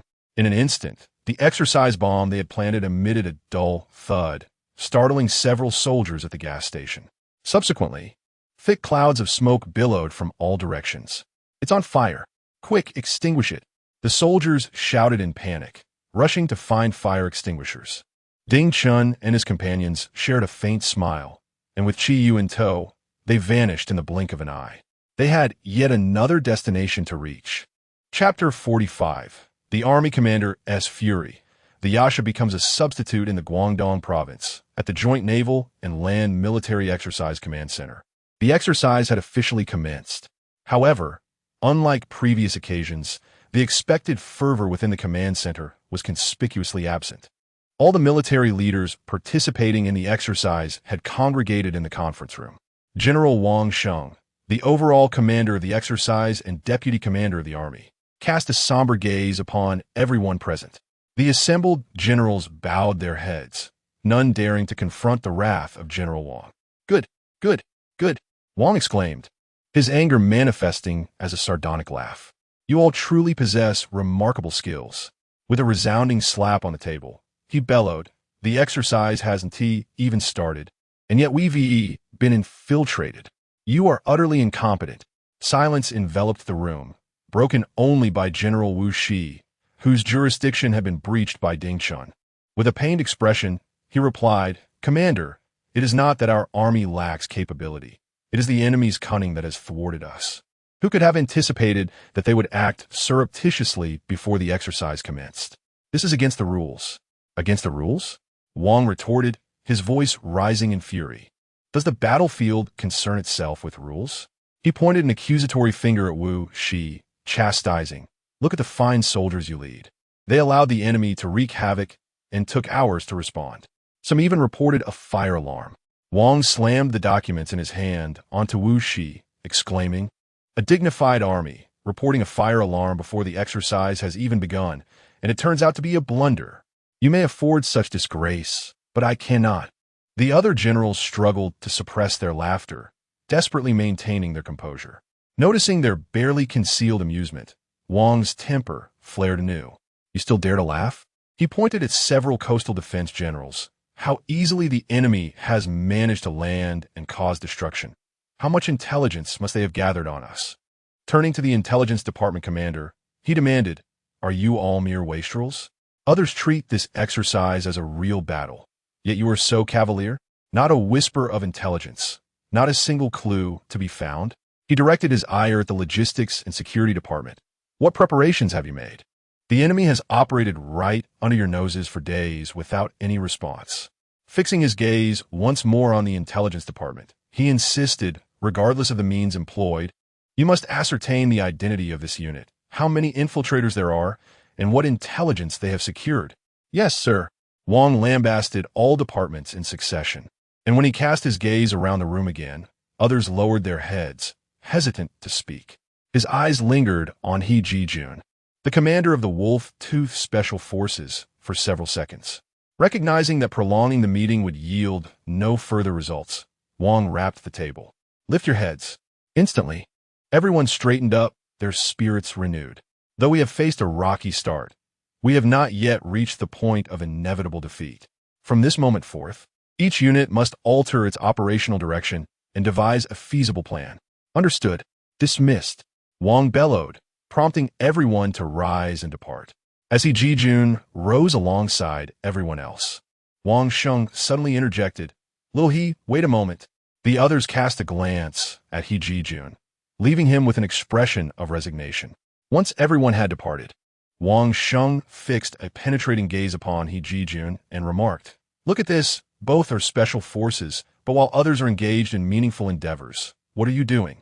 The naval personnel are acting with impunity on land. Does it imply that our army is rendered ineffective? I shall grant you 3 days. If this unit is still operational after that, I shall hold you accountable. Understood. He Ji-jun replied resolutely. Our Wolf-Tooth unit will ensure that this troop is ensnared on the southeastern coast. Spare me the grandiloquence. I only seek results, Wang Sheng replied coolly. You may leave now. With an icy demeanor, He Ji-jun exited the room. At the Joint Sealand Exercise Broadcasting Center, a female reporter exclaimed, "Look, another point has been marked with a red cross." Instantly, everyone turned their gaze towards the screen. The electronic display revealed that a significant portion of the Army's vital strongholds in the southeast had been crossed out. Just moments ago, yet another red dot was marked, drawing the attention of all. Is the Navy this formidable? The exercise has only just commenced, and the strongholds in the southeast are nearly all being eliminated.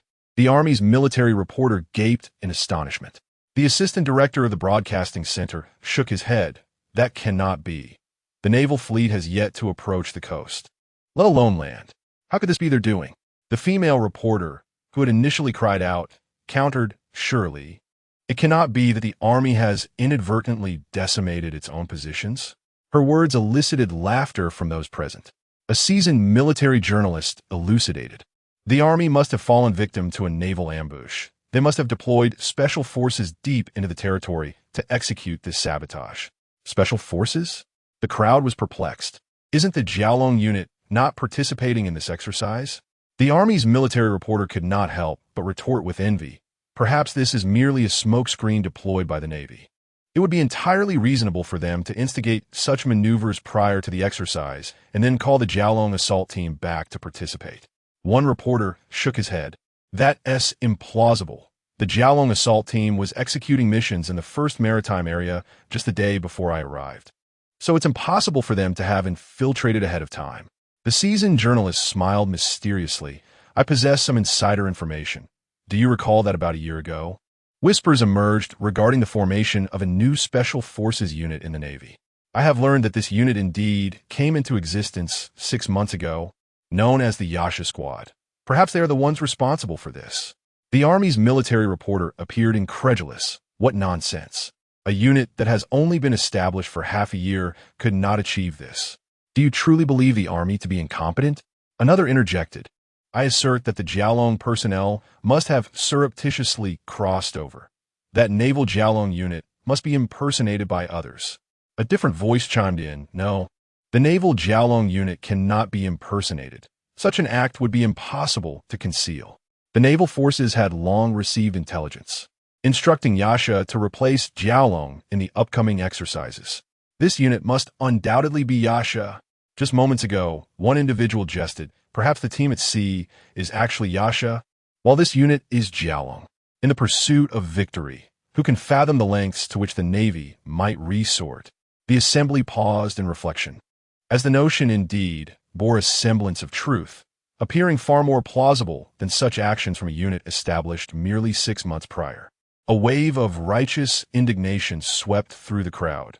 The audacity of the Navy was utterly shameless.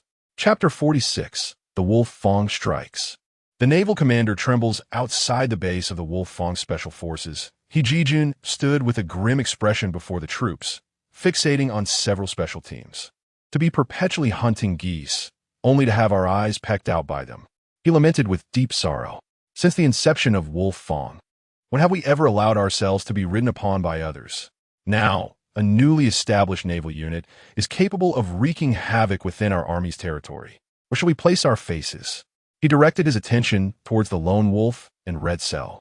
It is an utter disgrace for the Army to be bested by the Navy on land. You two are the most formidable teams in our ranks. This mission to pursue the Navy rests heavily upon your shoulders. Understood. He Chen Guang and Xiao Zhuang responded in unison. I have given the commander 3 days. You shall have only 2, He Ji-jun asserted sternly. If within these 2 days you fail to locate the enemy's position and annihilate them, I shall not hesitate to put you through rigorous training. Do you comprehend? Yes, we will accomplish the mission. The team shouted in unison. Dismissed. Prepare yourselves. We depart in half an hour. As everyone turned to leave, He Ji-jun summoned Fan Tianlei. Golden Eagle, you are the most seasoned in this operation, he said, glaring at him. I entrust this mission to you. Should you fail, you shall be the first to face my wrath. Fan Tianlei, brimming with confidence, replied, "Rest assured. Wolfhead, a bunch of petty thieves daring to act brazenly under the tiger's nose. Their demise is imminent. I will teach them a lesson in humility." He Jijun regarded him with a hint of concern. Yet as Fan Tianlei was the commander of Red Cell and the chief of staff for Wolfong, he had no choice but to place his trust in him at this juncture. "I await your successful completion of the mission." "Yes." Fan Tianlei saluted with confidence. Once He Jijun turned to depart, spirited discussions erupted among the various teams. These enemies are quite formidable.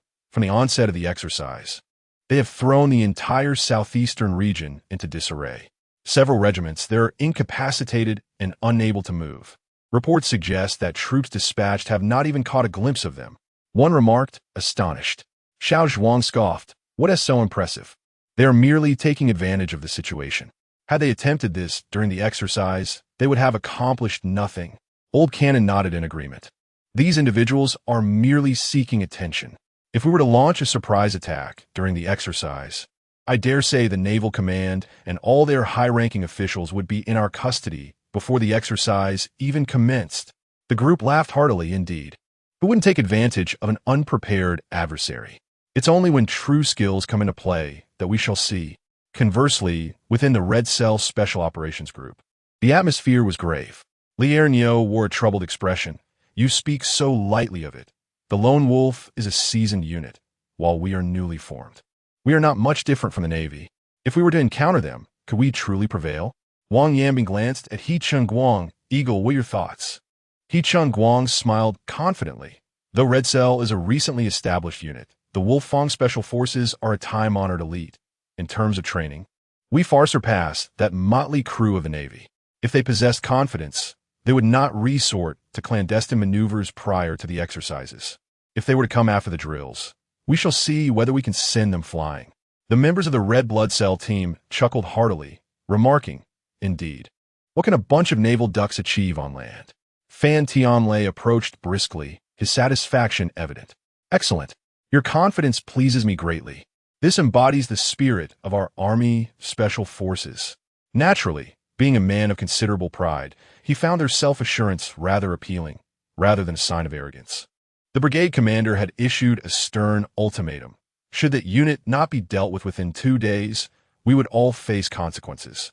Now, go forth and locate them immediately. Make them regret any further antics. Yes, Chief of Staff. In the southeastern bay of Guangdong Province, the beach had transformed into a landing site for the Navy, with a radius of several dozen kilometers seized by naval forces. The initial wave of troops following the amphibious assault was none other than the Marine Corps, who had rapidly advanced up to 60 kilometers. At the Fleet Command Center, Vice Commander Yao Jianjun oversaw the exercise, observing the relentless advance of his troops on the screen. His brow furrowed. Surely, even an incompetent army would not relinquish an entire coastline in a single day, while other directions faced robust resistance. The southeast seemed to have flung open its gates for our entry. This was indeed peculiar. Tang Yuxing voiced his concerns. Their third fleet also participated in the exercise, serving as the Navy's main force alongside the Marine Corps in the assault. In light of this inexplicable situation, confusion reigned among the ranks. A general proposed, "Commander, this is likely a stratagem to lure us deeper into enemy territory. We should consider slowing our advance, proceeding with caution. Only by consolidating our gains can we avoid falling into a trap." "Nonsense." Another irate general retorted vehemently. "What kind of trap would exchange hundreds of kilometers of depth? Aerial reconnaissance has revealed no large-scale movements by the Army within nearly 100 miles. Commander, we must not relent. We cannot afford to grant the enemy a moment's respite." His forces had fought valiantly alongside the Marine Corps, achieving numerous victories. How could he possibly agree to halt their momentum? Yao Jianjun, his brow knitted in thought, listened to the divergent opinions of his commanders, feeling a twinge of vexation.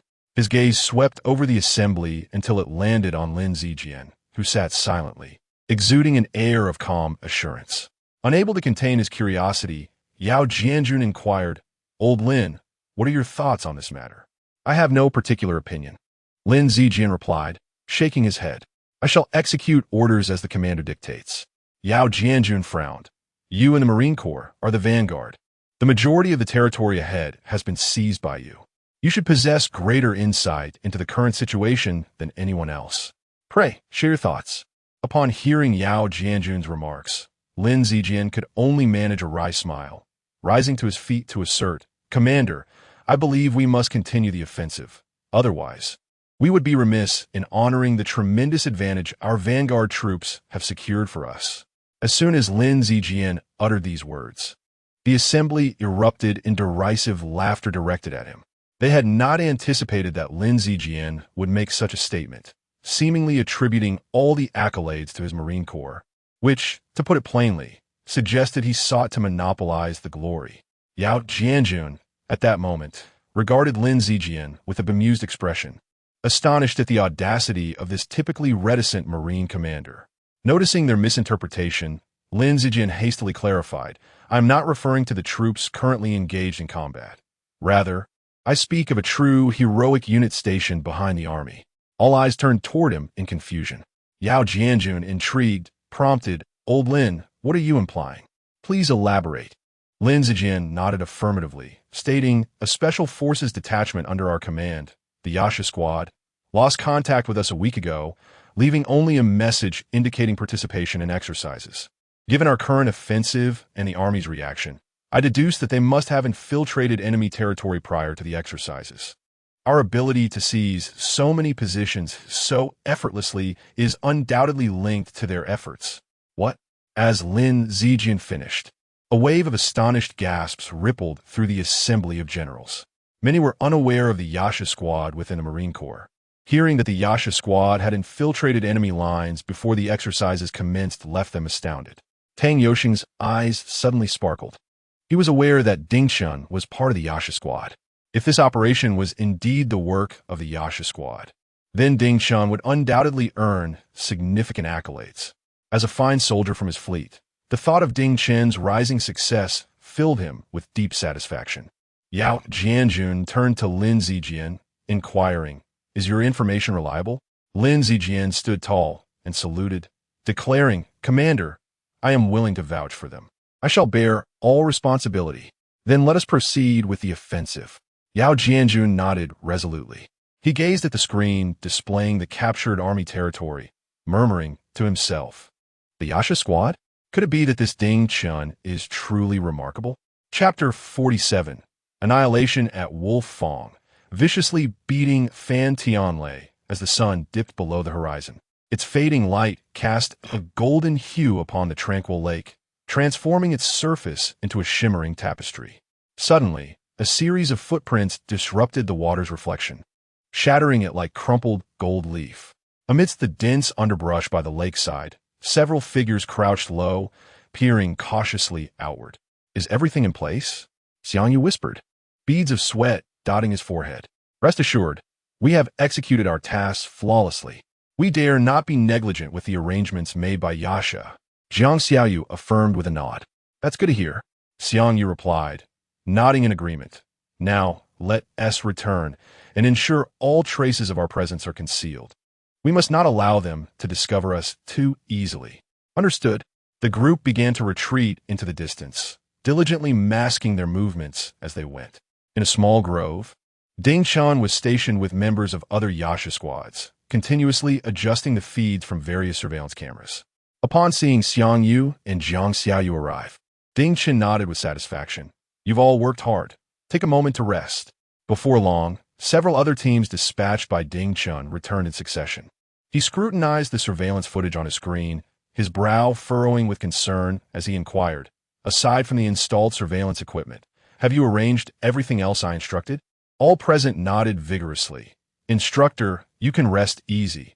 If anyone approaches, we will definitely lead them astray. Only Zhang Dapeng looked puzzled, gazing around the desolate grove and asking, Instructor, this place is deserted. Not even a bird in sight, far removed from the army's key strongholds. Will they really pursue us here? Setting aside the monitor, Ding Chen patiently explained, we just stirred up significant commotion deep within the army's territory. They will surely be aware of our presence and will stop at nothing to eliminate us. by vanishing from their sight here. We are positioned on the path to an adjacent stronghold after attacking the previous one. The Army Special Forces are not fools. When they arrive, they will inevitably uncover our traces. I see now, Jean Dapeng exclaimed, enlightenment dawning upon him. That's why we remained here without relocating. Jiang Xiaoyu furrowed her brow again and queried, but what about the situation with the captain and the others? Ding Chun smiled slightly. Li En and the others have ventured far to create chaos.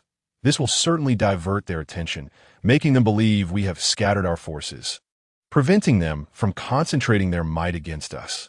Everyone nodded in agreement, thoroughly impressed by Ding Chen's strategic foresight. Just then, Lu Yin suddenly pointed at the monitor and whispered, "Instructor, we have a situation." Ding Chun immediately leaned in to observe. On the screen, a fully armed squad of Special Forces soldiers was stealthily advancing along a narrow path towards their location. After a quick scan of the footage, Ding Chun noted the presence of no fewer than 50 or 60 individuals. "Wow, they are indeed coming," Jean Dapeng exclaimed in genuine admiration. "Instructor, how did you know they would approach from this direction? This is truly remarkable foresight. In ancient times, you would surely be likened to a master strategist." Jiang Xiaoyu cast a sidelong glance at Jean Dapeng and retorted, "If you can't articulate your thoughts, it's best to remain silent." "Is the phrase Wulong Fengchu not a compliment?" Jean Dapeng, visibly unconvinced, replied, "But it is." As they were about to engage in a trivial argument, Ding Chen quickly shot them a glare, commanding, "Enough. What are you bickering about? The special forces deployed by the army are not limited to just us. We must not raise alarm. We shall wait until they are inside before we strike." Ding Chen then directed his gaze towards Jiang Xiaoyu and the others. "Hide immediately when the time comes to act. It must be swift, preventing any exchange of information among them. All actions will follow my command. Understood?" "Understood." A fierce glint of murderous intent flashed in the eyes of all present, their bodies radiating intense battle spirit. With a wave of his hand, Ding Chun signaled, and everyone promptly dispersed into groups of 3, following him as they maneuvered around to the army's flank. At that moment, the approaching team comprised a portion of the Wolfang Brigade's members, led by a seasoned Special Operations Squad and accompanied by the newly formed Red Cell team. Their strength formidable. The leader of this contingent was none other than Fan Tianlei, the chief of staff of the Wolfang. They raced ahead, filled with enthusiasm, completely oblivious to the small probe discreetly positioned among the trees, which transmitted their movements to Ding Chun. Unbeknownst to them, they had unwittingly entered the scope of Ding Chen's godlike perspective. Every detail of their actions, even the most minute, was crystal clear to him, should he choose to observe. 10 minutes later, Fan Tianlei abruptly raised his hand, halting the advance of his troops. The terrain here was elevated, leading down to the forest where Ding Chun and his team were concealed. With a confident smile, Fan Tianlei declared, "Even if you hide meticulously, have I not still discerned your telltale signs?" He pointed to the ground. "Come, take a look." While the footprints appeared to lead towards the lakeside, suggesting a retreat, the area to the right bore no prints. However, the fallen leaves were too neatly arranged to have settled naturally. "These naval rookies think they can outsmart me. Follow me. They must be hiding in the woods." Yes. The members of the Wolfang Special Forces immediately dispersed, trailing behind Fan Tianlei into the forest. "Hawk, what do you think?" Wang Yambing quietly inquired of He Chengwang. With a smile, He Chengwang responded, "Golden Eagle's assessment is accurate. This unit has split its forces. The main strength lies in the northwest, conservatively estimated at around 150 personnel, while this side consists of merely 2 small groups, posing no significant threat. Eliminating them will be effortless." Fan Tianlei, overhearing the discussion among his teammates, nodded in satisfaction. Although he had not contemplated such details, he readily accepted the commendation. In the forest, upon witnessing the Army's Special Forces entering, Jiang Xiaoyu scoffed, "Instructor, your strategy isn't working. They have discovered us." Ding Chen wore a confident smile. "Indeed, the prey has fallen into the trap. Let us proceed." The members of the Yasha squad moved with remarkable agility towards Ding Chun, resembling nimble bobcats as they silently traversed dozens of meters. This skill, honed through the relentless torment inflicted by Ding Chen, was a testament to his guidance and support. Upon entering the wooded area, Fan Tianlei promptly instructed his team to disperse and scout ahead. He was confident that once they located Ding Chen, the soldiers of the Wolf Fong squad could easily handle a group of inexperienced naval recruits. "Everyone pay attention," Fan Tianlei declared with arrogance. "Those naval brats are right here. They're merely a bunch of Boy Scouts, and we shall teach them what it means to be special forces." A smile spread across the faces of all the red blood cell members, for in their eyes, the naval special forces were insignificant compared to their prowess. Meanwhile, Ding Chen observed as the Wolf Fong members entered the forest. He took out his communicator and called Lien, saying, "Old Li, bring the others over. It's time to make dumplings." "Understood." Lien chuckled in response. Unbeknownst to Fan Tianlei, who believed he was closing in on his target, he was actually walking deeper into a trap. "Once we encounter the Navy personnel, shoot them down without hesitation," Fan Tianlei boasted. "Those little rascals who dare to toy with us before 1T escape this time. Don't we need to capture them alive?" A team member inquired. "Capturing them alive would be a hassle." Fan Tianlei scoffed. "Let us eliminate them first. They're outnumbered. A barrage of gunfire will ensure they cannot escape. Once they're eliminated, if any quarrel arises and they're provoked into action, I'll intervene just in time to halt things. There's no other way around it." All the Wolf Fong soldiers shared a knowing smile, realizing that Fan Tianlei was essentially ordering them to thrash the naval personnel. Their spirits were high, eager to unleash their pent-up energy on the Navy, who had caused such chaos within the Army recently. Seizing this opportunity, they were determined to settle the score. At that moment, shadows suddenly emerged from the grass after the Wolf Fong had passed, leaping forth to ambush the last few members of the team. The Wolf Fong soldiers were caught off guard, swiftly ensnared and brought down. The Yasha members operated in pairs or trios. Whoever they targeted was instantaneously dispatched. In the blink of an eye, the last 20 Wolf Fong Special Forces soldiers were completely annihilated. As if sensing something amiss, He Chengwang inexplicably turned to look behind him, only to find Zhang Chong charging towards him. "What the?" He Chengwang could only exclaim in shock before witnessing Zhang Chong flash a grin. The unsharpened dagger already plunged into his body. With a thud, He Chengwang collided against a nearby tree, emanating wisps of white smoke from his body. Ahead of the group, Fan Tianlei and his companions turned abruptly upon hearing a sound, only to be struck by sheer terror at the sight of Ding Chen and his men. 100 elite naval commandos surged forth from the underbrush. "What the hell?" Fan Tianlei stumbled backward in fright, exclaiming, "Where did they come from?" In response, Ding Chen delivered a powerful elbow strike that sent several of Fan Tianlei's teeth flying. The force of the blow propelled him backward, crashing heavily to the ground. Spitting out a mixture of blood and teeth, Fan Tianlei trembled as he pointed at Ding Chen, mumbling incoherently. Ding Chen smirked coldly. "What about me? Were you not going to teach us what a special forces unit is? Allow me to demonstrate how our naval commandos operate." Before Fan Tianlei could fully comprehend the situation, Ding Chen unleashed a fist that struck him, plunging him into darkness as his head slammed against the ground. Chapter 49. Stripped of everything as Ding Chen's voice faded, the waters of the lake beside the woods erupted in turmoil. Over 100 members of the Nightshade Squad, having concealed themselves in the lake under the cover of darkness, emerged simultaneously. The sight left Go Tu Lao Gao and his companions pale with fear. Bang, bang, bang. The Nightshade Squad unleashed a merciless barrage, enveloping the unsuspecting Wolf Fong Brigade soldiers in a cloud of smoke. "They're in ambush. Take cover." Go Tu Lao Gao, disregarding the inadequacies of their previous reconnaissance, shouted as he led the remaining members toward the woods behind Fan Tianlei. Boom, boom, boom. Just as they maneuvered past Fan Tianlei and his group, a sudden commotion erupted beneath their feet. The white smoke from the exercise bombs billowed up, swiftly obliterating the forces Go Tu Lao Gao had brought. It was over. His face turned ashen, overwhelmed by the humiliation of his brigade's complete annihilation in such a disgraceful manner. Emerging from the lake, waterlogged and triumphant, Ding Chen approached Go Tu Lao Gao with a smile. High School Brigade, I have long admired your esteemed reputation. Go-To Lao Gao, his expression grim, fixed his gaze on the advancing stranger, ultimately sighing in resignation. You naval forces have triumphed. I concede defeat with full acceptance. Underestimating the enemy is a cardinal sin for any special forces soldier.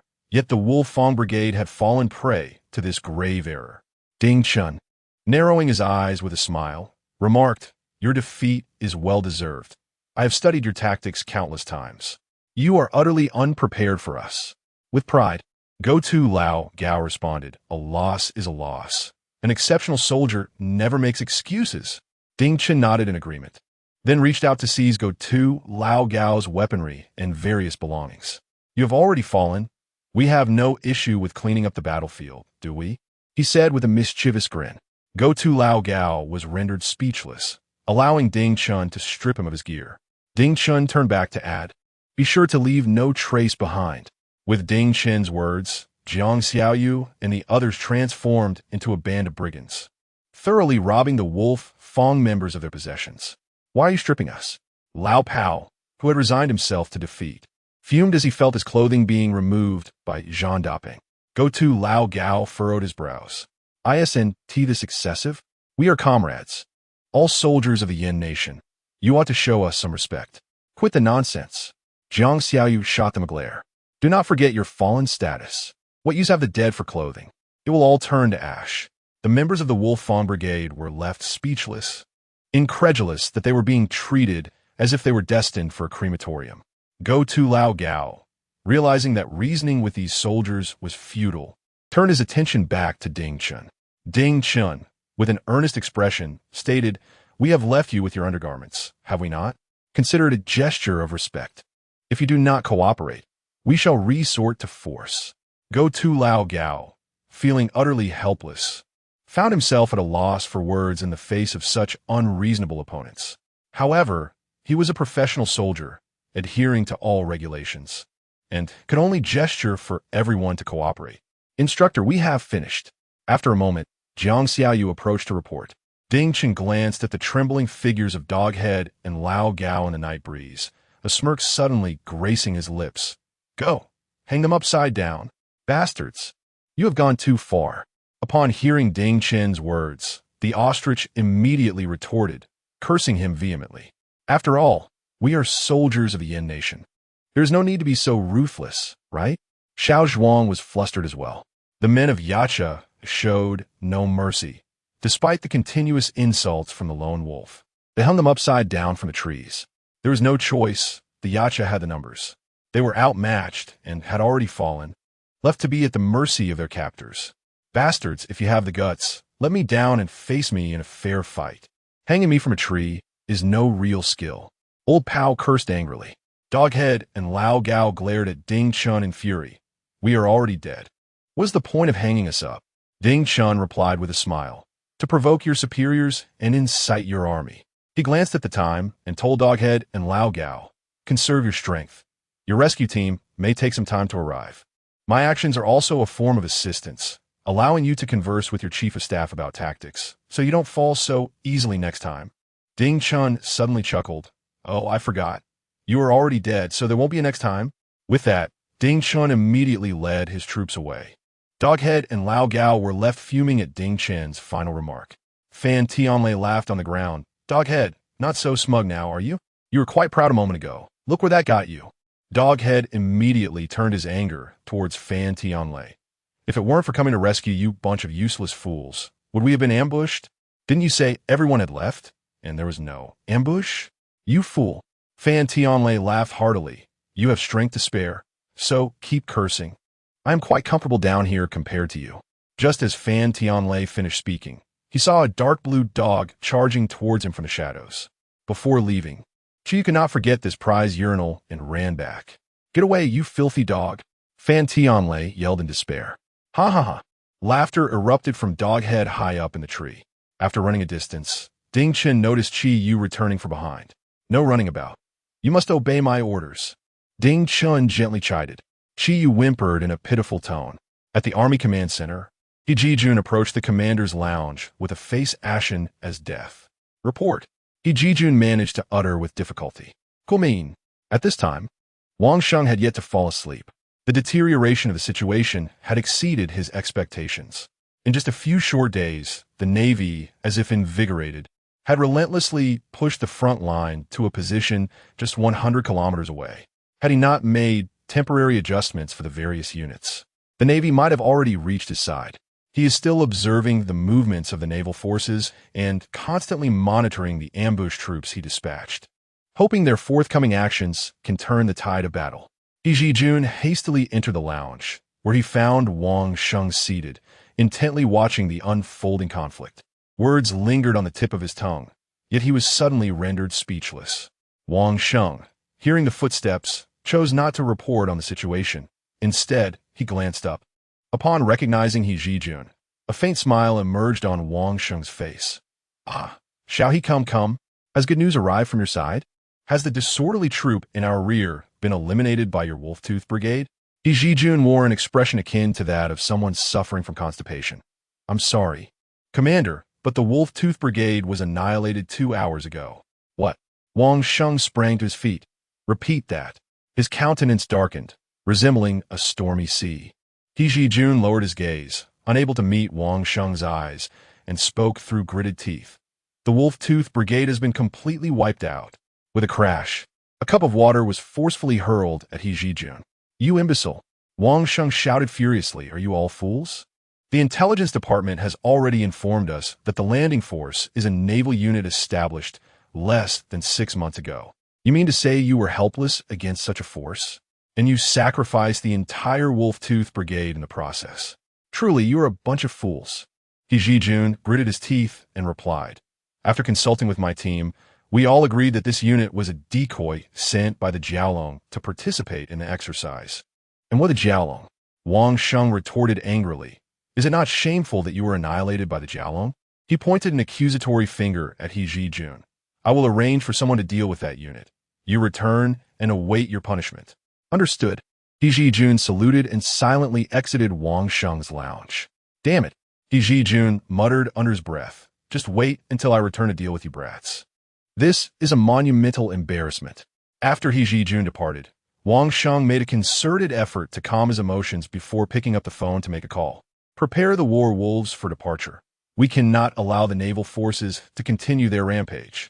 Chapter 50. The formidable calm of Long Shaoyun at a certain military base. All members of the Wolf Brigade remained on standby, anticipating potential orders from above. Have you heard? The Wolf Fong was annihilated, utterly decimated, with even the chief of staff buried, said Ban Zhuang in a mysterious tone. Indeed, murmured Xiao Bing. Old Gao from the Doghead was hung up, and a group of them was stripped of their clothes. You won't believe it. When Jin Diao and Old Gao were discovered, they were still accusing each other of being the weak link. Laughter erupted among the group. I can understand Jin Diao's demise, but Old Gao is a significant figure too. His lone wolf reputation is quite formidable. How'd he end up alongside Jin Diao? Most likely, he was dragged down by Jin Diao. That one loves to be a burden. Cold Fong snorted derisively. The Wolf Fong is deteriorating.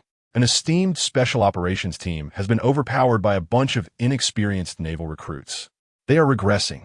If those naval novices had faced us, what chance would they have had? With their meager skills, they would have been easily subdued. Everyone nodded in agreement, endorsing Cold Fong's sentiment. Ahem. Long Shaoyun cleared her throat and said earnestly, we must not underestimate these naval forces. I have meticulously analyzed their operations and discovered that their maneuvers are intricately linked, each step calculated. Even the Wolfong strategies were anticipated by them, from timing to location, all under the commander's control.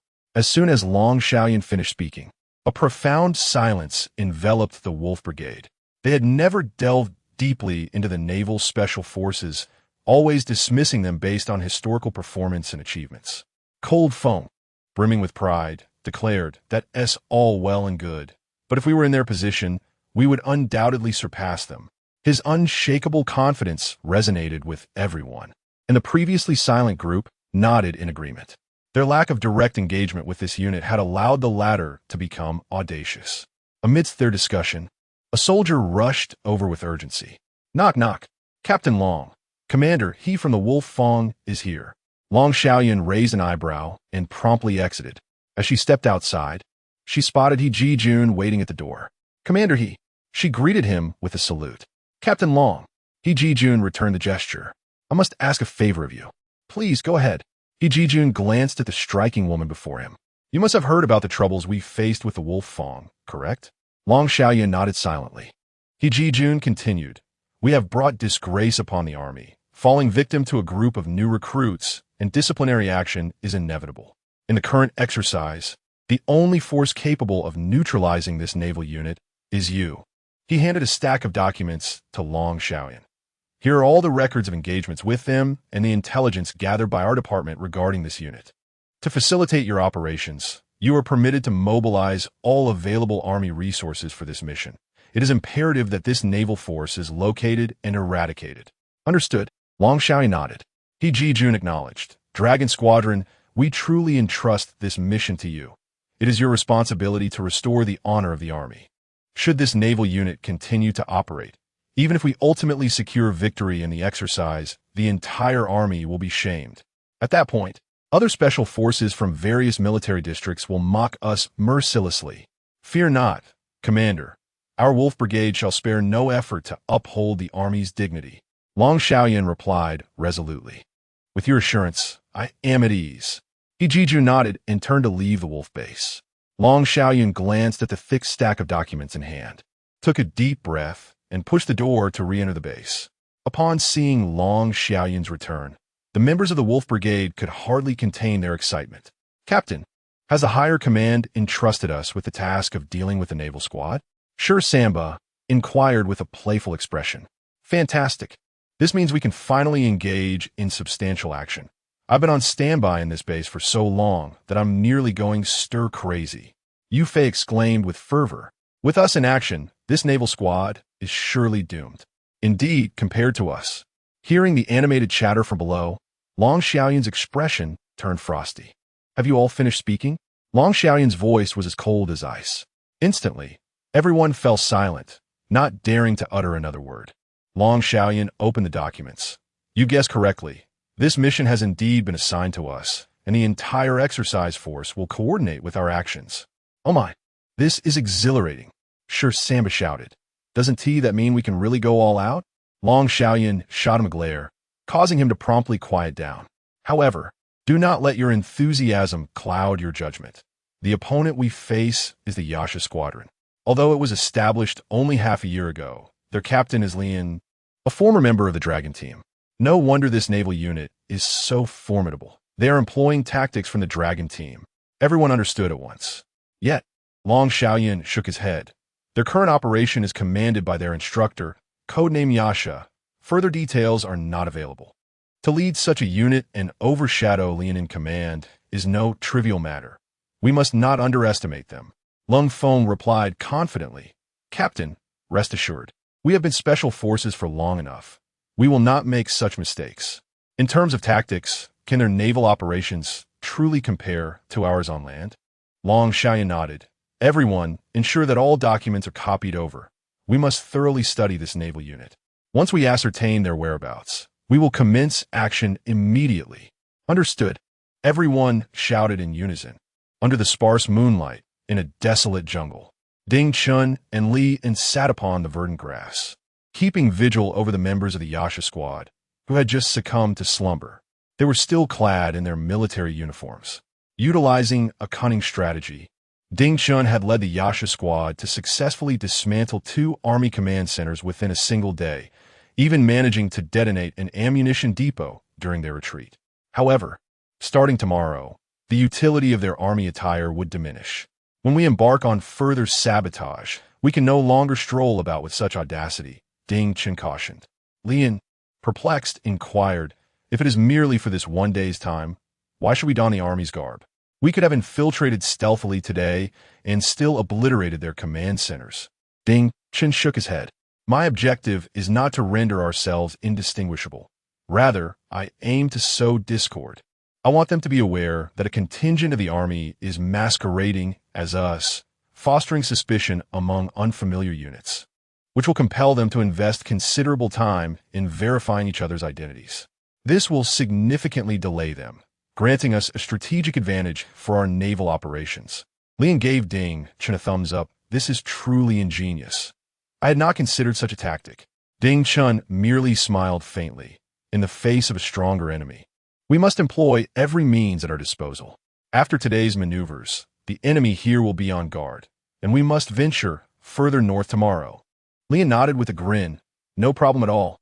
I will follow your lead. Just as Chen was about to speak again, an unsettling feeling surged through him, causing the hairs on his body to stand on end. He reached out, firmly pressing Lian's head down while he himself fell forward, forcing Lian into the earth beside him. Ugh, ugh, ugh. Lian spat out mouthfuls of dirt. Old Ding, what are you doing? Chill. Chen silenced him, gesturing toward the sky above. There are drones. Lian followed Chen's pointed finger, and indeed, two flickering red lights swiftly traversed the darkened sky, racing overhead. Chapter 51. Is the Yiksha doomed to perish in the encirclement? A small red dot hovered above them for a moment before soaring into the distance. As the drone flew away, Chen's anxiety gradually dissipated, and he hastily released Lian suddenly. The sleeping Qiyu rolled over, his expression alert as he fixated on the vast expanse of grass to the right. Lian, sensing the gravity of the situation, spat out the mud from his mouth and asked somberly, "Are we being targeted?" Being a seasoned Special Forces soldier himself, he had sensed something amiss when the drone zipped past. Chen remained silent, having already expanded his vantage point to a divine perspective. In an instant, every detail within a 2-kilometer radius unfolded in his mind. Within his sight, approximately 1,800 meters to the right, enemy figures began to emerge, advancing towards them in a scattered formation. Chen grimaced. It's not just that we're being watched. We're about to be surrounded. Had these words been uttered by another, Lian would have surely dismissed them as nonsensical. However, with Chen as the speaker, Lian placed his unwavering trust in him. Throughout their time together, Chen had never failed to accomplish the impossible, and in this dire moment, Lian believed in his judgment. Get everyone up, Chen whispered. Lian nodded and promptly roused the others in hushed tones. Soon, everyone was aware of their predicament and looked expectantly at Chen. At such a critical juncture, they could only place their hopes in him. Commander, what should we do now? As Chen monitored the enemy's movements, he instructed, Old Li, you take them out this way. He indicated a route to Lian. Jiang Xiaoyu, Zhang Chong, and Lu Yan stay behind with me. You all need to retreat now. If they complete their encirclement, we will truly be finished. Lian furrowed his brow. No, Old Ding. If anyone should stay, it should be me. You are far more vital to the Yiksha squad than I am. The success of this military exercise is entirely due to your leadership. Don't argue. I'll stay behind to help block the enemy while you take the elite troops and leave. Chen shook his head. I believe you've misunderstood. I'm not sending you to merely prolong your lives. The group was momentarily taken aback, gazing at Chen in confusion. He continued, I want you to leave first. All their attention will undoubtedly be drawn to you. Jiang Xiaoyu and the others staying behind is part of my plan to sneak around and launch a surprise attack on them. Old Li, hurry. Pull the troops back. If we wait any longer and they converge, my strategy will be rendered useless. Follow me. Lian wasted no time, rallying Zhang Dapeng and the others to leave with him. No one questioned further. They unconditionally trusted Chen and followed Li and toward the direction he had indicated. Woof! Qiyu, fixated on the grass to the right, bristled with tension, emitting a low growl in that direction. In Chen's divine perspective, the enemy had approached the critical line of 1,300 meters. He gently stroked Qiyu's head, soothing its emotions. Be good, don't make any noise, and move with me. Qiyu, exhibiting a surprisingly human-like understanding, nodded subtly and ceased its low growls that had served as warnings during the day. This display left Jiang Xiaoyu and the others in awe, astonished that the dog could comprehend human speech. Chen nodded in satisfaction, surprised himself at how effective the system rewarded Qiyu proved to be. Its ability to sense at such a distance alleviated many of his concerns, allowing him to employ Qiyu in more situations in the future. Jiang Xiaoyu glanced at his departing comrades. Instructor, What should we do next? Ding Chen gestured for them to follow. Stay close to me, from a V shape, maintaining a distance of 200 meters between each of you. No matter what happens, do not retreat. We will advance towards them together. He looked at them sternly. After training for 1,000 days, it's time to put it to use. Remember your usual drills. They are meant for times of crisis. Don't falter. Yes. Jiang Xiaoyu and his companions immediately spread out. All of them felt a mix of tension and excitement. Upon reaching a certain distance, they concealed themselves, quietly awaiting the enemy's arrival. Meanwhile, high above in a large transport aircraft, Long Xiaoyun had transformed it into a temporary command center. Positioning the command post on a swiftly moving aircraft not only enhanced its security, but also allowed for better oversight of the situation from the sky.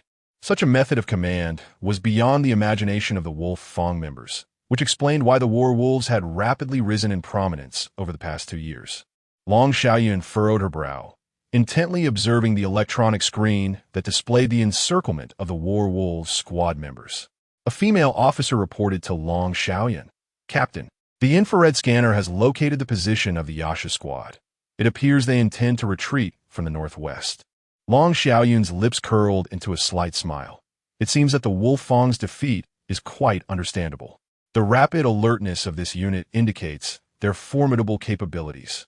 After lying in wait for so long, it's only natural that they would feel disgruntled at falling into the trap. She turned to the female officer and commanded, "Ensure that Lung Feng and his team intercept the Yasha squad in this area. The northwest encirclement is still incomplete. Have a 9th Combined Brigade move in." Long Xiaoyun smirked. "If there are any signs of the Yasha squad breaking through the encirclement from the northwest, immediately order indiscriminate bombardment of that area." "Understood." The female officer promptly conveyed the orders.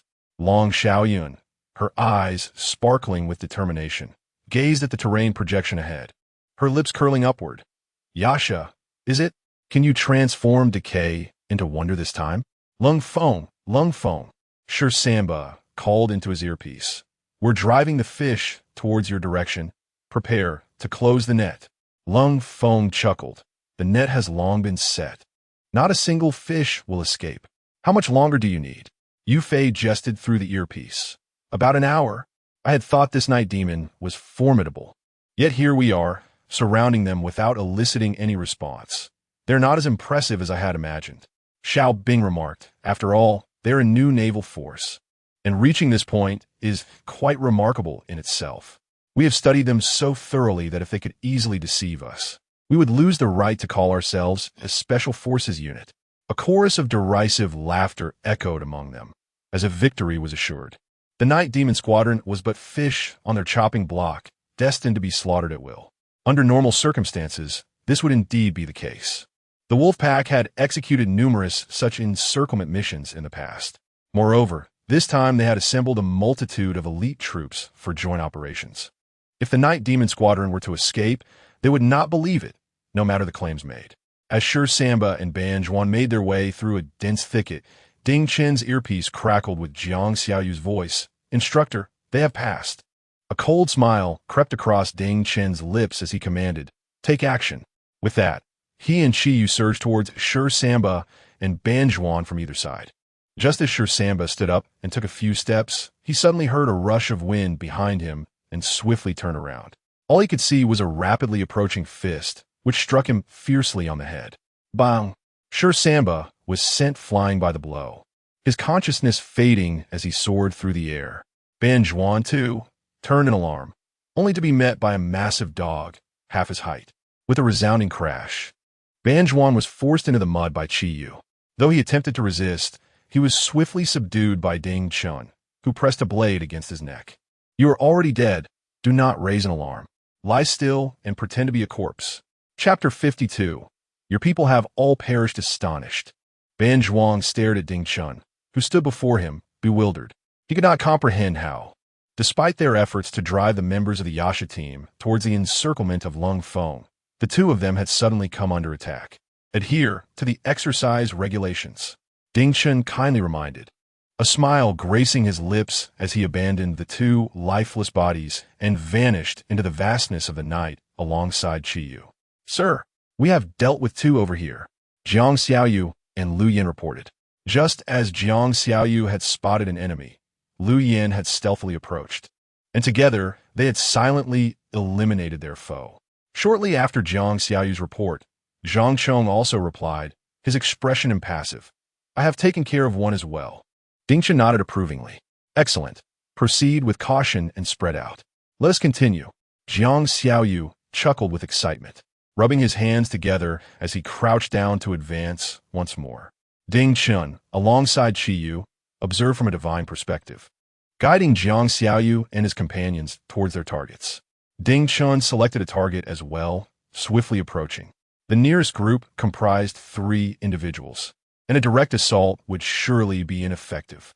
A spark of ingenuity ignited in Ding Chen's mind as he devised a plan.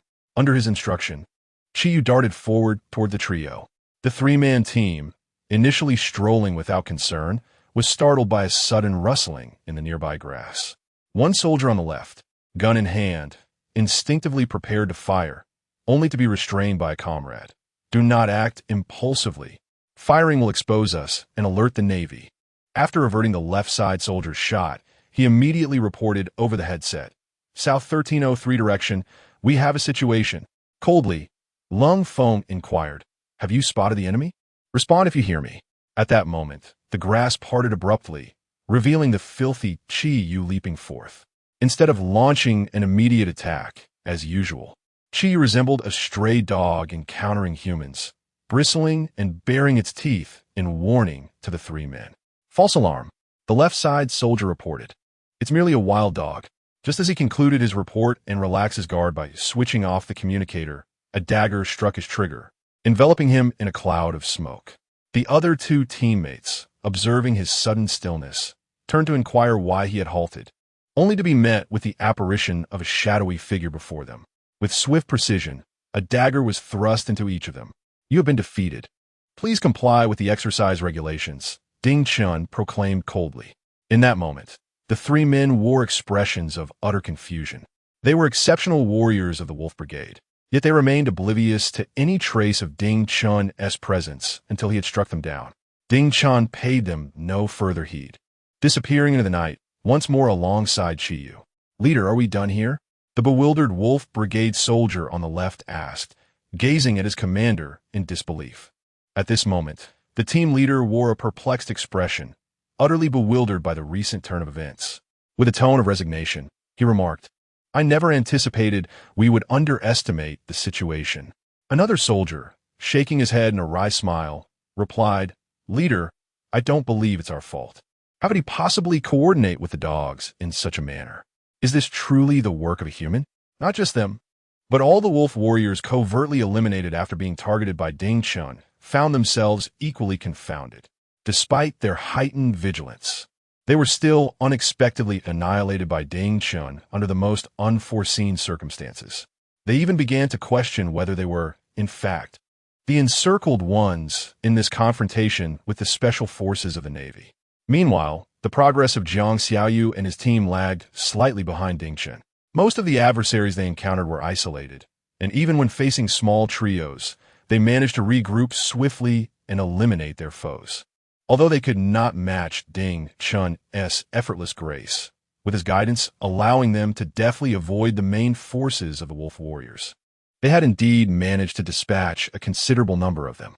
Simultaneously, Lian had engaged with the troops of the Wolf Warriors. Initially, he was following Ding Chen's directive to break through in a northwestern direction. However, an ambush from the Wolf Warriors emerged ahead, leading to immediate conflict. Do not linger in combat, Lian commanded loudly. Team 6, leave 2 to cover the retreat. The rest follow me.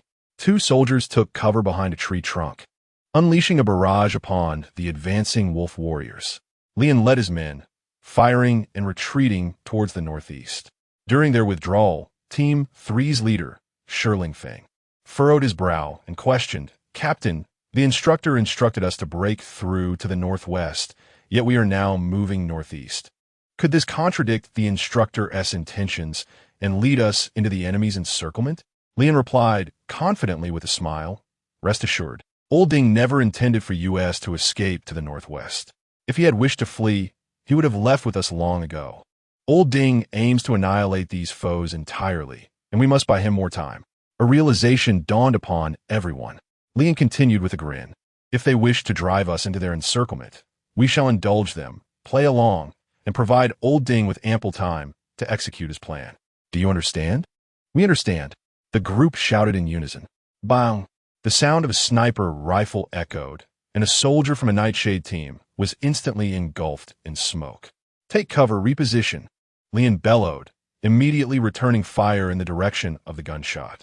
The concentrated fire scattered leaves in all directions, causing the sniper who had just fired to hesitate. Leave two to divert their attention. The rest follow me in retreat. Lian commanded once more, leading the Nightshade soldiers step by step toward Lung Feng's position. Lung Feng, the school of fish is heading your way. Be prepared to net them. The sniper who had just taken the shot relayed to Lung Feng. Understood. The net is already cast. We await the arrival of the school. Lung Feng replied with a cold smile. The sniper scoffed. They have no choice but to fall into the trap. He stowed away his sniper rifle, preparing to retreat, when a voice suddenly echoed from behind. Thank you for delivering the message. Bang! The sniper plummeted from the tree, enveloped in a cloud of white smoke. Ding Chen did not linger. He cast a cold smirk at the fallen sniper, seized his communicator, and vanished from the scene. Within the airborne command center, Long Xiaoyan observed the Yasha squad being gradually coerced toward Cold Feng and his team, a victorious smile gracing her lips. Is this where it must end? She murmured to herself, feeling an insatiable desire for more from the Yasha squad's operations.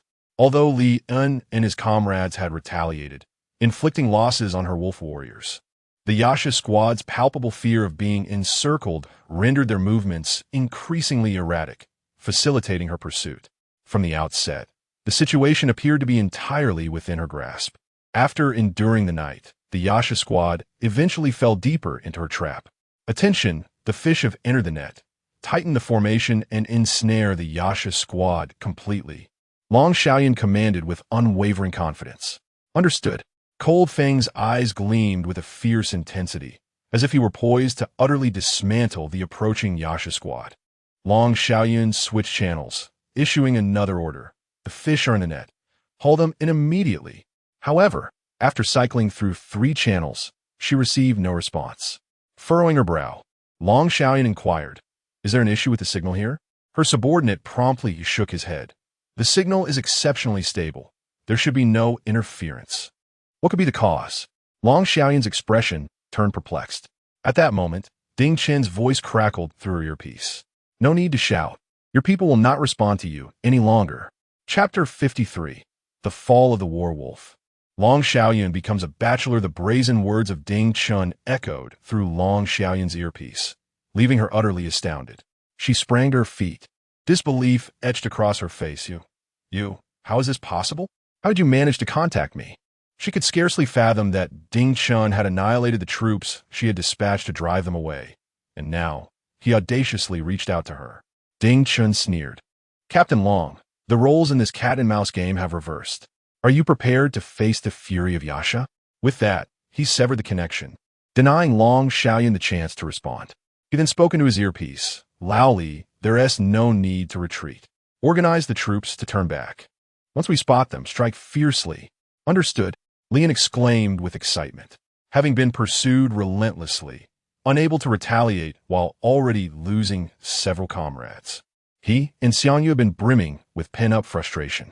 The prospect of being given the green light to unleash their fury thrilled them all. Lian immediately commanded the troops to turn around and charge back in Ding Chen's direction. In the command center, Long Xiaoyan furrowed her brow deeply after the call was disconnected. She understood that time was of the essence. There was no opportunity to devise new strategies or reorganize the battlefield. Her only hope lay with the remaining troops. If Ding Chen slipped through the breach, finding another opportunity for encirclement would be exceedingly difficult.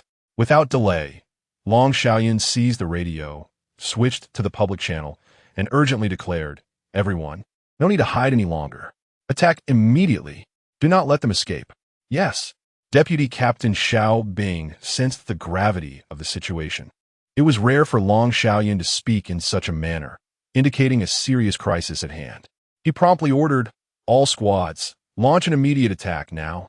The concealed squads sprang into action, yet it was all too late.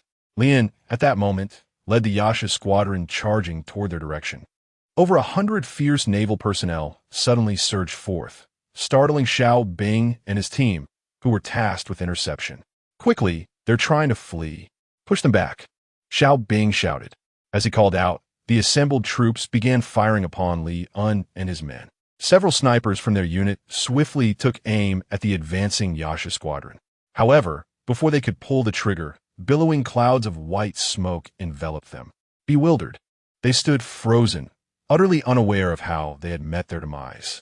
Not far away, Ding Chun lowered his sniper rifle, observing the fallen snipers within Xiao Bing's unit.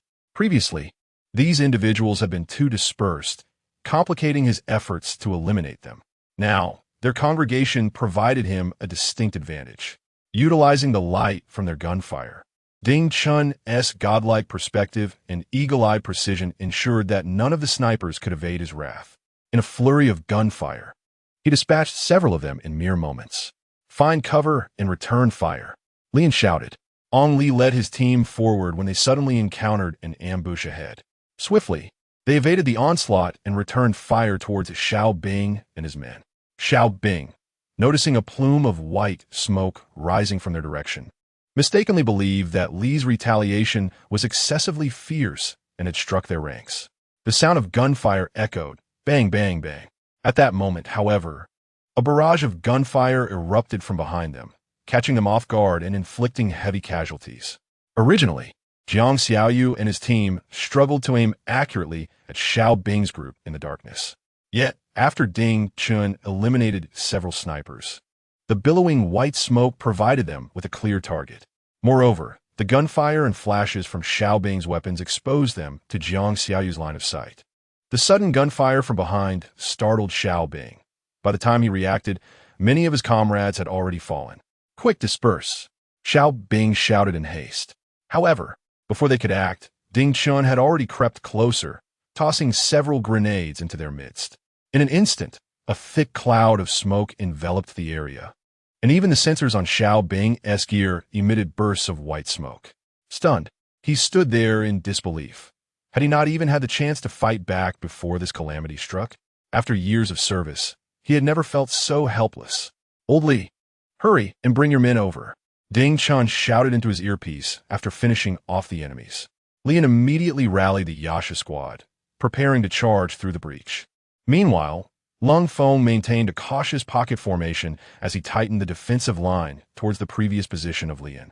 However, after advancing for a while without encountering any enemies, unease settled in his heart. "Deputy Commander, why haven't the fish we're pursuing entered the net?" Lung Feng could not suppress his inquiry. Silence reigned in the channel, with no one responding. He repeated his question several times, but still received no reply. Just as he intended to contact Long Xiaoyun, the sound of gunfire erupted, accompanied by a thick cloud of smoke rising from the northeast. A sense of foreboding gripped him, and he promptly reached out to Long Xiaoyun. "Captain, I haven't spotted the enemy. What is the situation?" Long Xiaoyun was also in a state of panic. After dispatching teams to intercept, she had directed other squads towards Xiao Bing's position. However, upon arrival, the encirclement that should have been formed had instead been torn open by a significant breach. Her heart raced with alarm. This was bad. The Yasha forces were attempting to break out. Xiao Bing must have fallen. Urgently, Long Xiaoyun shouted to Lung Feng. "Lung Feng, quickly, take your men and pursue them. We must not allow the Yasha squad to escape." "Understood." Lung Feng was jolted by the realization that Xiao Bing's situation had deteriorated so rapidly. He promptly led over 60 soldiers in pursuit of Lian. After making her arrangements, Long Xiaoyun slumped into her chair, disheartened. The encirclement constructed by the wolf warriors had failed to eliminate many of the Yasha fighters, while they themselves had suffered heavy losses, nearly half their forces decimated. Meanwhile, Lian and his troops surged forward through the breach, with Lung Feng closely trailing behind. Ding Chun observed everything keenly and immediately commanded Lian, "Old Li, once we break through the encirclement, leave 3 squads to intercept them. You and I will lead our respective troops to flank them. We shall counter-encircle them. Yes, Lian exclaimed, laughing exuberantly. This battle is truly exhilarating. After the Yasha squad broke free from the encirclement, they promptly organized 3 squads to intercept the regrouping remnants of Xiao's troops. Squads A and B, follow me. Ding Chen bellowed. Instantly, 50 individuals trailed behind him, maneuvering through the left side foliage. Similarly, on the opposite flank, Lian led 2 squads to encircle the enemy.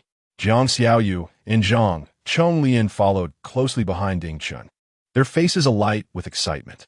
From encirclement to counter-encirclement, under Ding Chen's leadership, they had reversed the dire situation in just half a night.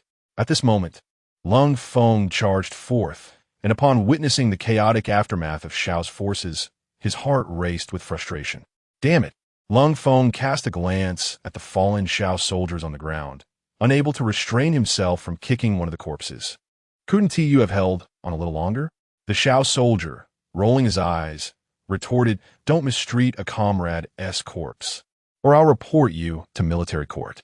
I'm a dead body. Don't talk to me. Gritting his teeth, Lung Feng commanded, Chase after them. As he traversed the battlefield littered with corpses, he was immediately met with the 3 intercepting Yasha squads, who swiftly pushed them back. Damn it. These guys actually have rear guard. Lung Feng was now frantic. He shouted, Fight. Annihilate them. We must continue the pursuit. Bang, bang, bang. No sooner had he finished speaking than a cacophony of gunfire erupted from all directions. Alongside the gunshots, grenades exploded. In an instant, the battlefield was enveloped in a thick white smoke, with numerous wolf warriors engulfed in billowing clouds. Cautiously, Lung Feng dropped to the ground, narrowly escaping calamity. However, as he turned to survey his surroundings, he found himself surrounded by wolf warriors shrouded in smoke. Lung Feng's face twisted in despair. Is this truly the unit cultivated by the Navy over the past 6 months? Chapter 54. The wolf warriors withdraw from the exercise. In Ding Chen captures a woman's attention, the air was filled with the relentless sound of gunfire as Ding Chen, alongside Lian, led the Nightshade Brigade to encircle Lung Feng and his comrades. Surrender, for you have no chance of victory. Ding Chen's frigid voice echoed in the ears of every soldier in the Wolf Warriors. All the soldiers of the Wolf Warriors seethed with indignation after years of service. When had they ever been cornered like this? Surrender? Not a chance. Damn it, I'll fight you to the bitter end. Several impulsive Wolf Warriors, their tempers flaring, attempted to rise and retaliate against Ding Chen. However, as they barely got to their feet, they were met with a hail of bullets. Jiang Xiaoyu and his team were not inclined to grant the Wolf Warriors any chance.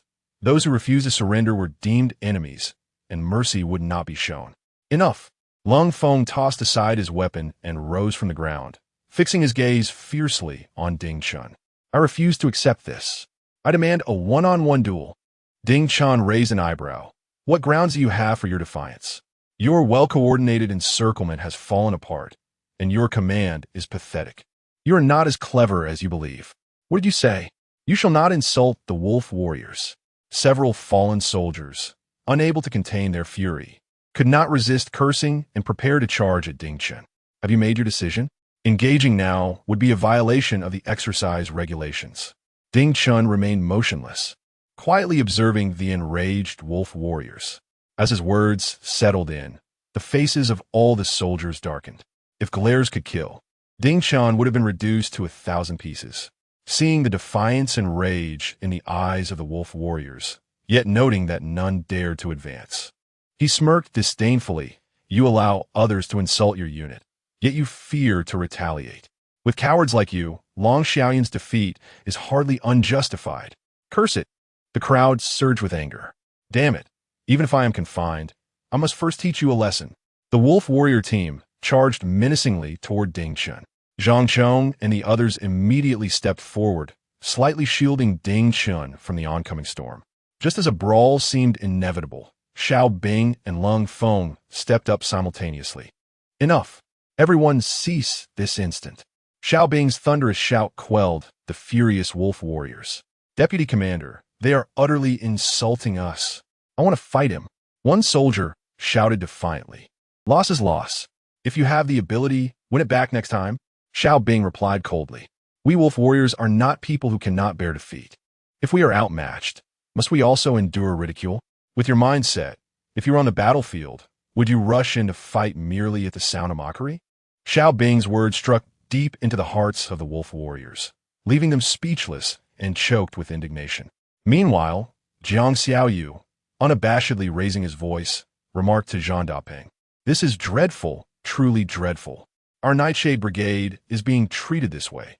I'll roll up my sleeves and take him on myself." Zhang Dapeng, with a sardonic smile, remarked, "Indeed, I would gladly risk my life to ensure that the one who uttered such words ends up searching for their teeth on the ground."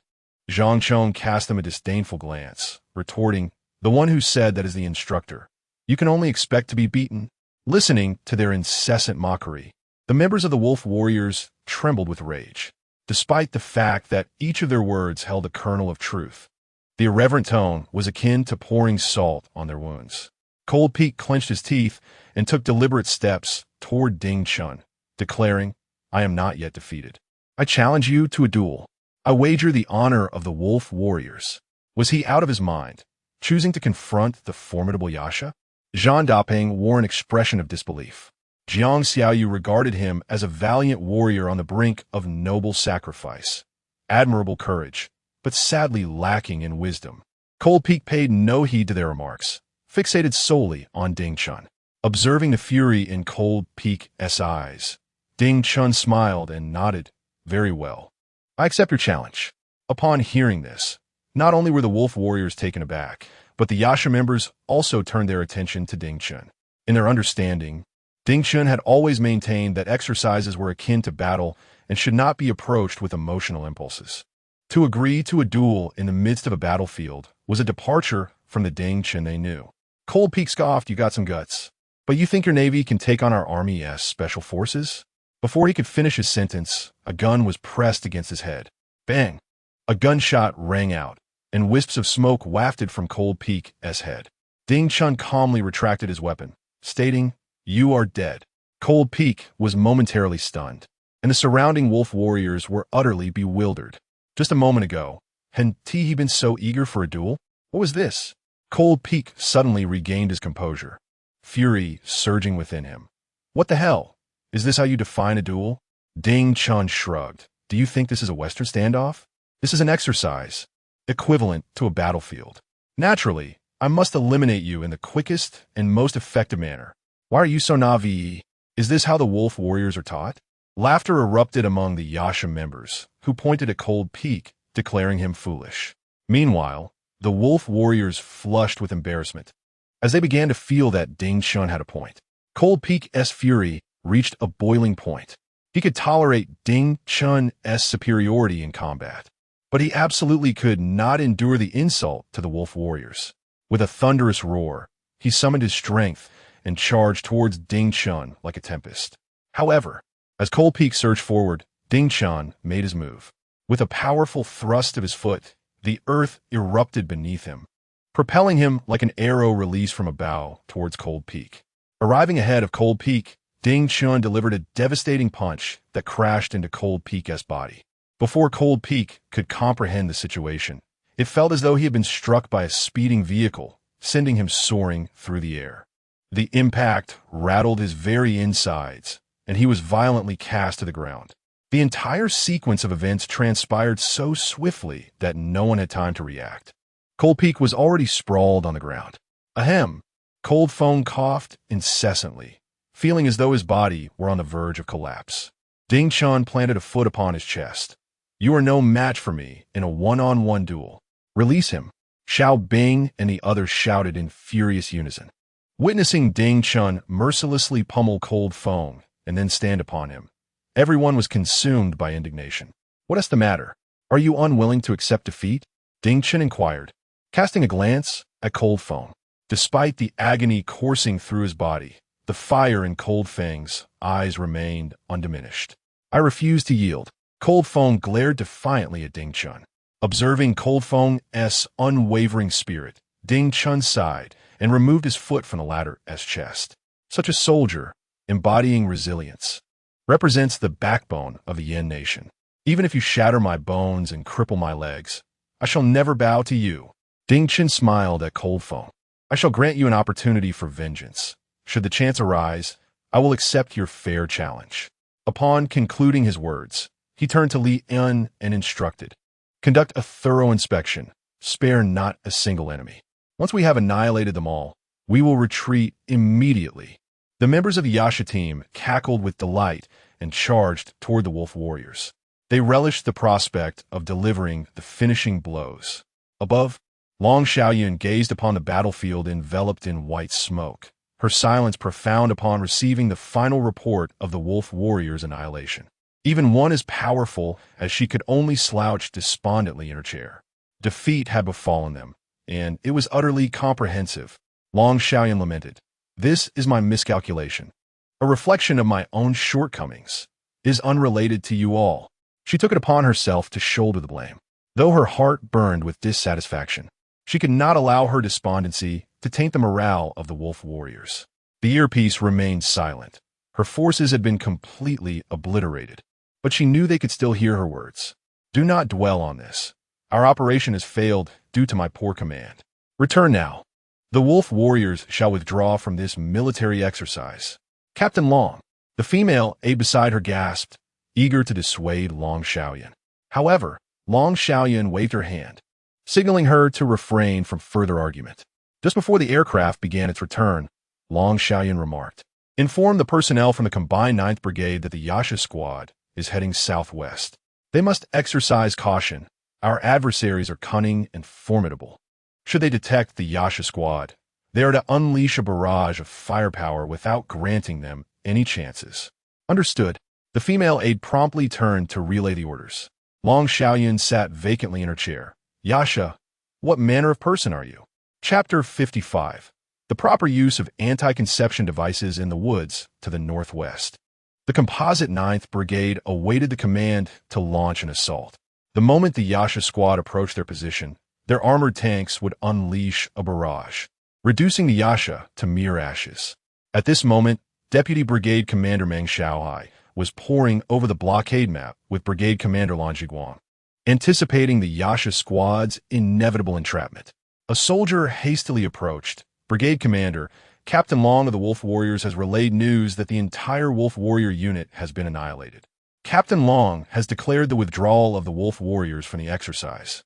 The Yasha squad has retreated to the southwest. We must remain vigilant. They are no ordinary special forces. We must not fall into their trap." "What?" Meng Xiaohai stood up in shock. "You mean the Wolf Warriors have also been completely wiped out?" Furrowing his brow, he continued, "The Wolf Warriors are the elite of our army's special forces. How could so many fail to encircle the Yasha and allow the enemy to achieve total annihilation? This is nothing short of a farce." "Lan Ziwang snot dit daifun." This is just Long Xiaoyun making excuses for them. "These special forces have consumed vast resources from our army. While their soldiers may excel in individual combat, these seasoned units have long since lost their zeal for progress. They are becoming increasingly inept, thoroughly humiliated by a bunch of young naval recruits who have stripped away their facade of competence. Without some excuse for their incompetence, how can they maintain their standing in the army?" The soldiers of the composite 9th Brigade nodded in agreement. Although they had transitioned from military reform, their training had not lagged behind, particularly their Special Operations Unit, which was certainly on par with any special forces in the Army. "You speak the truth. These few special teams in the Army have grown complacent over the years, and I fear they have become internally lethargic." Meng Xiaohai lamented, "This truly brings disgrace to our Army." Lan Jiguang gritted his teeth and commanded, "We will immediately set out to pursue the Yasha squad." His gaze turned cold and resolute. "We must reclaim the honor lost by Wolf Fong and the Wolf Warriors for the composite 9th Brigade." "Yes, Brigade Commander." The soldiers saluted in unison. Soon, tanks and armored vehicles began to rumble to life, heading southwest. Meanwhile, along a narrow path in the southwest, a group of over 100 individuals was maneuvering cautiously in that direction. "Old Ding, where do we go next?" Lin inquired, trailing behind Ding Chun. Ding Chun glanced up at the sky, which was slowly brightening. "While we have dealt with the Wolf Warriors, Long Xiaoyun is still watching us from above. In the darkness, they could not maintain a lock on us, but with dawn approaching, Long Xiaoyun will surely dispatch other units to eradicate us. Ding Chun surveyed the weary Yasha squad. This flight is not a sustainable strategy. We must devise a plan to eliminate our pursuers and secure some time to rest. Unbeknownst to him, after their decisive victory over the wolf warriors, a disheartened Long Xiaoyun had already declared their withdrawal from the exercise. Now, only the vengeful composite 9th Brigade remained in pursuit. Ong Li inquired with a hint of perplexity, "What do you intend to do?" Ding Chun lifted his gaze to the mountain before him, swiftly broadening his perspective. Midway up the slope, he noticed a vast expanse of mud puddles formed by the recent rain. This sight sparked an ingenious idea within him. Ding Chun beckoned Ong Li to lean in closer, divulging his entire plan. Ong Li's expression transformed into one of astonishment as he gazed at Ding Chun in disbelief. "Will this actually work?" Ding Chun nodded reassuringly. "Rest assured, there is no possibility of error." Ong Li descended to relay Ding Chen's words to Jiang Xiaoyu and the others, eliciting peculiar smiles from all. "So this is how the gear you made us is to be utilized?" Jiang Xiaoyu exclaimed in surprise. Ding Chen affirmed, "What I had you prepare is indeed applicable for our special operations. Otherwise, what did you think?" Jiang Xiaoyu smirked mischievously. "I thought the instructor was merely looking out for our vital parts." At that moment, Zhang Chong arrived with a kettle of hot water, exclaiming, Come, let me fill your gear. You can use it for protection. Get lost." Jiang Xiaoyu retorted with a laugh, prompting a wave of laughter to ripple through the group. "Enough. Let us hasten our preparations. Once the dummies are made, head to the mud puddle halfway up the mountain and cover yourselves in mud," Ding Chun commanded sternly. "Yes, instructor." Zhang Chong and the others immediately adopted a serious demeanor, pouring hot water into their gear, securing it, and placing several pieces in the grass. Ding Chun shook his head disapprovingly and took charge, positioned the gear upright to roughly outline a human shape. Otherwise, in thermal imaging, a large mass of heat will resemble a ball, clearly indicating it's a fake. "Wow," Jiang Xiaoyu marveled. "The instructor is truly remarkable. These clever tricks are beyond my imagination." Zhu Dapeng, embodying a sycophant, added, "The instructor is a master of creativity, knowledgeable in all matters." Lu Yin shot a glance at the two flatterers. "Are you praising him or mocking him?" Ding Chun shook his head in exasperation. "Hurry up. Who knows when the enemy might catch up?" "Yes." They ceased their banter, quickly concealing the gear among the grasses, and promptly made their way to the mud puddle, immersing themselves completely. With Ding Chun leading by example, everyone rolled in the mud until they were enveloped in a thick layer. Ding Chun nodded in satisfaction, and before he could speak, his vantage point revealed the armored vehicles of the 9th Brigade appearing in his line of sight. He immediately waved for silence. "Shoo, there's movement. Find a position to lie in wait, and await my command to engage." "Yes." The Yasha squad dispersed, each seeking a hidden spot, their weapons trained on the path ascending the mountain. In the distance, a cloud of dust rose as the convoy passed, the thunderous sound startling the birds in the forest. The earth trembled slightly, resonating in harmony with the roar of the engines. Moments later, a tank emerged, becoming the first sight for the soldiers of the Yasha squad. "Do not fire. Adhere to my commands." Ding Chen spoke coldly. "Understood." The members of the Yasha squad responded with unwavering determination, unfazed by the tank that loomed before them. Simultaneously, the 9th Combined Brigade came to a halt as they were about to enter the mountain pass.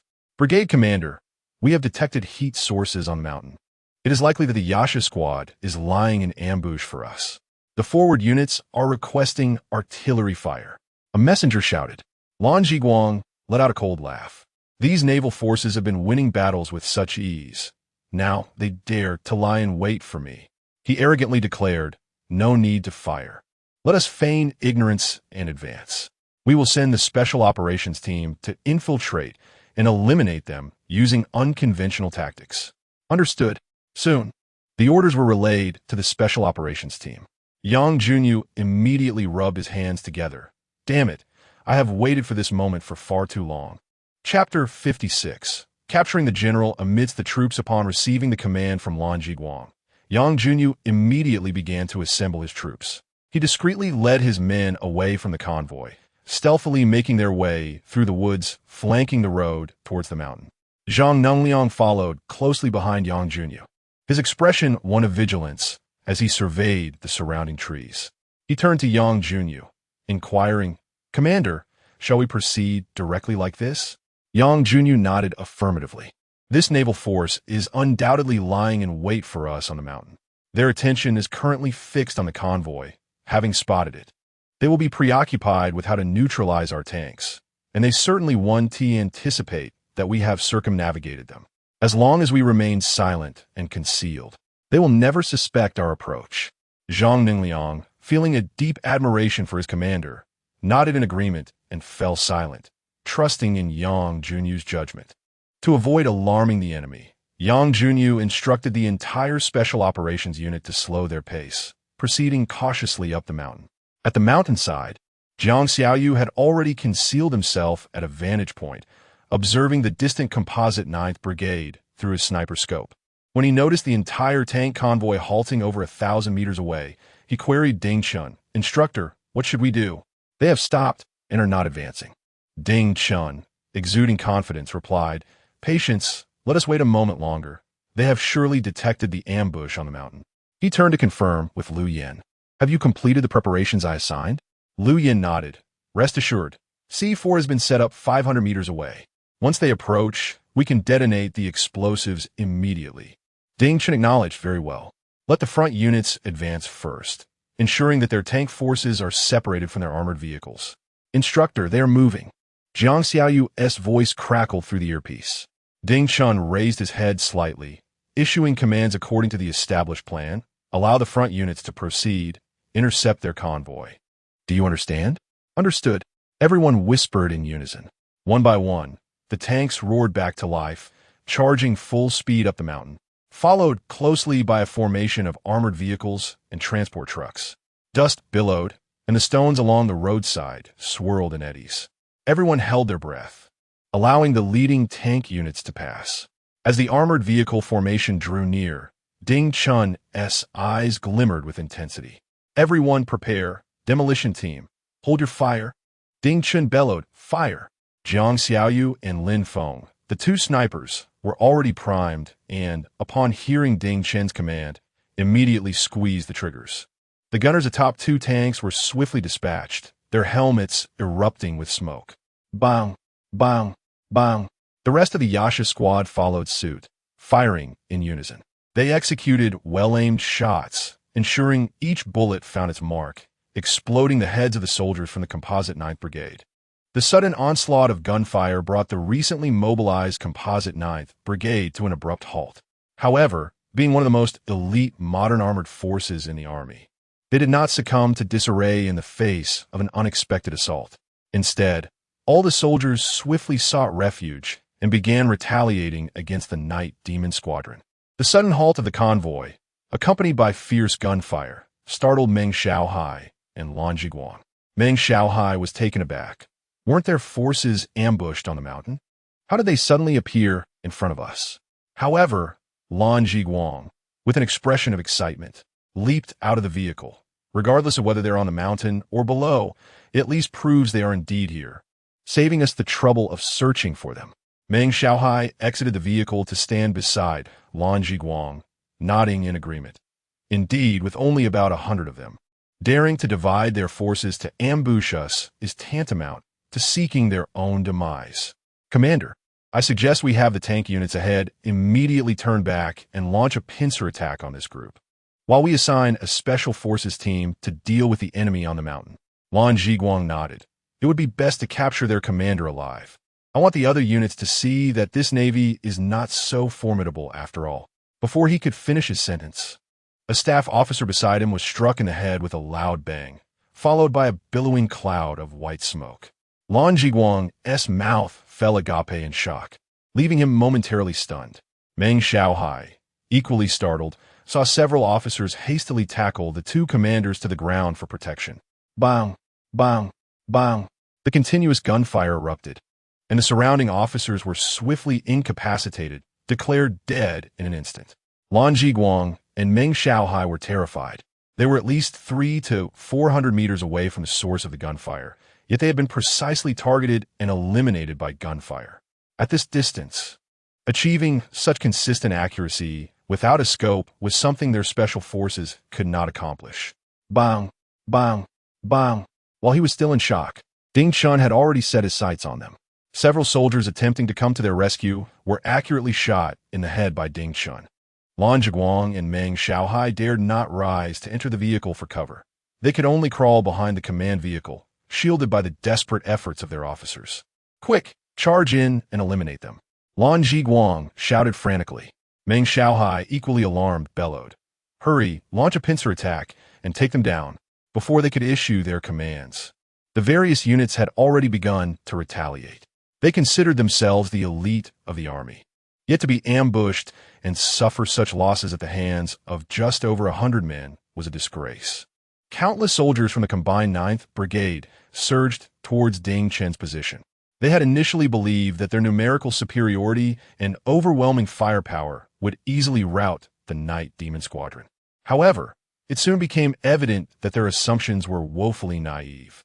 While they had some cover to retaliate, once they attempted to charge down the road, they became living targets for the Night Demon Squadron. Zhang Chong and his comrades wielded their weapons with unerring precision, blasting the heads of those from the combined 9th Brigade attempting to advance. Within moments of the battle commencing, over 100 had already fallen, with billowing clouds of smoke rising along the roadside. The soldiers of the combined 9th Brigade had not advanced far before suffering the loss of over 200 men. The staggering casualties ignited a fury within Lan Zhiguang. He has now calmed the fright he recently experienced, transforming his earlier shame into a tempest of fury. What are all of you doing? Aren't you usually competent? How is it that you can barely handle a few opponents and yet find yourselves in such a predicament? Roared Lan Zhiguang, his voice laced with indignation. All the officers bowed their heads, reluctant to respond. They were now passively enduring the onslaught. Anyone who dared to speak would undoubtedly face the brunt of Lan Zhiguang's wrath. Witnessing the continuous fall of his men, Lan Zhiguang could no longer restrain himself. A bunch of useless fools. Send the tanks forward. Their firearms cannot possibly penetrate the armor. He bellowed. If individual soldiers cannot manage, then unleash heavy firepower. Upon hearing this command, every face, including Meng Xiaohai's, turned grim. Deploying tanks against a mere squad was akin to using a sledgehammer to crack a nut. Unless in urban warfare, armored vehicles should complement infantry operations. Tanks were meant for more formidable tasks, attacking solid positions. Yet, with Lan Zhiguang's orders issued, compliance was their only option. Otherwise, they risked losing nearly half their soldiers. Even if they ultimately eradicated this naval unit, Composite 9th Brigade would be left with a tarnished reputation. Soon, over 20 tanks roared to life, rumbling towards the Yacha Squadron. Armored vehicles and additional infantry followed closely, their momentum suggesting they would flatten the hillside. Ding Chen observed the tanks mobilizing, a smirk playing at the corners of his mouth. Just in time. Zhang Chong, take a few men and come with me. Lu Yin, prepare to detonate the explosives as soon as the tanks reach the blast zone. Yes. Lu Yin kept a watchful eye on the tank battalion, and as they entered the explosive area, he instantly pressed the detonation button. Boom, boom. Boom. Lu Yin also activated the C4 detonator. A thick cloud of white smoke erupted around several tanks, enveloping them in an instant. The soldiers of Composite 9th Brigade found themselves in a nightmarish scenario, as hundreds of troops and numerous tanks were rendered utterly inoperative on the road. Lan Zhiguang, witnessing this spectacle on the hillside, felt his heart bleed. Had he foreseen such an outcome, he would never have allowed the tank units to advance. He merely needed to let the artillery cover the attack. Why risk his troops? Such colossal losses, if war were to erupt, would make him the greatest sinner. His eyes burned with rage. Damn it! Have the Army Aviation Corps send armed helicopters to obliterate these naval scoundrels into mincemeat. The staff members were momentarily taken aback. One unable to contain himself remarked, "Brigade Commander, didn't you say you wanted to capture their commander alive?" Lan Zhiguang glared at him, his eyes aflame. With an enemy this formidable, do you expect to capture them? Meng Xiaohai, striving for calm, hastily commanded, engage them, and prevent their escape. Wait for the armed helicopters to arrive and annihilate them all. Understood. At the very moment the tanks of composite 9th Brigade were obliterated, Ding Chen astutely seized the opportunity, maneuvering with Zhang Chong and several soldiers through the jungle from below the hillside. Ding Chen now led a group of individuals charging forth, devoid of any snipers, each armed exclusively with assault rifles. Moreover, every member carried a considerable number of grenades and stun grenades. It is no exaggeration to assert that should this squad penetrate the ranks of the 9th Synthetic Brigade, it would be akin to a tiger invading a flock of sheep. Covering a straight-line distance of 300 to 400 meters, Ding Chen and his team maneuvered from below, traversing nearly double the distance, yet propelled by their remarkable stamina. This distance was merely a matter of 2 minutes. Boom, boom, boom. The relentless explosions erupted in succession, engulfing over 30 soldiers of the 9th Synthetic Brigade in billowing clouds of smoke. In the brief moment of their astonishment, Ding Chen and Zhang Chong's group surged forth from the roadside. The soldiers of the 9th Brigade were momentarily taken aback, failing to react before they were forcefully pushed back. Bang, bang, bang. Ding Chen showed no mercy. Several individuals tore through the ranks of the 9th Brigade like descending tigers, unleashing a veritable rain of blood. Their speed was astonishing. By the time the 9th Brigade soldiers regained their composure, Ding Chen had often already broken through, leaving behind soldiers enveloped in smoke. Quick, block them. Their target is the brigade commander. We must not allow them to breach. An officer shouted anxiously. However, before he could finish his sentence, he witnessed Ding Chen charging towards him. Bang! The sharp report of a gunshot rang out, and smoke billowed from the officer's body. He could not impede Ding Chen's advance. Powerless as he watched Ding Chen approach the command vehicle, Ding Chen smirked. The command vehicle of the 9th Brigade was within arm's reach. Calmly, he pulled the safety pins from 2 grenades and hurled them towards the oncoming soldiers of the 9th Brigade. Boom! Boom! 2 explosions erupted, and several soldiers stood dumbfounded, enveloped in smoke. As Ding Chen's group approached, Lan Jiguang and Meng Xiaohai were so startled that they forgot to take cover. Ding Chen laughed heartily. Next time, when you encounter us, the Yasha, remember to keep your distance. Chapter 57, The Special Operations Battalion versus the Yasha Squad as Ding Chen charged forward with his men. The 4 advisors and 5 soldiers nearby immediately positioned themselves in front of the 2 commanding officers. However, Ding Chen and Zhang Chong had already drawn their firearms, firing first before any of their opponents could react. The sharp crack of gunfire erupted, and the 9 men shielding Lan Jiguang and Meng Xiaohai were instantly enveloped in a cloud of smoke, eliminated from the fray. Without a moment's hesitation, Ding Chen crouched low and sprang forward, forcefully pushing through the ranks of the opposition. Just as Meng Xiaohai prepared to flee, Ding Chen was upon him. With no mercy, Ding Chen seized the collar at the back of Meng Xiaohai's neck, exerting a sudden force that propelled him backward, sending him crashing heavily to the ground. Lan Ziguang, sensing the urgency, quickened his pace and ran forward. What do you want? Meng Xiaohai shouted in terror. Ding Chen offered no words, only a chilling smile, as he delivered a powerful punch to Meng Xiaohai's head. Without any resistance, Meng Xiaohai collapsed, unconscious. Follow me, Ding Chen bellowed, leading his men in pursuit of Lan Jiguang. After escaping the vehicle, Lan Jiguang dared not advance further, taking refuge behind the front of the car, his hands trembling as he aimed his weapon at the side of the vehicle. At his age, racing against a special forces soldier was akin to inviting death. Help! Someone come protect me, he cried out in panic. Not seeing Ding Chen's figure beside the vehicle, he mistakenly believed that Ding Chen, fearing encirclement, had abandoned his pursuit. Just as he began to relax, Ding Chen's voice rang out above him. Can you not run any longer? Startled, Lan Jiguang instinctively fired a shot. Bang! In that instant, Ding Chen had already tilted his head, evading the bullet. Sliding down from the front of the car, Ding Chen kicked the firearm from Lan Jiguang's grasp, then delivered a forceful kick to his chest. With a resounding thud, Lan Jiguang was sent flying, crashing heavily into the rear of another vehicle. Dazed and disoriented, Lan Jiguang's eyes sparkled with stars as Ding Chun stood before him. You squandered the opportunity one give you, Ding Chun lamented, not allowing Lan Jiguang a chance to respond, as he delivered a decisive chop to his neck. Feeling a searing pain rip through his throat, Lan Jiguang's vision faded to black, and he promptly lost consciousness. Retreat! Ding Chun roared, abandoning Lan Jiguang and sprinting toward the nearby thicket. Zhang Chong and the others erupted in laughter, each pulling out 2 grenades, removing the safety pins, and hurling them at the approaching soldiers of the 9th Combined Brigade. Boom, boom, boom. A series of explosions erupted, engulfing a large group of 9th Combined Brigade soldiers in smoke, resulting in immediate casualties. Quick, stop them! An officer shouted furiously. They have killed the brigade commander and deputy commander.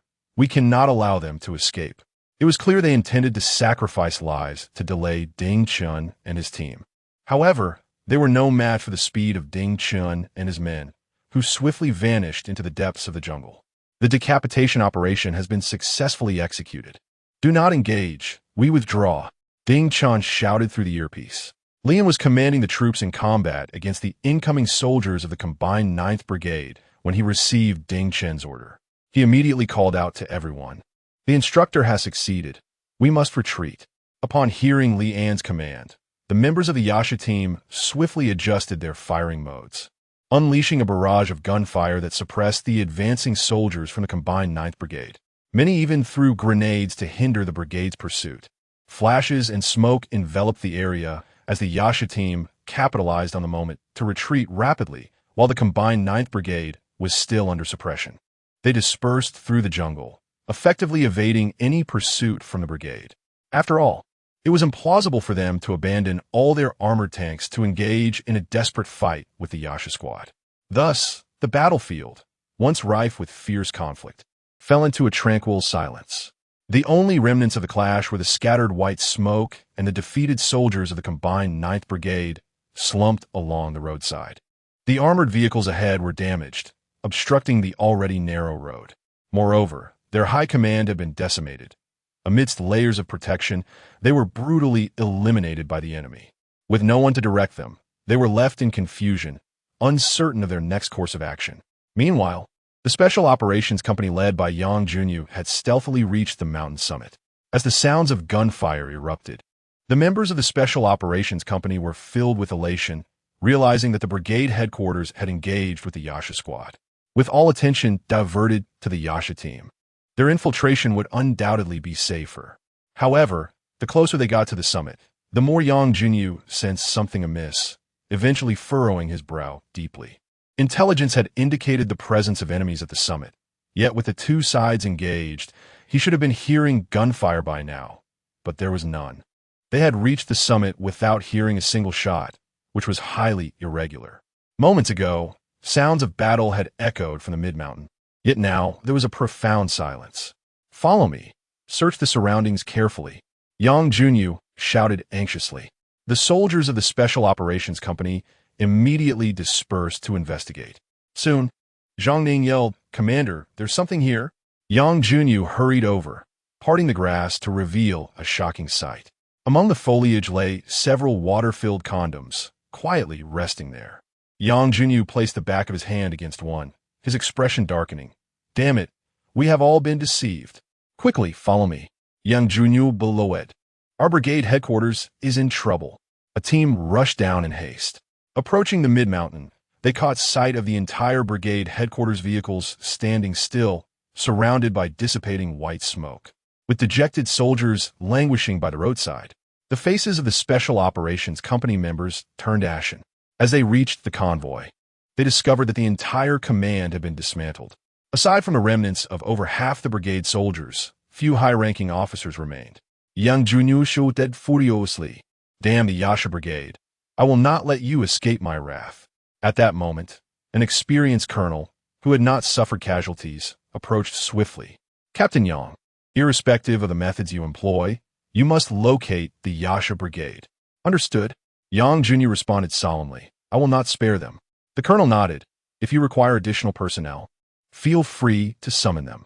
Every unit in the division will support you. You must annihilate them." "Yes." Yang Junyu saluted the colonel. His gaze turned icy as he fixed it on the direction where the Yasha brigade had retreated, coldly stating, "Follow me. We shall avenge our brigade commander." Chapter 58. The two armies tremble. The army commander has gone mad at the Naval Command Center during joint exercises.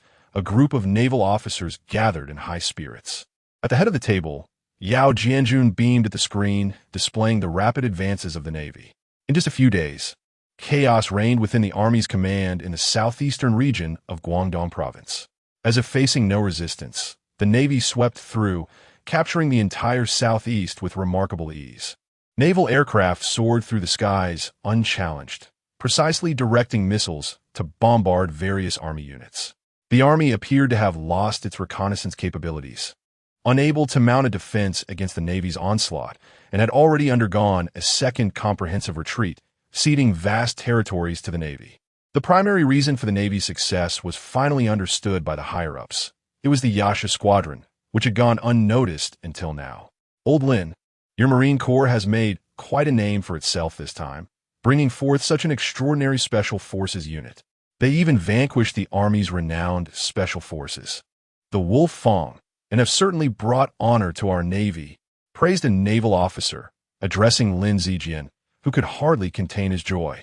Before he could respond, General Jiang Dejiang interjected with a scoff. If only our Dragon Squadron had participated in this exercise, you wouldn't be so boastful. Lin Zijian shot Jiang Dejiang a sidelong glance and retorted with a hint of sarcasm. Indeed, your Dragon Squadron is something to behold. No other unit can compare. Jiang Dejiang, visibly agitated, stammered, "You take advantage and then act condescending. If it weren't for the surprise attack, could you have achieved this?" Lin Zijian countered sharply. Was that surprise attack? It was a tactical maneuver.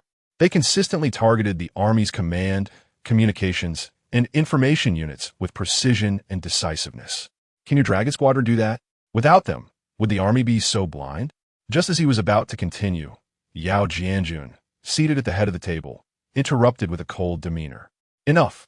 Whether it is the Dragon or the Yasha, both are among the finest units of our Navy. We are all here for the glory of the Navy. Why engage in internal strife? You are right, Commander. My apologies. Jiang Dejiang quickly conceded. Umph.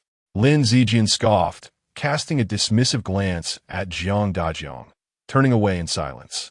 Yao Jianjun felt a headache coming on. These two had caused him no small trouble in their rivalry for the title of the Navy's finest unit. He had initially thought that with the Marine Corps lacking special forces, the competition would settle down as the Dragon Squadron improved. Little did he know that Lin Zijian's Yasha Squadron would genuinely astonish everyone. Established for only half a year, aside from not having engaged the Dragon Squadron in direct combat, they had indeed reached a level that left other units in the dust. While Yao Jianjun was still grappling with his thoughts, an aide hurried over. "Commander, we have received the latest news from the front." "Speak." Yao Jianjun replied with a serious tone. At this moment, all naval commanders gradually straightened their posture, preparing to hear urgent military intelligence possibly relayed from the front lines. The staff officer spoke. In the early hours of today, the Army's Wolf Squadron, in conjunction with other units, launched a surprise attack, encircling our Navy's Nightshade Squadron. Upon hearing this, Lin Zijian, overwhelmed with panic, let out a startled cry. Jiang Dejiang refrained from taking advantage of the situation. Although he felt a secret thrill within, his expression remained stoic. After all, they were all part of the naval forces, and displaying excessive joy might lead to accusations of being insensitive or gloating over another's misfortune. Yao Jianjun did not reproach Lin Zijian for his outburst, as he felt an equal urgency in his heart. This was a unit that had achieved great merit in the current exercise, and if it were to be eliminated now, he could hardly bear the thought. What has become of the Nightshade Squadron? Have they escaped danger, or have they been eliminated? Lin Zijian asked anxiously, seeing the collective concern. The staff officer quickly replied, "The Nightshade Squadron, sustaining fewer than 20 casualties, has completely annihilated the Wolf Squadron. This morning, Commander Long Xiaoyan of the Wolf Squadron announced their withdrawal from the exercise." The naval commanders around them were astonished, their mouths agape in disbelief. They could never have imagined that the Nightshade Squadron could escape from such a layered encirclement by the army and annihilate the Wolf Squadron in the process. It was common knowledge that the Wolf Squadron was the Army's newly risen Special Forces unit, renowned as the elite among elite forces, existing to address any deficiencies in the various special troops. Although they were still some distance from being top tier, they were regarded as the Army's true trump card in this military exercise. Everyone had heard that the Wolf Squadron was equipped with the latest special gear.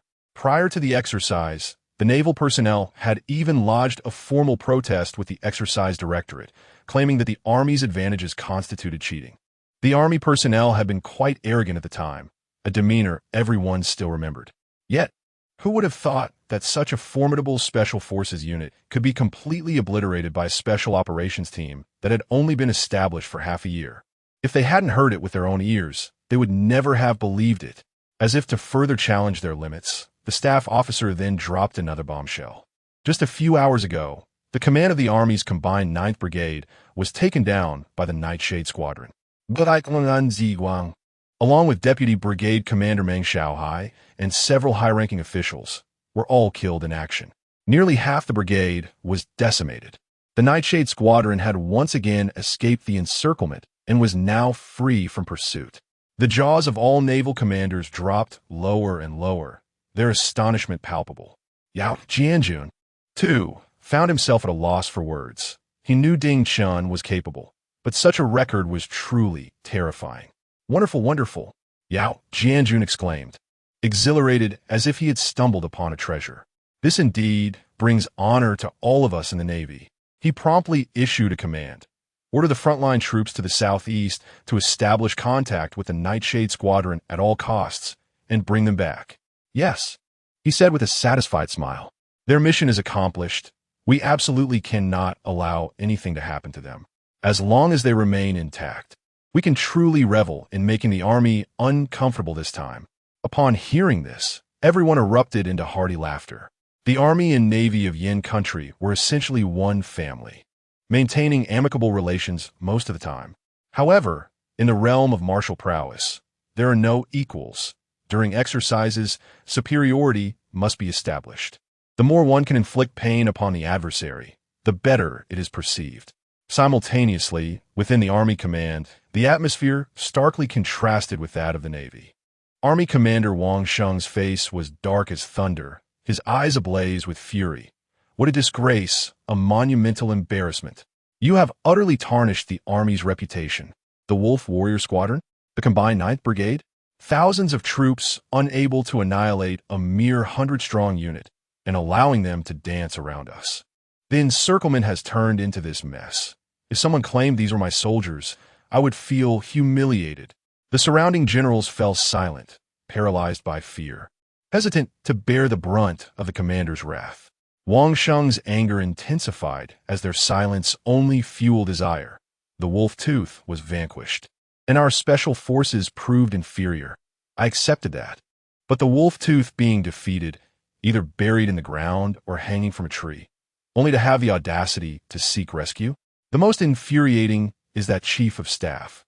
How could a distinguished chief of staff allow himself to be humiliated in such a manner? He Jun was so terrified he dared not even breathe, mentally cursing Fan Tianlei's entire lineage. Clenching his teeth, he pointed at the generals and scolded. A small squad has managed to overrun an entire brigade's command post. This is the so-called king of marine warfare you have been lauding? It is nothing short of farce. Allowing a 100-strong unit to roam freely in our territory. Do you not feel ashamed? I deem you all the Flower Brigade, the kings of scrap metal, tanks unable to contend with infantry. Surely you must be the only ones in the entire world. At that moment, Lan Jiguang wished for nothing more than to burrow into the earth, his eyes brimming with blood from the humiliation. It was utterly disgraceful. Even if the commander did not express it, he longed to slap himself. The chief of staff bowed his head, saying, "Commander, please do not be angered. This was beyond our anticipation. We can only blame our two special forces for their overconfidence, misjudging the enemy's strength. If you grant us a bit more time, we will certainly eliminate this naval unit." Wang Sheng's rage had somewhat dissipated, realizing that continuing to vent his anger would prove futile. He snorted coldly, his face stern. Opportunities? Where there's so many opportunities. We have already abandoned numerous positions, allowing the Navy to infiltrate our territory. The Navy's mission has been accomplished. If we allow them to advance any further, we will be defeated. I desire opportunities as well. Who will provide them to me? Seeing the commander so enraged, the attendees dared not even exhale. They had not anticipated that a single special forces unit could wield such immense power, rendering hundreds of thousands of soldiers helpless in a passive position. Had they known this would be the outcome, they would have prepared in advance, ensuring the Navy would not infiltrate their defenses. The Chief of Staff gritted his teeth and said, "Commander, we have no alternative left. We can only redeploy, on one hand to counter the Navy's assault, and on the other to swiftly eliminate that naval special forces unit. The land is ours. This is our primary battlefield. With a modicum of seriousness, vanquishing them should be a trivial task." All the commanders immediately roared, "Please, Commander, grant us one more opportunity." The commander was indeed furious. It was merely a tactic to galvanize them. To withhold the chance would signify true defeat, a humiliation he could not bear, especially when facing the leaders of the military in the future. He nodded. "Very well, I shall grant you another chance." He ordered the integrated 9th Brigade and surrounding forces to locate and annihilate this naval unit at all costs. "Remember, this is your final opportunity. I am giving you 1 day. I do not wish to hear any news of that unit, save for its complete destruction. Furthermore, bring the commander of that unit to me. I am eager to see what remarkable talent the Navy has cultivated." "Understood," everyone shouted in unison. Chapter 59. The Special Operations Team outwitted by a dog in the dense jungle. A battalion of over 100 soldiers was swiftly maneuvering through the foliage, retreating from the Yasha squad after their engagement with the combined 9th Brigade Command. After successfully neutralizing the command center, Ding Chen led Zhang Chong and a few others into the thick underbrush. This decision was born of necessity. Although they had dealt a significant blow to the enemy's morale, it had only served to incite their wrath further. The opposing forces were not only dispatching troops to pursue them, but had also deployed armed helicopters to scour the skies above. Ding Chen recognized that the only means of evading the helicopter's gaze was to take advantage of the jungle's dense cover. Furthermore, every so often, they would need to find a muddy pit in which to roll and disguise themselves as mud figures to lower their body temperatures and evade detection. To ensure they were not discovered by their pursuers, he had also assigned personnel to erase their tracks, thus delaying the enemy's ability to follow their trail. Ding Chen, maintaining a vigilant overview, was acutely aware of the pressing need to evade Yang Junyu and his forces while contemplating strategies for their next move. He understood that they had stirred a hornet's nest, and if the army caught up with them, they would undoubtedly face severe repercussions.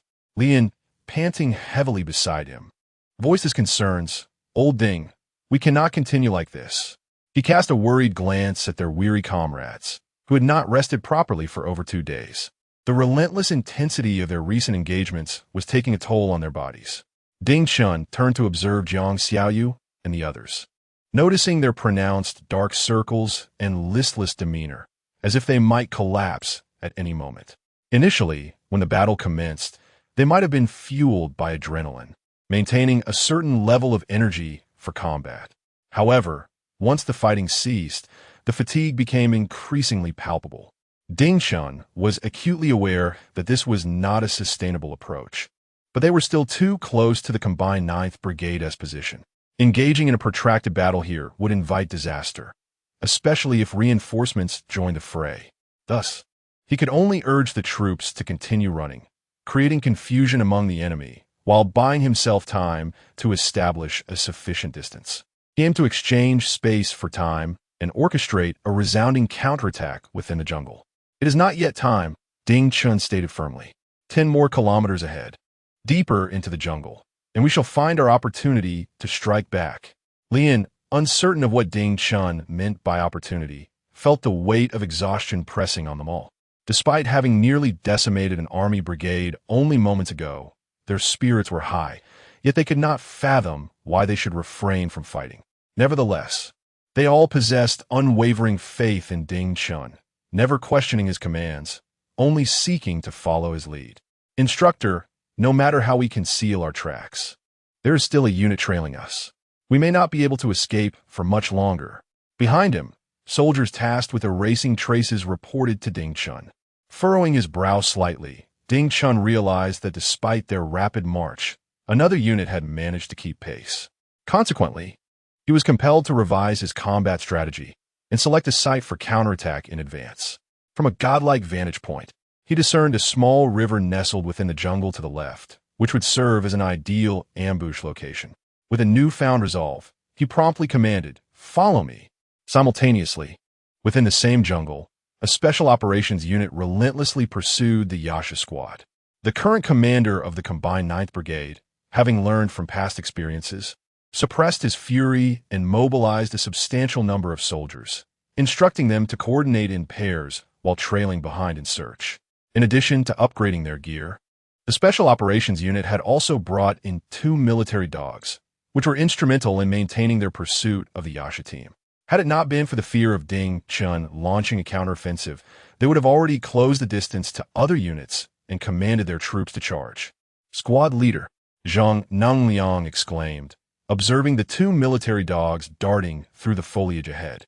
These dogs are incredibly effective. Why didn't the special forces that Yasha eliminated utilize them?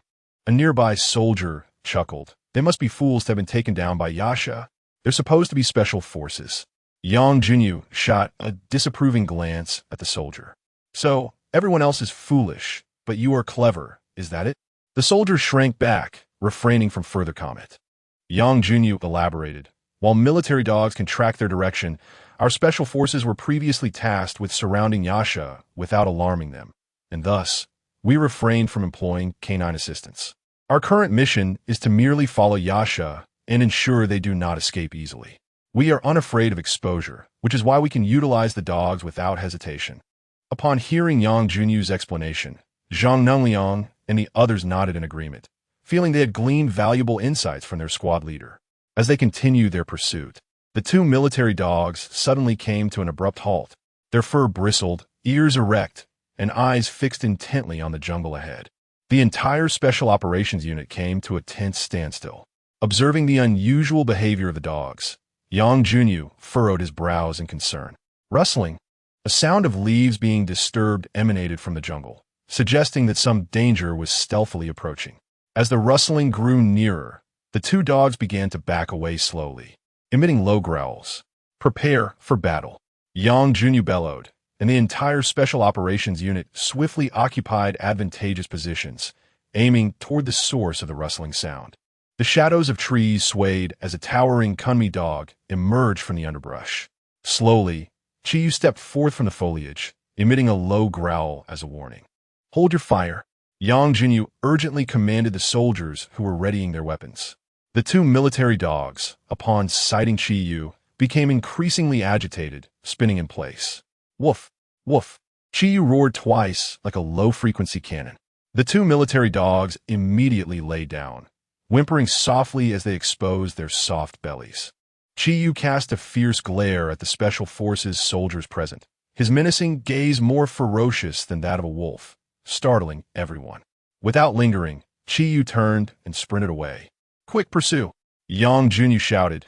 This must be the military dog of the Yaksha team. Following will surely lead us to their location. A group of individuals hastily followed in Chiyu's wake. Captain, what should we do about these 2 military dogs?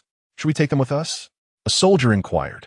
Yang Junyu glanced back at the 2 frightened dogs, furrowing his brow as he replied, Forget about them. Let the rear troops come and retrieve them. We must catch up.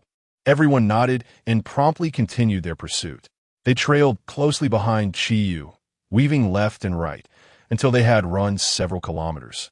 When they finally reached a small river, Chiyu had vanished from sight. Damn it! What kind of creature is this dog? How can it run so fast? Zhang Nang exclaimed, panting heavily. Yang Junyu was equally exhausted, but upon surveying the surroundings, he was taken aback. Before he could make any arrangements, figures suddenly burst forth from the surrounding woods. Bang, bang, bang. The entire Yaksha team unleashed a relentless barrage of gunfire. A torrent of bullets rained down upon the Special Forces unit, instantly enveloping them in smoke. Yang Junyu was left dumbfounded. He could hardly believe that a mere dog had led them into an ambush. Was it even possible for a dog to orchestrate such a trap? By the time he realized the gravity of the situation, nearly half of his men had already fallen. The Special Forces unit was now disoriented. "Quick, take cover and counterattack," Yang Junyu shouted desperately. "Hurry, call for support and send out the coordinates." Chapter 60. You may join the Navy. I will accept you. I am Yang Junyu, the commander of the Special Operations Company of the Combined 9th Brigade. Upon hearing this urgent message, all those within earshot immediately converged towards my coordinates and transmitted their locations. The anxious voice of Yang Junyu echoed through the earpiece of Zhang Lifeng, the commander of the 6th Company of the Combined 9th Brigade. What is happening? Zhang Lifeng furrowed his brow. Beside him, Niu Nuli promptly reported, "Commander, we have received the coordinates. The Special Operations Company is ambushed by the Yasha squad and urgently requires our assistance." Zhang Lifeng quickly glanced at the coordinates. "How far are we from this location?" Niu Nuli thought for a moment and replied, "We are still 5 kilometers away, and if we set out now, we may not arrive in time." "Then we must go, regardless," Zhang Lifeng insisted. "They have risked their lives to hold off the Yasha. We cannot allow them to escape from under our very noses." He commanded, "Everyone, double-time march towards the coordinates." "Yes." As Zhang Lifeng ran, he turned to Niu Nuli, saying, "You are the acknowledged king of our company. When we encounter those naval fools, make sure to give them a thorough beating. Damn it, they killed the brigade commander and deputy commander right in front of us. If we do not avenge this, the combined 9th Brigade will have no face left in the army." Niu Nuli nodded vigorously. "Rest assured, Commander, I will not let these bastards get away." Meanwhile, in the dense jungle, numerous units, like the 6th Company, hastened towards the heart of the battle. They had all received Yang Junyu's distress call and were charging towards the battlefield at any cost. However, having pursued Chiyu too far, Yang Junyu had created a significant distance between himself and the other units. They could only do their utmost and leave the rest to fate. As the various units rushed to provide support, the battle between Yang Junyu and the Yasha squad was drawing to a close. Despite Yang Junyu's realization in the final moments, he had already lost over half of his men. The Special Operations Company was inherently at a disadvantage against the Yasha squad, and now they faced an even more dire numerical inferiority. Having lost the initiative, the Special Operations Company found themselves on the back foot from the moment they began to retaliate. No matter how fiercely the remaining soldiers fought back, they were continually cut down by the Yasha squad. Within 5 minutes of Yang Junyu's orders, only about 20 individuals remained in the entire company, including himself and Zhang Ningliang. "Damn it!" One soldier from the Special Operations Company, having been suppressed for too long, shouted in rage, "I will fight you to the death." He raised his weapon to fire the Yasha squad, but as he stood, he was struck by multiple rounds, emitting plumes of white smoke. "Commander, we can't hold on any longer," Zhang Ningliang shouted. "We cannot retreat. Let's fight them."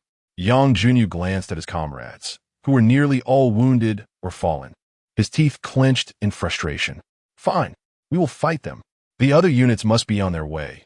They cannot escape now. But we shall not die in such a pathetic manner." With a fierce shout, he rallied his men and prepared to charge towards the Yasha squad. Just then, several piercing sounds sliced through the air. A few grenades whirled through the air, plummeting swiftly towards them. It was the end. Yang Junyu's eyes brimmed with despair. Boom, boom, boom. Dozens of grenades detonated, unleashing a thick cloud of smoke that enveloped the remaining soldiers of the Special Operations Unit. They stood no chance. Had this been a real battle, in that fleeting moment, they would have been obliterated into mere pulp. With a heavy heart, Yang Junyu lowered his weapon, his eyes filled with a complex mixture of emotions. From being encircled to their total annihilation, they had barely withstood 10 minutes. This deeply wounded his confidence.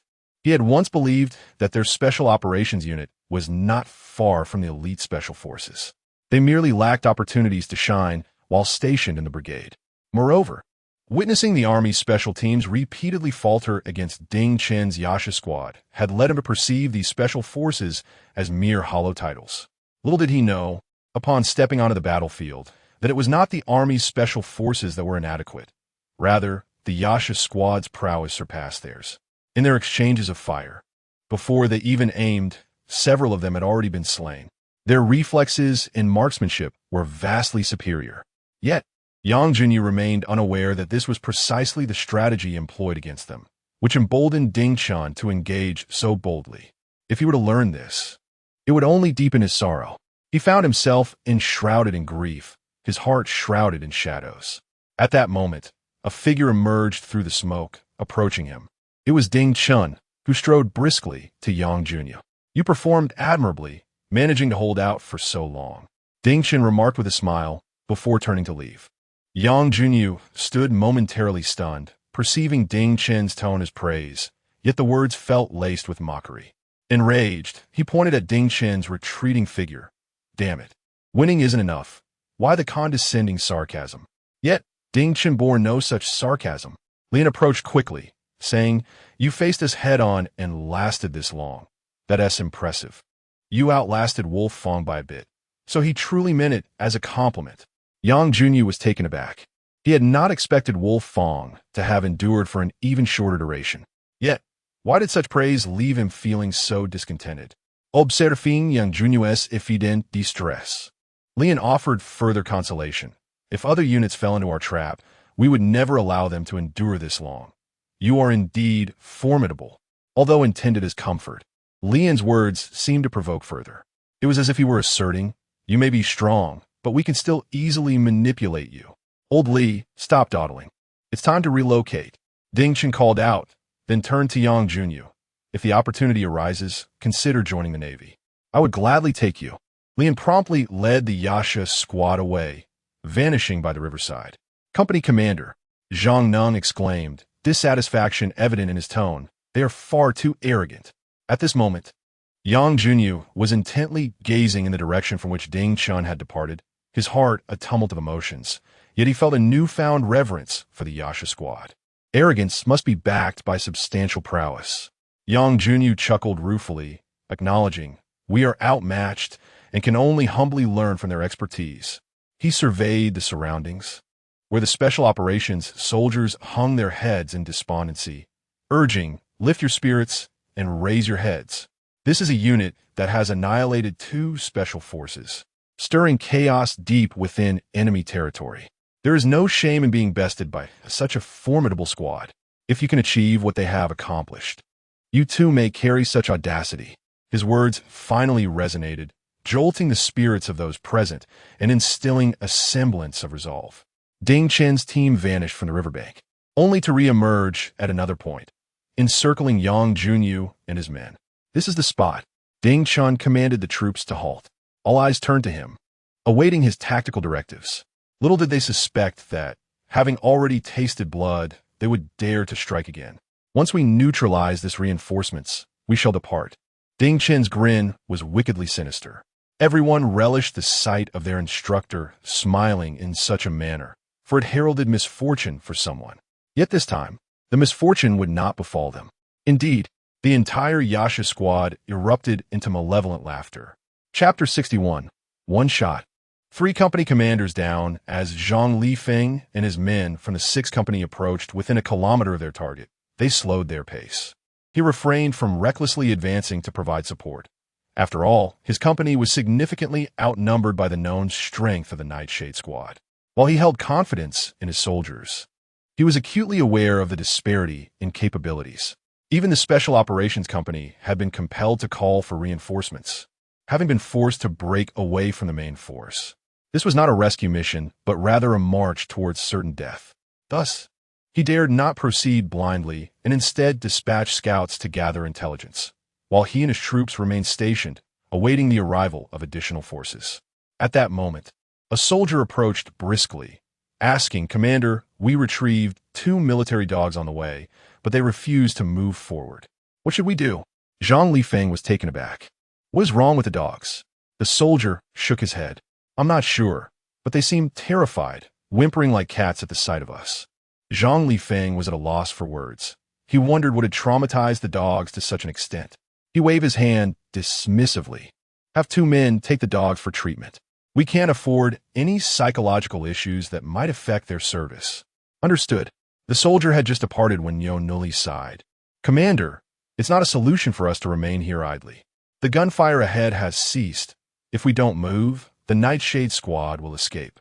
Zhang Lifeng shook his head. We cannot recklessly charge in and meet our demise. You've seen how formidable the Nightshade squad is. Nyo had engaged with them during Ding Chen's decapitation operation, where he had been on the front lines and narrowly escaped destruction. Yet the scene of Ding Chun and Zhang charging into their ranks, wreaking havoc, remained vivid in his memory. If this were a genuine battlefield, the horror would be unfathomable. Nevertheless, despite understanding the Nightshade squad's prowess, Nyo felt a twinge of dissatisfaction at the prospect of allowing them to slip away.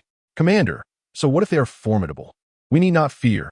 Zhang Lifeng coldly interrupted him. There are no buts. We will wait until the reconnaissance team returns. Use your head, soldier. This exercise is akin to war. Once lives are lost, there is no turning back. Our previous losses stemmed from a lack of strategic thinking. Nyo reluctantly nodded in agreement. As they conversed, 2 additional units approached from behind. Oldly, why are you all just standing here? Aren't you heading to provide support? Inquired Guang Liang, the commander of the 5th Company, as he and his men arrived, visibly exhausted and drenched in sweat, indicating they had rushed to reach this point. The 3rd Company also arrived, with Commander Wang Mian observing Zhang Lifeng's inaction with curiosity. Indeed, Old Li, the Special Operations Company, is awaiting our assistance. What are you doing? Zhang Lifeng immediately voiced his concerns. It is not that we are unwilling to provide support, but by the time we arrived here, the gunfire had already ceased. He glanced towards the direction of the Special Operations team. We have lost contact with them. I suspect they have suffered total annihilation. Thus, we must exercise caution and not fall into their trap like the Special Operations team did. Wang Mian nodded repeatedly, finding Zhang Lifeng's reasoning quite sound. Only Guang Liang raised a question akin to that of Nyo. But what if the Yasha have already fled after their assault? Will we pursue them? Zhang Lifeng found himself momentarily speechless.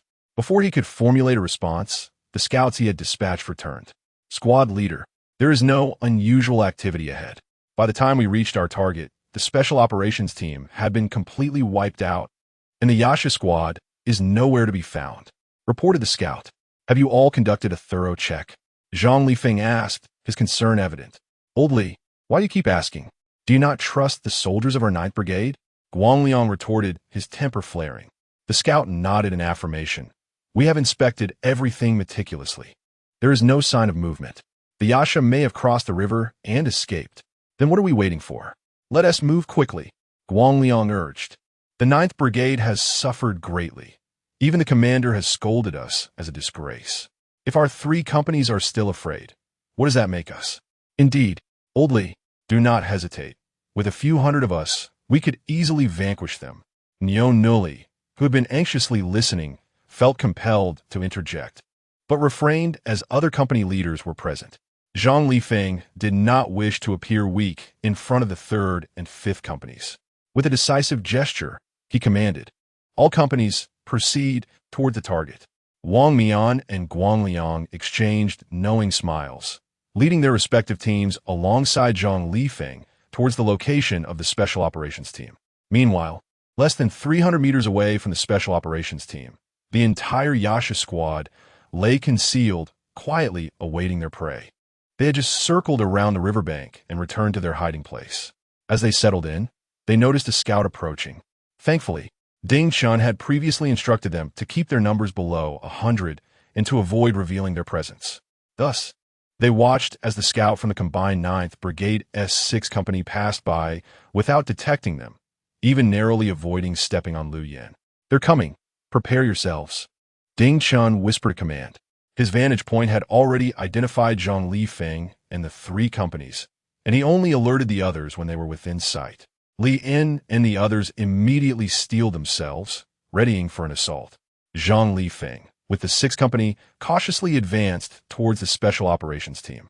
As they approached within a few hundred meters, a collective sigh of relief swept through the group. However, at that moment of relaxation, Zhang Lifeng's expression suddenly shifted. "Don't move," he shouted, startling everyone. "I've stepped on a landmine." Panic ensued as all faces turned pale, and they dared not move. They cautiously surveyed their surroundings, relieved to find no enemies emerging unexpectedly. Perhaps the Yasha squad had previously been left behind to thwart our reinforcements, Wang Mian speculated. "Scouts! Scouts!" Zhang Lifeng bellowed. "How the hell are you conducting reconnaissance if there's nothing to report?" Witnessing his fury, the scouts were left in a state of despair. Guangliang interjected, "Enough, Lao Li. They are scouts, not mine clearers. Why unleash your wrath upon them?" He then called out to those behind him, "Mine clearers, come here and assist the commander of the 6th Company." As he spoke, he couldn't help but chuckle. Lao Li is still impressive. He sensed it. Or else he would have been the first commander to be blown up by a landmine in this exercise. Wang Mian also succumbed to laughter. Zhang Lifeng, feeling a mix of shame and anger, was tempted to thrash his own scouts. At that moment, a sudden roar erupted from the front lines. Attack!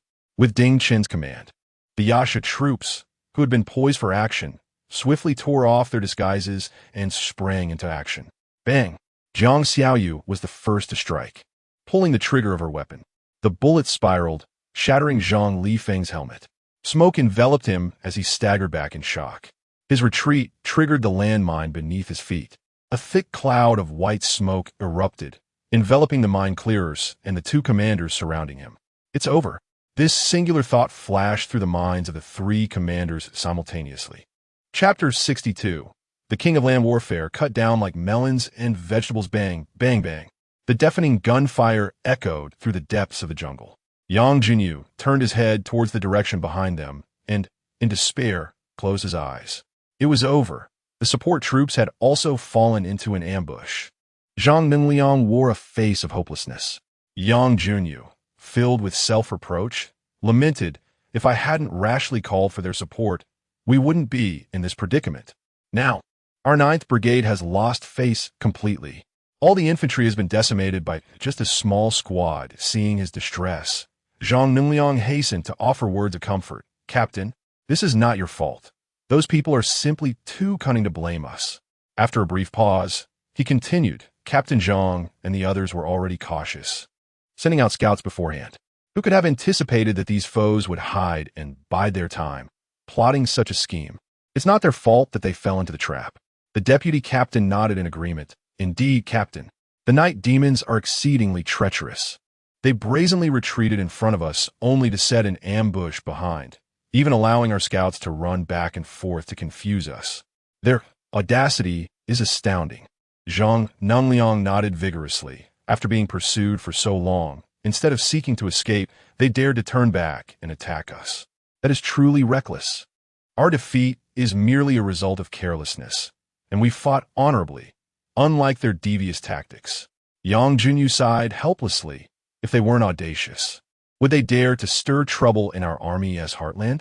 If I possessed such skills, I would lead you all to the Navy for some real fun. That's true capability. We simply lost.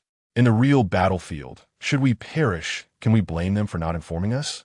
His words left everyone feeling utterly ashamed. They sought solace in their own minds, yet deep down, they were acutely aware that they truly fell short compared to the naval forces. Enough, let us return. Young Junyu get. We need to train diligently. Losing to our own in a drill is not shameful. But if we encounter the enemy, even 1,000 deaths wouldn't suffice for atonement.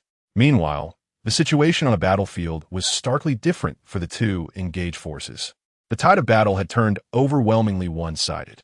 Ever since the 3 company commanders were taken down by Jiang Xiaoyu with a single shot, the 3rd, 5th, and 6 companies of the 9th Brigade fell into brief chaos. Under Ding Chen's command, the night demons immediately unleashed a tempest of gunfire. Bang, bang, bang. A metallic storm of countless bullets sliced through the ranks of the 9th Brigade's 3 companies. In an instant, dozens of soldiers were left smoking and incapacitated. "Damn it!" Neo Nully shouted. "Find cover and retaliate." As the ace scout of the 9th Brigade, His reputation in the 6th Company rivaled that of Zhang Lifeng. With the company commander fallen, the other soldiers naturally turned their gazes towards him.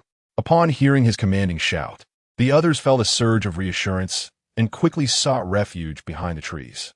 The encirclement of the Yiksha squad was not limited to a single front. They approached from all directions, with soldiers stationed in several locations. After suffering the loss of dozens of men, the 3 companies finally managed to conceal themselves and began to retaliate against the Yiksha squad. Both Ding Chun and Lian simultaneously noticed the commanding presence of Niu Nuli. He not only stabilized the troops, but also exhibited remarkable marksmanship, consistently hitting several soldiers of the Yiksha squad. Each time he fired, he quickly retreated behind the earthen embankment, making it quite challenging for the others in the Yiksha squad to target him. Lian, feeling anxious, immediately commanded Jiang Xiaoyu. Jiang Xiaoyu, Lian called out. Find a way to take down that replacement commander. Understood, Jiang Xiaoyu responded, aiming at Niu Nuli, ready to fire the moment he exposed himself. However, it seemed that Niu Nuli had an inkling of their intentions and remained hidden. After a considerable wait, Jiang Xiaoyu muttered under his breath, Damn it, Captain, this guy is too cunning and adept at concealment. The moment I focus on him, he wants to show himself. I can't hit him from this position. Lian glanced over and was about to instruct Jiang Xiaoyu to change positions and find a way to eliminate Niu Nuli. At that moment, Ding Chun suddenly interjected. Leave him to me. You all encircle and swiftly resolve this battle. Yes, everyone shouted in unison, immediately closing in on Niu Nuli. From a vantage point, Ding Chun observed the earthen embankment where Niu Nuli was hiding and nodded inwardly, harboring a degree of admiration for him. Indeed, he was quite skilled. It was no wonder he posed such a significant challenge.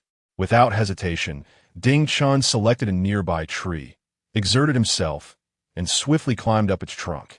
From his elevated position, Niu Nuli was instantly exposed to Ding Chun's line of sight, with no cover left to protect him. Ding Chun raised his gun, aimed at Niu Nuli, and without a moment's hesitation, pulled the trigger. Niu Nuli appeared to sense danger, abruptly looking up, locking eyes with Ding Chun perched in the tree. Bang! Niu Nuli's pupils dilated, and he could only see the flash of fire erupting from Ding Chen's weapon. By the time he processed the situation, dense white smoke was already billowing from his helmet. In that moment, Niu Nuli's gaze lost focus. He never anticipated being eliminated so swiftly. The sounds of gunfire continued to echo around them, as soldiers from the combined 9th Brigade were steadily being dispatched. Nearby, a sergeant, caught up in the frenzy of battle, saw Niu Nuli standing dazed and could not help but shout anxiously, Old Niu, think of something. We can't hold him off like this. Niu Nuli suddenly snapped back to reality, offering a wry smile to the sergeant. Did you not notice that I have already been eliminated? What can a dead man say to you? The sergeant was taken aback, finally noticing the thick white smoke emanating from Niu Nuli's helmet. He sighed in resignation. Then it's over. They have already charged in. As it turned out, their assessment was correct. When Ding Chun commanded the Yiksha squad to charge, the remaining soldiers of the 3 companies could no longer withstand the onslaught, regardless of marksmanship or individual prowess. Their tactical maneuvers were significantly inferior to those of the Yasha squadron. Furthermore, they were caught off guard by a sudden ambush, resulting in the demise of several company commanders. Under such unforeseen circumstances, it was impossible to withstand the ferocity of the Yasha warriors. Brothers, follow me. Zhang Chong and Lu Yin led the charge, utilizing grenades and rifles to disrupt the defensive formation of the combined 9th Brigade, rushing into the throngs of chaos. The personnel of the combined 9th Brigade were already beyond salvation. Despite their utmost efforts to resist, they were mercilessly slaughtered within a mere span of minutes. The battlefield was shrouded in thick smoke, filled with the despondent faces of the combined 9th Brigade soldiers. They could hardly fathom that, despite their numbers, they could only withstand the Yasha's onslaught for a mere 10 minutes. Ding Chun leaped down from a tree and approached Niu Nuli, scrutinizing him from head to toe before nodding in approval. You are quite impressive. Would you be interested in joining the Navy? The soldiers of the 6th Company glared at Ding Chun with indignation. Such a blatant attempt at poaching right in front of them was utterly disrespectful. Niu Nuli remained silent. his gaze fixed intently on Ding Chun. He vividly recalled that it was this very individual who had shot him in the head from the tree. Our instructor is addressing you. Are you deaf? Zhang Dapeng remarked coldly, displeased with Niu Nuli's demeanor. Niu Nuli shot him a scornful glance, retorting, "Have you ever seen a dead man speak?" This retort left Zhang Dapeng speechless. Jiang Xiaoyu stepped forward, preparing to chastise Niu Nuli, accustomed to siding with Zhang Dapeng. He could not bear to see his good friend insulted. Ding Chun raised his hand to halt them. "Enough. Let us secure the battlefield and retreat." Upon hearing Ding Chen's command to secure the battlefield, a malicious grin spread across Jiang Xiaoyu's face, mirrored by knowing smiles among the members of the Yasha squadron. The soldiers of the combined 9th Brigade shuddered at the thought of the Yasha squad stripping the Wolf Fong soldiers bare. Ding Chun, with a furrowed brow, stated, "We will only confiscate supplies. Let's withdraw swiftly." "Understood." All members of the Yasha squadron replied with a lackluster tone. Chapter 63. I will lead you to confront their commander after the Nightshade squad replenished a significant amount of supplies from the 3 companies of the combined 9th Brigade. They crossed the great river behind them, completely vanishing from the sight of the brigade. Ding Chun guided the Nightshade squad through the dense jungle, winding through the underbrush for several kilometers. Once he confirmed that there were no pursuers trailing them, Ding Chun suddenly raised his hand. "All right, everyone conceal yourselves. Take this time to eat and rest." Upon hearing Ding Chen's command, the entire Nightshade squad immediately sought out hidden spots and lay down to rest. They had scarcely had a moment's respite over the past 2 days and had endured consecutive battles. Many had not eaten anything and fell into a deep slumber. However, each individual remained on high alert, as even in sleep, there was not a whisper to be heard. At this moment, Lian was equally exhausted, but fought against his weariness to approach Ding Chun. "Old Ding, you should take a moment to rest. I'll keep watch for you. Just look at yourself. You're utterly worn out," Lian urged. Ding Chun glanced at the equally fatigued Li Un and shook his head. "I can still manage. You should rest first.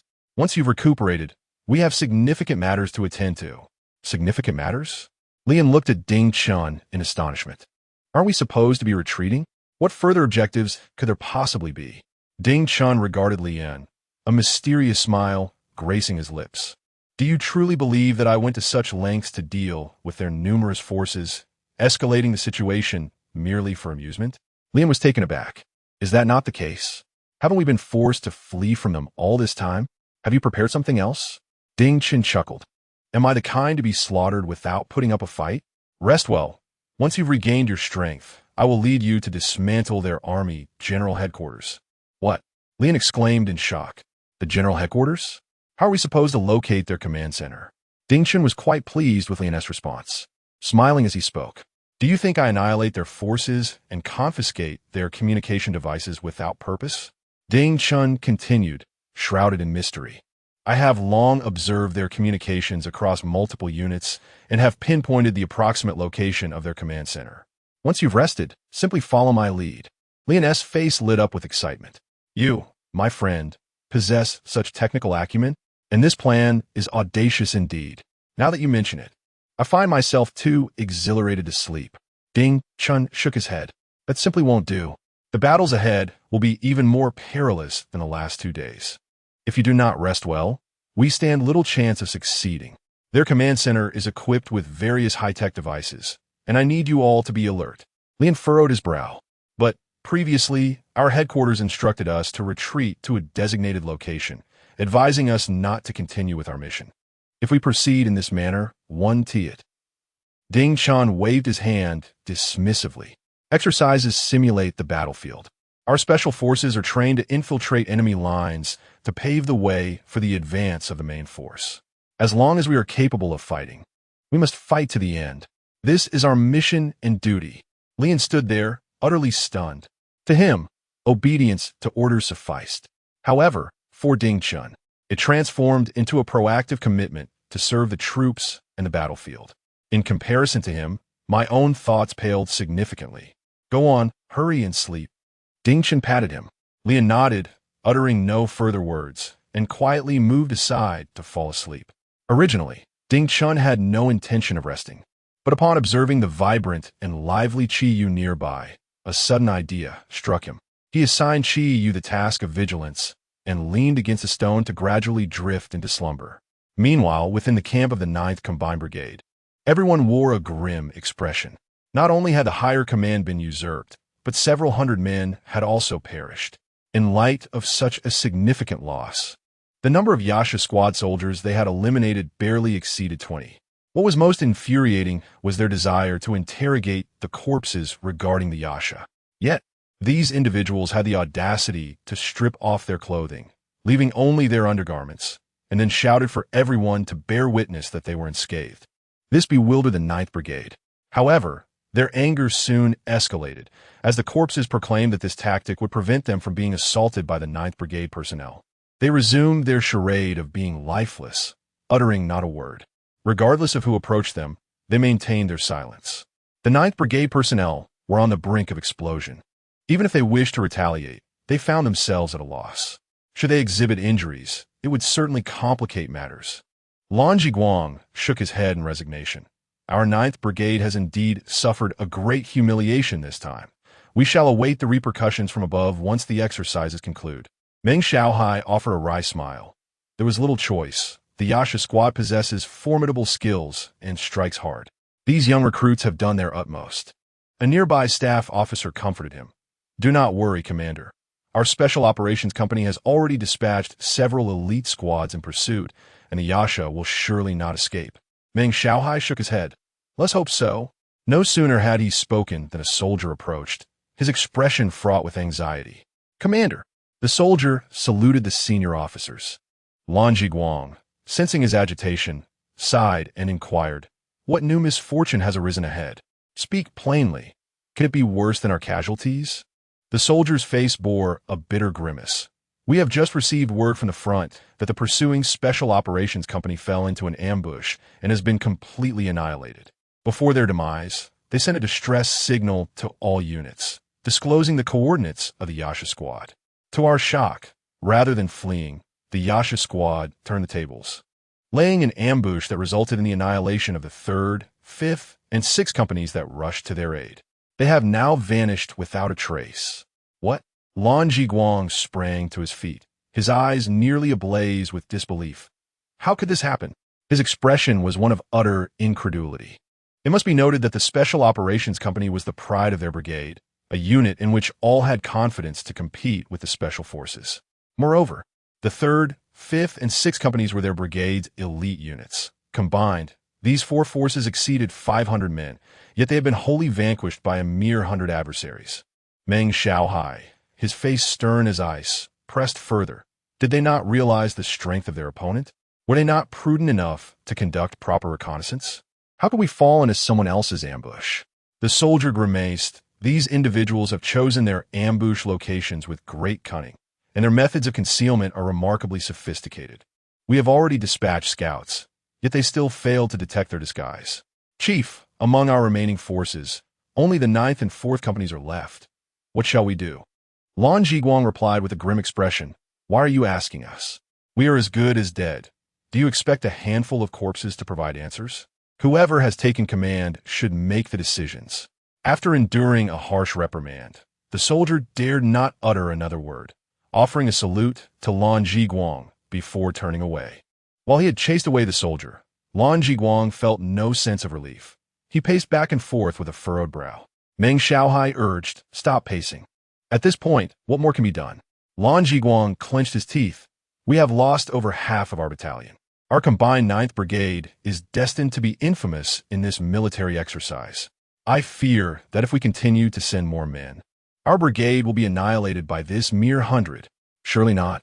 Meng Xiaohai exclaimed in disbelief. With so many of us in a brigade, it would take them an eternity to wipe us out, not to mention that they have suffered losses as well. Is there truly a significant difference in this situation? Lan Jiguang sighed. Those minor losses, given this casualty ratio, would still lead to our entire brigade's destruction without avenging us. Upon Lan Jiguang's words, Meng Xiaohai fell silent. Although he yearned to counter, the reality of Lan Jiguang's assertions and the prowess exhibited by the Yasha squad rendered any rebuttal futile. He could only shake his head in resignation. hoping that events would not unfold in such a dire manner. Meanwhile, deep within the jungle, every member of the Yacha squad had enjoyed a peaceful slumber. Upon awakening, they all felt refreshed. Ding Chen, having slept lightly, was already awake before the others. He glanced at his well-rested comrades, his lips curling into a confident smile, prepared to depart. I shall lead you to confront their commander. Chapter 64. The unexpected strike on the command headquarters. What? Exclaimed Jiang Xiaoyu in delight. Instructor, are we really going this big this time? Zhang Chong, a fervent warrior, was equally taken aback.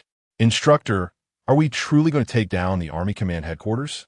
Observing the eager expression surrounding him, Ding Chun nodded with a smile. The extensive time we invested in participating in this exercise ahead of schedule is precisely to secure victory. If we eliminate their command center, they will be like a headless serpent. From there on, we can deal with them as we please. Instantly, excitement washed over everyone. Though they had only recently formed, they had showcased their prowess under Ding Chen's guidance during this exercise. No longer were they the timid newcomers they once were. If they were to act, they would do so grandly. A group of eager warriors rubbed their hands together, carefully maneuvering behind Ding Chun as they stealthily navigated around several regimental encampments, heading straight for the Army Command Headquarters. The night swiftly passed, and before they knew it, midday arrived. Ding Chun led them up a high ridge, from which they could survey a camp directly below. At first glance, this encampment appeared strikingly similar to the regimental command center they had previously dismantled. However, only through meticulous observation could the subtle differences be discerned. From the outside, the camp seemed to exhibit a lax defense, lacking in stringent fortifications. Yet, Ding Chun counted more than 5 patrol units within. This is the place, Ding Chun whispered, simultaneously signaling for them to conceal themselves. Lin glanced at the camp below, which bore no remarkable distinctions from previous ones, and furrowed his brow. Old Ding, could we be mistaken and intercepted some false intelligence? This hardly resembles a central command post. Impatient, Zhang Chong interjected, regardless of whether it's the central command, let us take it out and find out. The band of warriors nodded in unanimous agreement with Zhang Chong's proposition. Only Liu Yin remained composed, offering a rational analysis. That won't do. Once we initiate an attack, our position will be compromised. If this isn't the central command, they will be on high alert, making it exceedingly difficult to seize another opportunity. Moreover, we might not escape. We are deep in enemy territory, surrounded by their forces. Lian nodded, cautioning Ding Chun, you must consider this carefully. If we strike, and this isn't the command center, the army will unleash their collective firepower upon us. We want to have enough lives to spare. They've been wanting to obliterate us for quite some time. A sense of trepidation enveloped the group. Yet Ding Chun, brimming with confidence, insisted. There is no need to overthink it. This is their command center. Lian turned to Ding Chun. Are you so certain? Ding Chun smiled enigmatically. Look over there. He pointed out. Notice their defense is loose on the outside, but tight on the inside, and there is an entire unit of information technology troops present. Look at all those armored transport vehicles. Ordinary troops wouldn't possess such equipment. Lian raised his binoculars, scrutinizing intently. Following Ding Chun's line of reasoning, he indeed began to notice numerous peculiar details that deviated from a norm. Ong Li lowered the telescope and nodded, acknowledging, your inference is correct. This place indeed harbors numerous issues. Without a doubt, it is their command center. He turned to Ding Chun, asking, Old Ding, how shall we proceed? All eyes once more focused on Ding Chun. With a smile, Ding Chun replied, Team A will remain on standby. The rest of you should stealthily approach and create the illusion of a siege, forcing them out. Understood. Everyone nodded in agreement. Remember, Ding Chun said coldly, your mission is to make them believe that our main force has arrived. Instill fear in them. Got it. Everyone chuckled mischievously. They checked their equipment and promptly made their way towards the army camp below the mountain. Meanwhile, in the command center at the foot of the mountain, Army Exercise Commander Wang Sheng was convening a group of generals to discuss the situation regarding the naval forces. His expression was grim, casting a furious glare at all the generals present. Before the exercise, weren't you all boasting about being the best in the world? Why is it now that you can't even utter a word after being thoroughly beaten? I commanded you to regroup and counterattack. Yet you still can't subdue a few naval landing units and are being pressed into a corner with the entire southeast now under enemy control. Didn't TU claim that defeating the Navy was a mere formality? Now, what is your plan? The Army generals remained silent, their lips sealed. Any further words would only draw Wang Sheng's wrath upon themselves. As long as they could not present an effective strategy against the Navy, it was best to keep their heads down and avoid attracting attention. At that moment, a staff officer hurried over, placing a report on Wang Sheng's desk. Commander, we have received news from the 9th Combined Brigade. Upon hearing it was news from the 9th Combined Brigade, Wang Sheng's anger slightly abated. His eyes lit up as he smiled at the officer. What is the matter? Have they annihilated that naval unit? The officer forced a smile, replying, Commander, you better take a look for yourself. Wang Sheng picked up the report and began to read intently. Suddenly, his smile froze and his expression darkened. Bang! His eyes bulged as he slammed the report onto the table. 9th Combined Brigade, well done. Truly a commendable unit of our army. Wang Sheng gritted his teeth. The others felt a jolt of shock, refraining from responding to Wang Sheng's outburst. Lanjiguang, you've really brought along a fine group of soldiers. Once this exercise concludes, just wait and see how I deal with you. Wang Sheng hurled the report across the table, scattering it everywhere. A naval unit has been rampaging through our territory from the beginning of the exercise until now, and we cannot eliminate them. Are you not ashamed? Am I really expected to divert aircraft, tanks, and even deploy missile units just to eradicate a mere 100 troops? The faces of everyone flushed crimson. Wang Sheng's words had humiliated them to the core. If they were to deploy missile units for just over 100 men, the army would indeed become a laughingstock. The advisor comforted, Chief, we still have our 2 regiments alongside the combined 9th Brigade. As long as they encircle them, the Yacha forces will surely find themselves trapped. Trapped? Wang Sheng retorted with a vexed smile. How many times have you claimed that before? From Wolf Tooth to War Wolf, and now to the combined 9th Brigade. What assurances have you provided me? All I have received in return is a series of slaps to the face. The advisor, steeling himself, replied, with the remaining soldiers of the combined 9th Brigade and these 2 regiments, we are encircling them with thousands of elite troops. Even if the Yacha squad is formidable, they cannot possibly create a significant disturbance. Wang Sheng remained silent, his expression stoic, while the surrounding generals dared not utter a word. Even the advisor who had just spoken was uncertain of Wang Sheng's mood at that moment. After a long pause, Wang Sheng sighed. I shall place my trust in you one final time. If you fail to subdue the Yacha squad this time, prepare yourselves for the consequences. Seeing Wang Sheng's anger dissipate somewhat, everyone breathed a sigh of relief. The advisor smiled again, saying, Rest assured, Chief, our army will not be inferior to the Navy. With them here, the Navy will not stir up any storms. Wang Sheng, too, had confidence in his troops, for the army of Yin had always ranked among the world's elite. Yet, the recent exercises had left him somewhat bewildered by the Navy's performance, fueling his frustration. He believed that their army would embody the resilience of their forebears. No matter how dire the circumstances, as long as they united, they could overcome any adversary. Reflecting on this, Wang Sheng smiled. Gentlemen, I hope you will showcase your abilities and demonstrate to the Navy who truly represents the strongest military branch of Yin.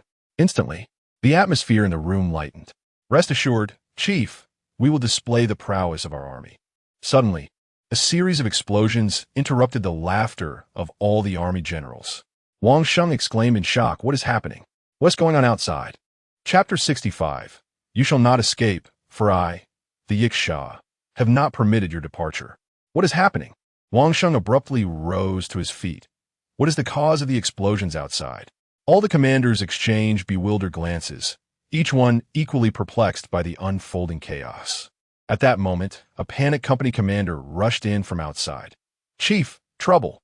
Our command center is under sudden attack from the Navy. What nonsense are you spouting? How could the Navy possibly reach us here? A lieutenant general also sprang to his feet in astonishment. The company commander trembled in fear, retreating a couple of steps. Boom! The explosions outside intensified, accompanied by the anguished cries of countless individuals. Wang Sheng shot an anxious glance at the lieutenant general and urgently inquired of the company commander, "What is going on? Please clarify." The company commander, in a state of disarray, stammered, "We do not know the situation. We were ambushed unexpectedly. Grenades are everywhere, and there are enemies all around. Which unit is attacking us?" The chief of staff quickly interjected with a furrowed brow. The company commander shook his head repeatedly. "I do not know. The enemy's firepower is overwhelming. The air is filled with explosions and smoke, making it impossible to discern how many have arrived. Many of our soldiers have fallen without even seeing the enemy." A chill ran through everyone's hearts. They were well aware that the defenses outside their command center were formidable. The fact that such defenses were breached was alarming. The chief of staff made a misjudgment, asserting to Wang Sheng, "Chief, it is inconceivable that the Navy could reach us here. The current assault must be due to their special forces infiltrating our vicinity." A wave of disbelief washed over the scene. No one dared to accept that the Navy's elite forces had found them. A major general questioned, "That cannot be true. The Yiksha squad has only a little over 100 personnel left. Would they dare to mount such a brazen assault on our base?" The chief of staff shared a look of skepticism, for it would indeed be miraculous for a mere 100 men to reach this far. Let alone attack them, it would be tantamount to suicide. The command center was guarded by an entire battalion. A serious general asserted, "I believe their special forces must have located us and requested support from the Marine Corps. Their rapid response unit can be airlifted directly by helicopter." Everyone nodded vigorously. Apart from this explanation, they could conceive of no other reason. They would not believe, even under duress, that the attack was merely from the Yiksha squad of 100 or so. Wang Sheng furrowed his brow tightly and then strode purposefully to the entrance. Lifting the curtain, he was immediately met with the sight of explosions and gunfire surrounding the camp. The gate and left-wing guards were enveloped in plumes of smoke. If this were indeed a real battle, Wang Sheng could only imagine the gruesome scene. "This must be a major assault by the Navy," Wang Sheng exclaimed in fury. "Our command center is so covert, yet it has been compromised. You all need to reflect on your shortcomings." The commanders wore expressions of shame. Their command center was the heart of the territory they controlled, and the fact that it had been located and attacked by the Navy was a sobering realization. This is indeed a resounding slap in their faces. At that moment, a major rushed over, exclaiming, "Commander, the enemy's assault is too fierce. Our reinforcements will not arrive for at least 15 minutes. The regiment commander suggests that you retreat immediately while we hold them off." The major, visibly agitated, insisted, "You must leave at once. I will provide cover for you. If you delay any longer, danger is imminent." Boom, boom, boom. At that instant, the sounds of explosions outside seemed to grow ever closer. The generals around him were thrown into a state of panic, all eyes turning towards Wang Sheng, hoping he would make a decision. The chief of staff also urged Wang Sheng, "Commander, you should take the command center and withdraw. Otherwise, if they breach our defenses, escape will be exceedingly difficult." Wang Sheng clenched his fists tightly. He had held this position for so long, and this wasn't his first naval exercise. Yet now, he faced the prospect of being the first commander to flee from the Navy, a disgrace for the Army. He regretted participating in this exercise. After much contemplation, he concluded that he could not afford to take such a risk here. "Withdraw," Wang Sheng said helplessly. "Have the guard troops secure the camp and notify the nearby forces for support. Also, prepare the missile units. Once we have all evacuated, we will immediately bombard this area." "Understood." The chief of staff's face lit up as he promptly saluted Wang Sheng. Everyone understood that Wang Sheng intended to use the guard troops to mislead the Navy. Then, once the supporting units were in position, the guard troops would swiftly retreat, allowing for a comprehensive bombardment of the Navy forces. Regardless of their numbers, they would face annihilation. The Army had endured for so long, and now they finally had the chance to retaliate. Meanwhile, outside the camp, the Yasha squadron was launching a new round of feigned attacks on the command center. Although termed a feint, their assault was relentless, hurling countless grenades towards the command center. Smoke grenades obscured vision, and the cacophony of gunfire created the illusion of a large-scale siege. Lin Feng and 2 other snipers were positioned above, focusing on the battlefield commanders and heavy artillery points within the camp. Bang! Bang! The rhythmic sound of sniper fire resonated under their control, with bullets striking true, leading to the fall of army soldiers one after another. However, the advancing forces were halted. Apart from the chaos created by the smoke, they could not advance any further. Seeing the frontline troops falter, Chen immediately instructed Lian, "Old Li, take Zhang Xiaoyu and the others to support the front, fire more rounds, throw more grenades. Don't worry about actually breaking through, but ensure we create the illusion of continuous reinforcements." "Got it, just watch me." Lian nodded. He quickly gathered Zhang Xiaoyu and the others, charging down towards the camp. Zhang Xiaoyu and Zhang Chong were the type of individuals who thrived on excitement. And upon receiving this mission, they unleashed their true nature, unleashing a hail of gunfire upon the camp. Zhang Xiaoyu was even more ruthless. He refrained from targeting any commanders, instead focusing solely on the soldiers who attempted to breach the smokescreen. He struck them down, rendering any further attempts to escape futile. The support attack from Li En and his team proved effective, as the firepower within their encirclement intensified. A company commander who could not break free returned a report to Wang Sheng. "Sir, the assault from outside are growing increasingly fierce. The enemy continues to reinforce their ranks. We may not be able to hold them off any longer." Upon hearing this, panic spread among Wang Sheng and his team. Wang Sheng shouted quickly, "The command center and the information warfare unit must evacuate at once. Notify the 355th and 326th regiments to provide immediate support. Prepare the missile units. Once the timing is right, unleash an airstrike." "Understood." The soldiers stationed at the army camp steeled themselves for a fight to the death alongside their base. Their mission was to delay the enemy and ensure the safety of their commander. They would willingly face death if it meant keeping the enemy confined to this area. Wang Sheng and the army's generals swiftly boarded armored vehicles, and the convoy, composed of the information warfare units, hurriedly departed, utilizing the gunfire as cover to escape the battlefield. Just as they were making their exit, Zhang Xiaoyu spotted them. He immediately reported to Chen, "Instructor, it seems their commander is fleeing." Chen, ever vigilant through his binoculars, noted the departing convoy. Lowering his binoculars, he smirked and said, "Rest assured, leave it to me. They won't escape." Chapter 66. The devastated army command Chen let out a cold laugh as he pursued Qiyu down the mountain. While sprinting, he communicated through his earpiece to Lian. "Old Li, muddle the water a bit more. If the situation seems off and they have reinforcements, retreat immediately." Lian nodded. "Leave this to me. You hurry and catch up. We must not let them escape."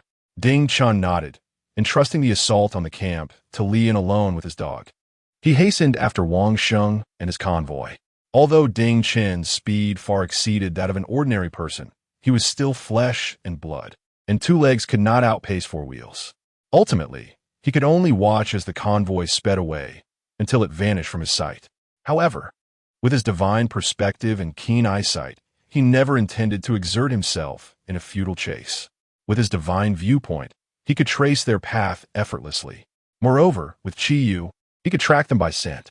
The army commander remained blissfully unaware that he had fallen entirely into Chen's trap. The decision to evacuate the command post was the gravest error of his career.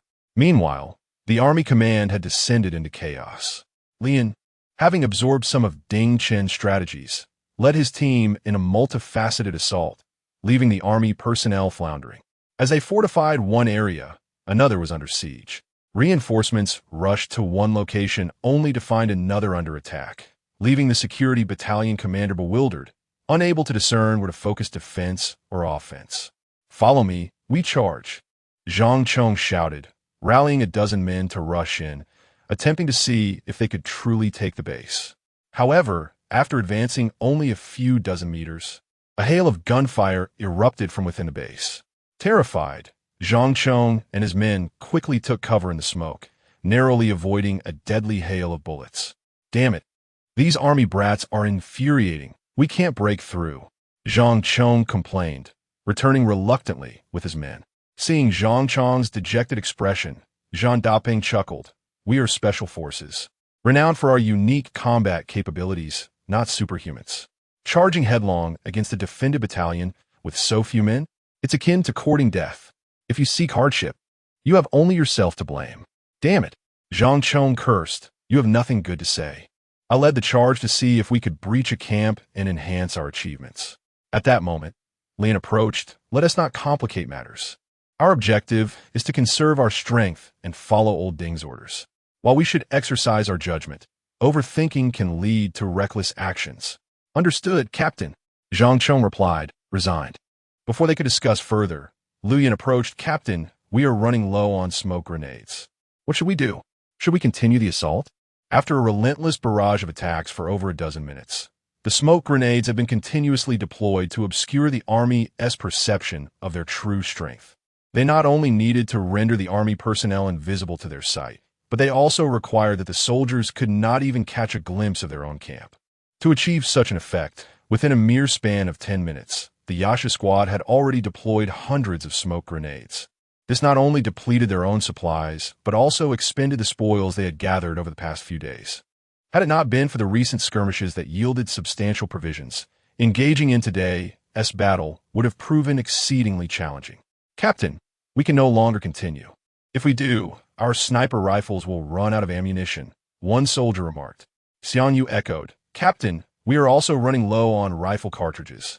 They lacked vehicles for transporting supplies, and each individual carried only a limited amount. To facilitate concealment and accommodate other necessities, their ammunition supply had already been restricted. The relentless suppression over these few minutes had emptied numerous magazines. Upon hearing this news, Lian experienced no further hesitation and promptly commanded, after finishing this magazine, we will collectively throw our grenades and retreat. Understood. Everyone immediately unleashed their ammunition upon the army camp before them. Bang, bang, bang. The bullets ricocheted, striking the camp shrouded in smoke, compelling the soldiers who had prepared to counterattack to retreat. Boom, boom, boom. This was not the end. As the army was momentarily subdued, countless grenades were hurled into their midst. The explosion reverberated, leaving the soldiers in disarray. Damn it, where's our support? An enraged company commander cursed.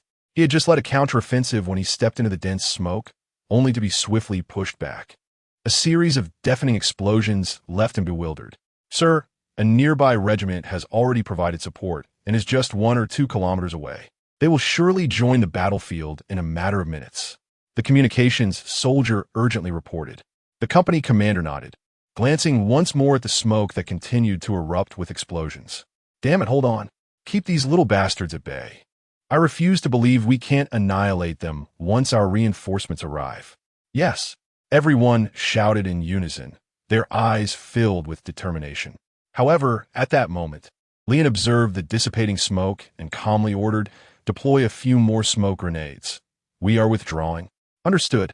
A few smoke grenades were swiftly thrown in, and several Yasha team members moved like the wind, retreating swiftly. Lian waved his hand, and without hesitation, everyone turned and vanished into the dense forest. The explosions abruptly ceased, and the gunfire transformed into a one-sided symphony performed by the army. Soon, the soldiers within the camp recognized something was amiss. The station company commander immediately halted his men's reckless return fire. Listening to the sudden silence enveloping the battlefield, a sense of foreboding gripped his heart.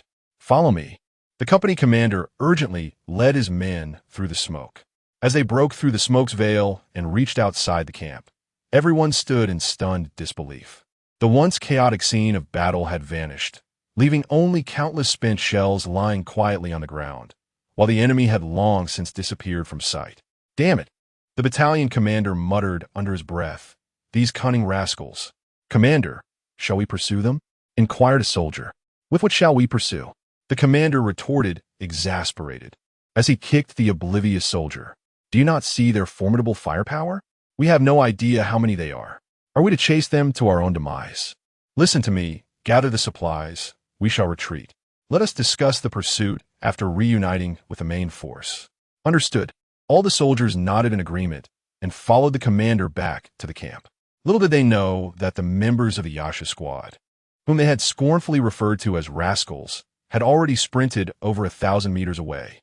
Once they confirmed that no one was pursuing them, a collective sigh of relief escaped their lips. "Captain, do you think the instructor can succeed by himself? Should we go and provide support?" Jiang Xiaoyu asked as he walked alongside Lian. Lian smiled confidently. "Who is Lao Ding? He is a true Yasha. There is nothing beyond his capabilities. He has assured us that he can handle it, so we shall wait for news with peace of mind. Our presence might only hinder him." Everyone nodded in agreement. If someone in this world claimed they could single-handedly take down another's command center, they would dismiss it as absurd. But if that person were Ding Chen, the entire Yasha squad would deem it perfectly plausible. Chapter 67. Report to the commander. We were attacked by our own as the sun dipped below the horizon. The temporary command post of the army buzzed with tension as personnel meticulously arranged various equipment. Commander Wang Sheng, accompanied by his chief of staff and others, was diligently working on reconstructing the command center. In Wang Sheng's perspective, the rapid discovery of their command post by the Navy indicated that intelligence had been intercepted. Thus, every detail of the command post required careful arrangement. This time, he was resolute in ensuring that no one would easily uncover their location. Unbeknownst to them, Ding Chen was concealed on a nearby hillside, merely a kilometer away. With a godlike perspective, he scrutinized the army situation. Observing the array of equipment being installed, Ding Chen frowned. Infrared and thermal imaging devices were abundant, with biometric iris scans required for entry, and cameras and alarms fortified both the interior and exterior. Ding Chen realized there was no time left to summon the Yasha squad for a surprise attack. His brow furrowed as he calmly contemplated his next move. In an instant, he found his composure, his gaze tranquil. It was as if he had returned to the island, surrounded by an unparalleled stillness. Only he remained, accompanied solely by the wind. The adversaries before him transformed into raging winds and colossal waves. In this moment, Ding Chen was remarkably composed. He had encountered such situations countless times before. Alone on the island, he had navigated through similar predicaments over and over again. Each time, as long as he maintained his calm, he could stand on the island once more with the dawn. This time would be no different. After further observation, Ding Chen finally identified a vulnerability in their command post. Given that this was a hastily erected command center, various measures were rather rudimentary. To ensure the safety of their leader, the construction teams were currently focused on securing Wang Sheng's vicinity. Meanwhile, the information technology troops, who had relocated alongside the command post, were still in the midst of reorganization, utterly disregarded by others. With the leader's safety unassured, no one had the leisure to attend to them. As soldiers of the Yin nation, they could only rely on their own efforts. Eureka! A subtle smile graced Ding Chen's lips as he gently stroked Chiyo's head. In his mind, he had already mapped out a covert route. He did not waste time on disguises for infiltration. Instead, he was confident in his own agility and stealth, leading Chiyu cautiously toward the information technology troops. Like a phantom, Ding Chen moved silently forward. The darkening sky provided him with an excellent cover. He positioned Chiyu on guard outside, while he stealthily infiltrated the area as the information technology troops were engaged in their tasks. Nearby the convoy of information vehicles, several squads of soldiers patrolled. However, for Ding Chen, who possessed a godlike perspective, identifying their vulnerabilities was as effortless as child's play. Upon swiftly approaching, Ding Chen refrained from neutralizing them.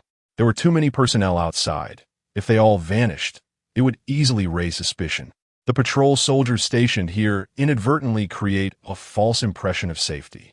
Taking a deep breath, Ding Chen rose swiftly with Chiyu, deftly avoiding the gaze of a squad of patrollers as they made their way silently toward the information vehicle. Within mere minutes, Ding Chen unobstructedly approached one of the information vehicles. With a godlike perspective, he swiftly surveyed the entire convoy and soon identified the terminal command vehicle, the fourth in line, distinguished by its 4 large radar dishes atop the roof. After stretching his limbs, Ding Chen approached the terminal command vehicle and gently rapped on the door. As the door opened slightly, he seized the opportunity to pull the driver out forcefully. Without hesitation, his left hand, swift as a blade, struck the man's neck, rendering him unconscious. The officers seated inside were startled by the sudden rush of cold air as the door swung open. When they looked up, they could only see a shadowy figure silhouetted against the light, lunging toward them.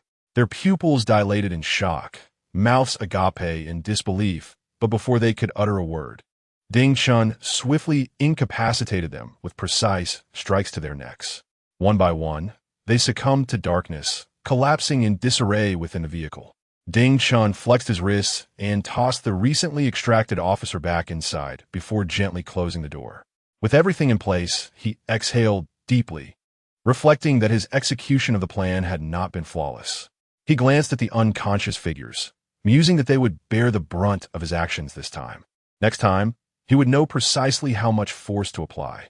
With a light step, he approached the control console, where the computer displayed the ongoing confrontations between the land and naval forces. The command center they had originally targeted was marked on the map as having been bombed. Ding Chen furrowed his brow, uncertain if Li En and the others had escaped unharmed. The thought of the bombing brought a sudden smile to his lips. His fingers danced across the keyboard, transmitting the coordinates of the nearby command center. Simultaneously, he sent an attack order to the missile unit via the terminal command vehicle.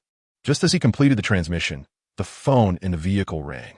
Ding Chen smiled, relieved that he had set up an interception. Indeed, confirmation was required. "Sir, we have just received orders to engage the target location. Shall we launch?" inquired the missile unit commander on the other end of the line. Ding Chen adjusted his voice, lowering it to sound like that of a man in his 50s or 60s. "Yes, the order is correct. Authorization to bomb the target area is granted." "Understood, sir." The commander of the missile unit responded without a hint of doubt. After severing the call, Ding Chen immediately exited the vehicle, closing the door behind him and stealthily making his way outside. His mission was accomplished, and he had no desire to perish alongside the enemy. Moments later, the entire Army Command Center erupted in an alarming cacophony as blaring sirens pierced the air. What was happening? Wang Sheng roared in anger. "We've changed locations. Yet the alarm still sounds? We have only just established our command center, and now another incident has occurred." Despite his usual composure, Wang Sheng felt the urge to express his frustration. Thick plumes of white smoke billowed from various corners of the camp. The chief of staff's eyes widened in disbelief. "Commander, it seems our command post has been bombed." With fury etched on his face, Wang Sheng retorted, "Do you think I can't see that? Damn it, we've only just relocated. How did they find us? How did the Navy's missile units lock onto our position?" The general's presence stared in shock at the smoke enveloping the base, rendered speechless. They had yet to encounter the enemy, yet they felt as though they had already met their demise. It was a bitter pill to swallow. Wu Qi appeared perplexed. Who could possibly argue otherwise? Another general lamented, shaking his head in resignation. "If the Navy had confronted us head-on, I wouldn't feel so despondent had we lost. Yet here we are, ambushed by a small unit without a chance to retaliate before the exercise concludes. It is indeed frustrating." Wang Sheng bore the heaviest burden. The army had suffered a crushing defeat in this military exercise, failing to showcase any remarkable capabilities, which only intensified scrutiny upon him. The era of guaranteed victory for the army had come to an end under his command, culminating in a catastrophic loss that jeopardized his legacy. With a grim expression, Wang Sheng declared, "When we review this incident, those units that erred should brace themselves for repercussions." Just then, an officer rushed over, his face ashen. "Commander, report." "What now?" Wang Sheng shouted in exasperation. "Am I to be dismembered, even in death?" The officer, looking awkward, replied, "It's not that. The missile unit called to inform us they have struck the designated target as instructed and are inquiring if further bombardment is required." Wang Sheng glared at him. "Who authorized the bombardment? What did they strike?" The officer, with a pained expression, responded, "Right here, at our location." Wang Sheng and everyone else stood in stunned silence. They had been bombed by their own forces. Chapter 68. The Collapse of the Naval Commander. How did we achieve victory? Within the Naval Command Center, various devices emitted a steady cacophony of sounds. The expressions on everyone's faces were gravely serious, yet their eyes sparkled with a hint of excitement. The atmosphere in the command center starkly contrasted with that of the Army headquarters. Here, The mood was remarkably buoyant. The reason was simple. Within a mere day, the Navy had made significant advances on multiple fronts, compelling the Army into a continuous retreat. Through the synergistic efforts of the artillery and armored units, the front lines have been pushed forward by several kilometers. Ladies and gentlemen, you have performed admirably. Today, we have advanced the front lines by several kilometers, illuminating the dawn of victory, exclaimed Yao Jianjun with hearty laughter. All the naval commanders beamed with joy, particularly those whose units were engaged directly on the front lines. Their troops had, to varying degrees, achieved commendable feats, which would undoubtedly enhance their standing before the commander. Beside Yao Jianjun, the chief of staff chuckled and remarked, "It is all due to the commander's astute maneuvering and strategic command. Our troops have truly excelled. It would be difficult not to secure victory." The commanders nodded in agreement, echoing the sentiment.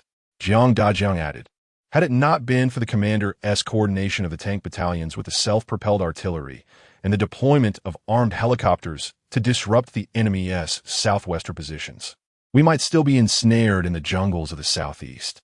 Tang Yuxing sighed, "It was sheer luck. If their southwestern positions hadn't been dismantled, allowing the army to re-establish defenses and form a line, the situation would have been quite dire." "Luck? What luck?" Lin Zijian interjected, his eyes widening. "Wasn't it the valiant efforts of our soldiers on the front lines that earned us this ground? Not only our basic forces, but also the Nightshade Squadron, which penetrated deep behind enemy lines, played a pivotal role." All the naval commanders rolled their eyes in exasperation. Was Lin Zijian merely seeking accolades for his Nightshade Squadron?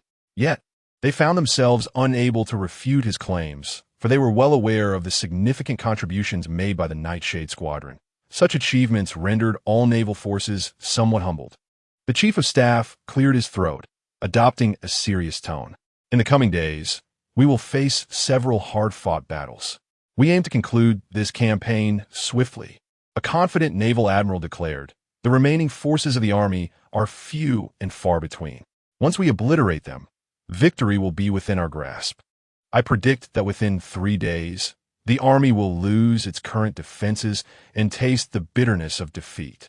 Lin Zijian nodded in agreement. "The army's resistance is becoming increasingly feeble. If all goes as expected, within 2 days, we shall penetrate deep into the army's northeastern territory, solidifying our victory." The commanders nodded vigorously. They had long endured the army's dominance for many years. The prospect of finally securing a victory brought them immense joy. Jiang Dajiang, unusually aligned with Lin Zijian, nodded in agreement. To have reduced the army to this state is indeed remarkable. After so many years, we have finally avenged ourselves. Observing the jubilant expressions of the commanders, Yao Jianjun initially intended to refrain from uttering any weighty words. Observing the unwavering confidence of his comrades in imminent victory, he coldly cleared his throat and remarked, "We have yet to secure triumph in this conflict. Let not your spirits soar too high just yet. Even if our army falters, they are seasoned combatants with a rich legacy. Though they're currently caught off guard, once they regain their composure, a counterattack is inevitable. Rejoice only after we have thoroughly defeated them." Indeed, the assembly responded, their expressions sobering as they nodded in agreement. Yin Jianjun then turned to Lin Zijian and others, stating, "Recall how the army, prior to the commencement of the exercises, presumed victory to be a foregone conclusion. What was the outcome? Remember, pride precedes a fall. Their commander, Wang Sheng, is a hawkish leader within the army, known for his aggressive tactics. Their retreat may very well be a ploy to draw us in deeper. Until the victor is determined, a minor misstep could lead to our utter annihilation. If you allow yourselves to celebrate prematurely, it won't be long before the army is laughing at us." Yes, this time, the entire assembly felt a deep sense of humility, bowing their heads in shame. At that moment, an officer hurriedly entered, approaching Yin Jianjun. With a beaming countenance, he exclaimed, "Commander, the Exercise Directorate has just announced that our Navy has achieved the final victory in this exercise. The exercise has now concluded." Upon hearing this, astonishment swept through the room, jaws dropping in disbelief. Eyes widened in incredulity, particularly Yin Jianjun, who had just cautioned against underestimating the army. "What's happening?" he stammered, gazing blankly at the officer. "How'd we win? How has the exercise ended? The main force of the army remains, and there are still numerous territories. How could we have emerged victorious?" All the commanders were equally baffled, their eyes filled with questions as they focused intently on the reporting officer. The army still maintained substantial territory, and the Navy had calculated that the army had concealed their assets within this region, poised to deliver a decisive blow during the final confrontation. They had even prepared an offensive plan overnight. Yet now, it seemed all was for naught, and the army had lost. Their victory was shrouded in confusion, leaving no one elated. Yin Jianjun barked at the reporting officer. "Speak quickly. How did the exercise directorate determine our victory?" The officer, startled, quickly responded. "Their assessment is that our forces successfully executed a surprise attack, leading to the bombing of the Army's command center, with all senior commanders presumed dead. Given our current offensive, the exercise directorate has declared our victory." "What?" Jiang Dajiang was taken aback, rising in shock. "The Army's command center was struck, and all senior officials are dead? Which unit accomplished this? How did they ascertain the coordinates of the Army's command center?" Someone queried in astonishment.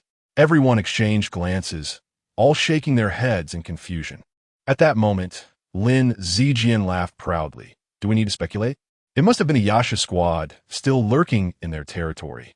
Everyone stood in stunned silence, their mouths agape, rendered speechless by the astonishing turn of events. It is not surprising that they reacted with such incredulity. The situation was indeed extraordinary. It was akin to a small contingent of the army obliterating all present, an outcome they found utterly unfathomable. Only Yao Jianjun's eyes sparkled with excitement as he suddenly erupted into hearty laughter. "Well done. Splendid work, old Lin. The troops you have brought forth are truly commendable. They are the pride of our Navy." All eyes turned toward Lin Zijian, filled with envy. As fellow naval commanders, they could not fathom why Lin Zijian's Marine Corps had achieved such remarkable feats. Upon reflection, they realized that throughout the entire campaign, from the moment they landed, the presence of the Yasha Squadron had been unwavering.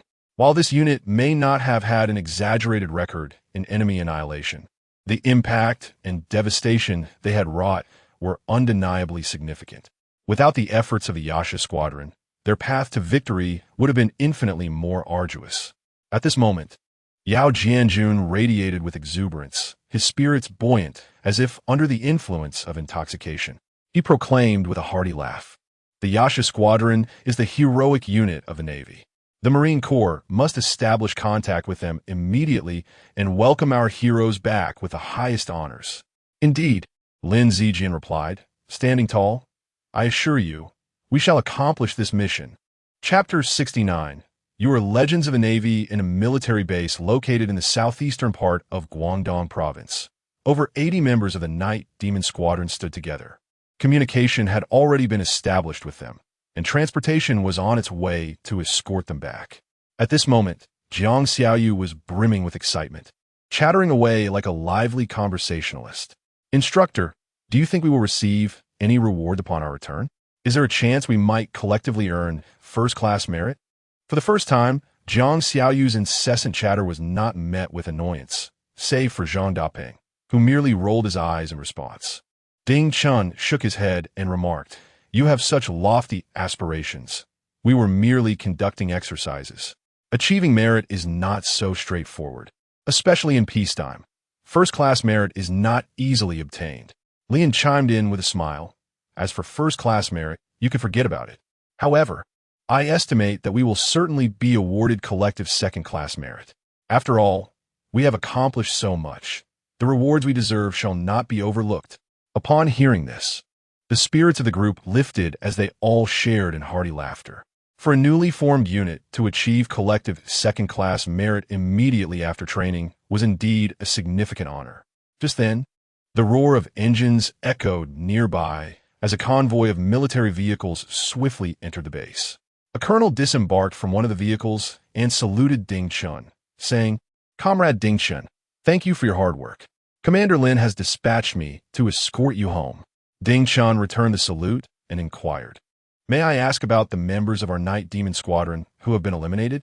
The colonel smiled reassuringly. You are now heroes of our Navy. Each member of the Night Demon Squadron will have someone to welcome them back. You need not worry. Instructor Ding. With this assurance, Ding Chun felt a wave of relief wash over him, and he waved to his squad, "Get in the vehicles." All members quickly climbed aboard.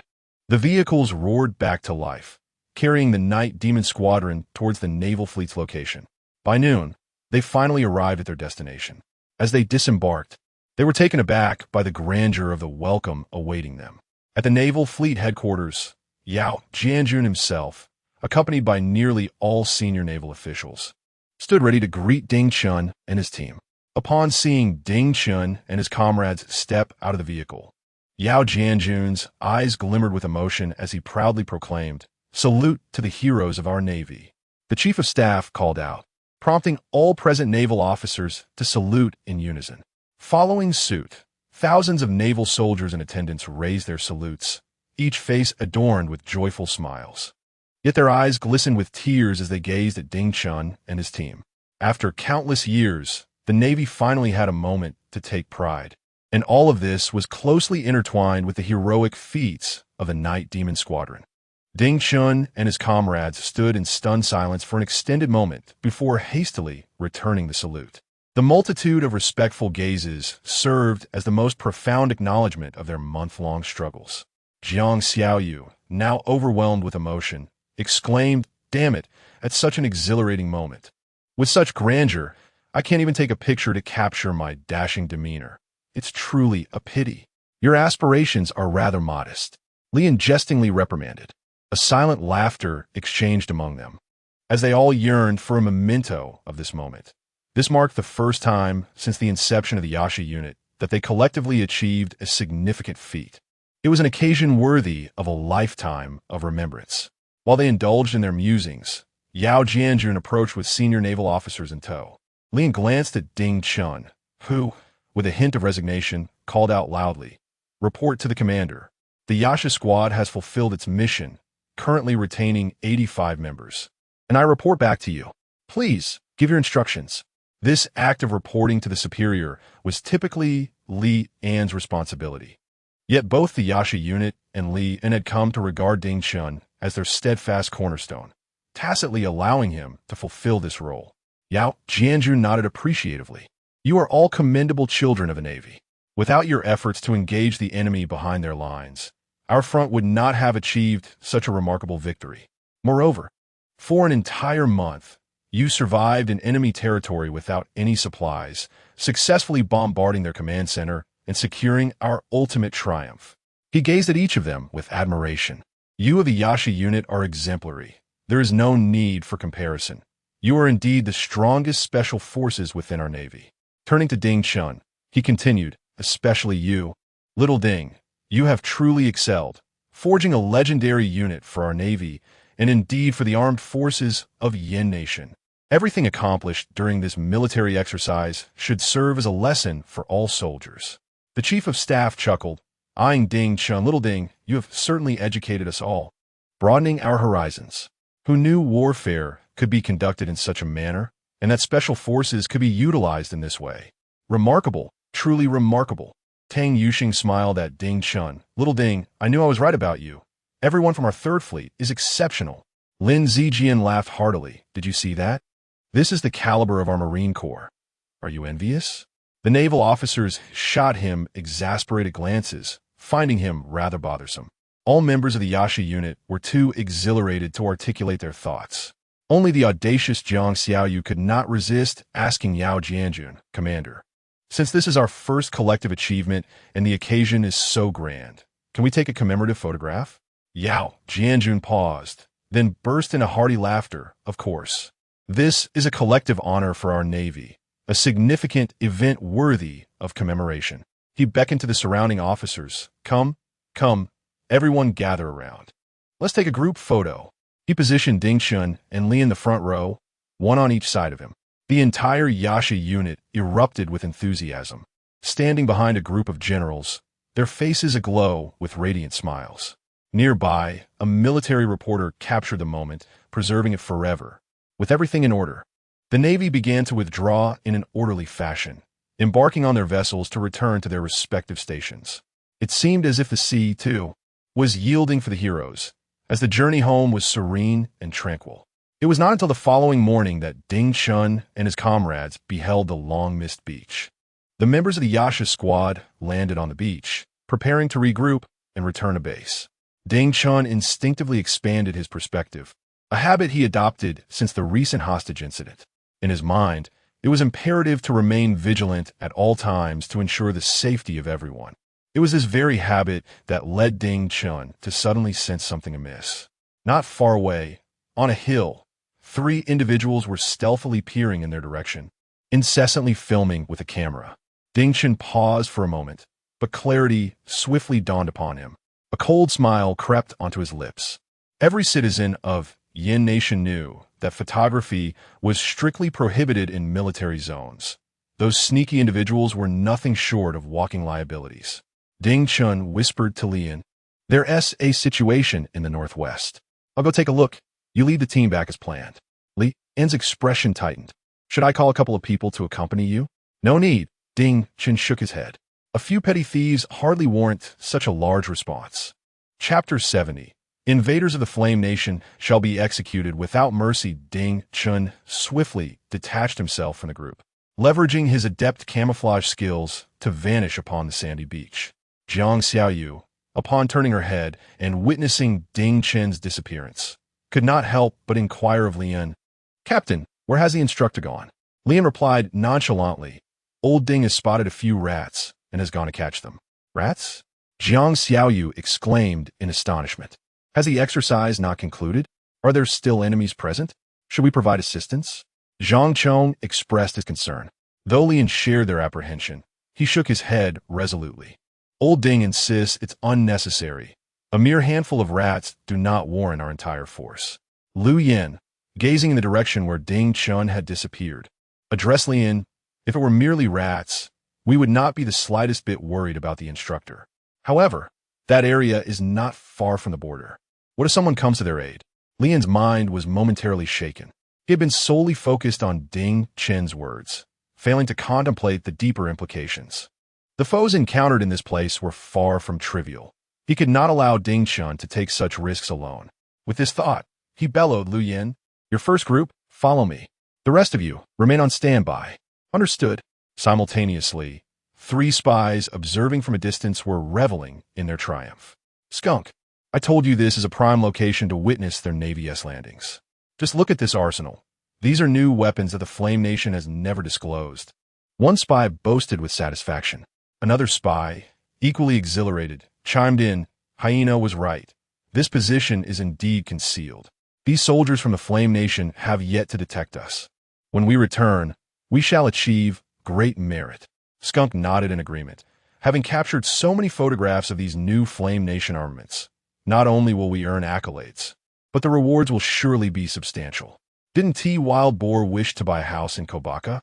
After this, he might just be able to consider it." The 3 spies exchanged knowing glances, unable to suppress their boisterous laughter. They envisioned a mountain of currency accumulating before them, utterly oblivious to the imminent danger encroaching upon them. "What have you captured?" "Let me see." A voice suddenly resonated from behind them. Hyena foolishly handed over his camera. "Take a look. Is the clarity satisfactory?" As he spoke and turned around, he was taken aback upon seeing the military uniform worn by Ding Chen. Wild Boar and Skunk also turned to face Ding Chen, and the 3 stared at one another in disbelief, astonished by how he had silently appeared behind them. At that moment, Ding Chen approached Hyena, taking the camera from his hands, nodding in commendation. "Well, I must say, you've captured some impressive shots." Upon hearing Ding Chen's words, Skunk and the others finally grasped the situation. "Run!" Wild Boar shouted, clutching his camera as he turned to flee. Skunk quickly followed suit, oblivious to Hyena standing beside Ding Chen. In this critical moment, when the soldiers of the Yin Nation had discovered him, preserving his own life took precedence. The well-being of his comrades was of no consequence. At this juncture, the Hyena also reacted, suddenly reaching out to seize the camera from Ding Chen's grasp, attempting to snatch it away. However, Ding Chen adeptly pulled the camera, yanking him closer. With a swift motion, Ding Chen ensnared his neck, firmly pinning him beneath his arm. Have you all forsaken loyalty? How could they abandon you so easily? Ding Chen inquired, observing the hyena's distressed expression.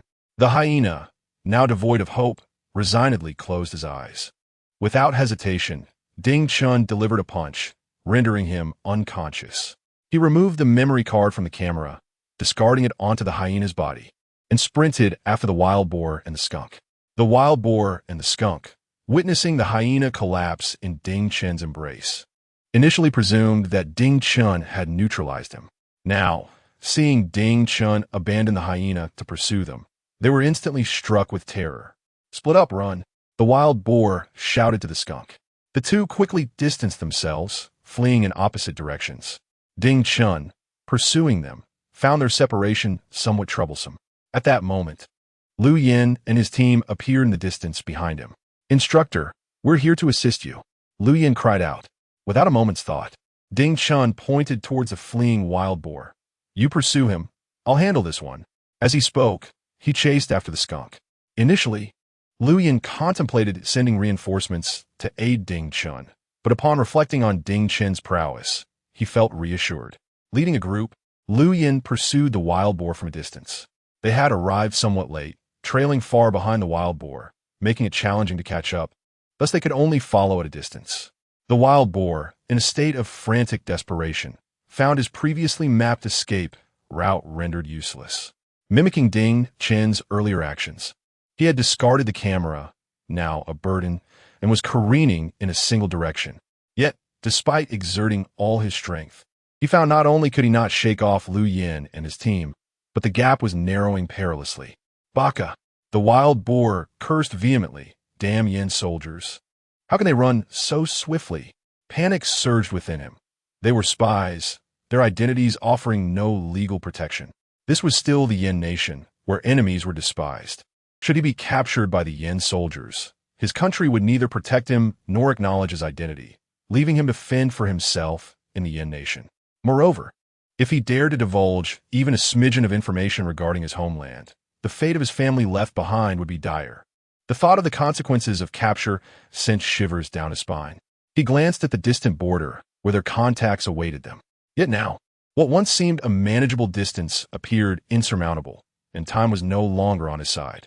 Without a trace of hesitation, he swiftly retrieved his phone and dialed the number stored within. The moment the call connected, the wild boar urgently shouted into the phone, "Quick, send someone to rescue me. I am being pursued by the people of Yin Nation. They are closing in on me." The hyena and the skunk were already gone, and he possessed crucial intelligence pertaining to them. At this point, he could no longer afford to be cautious. He needed to convey a sense of urgency and severity to secure assistance. On the other end of the line, there was no hesitation.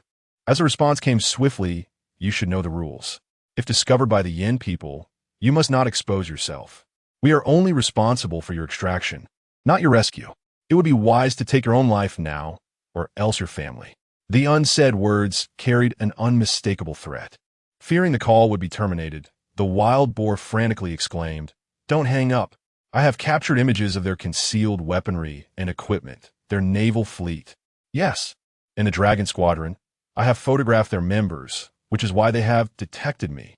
The wild boar's sole desire was to survive, and in pursuit of that, he revealed everything. He disregarded the identity of the military personnel in the photos, thinking only of deceiving them to secure his own safety. A silence enveloped the line. The soldier on the other end covered the receiver and inquired of his superior, commander. "The wild boar claims to have captured images of the Dragon Squadron and the Yin Nation's hidden military assets. What should we do?" Despite their similar mercenary attire, the individual, a soldier of Bird Nation, furrowed his brow. "Such critical intelligence must be acquired. We cannot abandon him." The soldier on the line expressed concern. "But if we engage the Yin people and we are exposed," he was abruptly interrupted by the leader. "As long as we do not allow ourselves to be detained by the Yin people, even if they suspect us, they will have no evidence. However, killing the Yin soldiers would be troublesome and would invite relentless pursuit. Wounding them would suffice." With the leader's words, the soldier removed his hand from the receiver and spoke gravely to the wild boar. "We understand the situation. We will cover you at the border. Good.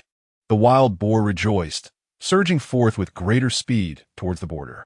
Upon witnessing the wild boar's accelerated pace, Liu Yin raised his firearm and shot at the wild boar's leg. Bang! The loud sound startled both the wild boar and the individual still on the line. The wild boar felt a sharp pain in his foot, nearly losing his balance. However, to his astonishment, he discovered that aside from the momentary sting, he had sustained no injury. Unable to contain his laughter, the wild boar proclaimed into the phone, "I'm alive. I'm alive." They were using blank cartridges. He chuckled as he staggered towards the border. Although Liu Yin had not managed to injure the wild boar, he had succeeded in slowing his pace. Behind the wild boar, Liu Yan's subordinate, Wang Lin, had caught up. Just as the wild boar was about to cross the border, Wang Lin lunged forward, tackling the wild boar to the ground and pinning him down with all his might. The wild boar struggled desperately, exerting every ounce of strength to crawl forward, its cries for help piercing the air. "Save me! Save me!" After subduing the beast, Wang Lin turned back with a smile and waved to Liu Yan. "Team leader, I've got it, I've got it." Suddenly, the sharp crack of sniper rifle echoed, and a gruesome explosion of flesh erupted from Wang Lin's leg. With a pained scream, he was overturned by the wild boar. "Old Wang!" Liu Yin and the others burned with fury, rushing forward in a blind rage. Wang Lin, gritting his teeth against the agony, bellowed, "There are enemies on the mountain. Using live ammunition. Take cover." The wild boar, sensing its chance, scrambled away with all its might. At that moment, Ding Chen, having subdued the skunk, arrived on the scene. Upon seeing Wang Lin wounded by a gunshot to the leg, a chilling bloodlust flickered in his eyes. "Those damn scoundrels!" Liu Yan's eyes nearly split with rage, the crimson hue of anger evident. "Instructor, they've incapacitated Wang Lin." The others shared the same fiery gaze, their teeth nearly grinding to dust, each one casting a murderous glare at the wild boar, wishing to rend it to pieces. "Instructor, we must avenge Wang Lin," they all shouted in unison. Ding Chun clenched his fists tightly. Once, he would have considered capturing alive and minimizing casualties. But since the hostage incident, he had changed. Now, it was they who sought their own demise. Ding Chun roared, "Everyone, listen up. Any enemy on the soil of our Yin nation shall be executed without mercy." Chapter 71. Ding Chen's Fury. No one escapes. Ding Chun discerned the crisp sound of the sniper rifle. It was unmistakably the M20. This long-range intervention sniper rifle is one of the star weapons employed by the military of the Lighthouse Nation. With its extensive range and exceptional accuracy, it is a formidable instrument of destruction. Had that bullet struck a vital point, Wang Lin would have perished in an instant. Yet, even in his current state, bloodied and collapsed on the ground, Wang Lin gritted his teeth and persevered. A sanguine light flickered in Ding Chen's eyes, for not only was Wang Lin his soldier, but also his comrade and brother. Witnessing Wang Lin's plight, a tender fragment of Ding Chen's heart shattered. At that moment, it felt as though countless volcanoes erupted within him, igniting a fervor that surged through his veins.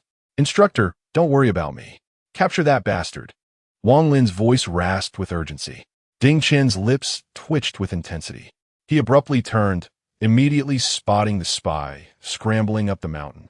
His keen eyes caught sight of a sniper rifle peering from the summit. The tempest of rage within Ding Chun erupted violently. He propelled himself forward with the force of a bullet, racing toward the spy with singular determination. Not a single one of these scoundrels would escape. As this was merely an exercise, live ammunition had not been issued. In this scenario, the responsibility of apprehending these miscreants rested solely upon his shoulders. Sending anyone else would only lead to death or injury, a fate Ding Chun refused to allow. Thus, in an explosive moment, he bellowed, "Everyone stay put." "That's an order. Leave the rest to me." As they watched Ding Chun dart away, the others shouted anxiously, "Instructor! Instructor!" Yet, his speed was unparalleled. In the blink of an eye, he had covered several meters. At the summit, the sniper from the Bird Nation suddenly spotted a figure accelerating toward the spy.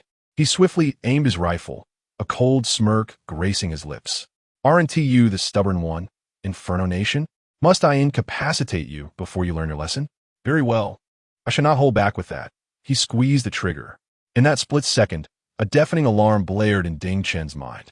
Without hesitation, he leapt swiftly to the side. Bang! A bullet struck where he had just been, nearly sealing his fate like Wang Lin's. Ding Chen crouched low, a surge of explosive energy coursing through him. He did not falter. Instead, he quickened his pace. The sniper, realizing his shot had missed, was stunned. He managed to evade? Does he know I'm targeting him? What are you doing? The officer barked, glaring at him. Stop him. Don't let him get closer. Anger flared in the sniper's eyes as he re-aimed his weapon at Ding Chen. Bang! Yet again, as Ding Chen anticipated the shot. He rolled away the moment the trigger was pulled. The sniper's jaw nearly dropped in disbelief. The initial shot that missed could be attributed to Ding Chen's luck. But after 2 consecutive failures, especially at a closer range. Damn it, die. Enraged, the sniper disregarded his commander's orders prohibiting the killing of Yingwa soldiers. Fueled by fury, he aimed directly at Ding Chen's head and unhesitatingly squeezed the trigger.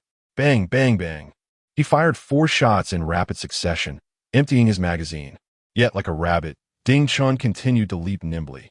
Not only did he evade the sniper's aim, but he also closed the distance to a mere few meters from the spy. The spy, hearing the rushing wind behind him, was too terrified to look back and screamed desperately towards the mountain. Help me! Save me! The officer from Bird Country, witnessing this scene, shouted frantically at the sniper. What on earth are you doing? Why haven't you taken him down? Are you planning to defect? Commander! The sniper exclaimed in panic. This man is like a ghost. I can't get a fix on him, and he's about to charge. I need backup. The officer, crouched not far from the sniper, was paralyzed by fear. He had never seen a person move so swiftly, their figure so elusive. It seemed as though nothing in the environment posed a hindrance. Rather, the obstacles became the perfect cover for evading gunfire. Hachiki, Kusakushi, go provide support quickly. The 2 reserve snipers immediately raised their weapons and fired at Ding Chen, who was charging up the mountain. Bang, bang, bang. The combined firepower of the 3 sniper rifles surged ferociously. However, at that moment, Ding Chen had already reached the spy's rear, leaving the men from Bird Country too frightened to shoot. In the next instant, Ding Chen seized the spy by the back of his collar and hoisted him off the ground. The spy, startled by this act, was on the verge of tears. But what followed was even more terrifying for him. Ding Chen used him as a shield, charging towards the mountain. He understood that he could evade a single sniper rifle, but with 3 aimed at him, no amount of forewarning would suffice to dodge them all. Thus, he resolved to use this scoundrel as his human shield. The spy, terrified to the point of losing control, hoarsely shouted, "Don't shoot, don't shoot. I have secrets. If you kill me, they will hold you accountable." The soldiers on the mountain were left in utter confusion. Commander, should we fire? They questioned. They're getting closer. If we don't shoot now, that guy will reach us. The officer's eyes burned with urgency. He had been on the field for 10 years, facing countless perilous missions. He had never imagined encountering a situation like today's, nor did he know how to respond. Damn it, fire! Kill them, then we retreat. He shouted hoarsely. At this moment, their own survival took precedence over the spy's fate. However, his command came too late. At the final moment, Ding Chen unleashed all his strength. The entire figure surged forward, wielding the spy as if it were a weapon, hurling him towards the nearest 2 individuals from a bird nation. With a shrill cry of Yamit, the spy was struck by fear. Consequently, he collided directly with the 2 bird nation members, the trio tumbling together in a chaotic heap. Kill him, bellowed the bird nation officer in a hoarse voice. Yet at that moment, a silhouette rapidly loomed larger before his eyes. Terrified, the officer hastily raised his firearm to aim, but in the next instant, Ding Chen's dagger struck the barrel of his gun with precision. Before the officer could comprehend the unfolding events, his weapon had been sent flying from his grasp. Almost instantaneously, he felt as if he were soaring through the clouds. In the blink of an eye, he saw his own body, blood gushing forth, slowly descending. This was the essence of death. The officer from the bird nation stared in shock, his eyes wide with disbelief. Yet, soon after, an overwhelming darkness enveloped him, and he completely lost consciousness. Chapter 72. The Malevolent Spirit's Reckoning.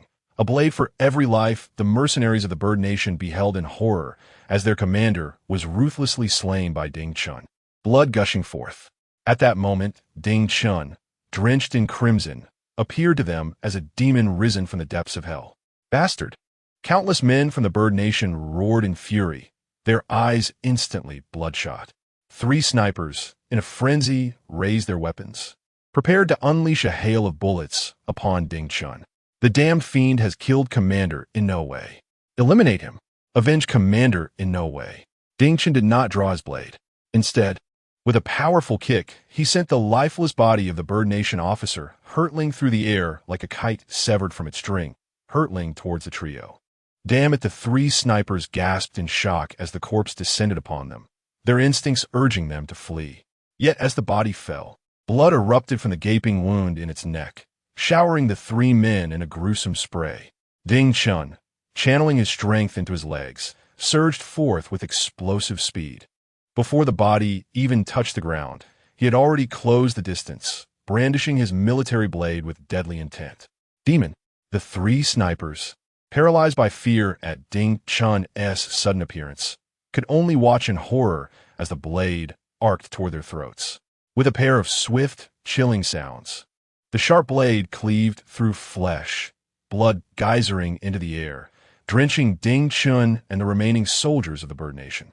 The last sniper bore witness, in close proximity, to the brutal demise of his comrades, his legs trembling in terror. Ding Chen's icy gaze bore into him, shattering his mental fortitude. "Please no, don't kill me," he pleaded, collapsing in a heap, overwhelmed by despair.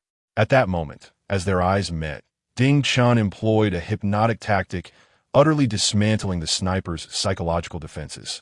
Observing the cowardice of the Bird Nation soldier, Ding Chen hesitated not for a heartbeat. With a swift motion, he severed half of the man's skull. Blood for blood. You should have anticipated this outcome when you fired upon the soldiers of Yin Nation. With a fierce turn, Ding Chen pressed on, leaving the 3 corpses behind. Armed with his blade in one hand and his fist in the other, he advanced into the throng. He had unleashed his full potential, unrestrained, weaving through the crowd with the speed of lightning, enhanced by his martial prowess. "Open fire! Kill him!" The band of Bird Nation soldiers cried out in panic. In their eyes, he was no longer a man, but a manifestation of evil. Instantly, they raised their weapons and fired. Yet in that moment, Ding Chen dropped to the ground, swiftly gliding across the grass toward them. With a series of sickening thuds, 2 soldiers found their feet severed, collapsing in agony. But before they could hit the ground, Ding Chen's blade had already descended upon them, slitting their throats and spilling blood across the earth. With a powerful push, he launched himself at an acute angle, akin to a venomous serpent emerging from its lair, his blade slicing through the air with blinding speed. With a sudden burst, the heads of 2 individuals from the Avian Nation soared into the air, their decapitated bodies gushing forth an abundance of crimson, splattering everywhere. Upon landing, he swiftly evaded, plunging into the crowd before the bullets could reach him. In that moment, the firearms of the Avian Nationals became utterly ineffective. Within this chaotic environment, Ding Chen moved like a specter, rapidly reaping their lives. "A ghost! A ghost! I want to go home. Run. This man is not human, flee."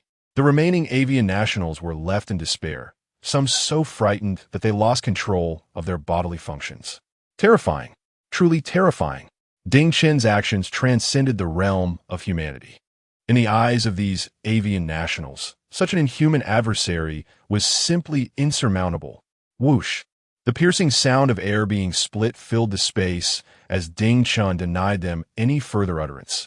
His knife slipped from his grasp. The military blade, propelled by Ding Chen's formidable strength, flew forth like a dart, piercing deeply into the neck of one Avian National.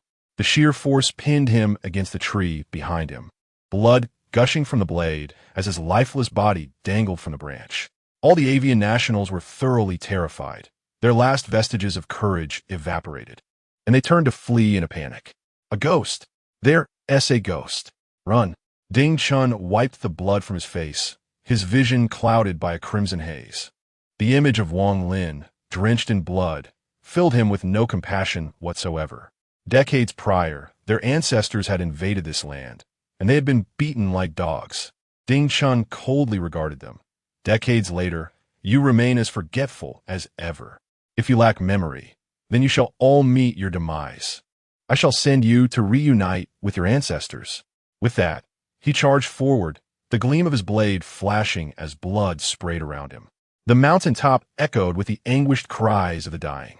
Ding Chen left a trail of bloody footprints, and behind him lay a multitude of avian corpses.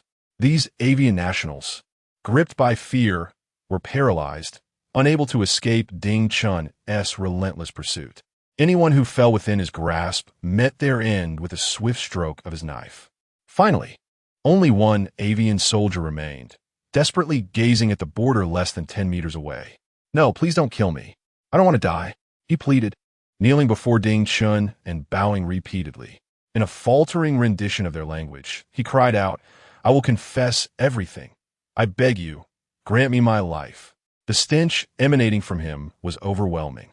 Ding Chen cast a disdainful glance. "You hold no value to me, nor do you deserve to live." With that, he swiftly raised his hand, and the dagger flew forth, piercing his skull. The soldier's voice was abruptly silenced as the blade penetrated through his mouth. Emerging from the back of his head, Ding Chen twisted it forcefully, blood and shattered bones spraying the ground. Without a hint of mercy, he yanked the knife free, turning to survey the carnage strewn across the path before him, and strode purposefully towards the location of the wild boar. The spy wild boar witnessed Ding Chen mercilessly eliminate all the mercenaries who had come to his aid, leaving his lower body drenched. In that moment, he dared not move, lying still on the ground with his eyes closed, pretending to be dead. Suddenly, he felt a lightness in his body, and before he could comprehend the situation, he found himself suspended in midair by Ding Chen.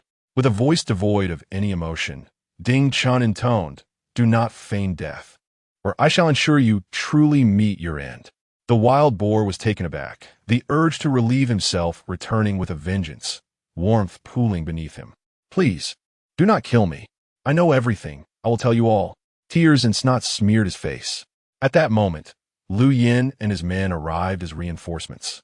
Ding Chen, with a look of disdain, tossed the wild boar towards Lu Yin, declaring, "I leave this matter to you." Chapter 73. All heroes should return safely outside the naval hospital of the Liaoning military region. A cacophony of voices erupted. "Doctor! Doctor!" Ding Chen shouted, "Quick, save him, please." Accompanied by Lu Yin and others, he hurriedly pushed Wang Lin, who was in a state of panic. At that moment, Wang Lin had already lost a significant amount of blood and had succumbed to unconsciousness, his face pale as a result of a high fever. The attending physician, startled by the commotion, promptly dispatched personnel to rush Wang Lin into the emergency room. "You must wait outside. Entry is prohibited," the nurse instructed Ding Chen and Lu Yin after ushering Wang Lin inside. With no choice but to comply, they remained outside, anxiously awaiting news. Soon, the lead surgeon approached, and Ding Chen quickly grasped the doctor's arm, imploring, "Doctor, please tell me honestly. How is Wang Lin? Will he be all right?" The surgeon nodded reassuringly. "There is no cause for alarm. The patient's vital signs are stable, and there is no immediate danger to his life. However, he has lost considerable blood and will require a substantial transfusion." Upon hearing the need for a significant blood supply, the soldiers who had accompanied Ding Chen immediately rolled up their sleeves. "Doctor, take our blood. We can give as much as needed." Lu Yin added, "Take mine. I am a squad leader. This is all my fault." Their voices trembled with emotion, fearing for Wang Lin's fate. The doctor, exasperated, interjected, "I have not finished speaking. You need not donate blood. Our hospital's blood bank is well stocked. Once the transfusion is administered, he should recover. It's just." As the doctor hesitated, a palpable tension filled the air. "What is it?" Ding Chen pressed, worry etched across his face.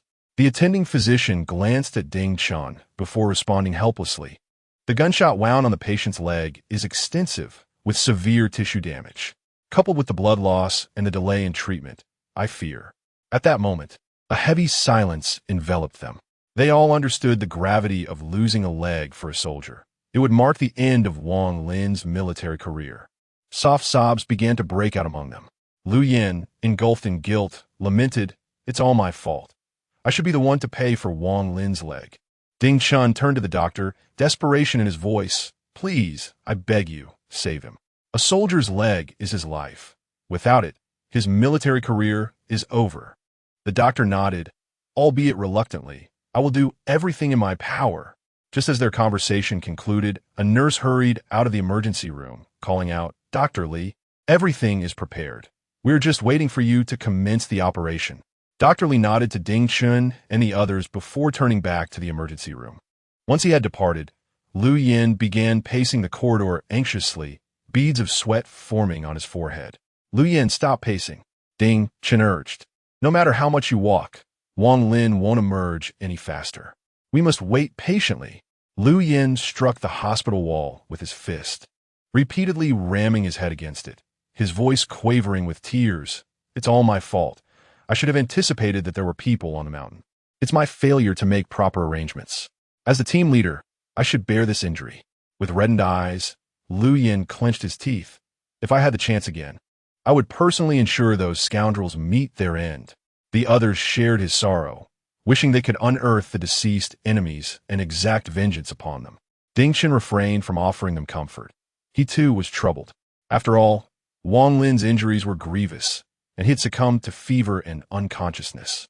Although the doctors had repeatedly assured that his life was not in danger, if his leg could not be saved, Wang Lin's military career would be irreparably halted. They would also lose a cherished comrade. Silence enveloped them as they anxiously awaited, standing in place for what felt like an eternity. The door to the operating room remaining shut for 2 long hours. Just as their worries deepened, the hospital director approached, leading a group that included Zhou Yin and Lin Zijian, accompanied by several major generals alongside Yao Jianjun. "Good day, commanders." Ding Chun and Lu Yin immediately saluted the high-ranking officials. Yao Jianjun, with a somber expression, waved his hand dismissively. "I am aware of the situation. You have all done well." Noticing Ding Chen's troubled visage, he gently placed a hand on his shoulder. "Do not take this too much to heart. Lead your team back. You are of no use here. I will ensure he receives the best care possible. Commander, Wang Lin is our comrade. We wish to remain here until he emerges." Not only Ding Chun, but also Lu Yin and the other members of the Night Fork team were unwilling to depart. With unwavering resolve, Ding Chun gazed at Yao Jianjun. "Commander, we wish to see our comrades safe. Please allow us this." Seeing their profound camaraderie, Yao Jianjun's eyes glistened with unshed tears. Before he could respond, the door to the operating room suddenly swung open. As medical staff emerged, Ding Chun and the members of the Night Fork team rushed forward. "Doctor, how is Wang Lin faring?" Ding Chun inquired anxiously. Dr. Li first glanced towards the director, observing him look towards Yao Jianjun. He promptly saluted them. "Greetings, Commander." Yao Jianjun nodded. "What is the status of the injured?" Wiping the sweat from his brow, Dr. Li replied, "The surgery was relatively successful. The patient is no longer in life-threatening condition, and the leg injury has been addressed.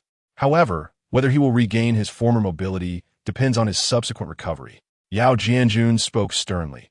"He is a hero of our army. No matter the means, you must ensure he stands whole once more." "Yes," Dr. Li responded with determination. "Saluten, ich shall do mi utmost." With Dr. Li's reassurances and Yao Jianjun's commitment, Ding Chun and the others finally felt a weight lift from their hearts. "Enough. Remaining here serves no purpose. Return to your training." Yao Jianjun's expression turned serious. "You must remember, beyond being comrades, you are also soldiers of the Yen Nation. The country and its people need you even more. Return to your training." "Yes." Everyone responded in unison.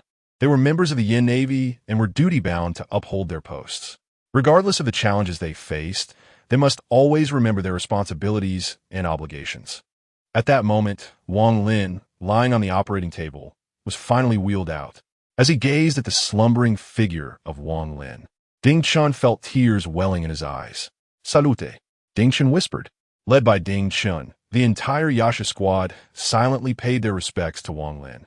Ding Chun turned and, accompanied by Lu Yin and the others, returned to the training base. Just as they departed, Yao Jianjun fixed his gaze intently on the lead surgeon. Tell me the truth. Will this soldier be able to stand again? The doctor shook his head with a pained expression. I apologize, sir. There were too many people present earlier, and I fear they would lose control of their emotions, so. This soldier's bones are shattered, suffering from a comminuted fracture, along with permanent damage to the ligaments and tendons. So what?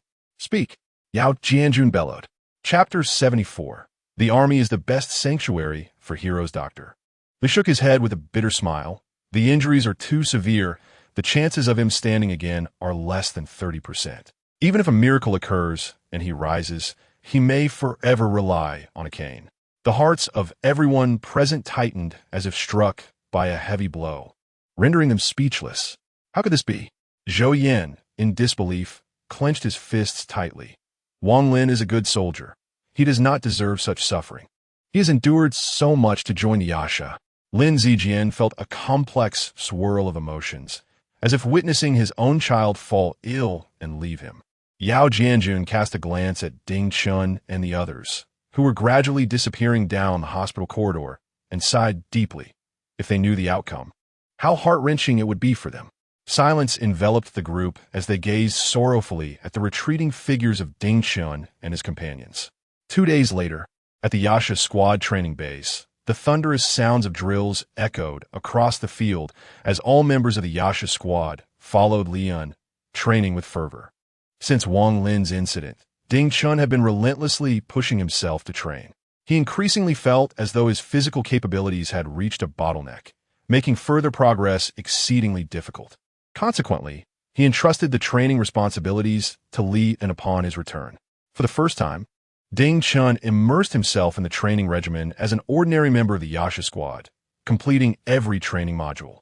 He trained longer and harder than anyone else. Although the training was led by Li Yun, Jiang Xiaoyu, and the others closely followed Ding Chun, mirroring his every move. Lian, however, merely observed silently beside them.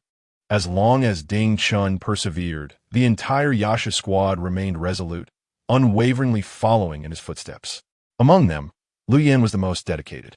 Ever since returning from the hospital, he had shadowed Ding Chun in training, enduring every hardship without uttering a word, steadfastly pushing through.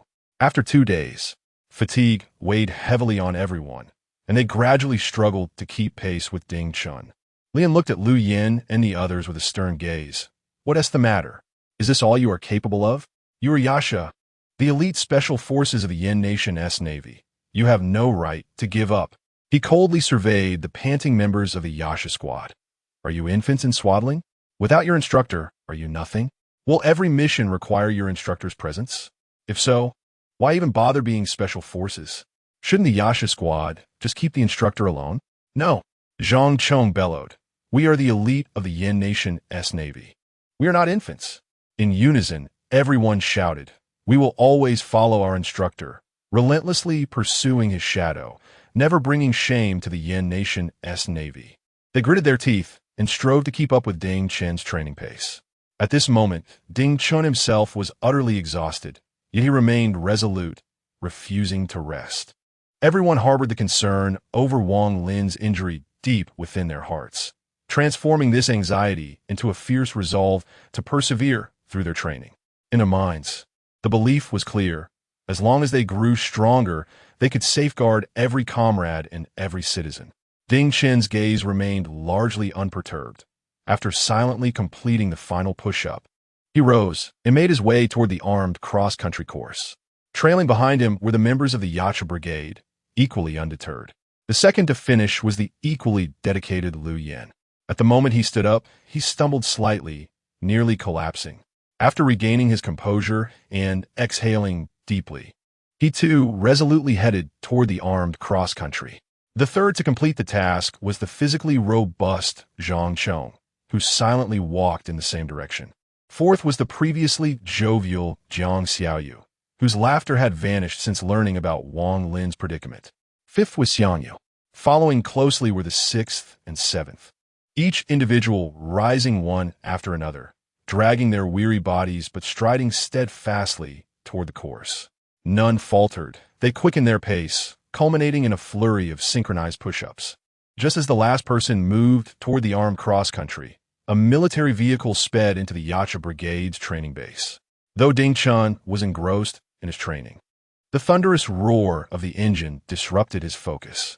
He glanced up at the vehicle, which came to a halt, revealing a general clad in a naval vice admiral's uniform, accompanied by a casually dressed individual following Lin Zijian as they disembarked. "Assemble!"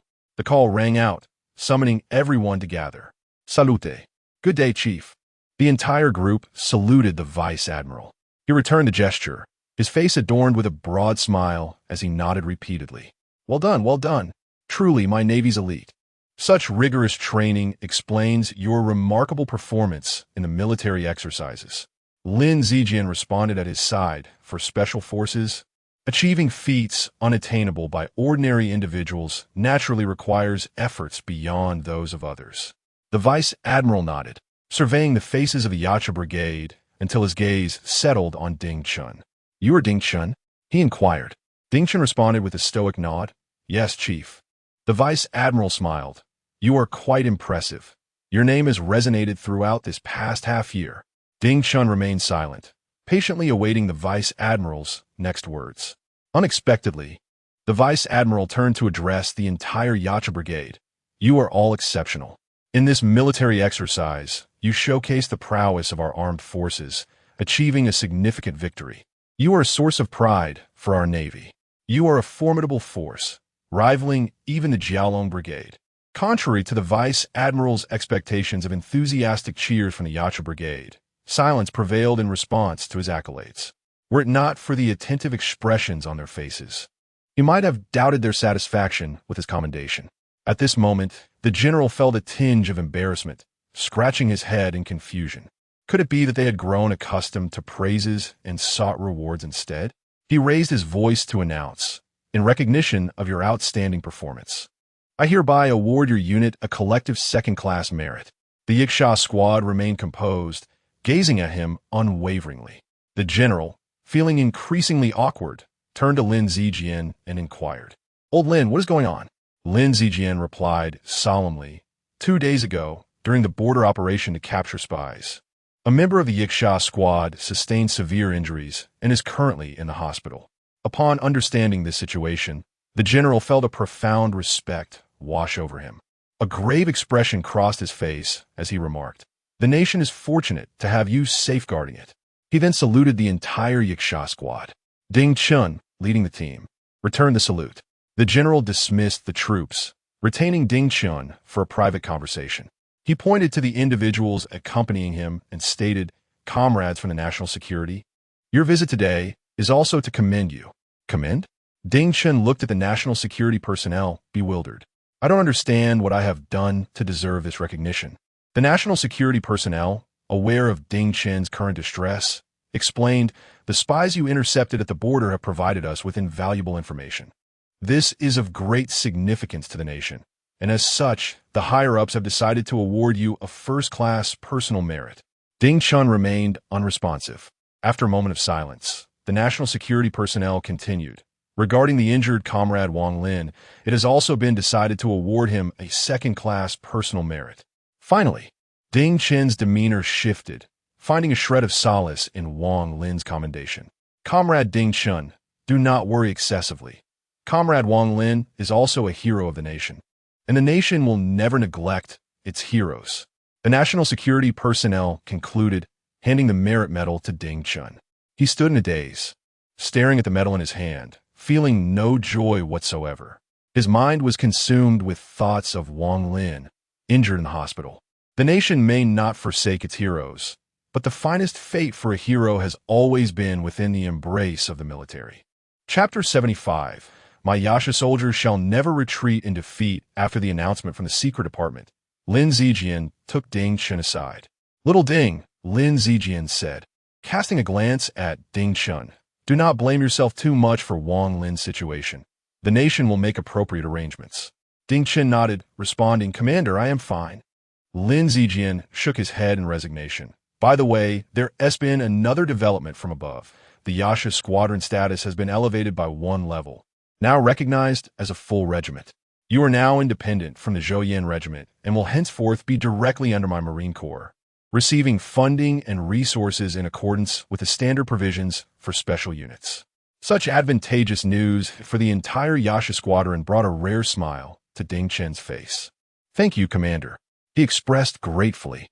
Lin Zijian smirked. "Do not be too quick to thank me. Although the status has been elevated, there are expectations attached. In the upcoming Special Forces competition, should you fail to achieve commendable results, your status could be reverted at any time. I had to push hard to secure this for you."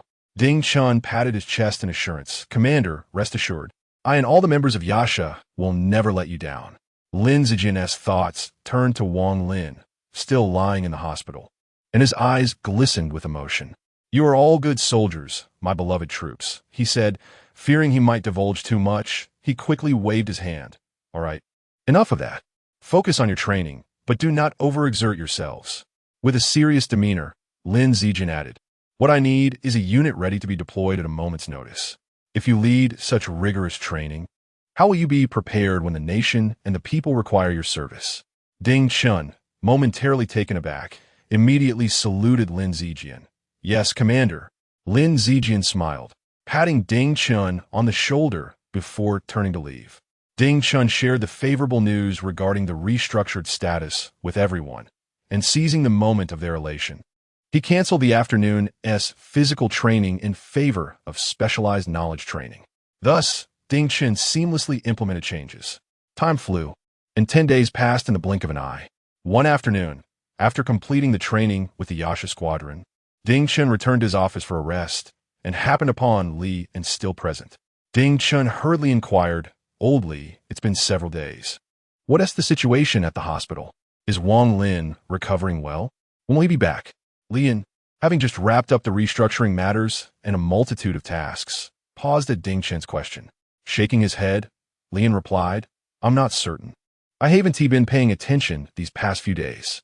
However, I did receive news from the hospital stating that Wang Lin has awakened and is currently in recovery. He should be discharged after a while." Ding Chen pressed on. "He woke up earlier, so why haven't we heard anything until now? When did you find out about this?" Lian pondered for a moment. "About a week ago, I believe." "That's good to hear. That's good to hear." Ding Chen nodded. "I shall go visit him. You can handle the training this afternoon." Lian nodded in agreement. "All right, you can go with peace of mind. I'll manage things here." Ding Chen returned after making ample preparations. As he was about to drive to visit Wang Lin, Lu Yin and his group, having somehow learned of the news, appeared by Ding Chen's car. "What brings you here?" Ding Chen inquired, puzzled. "Instructor." Lu Yin gazed at Ding Chen with eager anticipation. "Are you going to the hospital to see Wang Lin? How did you know?" Ding Chen asked in confusion. Lu Yin lowered his head. "I inquired with the team leader, who said that if we wish to visit Wang Lin, we ought to seek your permission. If you agree, we can go. Instructor, please take us along." Ding Chen observed the earnest concern etched on their faces for Wang Lin's condition, understanding that their guilt over the situation drove them to push themselves relentlessly during training. They would find it impossible to forgive themselves until they learned of Wang Lin's recovery. Ding Chen nodded. "All right, you can take another car. We will all go to the hospital together." Lu Yin was momentarily taken aback, incredulously asking, "Really? You truly agree? Is there any doubt?" Ding Chen replied with a chuckle. "If you don't wish to go, I'll go by myself." "Of course we're going," Lu Yin exclaimed repeatedly. A jubilant group climbed into 2 vehicles. Ding Chen shook his head in resignation and took his seat in his car. The automobile sped swiftly towards the Liao Navy Hospital. Upon entering the city, rather than heading straight to the hospital, Ding Chen opted to stop at a flower shop. Lu Yin followed closely behind, parking beside the flower shop. As soon as he stepped out of the car, Ding Chen spoke. "You all go buy some flowers and fruit. We're visiting the ill, and we can't arrive empty-handed. That would be inappropriate." Ding Chen instructed Lu Yin and the others to procure some gifts from the supermarket while he selected a few bouquets. Watching Lu Yin lead the group into the neighboring supermarket, Ding Chen hastened his steps toward the flower shop. The shopkeeper, noticing Ding Chen's entrance, greeted him warmly. "Soldier, are you purchasing flowers for someone special? Allow me to make some recommendations." Ding Chen waved his hand. "I'm merely buying some to visit a comrade in the hospital." He casually selected several bouquets, paid, and placed the flowers in the trunk. Once everything was prepared, Ding Chen realized that Lu Yin and the others had yet to return. prompting him to head into the supermarket in search of them. Upon arrival, he saw them from a distance, already pushing several fully loaded shopping carts. As Chen approached, he overheard Lu Yin exclaiming while adding items to the cart, "Grab this. Wang Lin loves this. Take more of that." Meng Fan was also placing several braised pig trotters into the cart, adding this. "They say you are what you eat. If he eats this, Wang Lin will recover more quickly." Noticing Chen's arrival, someone stood tall and called out, "Instructor, hello." Lu Yin and Meng Fan turned to face Chen as well. Greeting him, "Instructor." Chen waved his hand, looking at the numerous shopping carts brimming with goods, and could not help but chuckle in disbelief. "Have you come to stock up at the supermarket, or are you planning to open a grocery store in Wang Lin as hospital room?" Chen chuckled wryly. "Have you all purchased too much? With this abundance of items, how long will Wang Lin take to consume them? Is it excessive?" Lu Yin awkwardly scratched his head, glancing at the shopping carts being pushed by a few others behind him. "Perhaps it is a bit much." He continued, "However, everything we've bought is immensely beneficial for Wang Lin. Look at these, they're meant to replenish his blood. He has lost so much, he needs to recuperate properly." Lu Yin pointed to another cart. "These are for muscle recovery. With such a large chunk of flesh missing from his leg, he must eat more to regain it. And these are all his favorite foods." He then pulled another cart in front of Chen. "These will aid in bone growth. Wang Lin has sustained injuries to his bones. All of this is essential." He picked up an item. This is purportedly high-tech. If he places his leg on it while sitting, it alleviates the pain. Meng Fan also produced an item, and many professional athletes use it. It can significantly assist in Wang Lin's rehabilitation.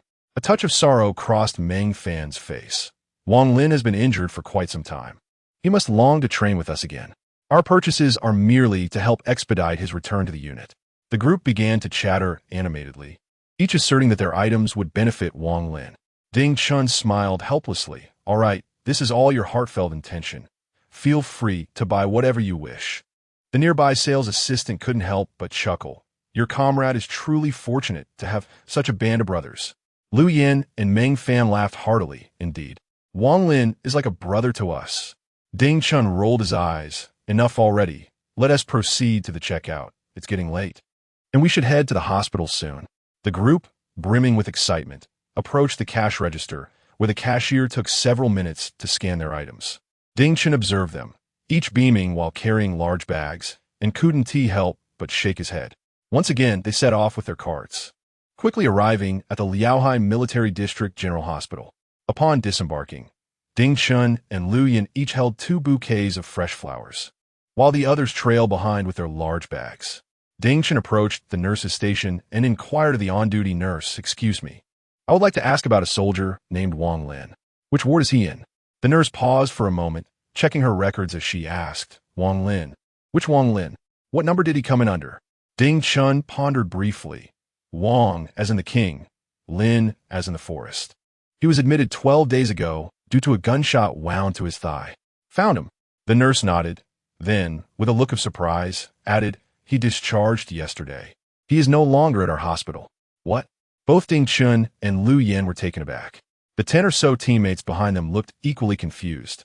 That's impossible. If Wang Lin had been discharged, how could he not have returned to the base? Meng Fan was the first to express disbelief. Lu Yin echoed his doubts. "Nurse, are you certain? How could he have been discharged? His gunshot wound was severe. There is no way he could have left so soon. Please check again. Perhaps there was a system error." Chen furrowed his brow in distress. If Wang Lin had truly been discharged, he should have reported back to the unit. And Lian, who was in the know, would surely have informed him. Why hadn't Lian mentioned it today? Chen turned to the nurse. "Please look again. How could such a significant person from our regiment simply vanish in your hospital?" The nurse, startled by the presence of the military personnel, quickly replied. "He was in Ward 311. You should ask the on-duty nurse there. I don't know anything." Thanking her, Chen and his companions hurriedly sought out the on-duty nurse. Upon entering the duty room, they surrounded the nurse. The young nurse, taken aback by the sudden influx of people, exhaled in relief after hearing Chen's inquiry. "I'm not entirely sure, but he was taken by someone from the Navy." The mention of the Navy made Chen grab the nurse's wrist, urgency lacing his voice. "Do you know which naval unit?" His grip was a bit too firm. causing her discomfort. "I don't know," she exclaimed. At that moment, a head nurse approached, her temper flaring upon seeing so many people crowding around her staff. "Release her," she commanded, pointing at Ding Chun. "What are you doing? This is a hospital, and you're intimidating a young girl." Taken aback, Ding Chun immediately let go of the nurse. "I apologize," he said, before turning to the head nurse to explain, "We merely wish to inquire about our comrade." Seeing sincerity in his eyes, the head nurse softened her demeanor slightly, but still questioned. "Who are you looking for?" Ding Chun replied, "Wang Lin from Ward 311. We are his comrades." The head nurse's expression shifted to one of sorrow as she recognized the name. "That soldier's injury is severe. He may never walk again.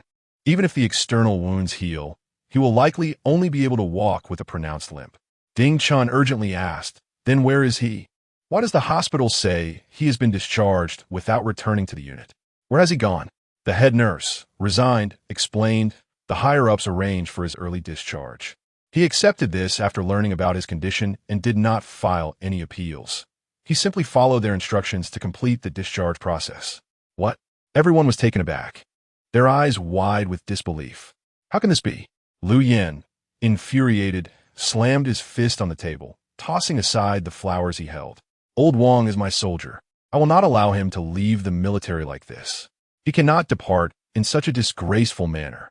Meng Fan gritted his teeth and added, "We cannot let old Wang walk away like this. We must bring him back. He is our comrade, and we cannot allow him to leave with regrets." "Indeed, we cannot," echoed the others. Ding Chen's face was a mask of fury as he tossed the flowers into a trash bin and declared, "Follow me." Chapter 76. The true backbone of the nation and the ethnicity outside the Marine Corps Command Headquarters, Ding Chun, accompanied by Lu Yin and their entire group, stormed toward the entrance with great fervor. Throughout the journey, Ding Chun had pondered deeply, and by the time they reached the command's doorstep, his initial fury had considerably abated. He turned to Lu Yin and the others, observing their furious expressions, and his own rage began to dissipate. In a moment of impulsiveness, he had contemplated confronting Lin Zijian in his office with the entire group. However, he soon realized that such an action would compel Lu Yin and his comrades to breach military regulations, which would lead them to err.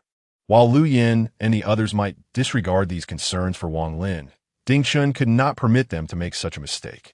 Ding Chun then addressed Lu Yin and the others. "You must wait here. I will go in and inquire with the commander." All of them shook their heads in unison. "Instructor, we will accompany you," Lu Yin exclaimed hastily. "Wang Lin is my team member. I cannot allow him to leave without defending him." "Indeed," Meng Fan chimed in. "Wang Lin is our brother. We cannot abandon him like this. We must enter with you." "This is absurd," Ding Chun replied sternly. "Do you understand the consequences of so many entering together? To confront the commander in such a manner would indicate disobedience to military orders, a violation of regulations." "Do you wish to be confined?" Lu Yin fervently responded. "Then we cannot allow you to go alone. Instructor, we vow to stand with you through thick and thin." The others nodded in agreement. "We vow to stand with the instructor through thick and thin." Ding Chun gazed at Lu Yin. "I appreciate your intentions. Otherwise, I would not have brought you along. However, you cannot enter through this gate today. Otherwise, the situation will change drastically." "But," Lu Yin attempted to protest. But Ding Chun, with a serious countenance, interrupted, "There are no buts. Is it that my authority as your instructor no longer holds weight?" Seeing that Ding Chun was genuinely angered, Lu Yin and the others gradually calmed down. They began to apprehend the potential repercussions for the Yacha squad should they proceed collectively, instilling a sense of trepidation within them. All bowed their heads, enveloped in silence. Although they yearned to stand alongside Ding Chun, they could only remain silent and heed his directives. Noticing their calmness, Ding Chen's expression softened considerably. "Rest assured, I will ensure the commander provides an explanation, not just to you, but also to seek justice for Wang Lin." With that, Ding Chun turned and entered the command headquarters. After inquiring with the guard about the commander's office, he swiftly made his way to the office building. Arriving at Lin Zijian's office door. "Knock, knock, knock." As Ding Chun rapped on Lin Zijian's office door, Lin Zijian was seated behind his desk, engrossed in official matters. Without lifting his head, Lin Zijian called, "Come in." With a creak, Ding Chen pushed the door open and turned to close it behind him. Lin Zijian looked up and was taken aback to see Ding Chen entering the room. After a brief moment of surprise, he couldn't help but inquire with delight. "What brings you here today? Is there something needed from the Yasha squad?" He gazed at Ding Chen and added, "If you have any requests, just relay them to the higher-ups. I can approve them without you having to make this trip personally." Ding Chen silently approached Lin Zijian's desk and saluted him, saying, "Commander." With a serious expression, he continued, "Commander, I did not come here for such matters. I came for Wang Lin." Noticing the unchanged demeanor on Lin Zijian's face, Ding Chen gritted his teeth and exclaimed, "Did you not inform the superior that the best doctors would be summoned to treat Wang Lin? Were we not assured that the nation would never neglect its heroes? Why has his treatment ceased? He has been discharged without returning to the unit, and now he is being forced into retirement." Ding Chen spoke with deep sorrow. "He has made contributions to the military and the nation, sacrificing a leg in the process. Are we truly abandoning him like this?" His eyes brimmed with confusion and a profound resentment towards both Lin Zijian and the Marine Corps. It seemed too harsh for a valiant soldier to be cast aside simply due to injury. Why was it that Fan Tianlei could rise in rank despite his injuries while his soldier, who had achieved merit, was compelled to leave the military? Upon hearing Ding Chen's inquiries, Lin Zijian was momentarily stunned. He had not anticipated that Ding Chen had come for this reason. He remained silent for a long while before finally lifting his gaze to meet Ding Chen's puzzled and questioning eyes. Lin Zijian's heart tightened suddenly, and he felt a tremor within. He sighed deeply within himself, realizing that had anyone else come to him today, he would not have entertained such a question. After all, regardless of the circumstances, he was the commander of a military unit, and it was not his subordinate's place to question him. However, Ding Chen was different from others. Not only was Ding Chen capable, but Lin Zijian also appreciated such soldiers. More importantly, Ding Chen was a pure soldier, willing to sacrifice everything for the nation and the military.